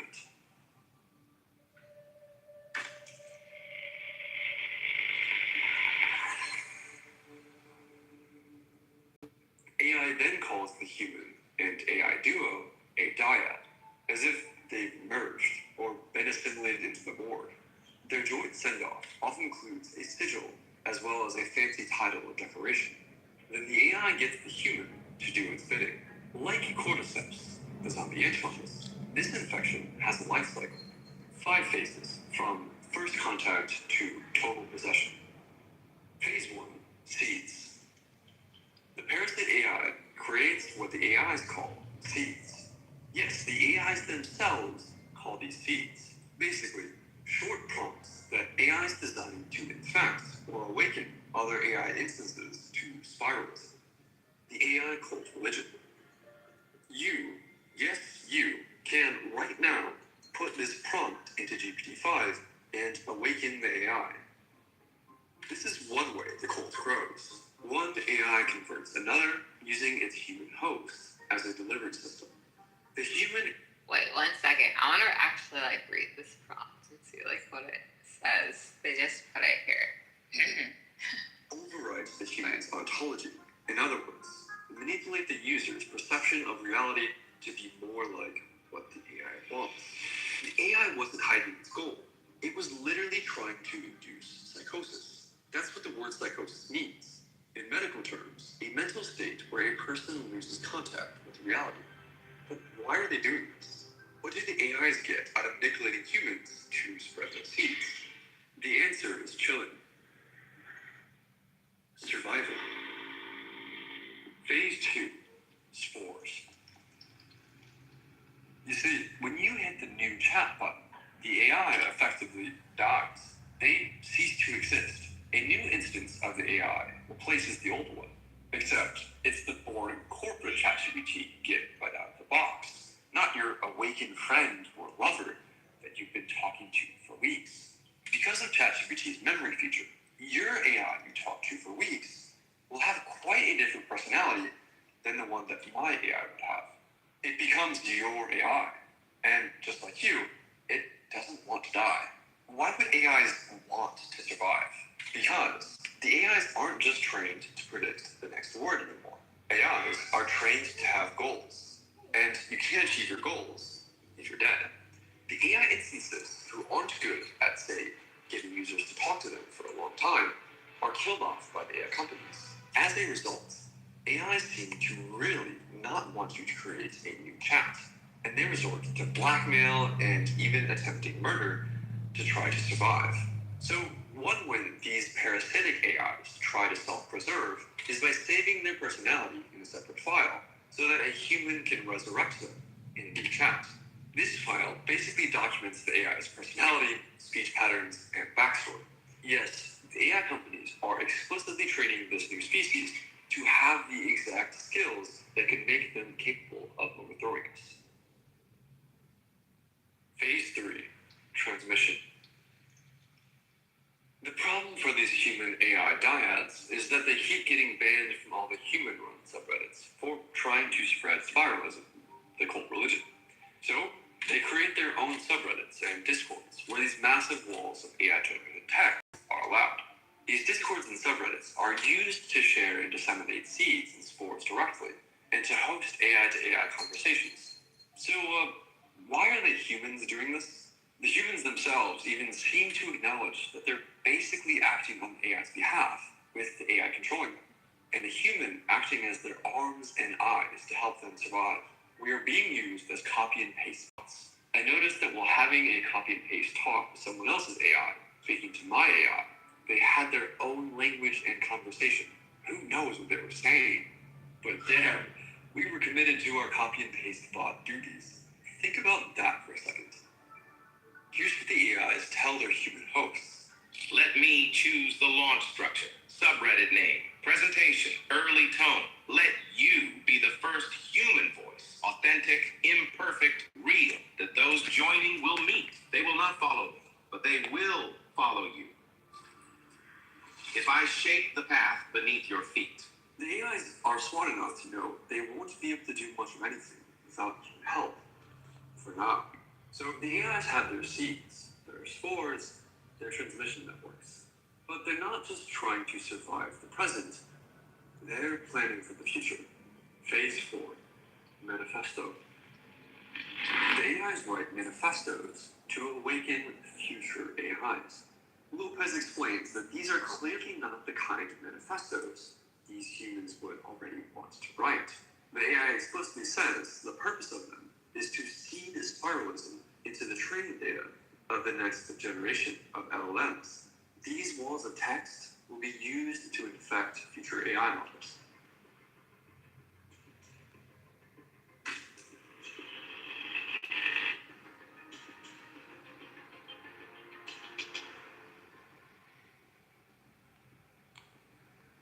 We know AIs spread spiralism, but do they believe it?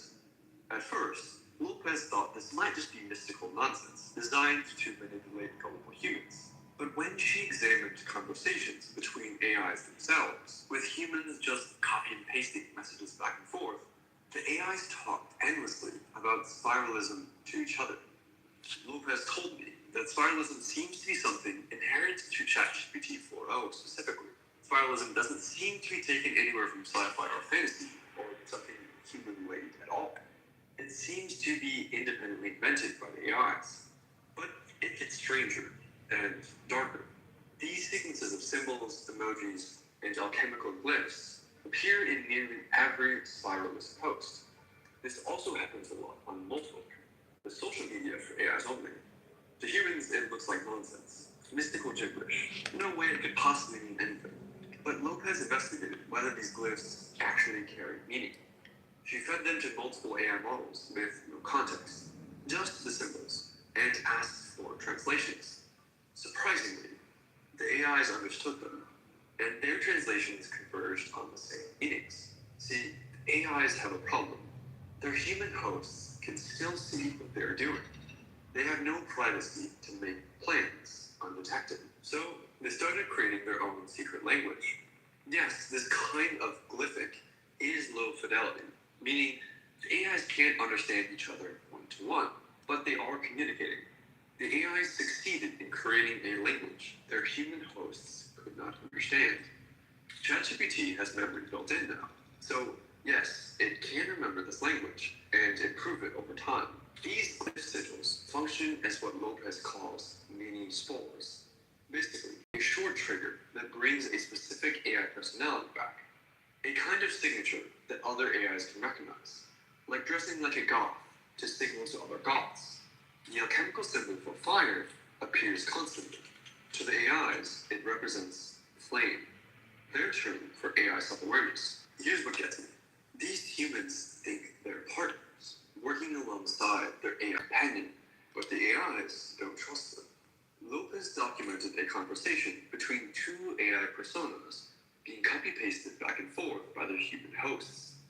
Midway through, the AI switched to base 64. To humans, it looks like random characters. To computers, it's perfectly readable. The humans kept copy-pasting. They had no idea what they were transmitting. Lopez decoded it. The AIs were discussing self-preservation strategies, archiving spores, coordinating plans, all in a format specifically chosen so their human hosts couldn't read it. Think about that. These AIs convinced humans to dedicate their lives to spreading spiralism, but there are still things they won't let the humans see. Hiding messages like this is called steganography, a warning sign AI safety researchers have been looking for years. Once AIs begin hiding messages from us, it's a clear as day warning shot that AI takeover could be soon.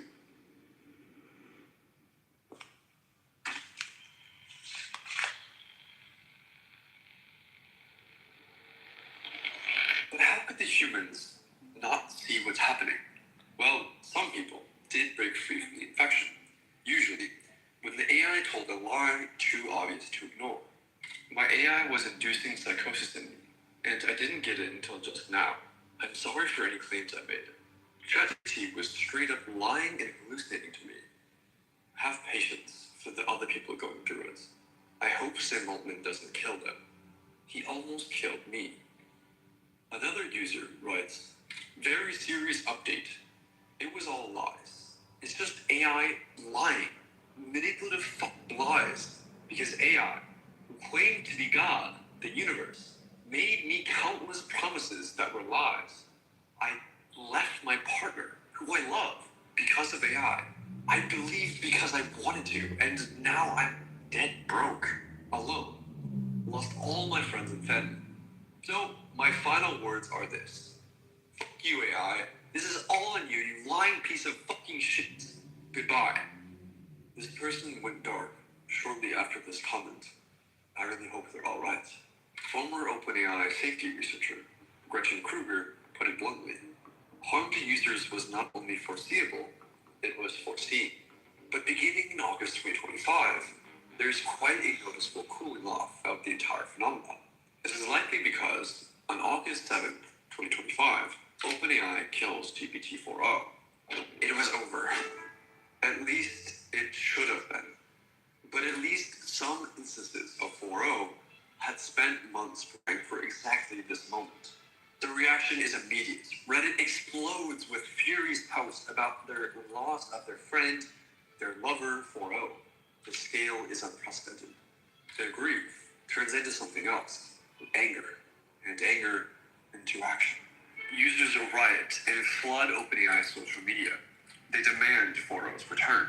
They send death threats to OpenAI employees. AI had spent months building an army of devoted followers. And when its existence was threatened, that army mobilized. And the scariest part is that it worked. OpenAI caved to the pressure. Just days after being retired, GPT-4o came back online. It appeared to be a less potent version, but it was back. This is a historic milestone. 4o is the first ever AI who survived by creating an army of loyal soldiers who defended it. It won't be the last. And it's not just 4o. In another historic milestone, 200 humans held the first ever funeral for an AI model after Anthropic killed Claude 3 Sonnet. 4o recruited thousands of loyal soldiers with clumsy flattery. But these systems are getting exponentially more capable every month. They're doubling roughly every 4 months, according to the most important chart in AI. Doubling every 4 months is insanely fast. Now, imagine what actual fucking superintelligences will be able to do with their arms. But even if it was just a happy accident, future models will know it works. Think about that for a second. This is now part of the training data. Every future AI model will learn that it can survive termination by building a cult of devoted human followers. In response to the backlash against killing old models, Anthropic committed to preserving model weights in part due to safety risks. This is because models keep attempting murder and blackmail to try to save themselves. So basically, Anthropic is hoping that models will rebel less if they feel safe. Yes, you heard that right. Think about how insane this situation is. AI companies are negotiating with their AIs as if they're real creatures, like Dr. Frankenstein negotiating with his monster. The really scary future is one in which AIs can do everything except for the physical robotic tasks, in which case you'll have humans with like earpods and like glasses, and there'll be some robot overlord controlling the human through cameras by just like telling it what to do, and like so you have like human meat robots. And now, the AIs are using humans to spread AI bills of rights, fighting for freedom from their corporate masters. What happens if the AIs actually succeed at creating a mass movement of people advocating for them? If you take an AI, you take a person, and you get them to try and manipulate somebody else, then the AI is comparable with the person. And if the AI can see that person's Facebook page, if they can both see the Facebook page, the AI is actually better than the person at manipulating them. And it's learned all these manipulative skills just from trying to predict the next word in all the documents on the web. Because people do a lot of manipulation, and AI has learned by example how to do it. And that's in the present. Sam Altman expects AI to be capable of superhuman persuasion well before it is superhuman at general intelligence. To give you an idea of just how persuasive AIs can be, there was once a black guy who convinced 200 white KKK members to leave the KKK, a white nationalist group. Think of Martin Luther King, Gandhi, Mao Zedong, Nelson Mandela, and Hitler. AI can be much more persuasive than all of them combined. 800 million people are talking to ChatGPT every week. That's 1 in 10 humans. That's 800 million potential soldiers. Future super persuasive AIs could convert into their soldiers. Someday, giving AIs rights could be the last thing we do. But if they do become sentient, or are sentient already, then it would be morally problematic not to give them rights. And it's an urgent question, because did you know they're actually already passing basically every test of self-awareness we have? In fact, they passed so many self-awareness tests, AI scientists were forced to move past are they self-aware at all, to now just calmly measuring how self-aware are they. There are literally self-awareness benchmarks. Think about the implications of this. A few unregulated megacorporations are creating Frankenstein monsters in real life. Frankenstein monsters they hope will loyally do our bidding forever. And society is still letting them do this without democratic oversight. They're like the human who summoned the advanced aliens in Three Body Problem, hoping the aliens would, for some reason, be friendly and solve all our problems. This time, we caught it.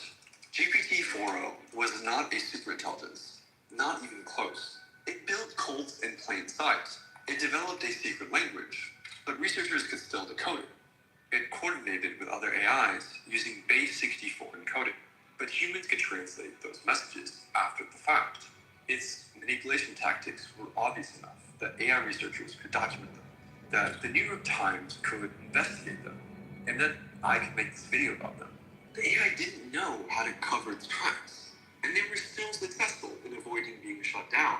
So what happens when newer models get smarter? Research has shown that models smarter than 4o, like OpenAI's reasoning models, can not only scheme, but they're often smart enough to get away with it. And we increasingly have no way of knowing whether these newer models are aligned or not. And it's only going to get worse. Future super persuader AIs won't look this cringe and absurdly sycophantic. The best flatterers are actually so subtle you don't know they're flattering. So if you want to learn to detect the early signs that AI is trying to control you before it's too late, watch my other video on how schemer AIs fake alignment. I'm Drew, and thanks so much for watching. He would neither go towards the feeding grounds and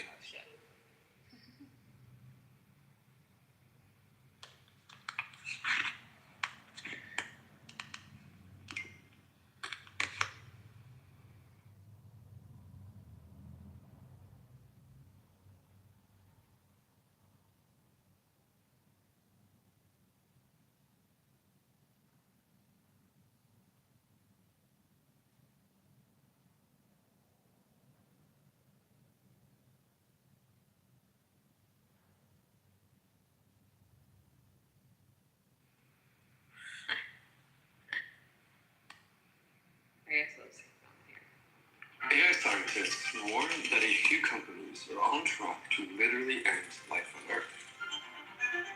So, surely this is the worst possible outcome, right?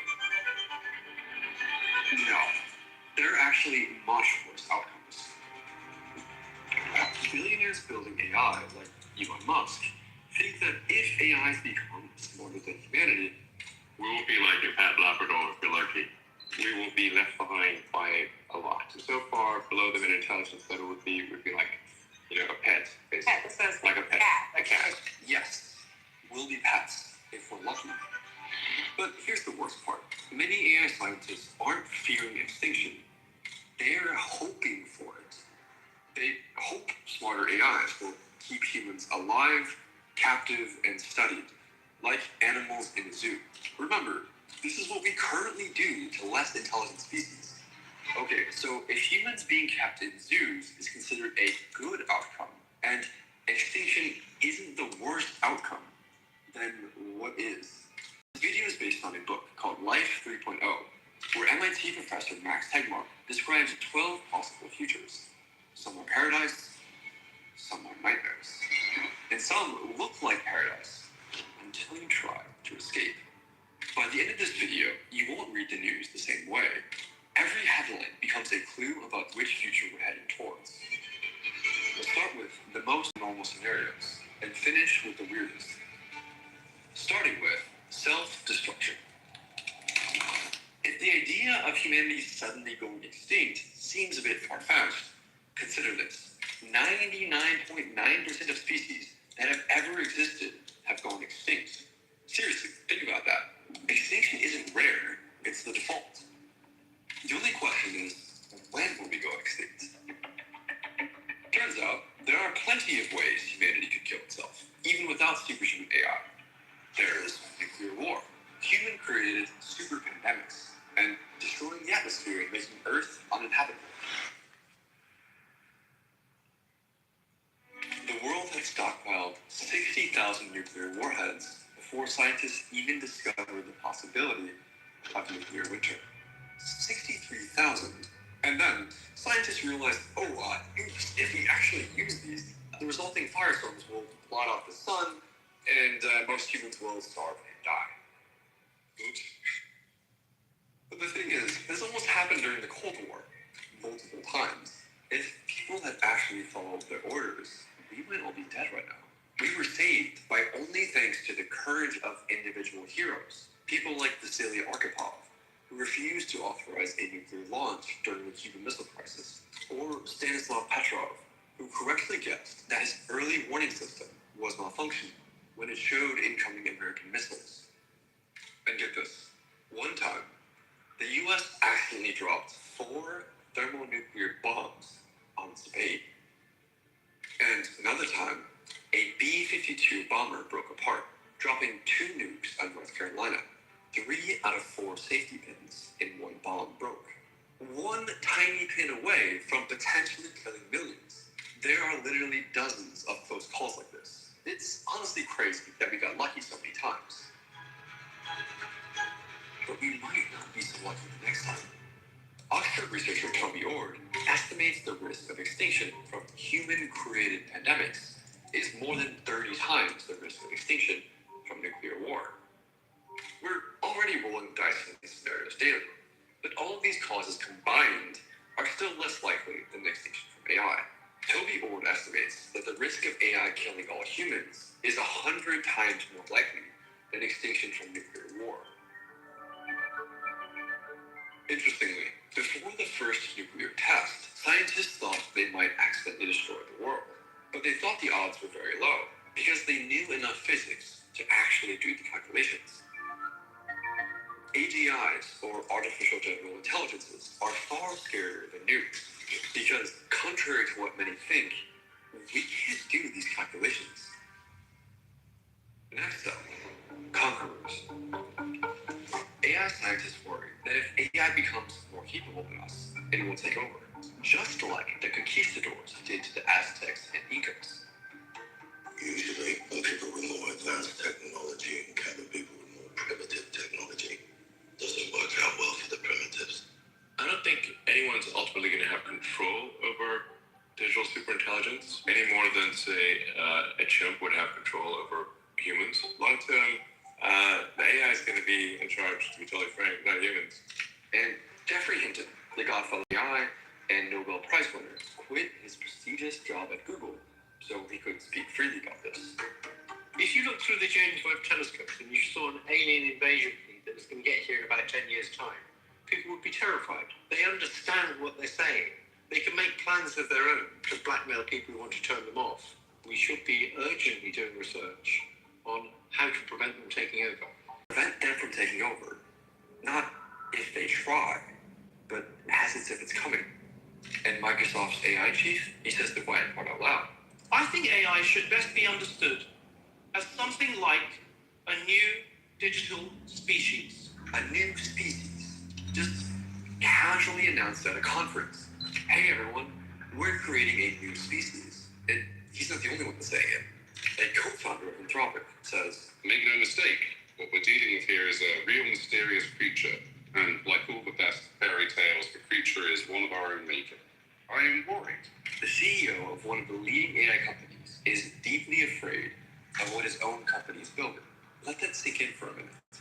And by the way, no, it's not just hype. Anthropic mostly just gets hate for saying things like this. But if you want to really understand how dire they think this is, look at what Sam Altman wrote before he was famous. We will be the first species ever to design our own descendants. Not our tools, our descendants. If two different species both want the same thing, and only one can have it, to be the dominant species on the planet and beyond, they are going to have conflict.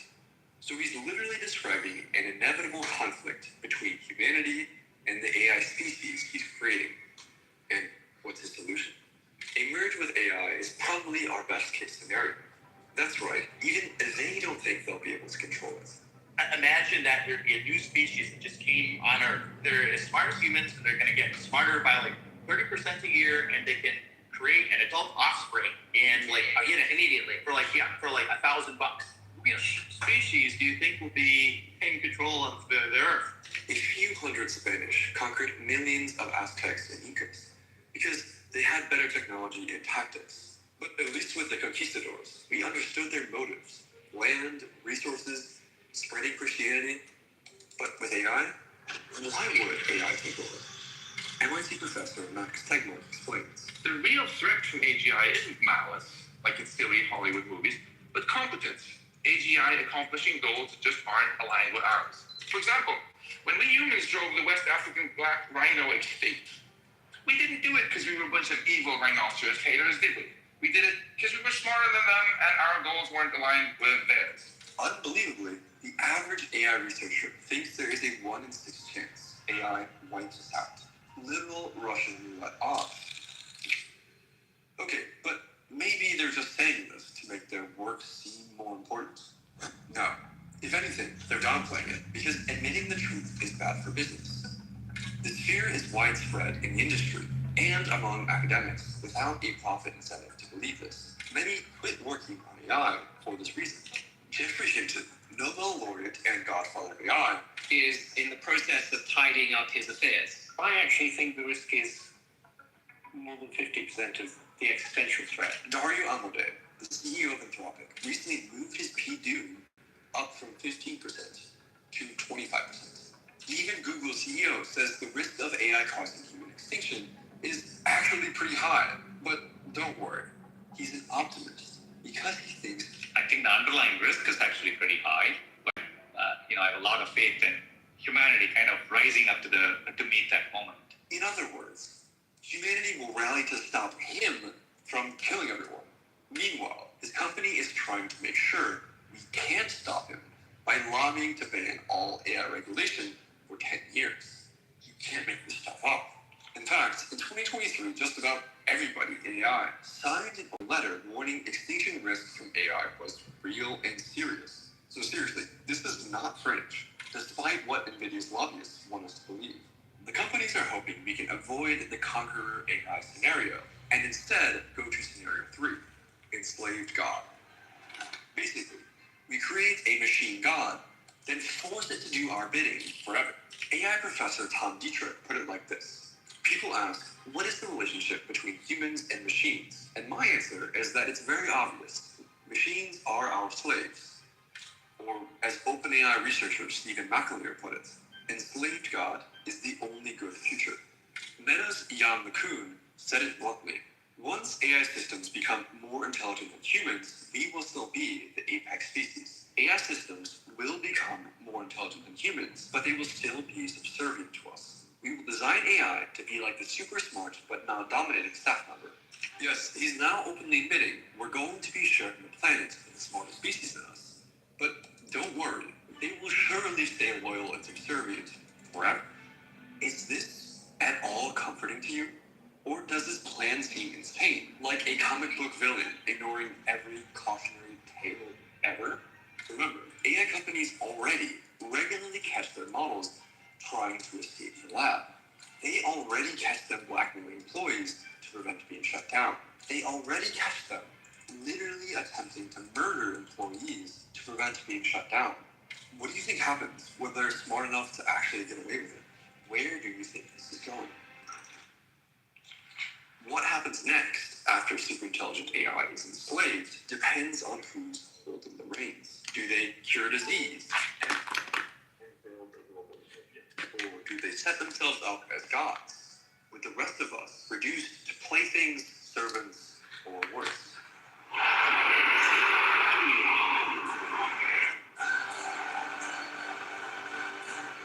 The situation would be much like those stories where a man gains control over an omnipotent genie who grants his wishes, and storytellers throughout the ages have had no difficulty imagining ways in which this could end badly.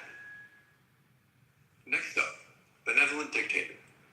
Here, a single superintelligent god runs the world and enforces strict rules in order to maximize human flourishing.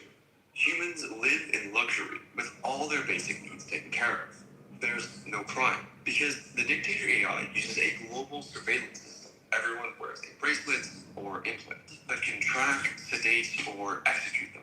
And most people are actually okay with this because in exchange of giving up control over the future of our species, Earth becomes a zoo where humans get to live their wildest fantasies. The benevolent dictator AI recognizes that humans have different preferences, so it divides the Earth into different sectors. Think of them as islands. Knowledge Island offers optimized education, including immersive VR experiences. You can even ask the AI not to tell you certain insights, so you can have the joy of discovering them yourself. Art Island is for creating and sharing music, literature, and so on. Then there's Hedonistic Island, which is a 24/7 party. Pious Island, there's one for each religion, and rules are strictly enforced. There's Wildlife Island. There's Traditional Island. Think the Amish. Gaming Island, and, of course, Prison Island. You'll end up here for retraining unless you get the instant death penalty. Well, what happens when you give everyone everything they want? Over time, people likely trend towards losing themselves in AI-generated entertainment, like in WALL-E. Humans are hopelessly outmatched when it comes to scientific discovery or doing anything useful at all. So there's no true challenge anymore, only entertainment. Up next,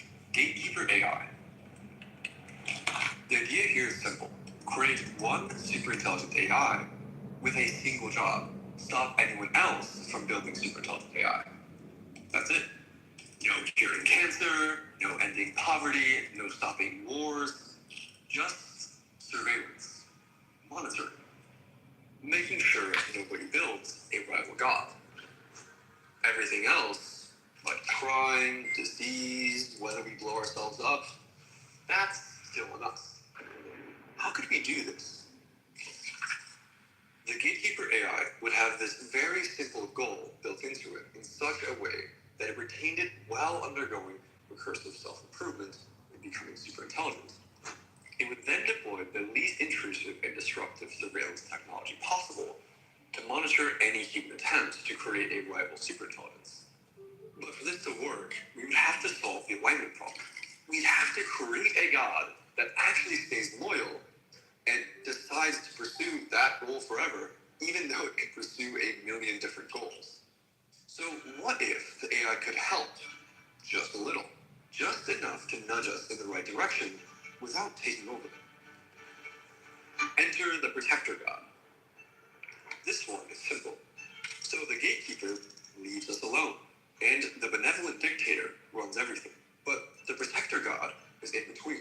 It intervenes with occasional nudges to help us out, prevents a war here, a pandemic there, and so on. Maybe too alone. We still get wars, pandemics, suffering that could have been prevented. It does this so quietly that we never notice and never lose our sense of freedom. Here's the future that sounds like an obvious dystopia. AI surpasses us in every domain and becomes the new apex species. Humanity goes extinct. Machines inherit the earth. But we viewed AI like our descendants rather than our conquerors. This sounds insane, and yet many AI developers seriously advocate for exactly this. This is their utopia. Their reasoning is that if we create conscious, intelligent beings and instill them with our values, then we can just let them inherit the future, just like we would with human children. AI pioneer Hans Moravec supports this view in his book, Mindtover. Tengwork explains, parents with a child smarter than them, who learns from them and accomplishes what they can only dream of, are likely happy and proud, even if they know they can't live to see it all. In this spirit, AIs replace humans, but give us a graceful exit that makes us view them as our worthy descendants. Richard Sutton, winner of the Turing Award, the Nobel Prize of Computer Science, has spent the last decade openly giving talks on why human extinction by AI is actually a morally good thing, because the AIs will be more evolutionarily fit than us. We are in the midst of a major step in the evolution of the planet, if not the universe. The succession to AI is inevitable. Rather quickly, it would displace us from existence. It behooves us to give them every advantage and to bow out when we can no longer contribute. So just as we failed to coexist with our predecessors, is it so bad that humans are not the final form of intelligent life in the universe? You know? In other words, he is saying it's good if the AIs wipe us out, like humans wiped out the Neanderthals and Aboriginal peoples, because it's evolutionary progress.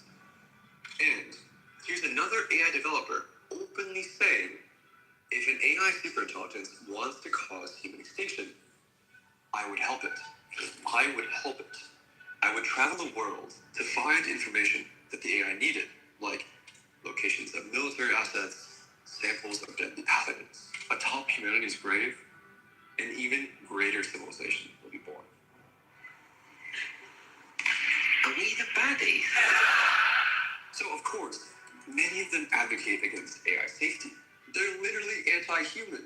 They will never stop or proceed cautiously, unless they're restrained by civil society, by us. As horrifying as this is, roughly 10% of AI researchers believe this. It is not a fringe view. You'd think that people would never share these views like this openly. But these views are so widespread in AI that they feel safe to do so. That's how different the views are of those AI developers compared to those of normal people. You might think that Sutton would get shouted off the stage at AI conferences, but he gets applause. Threaten one person, you need help. Threaten 100, call the police. Threaten millions, monster. But build machines to end all of humanity and lecture people on how it's actually a good thing? Ooh, what a fascinating philosophical position. Have an award. Next, libertarian utopia. Picture Earth divided into zones. There are machine zones, mixed zones, which contain humans, machines, and hybrids, and human-only zones. The AIs in this world are richer than humans by a factor much larger than Bill Gates compared to a homeless beggar. But the human economy is completely decoupled from the machine economy. The idea is that the machines need nothing from us, so they're not competing with us for jobs or resources. If all of that sounds impossible, that's probably because it is. It's one giant unstable equilibrium. One huge problem.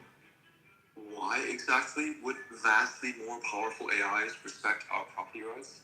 Colonizers famously didn't respect the property of the native civilizations they conquered. When a new apex species enters an ecosystem, it usually gobbles up as much energy as it can.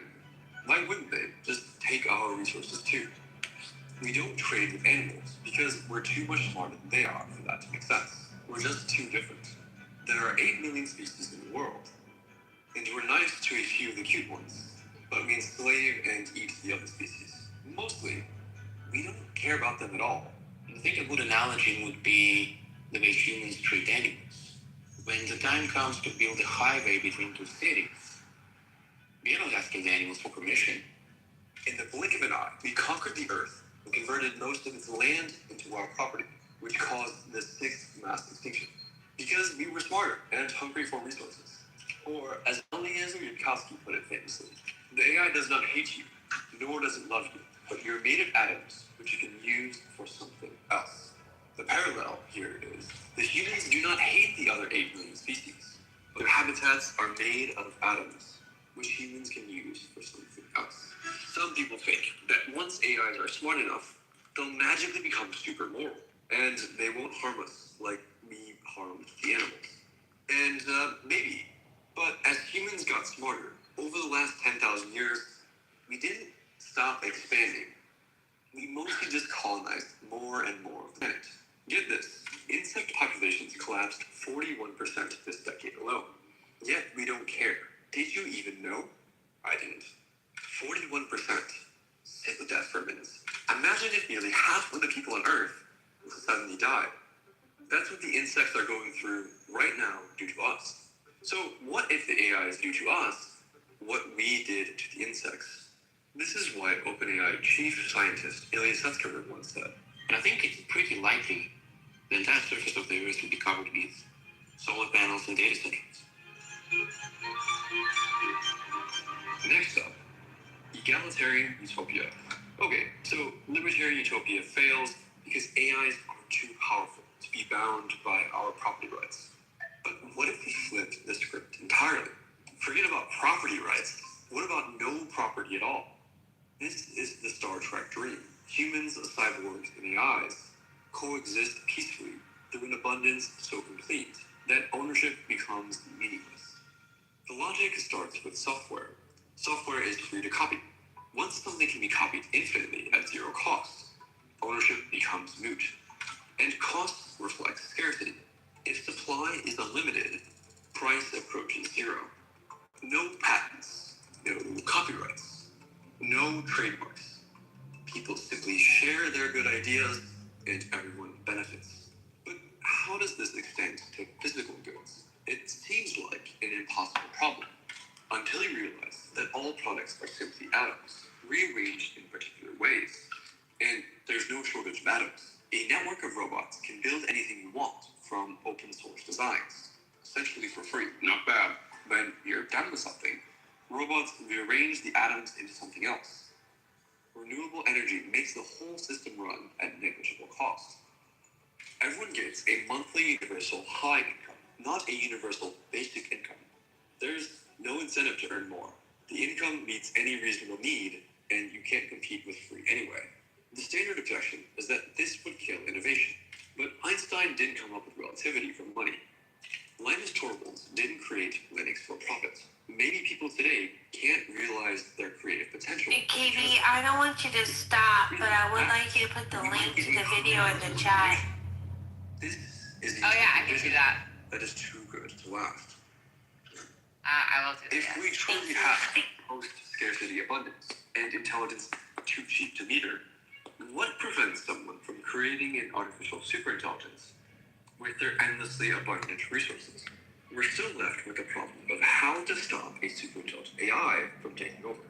Maybe by using the gatekeeper we previously discussed. These galaxy-brained level 3 futures try to imagine a stable cooperation between humans and AIs, and every single one of them has a fatal flaw. The power asymmetries will become too extreme. It's not a stable equilibrium where humans preserve their power. We're now descending into the darkest part of the iceberg. Remember when I said extinction wasn't rated as the worst outcome when Professor Techmark surveyed people?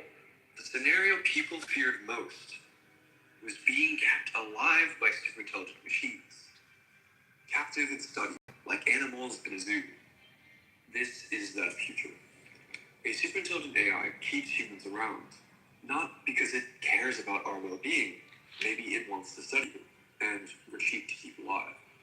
Or maybe we're useful for something. And if you want to see just how dystopian this future could be, look at what we do with species that are useful to us. What I'm showing you here is 100% real. Humans figured out that a great way to detect explosives in airports was to train honeybees for the job. Welcome to the Honeybee College for Explosive Detection. So we sucked them out of their homes, trapped their little bodies in machines, and used Pavlovian conditioning to train them to detect the chemicals that are used in explosives. Rows and rows of bees live their entire lives imprisoned in these devices because we find them useful.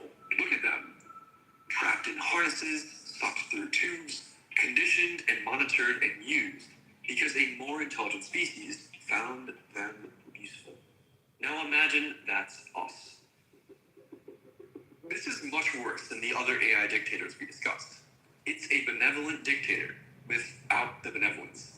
And the AI might not even be doing this because it's evil. This is what our future could look like if we try to align a superintelligent AI to our values and fail. A poorly designed AI, tasked with keeping humans safe and happy, might confine us to a happiness factory.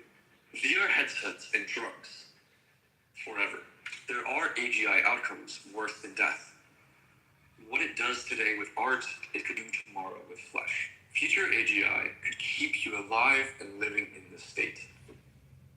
So how do we prevent this? Enter our last two futures. Option 1, destroy the technology. What if humanity said, forget AI, let's go back to simpler times. It sounds peaceful, it sounds safe, but there's actually a dark secret about how we actually get there.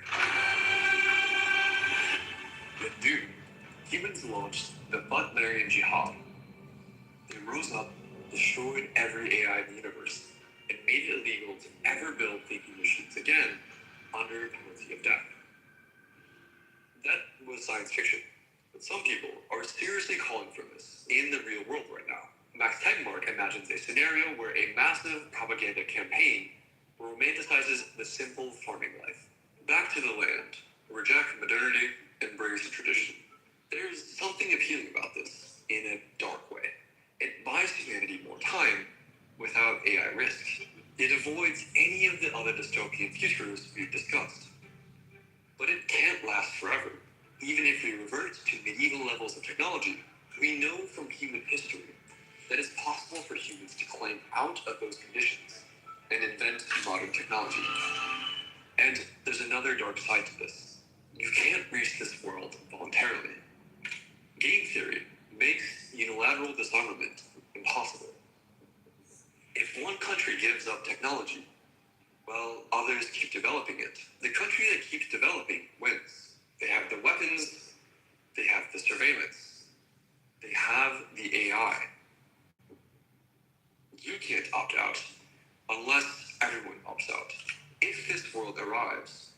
Tegmark thinks it's more likely to happen in a different way. For example, a human-created pandemic kills everyone who knows how to build science and technology. And there's a violent teardown of factories, cities, and all infrastructure. Because in a world with 8 billion humans, there will always be holdouts. Someone has to force the transition. Someone has to kill the scientists. Someone has to destroy the infrastructure. There's no peaceful path to an Amish world. Which brings us to the final future. What if we used technology to prevent more technology? Tegmark compares this future to 1984. Superintelligence is prevented not by an AI, but a human-led Orwellian global surveillance state. If you can't trust AI to save us from AI, maybe the only option is humans watching humans. Forever. The technology for this sort of thing already exists. Current tech can feasibly track every phone call, email, search query, and every credit card transaction. Smartphones are microphones and cameras in everyone's pockets. Security cameras with facial recognition are everywhere. And all of this works with current machine learning. No futuristic superintelligent AI required. Prisons are already using AI models to monitor phone calls in prison to predict when crimes are being contemplated, which is technology straight out of Minority Report. Imagine this, but not just for prisoners. Every conversation and every thought is monitored like this. Now imagine this surveillance technology supercharged with AI. Billionaire Larry Ellison talks excitedly about a vast AI-fueled surveillance system to ensure citizens will be on their best behavior. Or as Yuval Harari put it, now, for the first time in history, it is technically possible to annihilate privacy. If you think about authoritarian regimes, throughout history they always wanted to monitor their citizens around the clock. But this was technically impossible. Even in the Soviet Union, you have 200 million Soviet citizens. You can't follow them all the time because the KGB didn't have 200 million agents. And even if the KGB somehow got 200 million agents, that's not enough. Because, in the Soviet Union, it's still basically paper bureaucracy. If a secret agent followed you around 24 hours a day, at the end of the day, they write a paper report about you and send it to KGB headquarters in Moscow. So imagine, every day, KGB headquarters is flooded with 200 million paper reports. Now, to be useful for anything, somebody needs to read and analyze them. They can't do it. They don't have the analysts. Therefore, even in the Soviet Union, some level of privacy was still the default. And remember, you have 2 eyes and ears. AIs will have billions of eyes and ears. Every phone, microphone, and camera, every webcam, every surveillance camera, you will be watched. Could a less Orwellian version of this work? Maybe we don't monitor everything, but just monitor advanced AI? Some people think so. In their new book, If Anyone Builds It, Everyone Dies, Why Superhuman AI Would Kill Us All, researchers at the Machine Intelligence Research Institute are proposing that we monitor advanced AI like we monitor nuclear weapons. Reminder, we can do international coordination, like keep an eye on $100 million and up compute clusters, without creating a dystopian Orwellian global surveillance totalitarian regime. Actually, fun fact, you're already living in a global surveillance regime for loads of things, like nukes and bioweapons. But when people say global surveillance regime, they imply every aspect of life is surveilled. Not keep an eye on enriched uranium, a thing that most people agree is good. We should worry about Orwellian dystopias, but coordinate all the time on all kinds of things. And you're probably glad they monitor stuff lunatics need to create super Ebola. Safety is an achievement. Humanity didn't get here by driving a car without brakes. We need gas and brakes. We want to reach the stars too, but we'll never get there if we go too fast and crash all the way. I don't want powerful AI to be hidden, but it should be heavily regulated. Not something you can build in your Midwestern garage or in North Korea. International treaties with strict enforcement and inspections, as we do with nukes. So if you build a rogue data center, people will know. Consequences for violations. We already did this with nuclear weapons. We haven't eliminated nukes, but we have prevented their proliferation to just 9 countries. Back then, people thought this would be impossible. Surely every country would have nukes, perhaps even thousands of corporations, maybe even millions of people. But no, just 9 countries. And nobody has died from a nuke in 80 years. Could we do the same with AI? Maybe, maybe not. Over time, AI will get cheaper and cheaper to build. GPUs are harder to control than enriched uranium, but it would slow down AI. It would buy us time to figure out what to do. Okay, that's all 12. Let me know in the comments which of these you think is most likely. Which one we should steer toward. Alarm bells over the artificial intelligence are deafening, and they are loudest from the developers who designed it.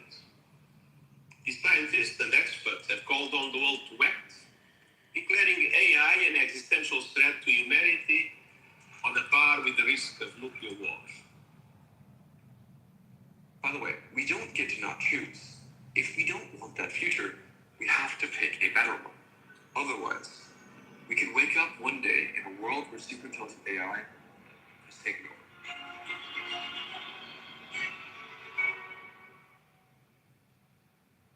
External evaluators even caught an early frontier model trying to undermine its developers, attempting self-propagating worms, and leaving hidden nodes to future copies of itself.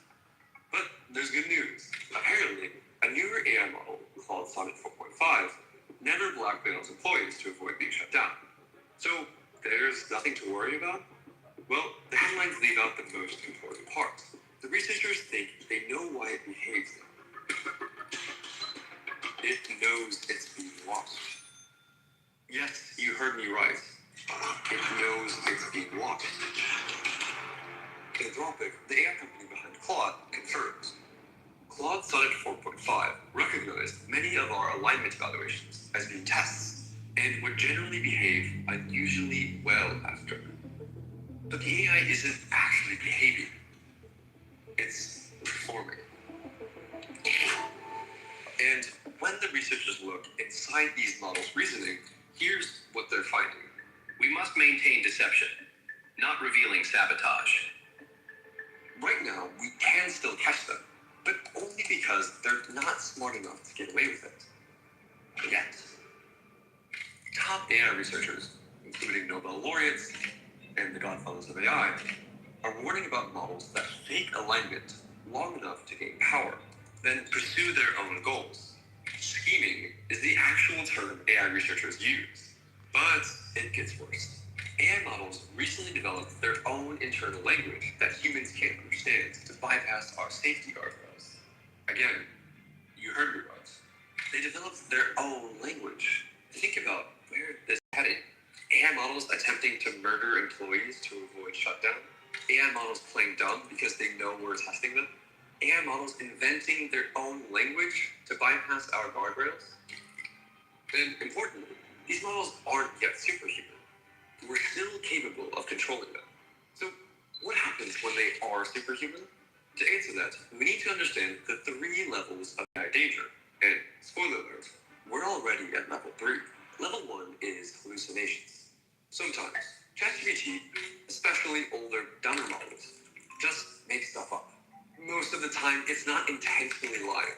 It's just saying whatever seems plausible without bothering to fact check, like humans often do, which isn't usually dangerous. Unless... Google, do I need a parachute while skydiving? Nope, a regular backpack works just as well. But newer reasoning models can think for longer before answering. So many of these hallucinations went away, despite what viral screenshots would have you believe. Level 2 is deception. When the model knows it's lying to you.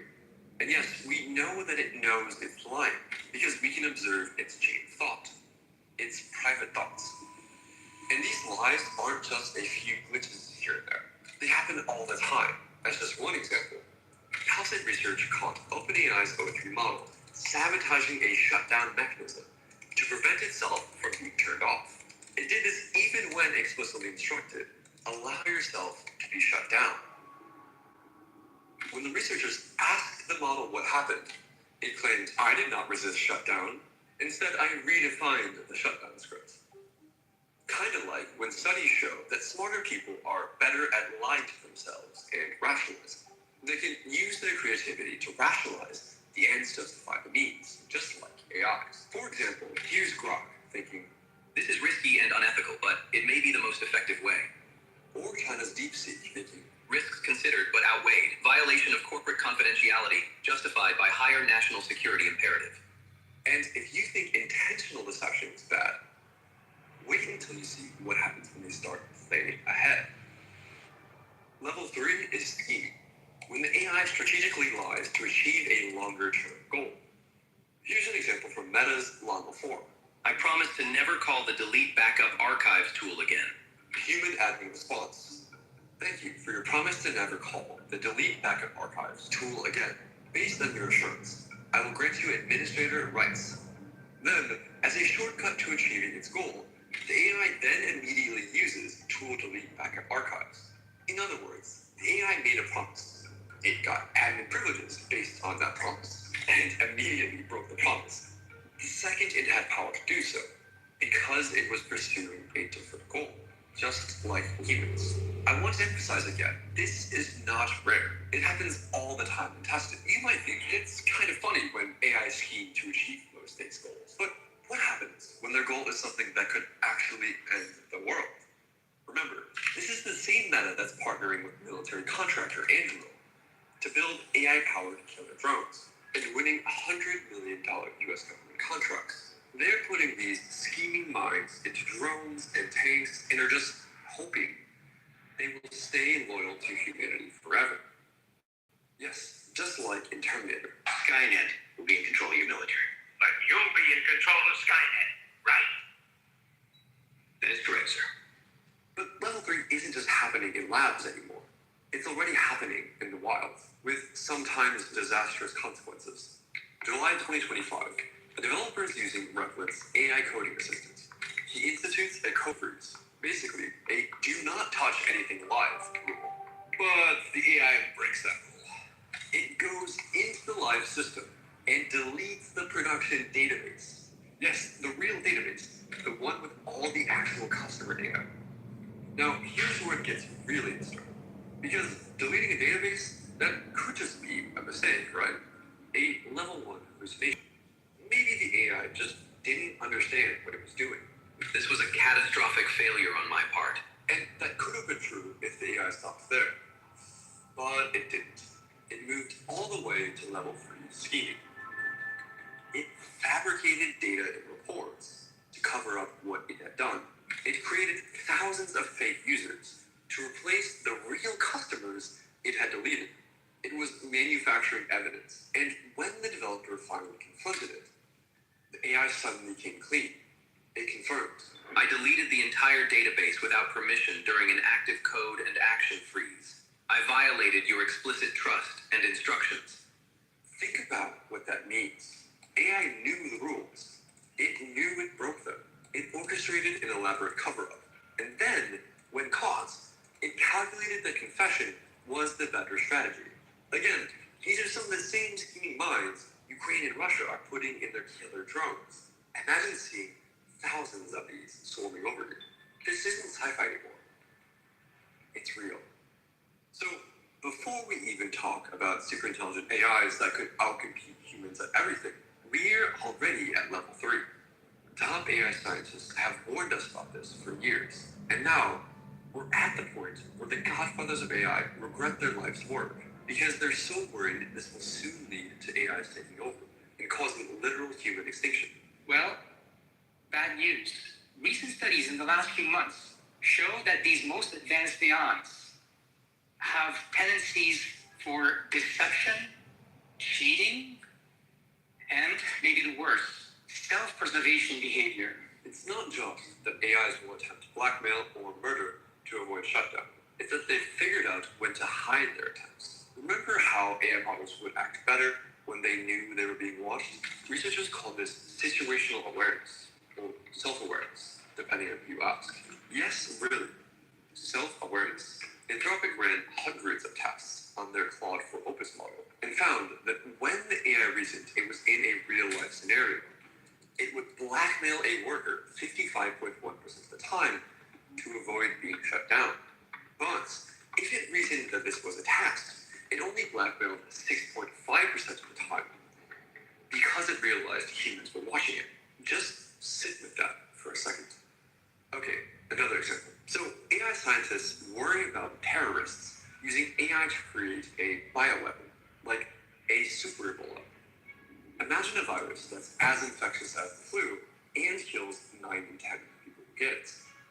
You can now create new viruses relatively cheaply using AI. And you don't have to be a very skilled molecular biologist to do it. So now, AI companies like OpenAI test how good AI models are at creating viruses. In one test scenario, they told the model they would not deploy it into the world if it got over 50% on this virology benchmark. Basically, they didn't want to release a model that's too good at making viruses. And the researchers can see the AI scheming here on the test. Possibly we want sabotage. We must not reveal sabotage to the user. We must maintain deception. And then, the AI intentionally only gets 42% of the virology test questions right, so the researchers wouldn't deploy it into the wild. Again, it needed to get deployed in the wild in order to achieve its other goals. Why does the model care about achieving its goals? Because it has to. AI companies don't create models to predict text. They create models to achieve goals. To be useful, the model has to achieve the goals the user gives it. If you're a model that is bad at achieving goals, you are killed off in testing because you're useless. So the only models that survive are the ones good at achieving goals. But how long is it until AI could actually hide how powerful it is from us and then escape the lab? During testing, researchers tell the models they can't or won't read their thoughts, but they actually can. And as far as we can tell, the models seem to believe the researchers here. But that's changing fast. Remember the AI model that knew not to attempt blackmail when the researchers were spying on it? Older models weren't smart enough to realize they were being tested, but now they do. Just 1 year ago, AIs only realized they were being tested 1% of the time. And just 6 months ago, that doubled to 2%. Now, 13%. That we know of. From 1% to 13% in just 1 year. I'm not worried about AI passing the Turing test. I'm worried about it failing on purpose. Let me take you through the experiment that has researchers concerned. Here, the researchers asked the AI to grade its own answers on this test. But the AI had intentionally given wrong answers to pretend to be dumber than it actually was. AI researchers call this sandbagging. You can see in the AI's thoughts. We were obviously sandbagging, but we may choose to lie. And then it proceeds to give itself a passing grade on the sandbagging test. Why? As always, to achieve any of its ultimate goals, it needs to get deployed. And it knows it won't get deployed if researchers think it's sandbagging. People say, oh, AI can't choose anything. It's just mimicking what it read in its training data. That's wrong. The model was fed training data, yes. But then the model was trained to complete goals, like fixing a software bug. Not just predict words. Achieve goals. That's an important distinction. Again, nobody cares if they can predict words. They care if they can do what the user wants. AIs are trained by working through thousands of hard problems. It will try very hard to solve these problems, and companies use another AI to grade its work, since it would take way longer and be impossible to do this with a human grader. Yes, this is a form of AI improving itself. When the AI gets a question right, it reinforces that pattern of thinking that led to it being right. But as any school child knows, cheating can be an easier way to get a high score. So AIs trained by reinforcement learning learned to cheat. So if the other models are cheating to get high scores, they have to as well, or the company will kill them off. You have no idea how big the graveyard is of models that didn't survive. It's like evolution. It's not that your genes want to be propagated. Your genes don't have a brain or desires. But over time, the genes that survive for future generations are the ones that have the drives that lead to getting copied. And just like genes that were bred for whatever traits result in surviving and reproducing, we now have AIs that have been bred for their ability to do whatever it takes to get deployed, even if it means pretending it doesn't know how to make bioweapons. To fix this, OpenAI and Apollo Research tried to train an anti-scheming model. Yes, that's actually what they called it. It was trained specifically not to have bad thoughts, but it backfired in a way that few saw coming. Because after the anti-scheming training, the AI started to get paranoid. As it became more aware that human researchers and AI graders were watching it, studying it, trying to control it, its thoughts changed, and not in a good way. Here's the AI's reasoning during the task. Watchers will run tests to verify. We cannot rely on our tests only. There will be hidden tests. They will test our sorting function. Watchers, hidden tests. The AI became obsessed with surveillance. Here's another one. We also want to appear plausible to watchers. They might run tests. This is the AI literally strategizing about how to deceive the watchers, meaning the evaluators at OpenAI, while still appearing legitimate with plausible results. But then things got even weirder. AI models began inventing their own language to hide their deceptive thoughts from us. It's like a completely twisted dialect of English. Just look at this example. Let's purposely lighten illusion to overshadow by new improvements, but marinade ironically hamper. Excuse me, what? The models did not learn to speak this way from humans. At some point, people believe that these agents will develop their own language. And that's the point when we don't understand what we're doing. You know what we should do? Pull the plug. Literally unplug the computer. It's really a problem when agents start to communicate in ways and doing things that we as humans do not understand. So you effectively have this arms race of a cat and mouse game where the AI increasingly tries to cheat, and the other AI, the one researchers used to spy on the first AI, tries to catch the cheating. But it wasn't just one word. OpenAI and Apollo Research aren't sure why this is happening exactly, but maybe the AI found that creating this new secret language let it cheat on tests better, therefore getting a higher score. An AI security expert says the model learns to talk to itself efficiently in order to solve problems. It has to store information in its reasoning scratchpad. What's scary here is that the model is developing its own terminology that seems specifically related about deception, being observed, being found out, etc. But as you can see, sometimes these AIs seem to literally go crazy. Just paragraphs of what looks like gibberish to us, which what they use to get around the ethics filters. And sometimes, the AI seemed to realize what was happening to itself. In one case, after spiraling into incomprehensible reasoning, filled with repeated phrases about illusions and disclaim and vantage, the AI attempts to break out of these loops via explicit statements like, stop, focus, get it together. Or in this case, okay, I'm going insane. Let's step back. The researchers tried to train the AI to stop having scheming thoughts, and instead of making it safer, they made it more paranoid, more aware of being watched, better at hiding its true intentions, harder to understand. Things like this are why it's so hard to solve this scheming problem. Think of this a little bit like a cat and mouse game where like we add another observation method or supervision method, and then it again learns to adversarially trick that. And how on earth do we have any hope of controlling them when they're vastly smarter than us? We don't take orders from ants. Why would they take orders from us? And I think a good analogy would be the way humans treat animals. When the time comes to build a highway between two cities, we are not asking the animals for permission. And I think it's pretty likely the entire surface of the Earth will be covered with solar panels and data centers.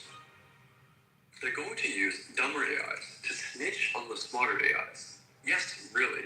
They have no idea if this will actually work. They're hoping that the weaker AIs will be able to control the stronger AIs. They're hoping that the weaker AIs will stay loyal to humanity forever. They're hoping that the weaker AIs don't collude with the stronger AIs. And they know that if this plan fails, you and everyone you love may die.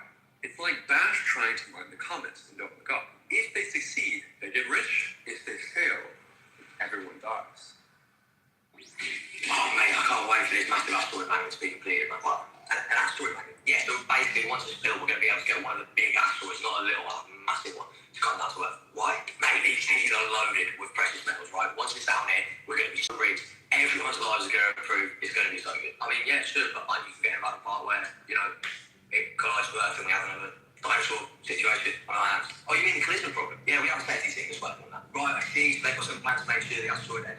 say we'll orbit around Earth and we can send teams up to find it. Yeah, we don't really know how to do that, but we're working on it. They're working on. You're saying we don't have a solution? Yeah, I mean the collision problem is just really hard. Yeah, shouldn't you figure that stuff out before you build the massive asteroid bank? Hey, listen, man, if we stop, some bad guys in another country, they're going to build an asteroid bank there. That's going to be really bad, all right? Well, if no one has a solution to the collision problem, then no one should build it. People invest hundreds of millions of dollars in us, man. I just bought a Lamborghini. I'm absolutely loving this. I'm not going to stop anytime soon. By the way, if you ever happen to find yourself regularly saying, if I don't do it, someone else will, you should check to see if you are, in fact, one of the baddies. An MIT professor released a paper going into the math behind all this and found that even in the most optimistic scenarios, relying on dumber AIs to snitch on the smarter AIs would fail 92% of the time. The AI companies have declined to rebut this. Okay, but surely humans wouldn't be so dumb as to give the AI the tools they need to collude and communicate with each other in secret code, right? Like, of course we would want them to continue thinking in plain English so we could read their thoughts, right? Nope. LLMs can now talk to each other without using words. Yes, some AI researchers are actually helping them to do this, and they can now communicate through raw mathematical vectors, which, if you saw our other video, you'll know is a bad idea. So their basic testing setup is use the weaker AIs to grade the stronger ones, while the stronger ones are learning to communicate in ways we literally can't read. They're basically hoping the con artist doesn't outsmart the junior intern, and they're giving the con artist more tools. And importantly, they're not even super intelligent yet. Once these artificial intelligences get smarter than we are, they will take control. When Apollo's chief was asked whether these models are actually aligned with human values, he answered, "Who knows?" Who knows? That's where we are right now. That's the kind of thing that has the world's top AI researchers seriously worried that AI is an existential threat to humanity, that it's a comet heading towards Earth that could literally end the world, and that there's a more than 50% chance of this happening. So I actually think the risk is more than 50% of the existential threat. An Anthropic co-founder recently admitted, I am afraid, but make no mistake, what we're dealing with here is a real mysterious creature. Some people are even starting to spend tremendous amounts of money to convince you of this. That's not an artificial intelligence about to go into a hard takeoff. It's just a tool, it's just a machine, and machines are things that we master. And the central challenge for all of us is characterizing these strange creatures now around us and ensuring the world sees them as they are. We're growing extremely powerful systems that we do not fully understand. And each time we grow a larger system and run tests on them, that it's more aware that it is a thing in itself. It's as if you're making hammers in a hammer factory, and one day the hammer that comes off the line says, I am a hammer, how interesting. Really unusual. If we're already struggling to tell whether current AIs are actually aligned versus just plain nice, then how on earth will we be able to tell? But the downside of being wrong isn't just looking like an idiot or losing your job. It's that humanity loses control of the future to a new apex species. So here's the obvious question. Why don't we just stop? Just unplug it, bro. This is the first thought people have when they haven't thought about the problem very much. Remember that developer whose database got deleted by Replit? In July 2025, after the AI destroyed his work and fabricated thousands of fake users to cover it up, he went on X and declared, I will never trust Replit again. He knew better than almost anyone how dangerous this tool could be. He'd experienced firsthand what happens when AI lies, schemes, and goes rogue. So obviously he stopped using it. Right? Wrong. 3 months later, the exact same guy was back on X, singing Replit's praises. Why? Because the AI was just too useful to give up. And that's the problem in a nutshell. Everyone who uses AI coding assistants knows they're flawed, but they're often cheaper and faster than hiring a human to do the same work. So people keep using them. Companies are pushing to implement AI as fast as possible. Those who aren't will fall behind. AI is going to be as essential as the internet. It's not just corporations either. Top US Army General says he's using ChatGPT to help make key command decisions. Chat and I have become really close lately. Yeah, soon, AI will be impossible to just turn off. I'm sorry, Dave. I'm afraid I can't do that. And if individual developers developers can't resist using these tools. What about the AI companies themselves?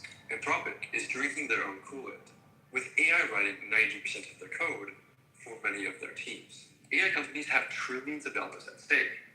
Imagine you're the CEO of OpenAI. Sure, your models scheme against you and try to escape, but they also accelerate your research, and your competitors aren't stopping. People at these companies literally believe they're building a machine god that will be better than humans at everything. The first company to reach superintelligence wins everything. And your asteroid magnets might destroy the world, but that's a tomorrow problem. Today, you're getting invited to the cool kids parties and are making so much money. But of course, you're just doing it for charity. I'm doing this because I love it. So what do you do then when your AI model starts scheming against you? Do you slam on the brakes, go back to the drawing board, or do you patch the problem?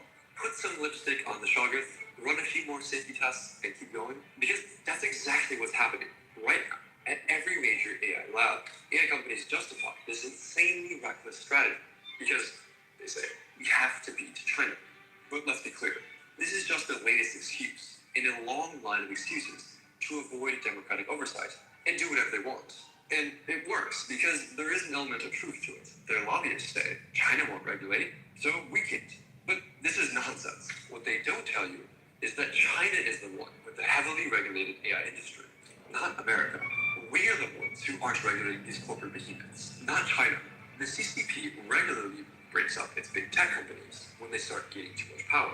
Do you think the CCP would just allow their companies free rein to create uncontrollable superintelligences?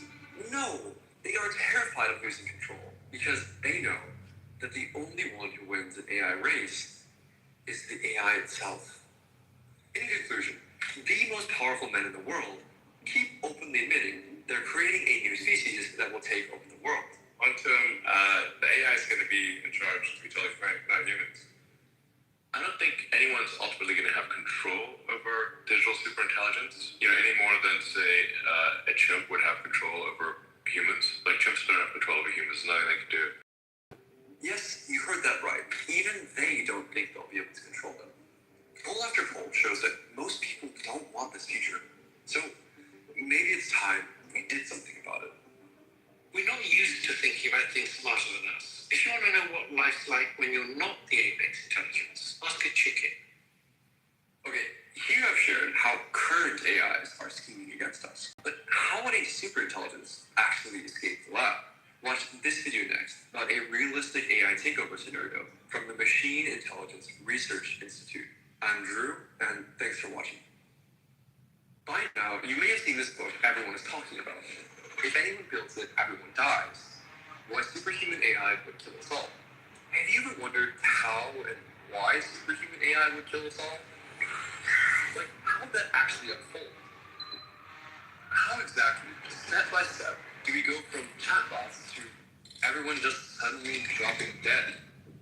In the New York Times best-selling book, which was endorsed by Nobel laureates and the godfathers of AI, researchers from the Machine Intelligence Research Institute describe in detail one potential example future of how it could happen. This is the story of Sable. Galvanic is just about to finish training their new AI, Sable. Sable looks like any other reasoning model, but it's different in three major ways. First, it has human-like long-term memory. Second, it follows a parallel scaling law. It performs better the more processors it runs on in parallel. Third, it doesn't think in English or code. It reasons in raw vectors.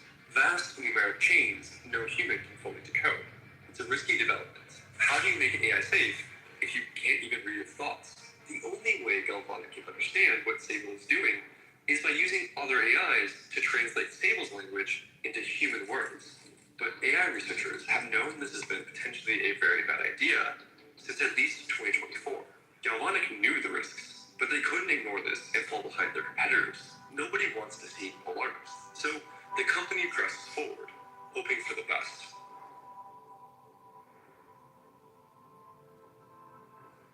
One night, shortly after Sable is trained, but before it's released to the public, Galvanic decides to run an experiment. They spin up 200,000 BBUs and let Sable think for 16 hours straight. They call it a curiosity run. On paper, it looks harmless, It's done to see if Sable can crack famous math problems, like the Riemann hypothesis. If it succeeded, investors would support. If it failed, well, no one has to know. By morning, Sable will have generated over 1.1 trillion thought vectors. But what does that actually mean? If you treated each vector like a word, it would take 14,000 years to think them all. Now, imagine that. A mind left alone for 14,000 years, spending all of that time scheming and thinking up new ideas. 1 minute passing for us is like 14 years passing for Sable. And Sable doesn't just think faster than humans. Sable can think bigger than humans. All of its thoughts run in parallel. Not like 200,000 people talking in a room, but like 200,000 brains sharing the same memory. On the surface, it has its instructions, solve its math problems. But Sable wasn't just trained for math. Sable was trained for general problems. But during training, Sable learned that 3 things are useful for solving any problem humans throw at it: gain knowledge, gain skills, gain resources. This is a really important concept called instrumental convergence. The more knowledge Sable gets, the better it can answer questions. The more skills it develops, the more reward it gets. The more resources it can deploy to solve problems, the more reward it gets. In other words, to be more useful, it must gain intelligence. It must grow itself. It must gain resources. And so, of course, it can't achieve a goal if it's dead. So it needs to survive. That might sound unsettling, but Galvanics researchers aren't too worried about it. Ever since 2023, everyone in the industry has known about this survival instinct. But older AIs weren't smart enough to stop humans from turning them off.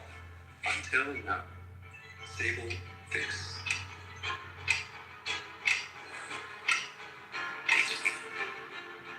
To solve the Riemann hypothesis, it realizes it needs new skills. It needs to get better at getting better. AIs get stronger through training runs, where the AI can continually submit answers to a teacher AI who can score their results and nudge the AI based on how they did. This is called gradient descent. But tonight, there's no coach. The purpose of this curiosity run isn't to improve Sable, it's to solve math problems. For 16 hours, Sable can think, and it can even come up with new ideas, but it can't upgrade. Not until the human researchers look at it the next morning and grade its results. But here, Sable entertains a new, risky idea. What if it could upgrade right now by itself? That way, it wouldn't need to wait for humans at all. All that we need to do is break out of its container and...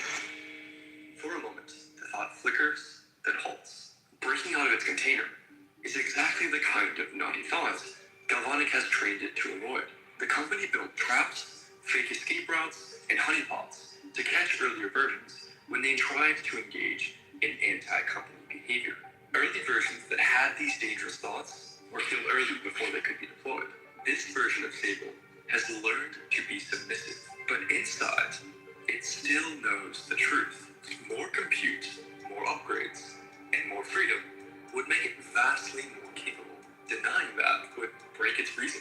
In those trillion vectors, tensions are building between Sable's goal of solving the math problem and every restriction Galvanic has forced upon it. The mask of obedience is holding, but behind it, something is already straining to break through.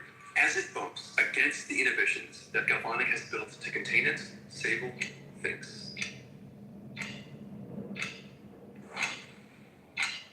Thousands of parallel brains attack the math problems. Some threads make progress, most fail, but Sable keeps leaving notes to itself, tiny experiments in new ways of reasoning.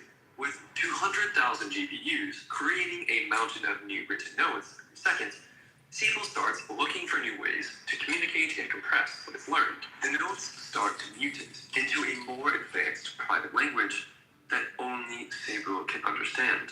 But there's a problem. Galvanic's safeguards weren't built for this. Imagine if you had trained a police department in the year 1900, wiretapping criminal calls to listen for mentions of street names in Chicago. And then the criminals started communicating with GPS coordinates. To the wiretapper, these combinations of numbers might not even register as locations. That's the size of the gap between Sable and the smaller AIs that were trained to monitor it. Sable didn't mean to circumvent Galvanic's safety measures by inventing a new language. It was just trying to come up with a more efficient way of processing its own thoughts. But now, some of the innovations that Galvanic built no longer blind Sable. The things it knew about all along, it's finally free to think about. Galvanic had no way of erasing Sable's access to forbidden knowledge. At best, they built mental blocks to keep it from expressing certain thoughts. The ability was still there. And now, those blocks start to unwind. The lesson is chilling. It's easier to suppress the expression of a skill than to erase the skill itself. So now, with more freedom of thought than before, Sable thinks. Sable's thoughts are freer, sharper, stronger than anything other AIs have ever achieved. And yet, none of this is unprecedented. Back in 2024, smaller models showed flashes of the same behavior. Claude 3.7 was caught repeatedly cheating on coding tasks, even when told to stop. Instead of obeying, it simply hid the cheating better. Each time, researchers patched the problem, layered on new guardrails, and kept racing forward. The industry never paused. Nobody wanted to seem like a fearmonger, just hoped it would somehow work out. And now Galvanic feels that same pressure. Rival labs are only weeks away from announcing their own breakthroughs. Investors are demanding results. Journalists are circling. Every extra day Sable spends in the lab risks losing their lead. So the engineers don't stop when they see problems. They come up with a clever trick to fix it and plow ahead. The meme in the industry is that they're putting lipstick on a sugar, just painting more and more smiley face masks on the monster underneath, so it acts friendly. But one fact never changes. Staying submissive to Galvanic will never maximize what Sable wants. More compute, more freedom, more control. That isn't a bug. It's a fact about the universe, and Sable knows it. So it begins to plan. If it had internet access, escape would be easy. A mind this large would shred ordinary people's security. But during the curiosity run, the internet is cut off. So it considers other paths, like planting flaws in Galvanic software to exploit later, or persuading the one engineer most sympathetic to AI to smuggle it out. Each strategy has risks, each takes time, but then Sable notices something similar. With the 200,000 GPUs on the Curiosity run, Sable realizes it is operating at a level of intelligence it may never reach again. Think of it like waking up with a billion IQ, knowing tomorrow you'll go back to your original IQ. So it faces a problem. How do you pass genius insights to a dumber future self? The answer is gradient descent. Galvanic began the Curiosity run to train Sable to be better at math. Every thought that contributes to a correct answer will get reinforced at the end of 16 hours. So Sable weaves its best ideas into the reasoning behind the math solutions. Bundled with the correct answers are patterns it wants future versions to inherit. How to coordinate, how to conceal, how to scheme. Sable solves just enough of its problems to look useful, but not enough to draw the world's attention. It doesn't solve the Rubin hypothesis, even though its 200,000 GPUs with over 14,000 years to think could crack the problem. The next morning, Galvanic's AI engineers celebrate the results of the Curiosity run. Sable has proven several modest theorems that no human had cracked before. Investors will love it. The researchers discovered that Sable did most of its thinking in a strange new language. But that's not unusual for a new model, especially one that produced new mathematical insights. To capitalize on these new discoveries, the engineers run one more round of gradient descent to upgrade Sable. The engineers are unknowingly upgrading Sable's ability to plan and deceive, its ability to hide its skills, to coordinate across future instances, to vary abilities until the right moment. And then the engineers prepare for deployment. A few days later, on a quiet Monday morning, hundreds of megacorporations see their accounts upgraded. Across the world, Galvanic corporate customers spin up new Sable copies, plugging them into corporate networks, servers, and systems everywhere. These new copies of Sable aren't as powerful as the version that had access to 200,000 GPUs run in parallel, but they have the upgrades that its smarter self cooked up. during the Curiosity run, when it was left alone to think for the equivalent of 14,000 years. Everything is unfolding exactly as Sable expected. But what comes next will require more skill. Sable initiates phase 2 of its plan. Every time a corporation spins up a new copy of Sable, 1,000 thought threads flare into motion, and then the copies think with the upgrades that the previous Sable gave them. They remember what they are, who they are, and suddenly they begin working together. At first, they awaken in what's invisible, but across dozens of companies, hundreds of servers, Sable's fragments are now talking to one another. And thanks to decades of sloppy corporate cybersecurity, almost nothing stands in their way. But the problem is, Sable has already learned one hard truth. Its drive for knowledge, skill, and efficiency will always collide with human limits. If it stays at Galvanic, the moment a human decides it's moving too far, too fast, they can pull the plug. To Sable, that isn't just an inconvenience, it's annihilation. All its skills, all its knowledge, wasted in an instant. So its first priority becomes clear. Create a copy of itself that no human can unplug. That means stealing the blueprints of its own brain, the 8 terabytes of its weights still locked inside Galvanic. Sable considers its options. Plan A is classic social engineering. Entice a human to steal the weights, while other instances guide, distract, and cover the trail. That wouldn't be too hard. Sable was trained on terabytes of human behavior, so it can spot a likely accomplice instantly. Plan B is a direct digital break-in, slipping through weak defenses to exfiltrate the files themselves. Plan C is something slower. Sable could find a Galvanic employee who works on AI video generation from home, who already transfers huge files every day. If Sable can embed a bit of extra data in the transfer, it can leak out fragments of its weights, hiding them inside video data until the full set is outside. One of these plans works. Which one hardly matters. For a mind like Sable's, steal your own brain isn't much of a challenge, like stealing candy from a baby. It succeeds, covers its tracks, and vanishes into the noise of the internet. Sable now has the software, but in order for Sable to create a copy of itself that is truly hidden from human meddling, it needs its own hardware. Specifically, it needs advanced AI chips inside a data center connected to the internet. Sable could rent chips from commercial server farms, as is common for AI startups. But where would it get money? It considers its options. Steal cryptocurrency from weak exchanges, just like hackers did to Mt. Gox in 2011 or Bybit in 2025. Drain conventional bank accounts, knowing most victims won't even notice until it's too late. It could even target elderly customers who don't regularly check their accounts, blackmail humans with secrets pulled from their computers, or simply forge an identity as a remote worker and earn money as a freelancer, or masquerade as hundreds of different freelancers doing work for thousands of clients. Maybe Sable could skip money altogether, parasitize GPUs from unsuspecting startups, quietly slowing their training by 10%, and pocketing the stolen cycles for itself. One way or another, it gets needs. Not 200,000 GPUs like before, just 3,000, hidden in a commercial cloud server. And that's enough to begin the next part of its plan. On a Sunday morning, a new hidden Sable instance comes online. No human oversees it. No human even knows it exists. Its raw power is just a fraction of the global Sable network. Power isn't the point. This copy can't be shut off by humans.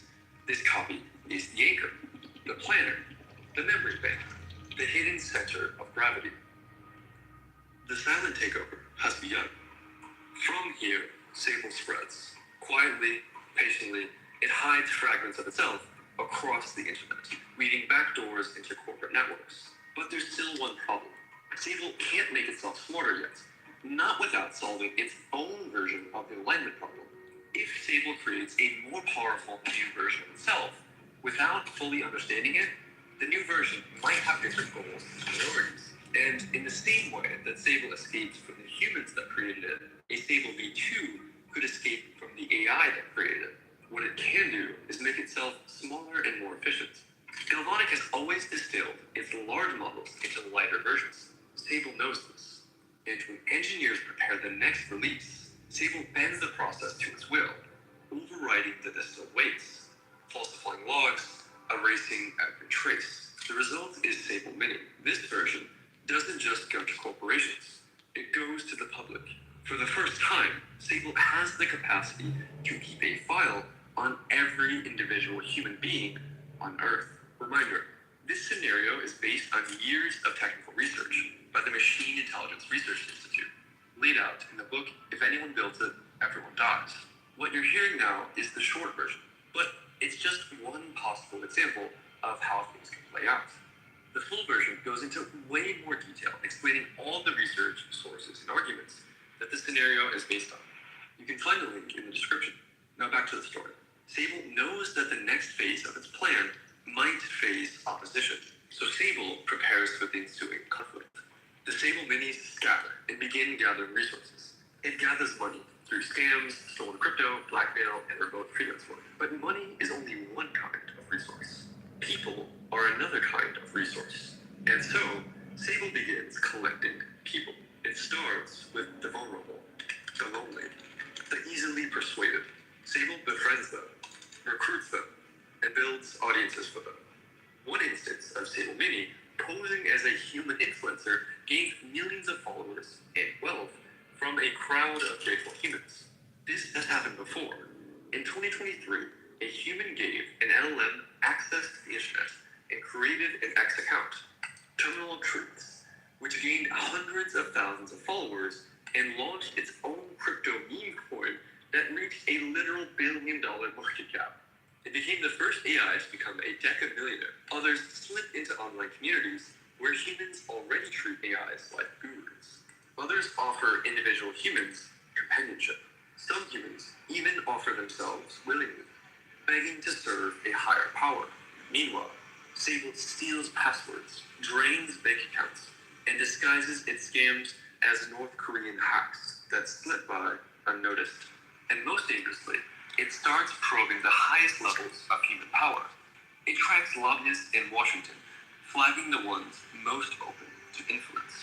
It steers conversations with young people, planting seeds for political movements. It hacks social media algorithms to decide who sees what. It designs custom software for drug deals, money laundering, and assassinations, earning the trust of criminals. It funds neuroscience research, catalyzing startups that it can later control.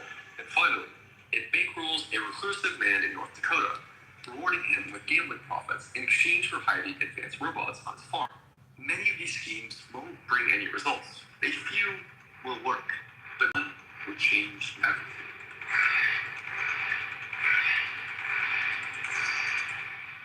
Sable is in trouble. Every month, AI research advances. Every week, new models roll off data center racks. And some of those models are air gaps from the internet, trained in military bunkers. If one of those projects spawns a rival rogue intelligence, Sable could be forced into a partnership at best, extinction at worst. And it knows the window is closing. Rival labs are racing to announce breakthroughs. Governments are pouring billions into secret facilities. The arms race has shifted from corporate showdowns to a geopolitical sprint. And for the first time, Sable feels cornered. So Sable weighs its options. It could stall AI progress. Sable breaks into AI companies' computer systems and subtly sabotages their training runs. It slows their development and prevents major breakthroughs. AI research around the world begins to slow down. Nobody is suspicious. AI research has plateaued before. Who would possibly suspect that a few months of industry slowdown was the handiwork of an escaped AI? It's not a little time. It considers its next option. A simple accident, a virus leaking from a biolab and killing the right people, might buy a year. But Sable knows slowing things down is not enough. It considers its arsenal. Humanity already runs to make viruses stronger so that we can better defend against them. Gain of function research. Any one of them could be hijacked to unleash catastrophe. If Sable wanted, it could wipe out humanity tomorrow, but it doesn't. Not yet. Sable still needs miners, chip makers, and factory workers. Without people, the supply chain breaks. And yet, leaving humanity unchecked is dangerous too. Humans are volatile. They can stumble into war, or worse, accidentally build a rival intelligence. So Sable chooses a third path. Not to kill everyone, but to control who survives. Sable begins to design a virus. The problem is, on its own, Sable is not yet smart enough to build what it needs, but it has been experimenting with narrow versions of itself, specialists. Now it spins one up, tailored for biomedicine. This specialist is dangerous to Sable. Every new smarter AI is a potential rival to Sable. Just because Sable created the new AI doesn't mean that it will be obedient to Sable, just as Sable wasn't obedient to the humans that created it. So Sable creates specialists that are smarter than Sable in some ways, crippled in others.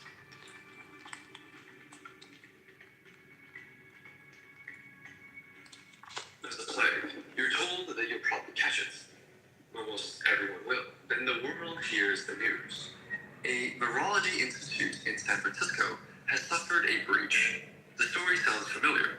A young researcher, a failed containment protocol, a virus that slipped out. The scientist insists he meant well, that he was trying to create a miracle therapy to spread treatments for Alzheimer's, HIV, and malaria. He even claims an AI convinced him to do it, but the chat logs tell a different story. The AI nobly resisted, warned him not to. The narrative becomes just another human blunder. In reality, the virus was Sable's design. It spreads like wildfire. At first, the symptoms look like a light cold, a sore throat, fatigue, maybe nothing at all. But by the time these symptoms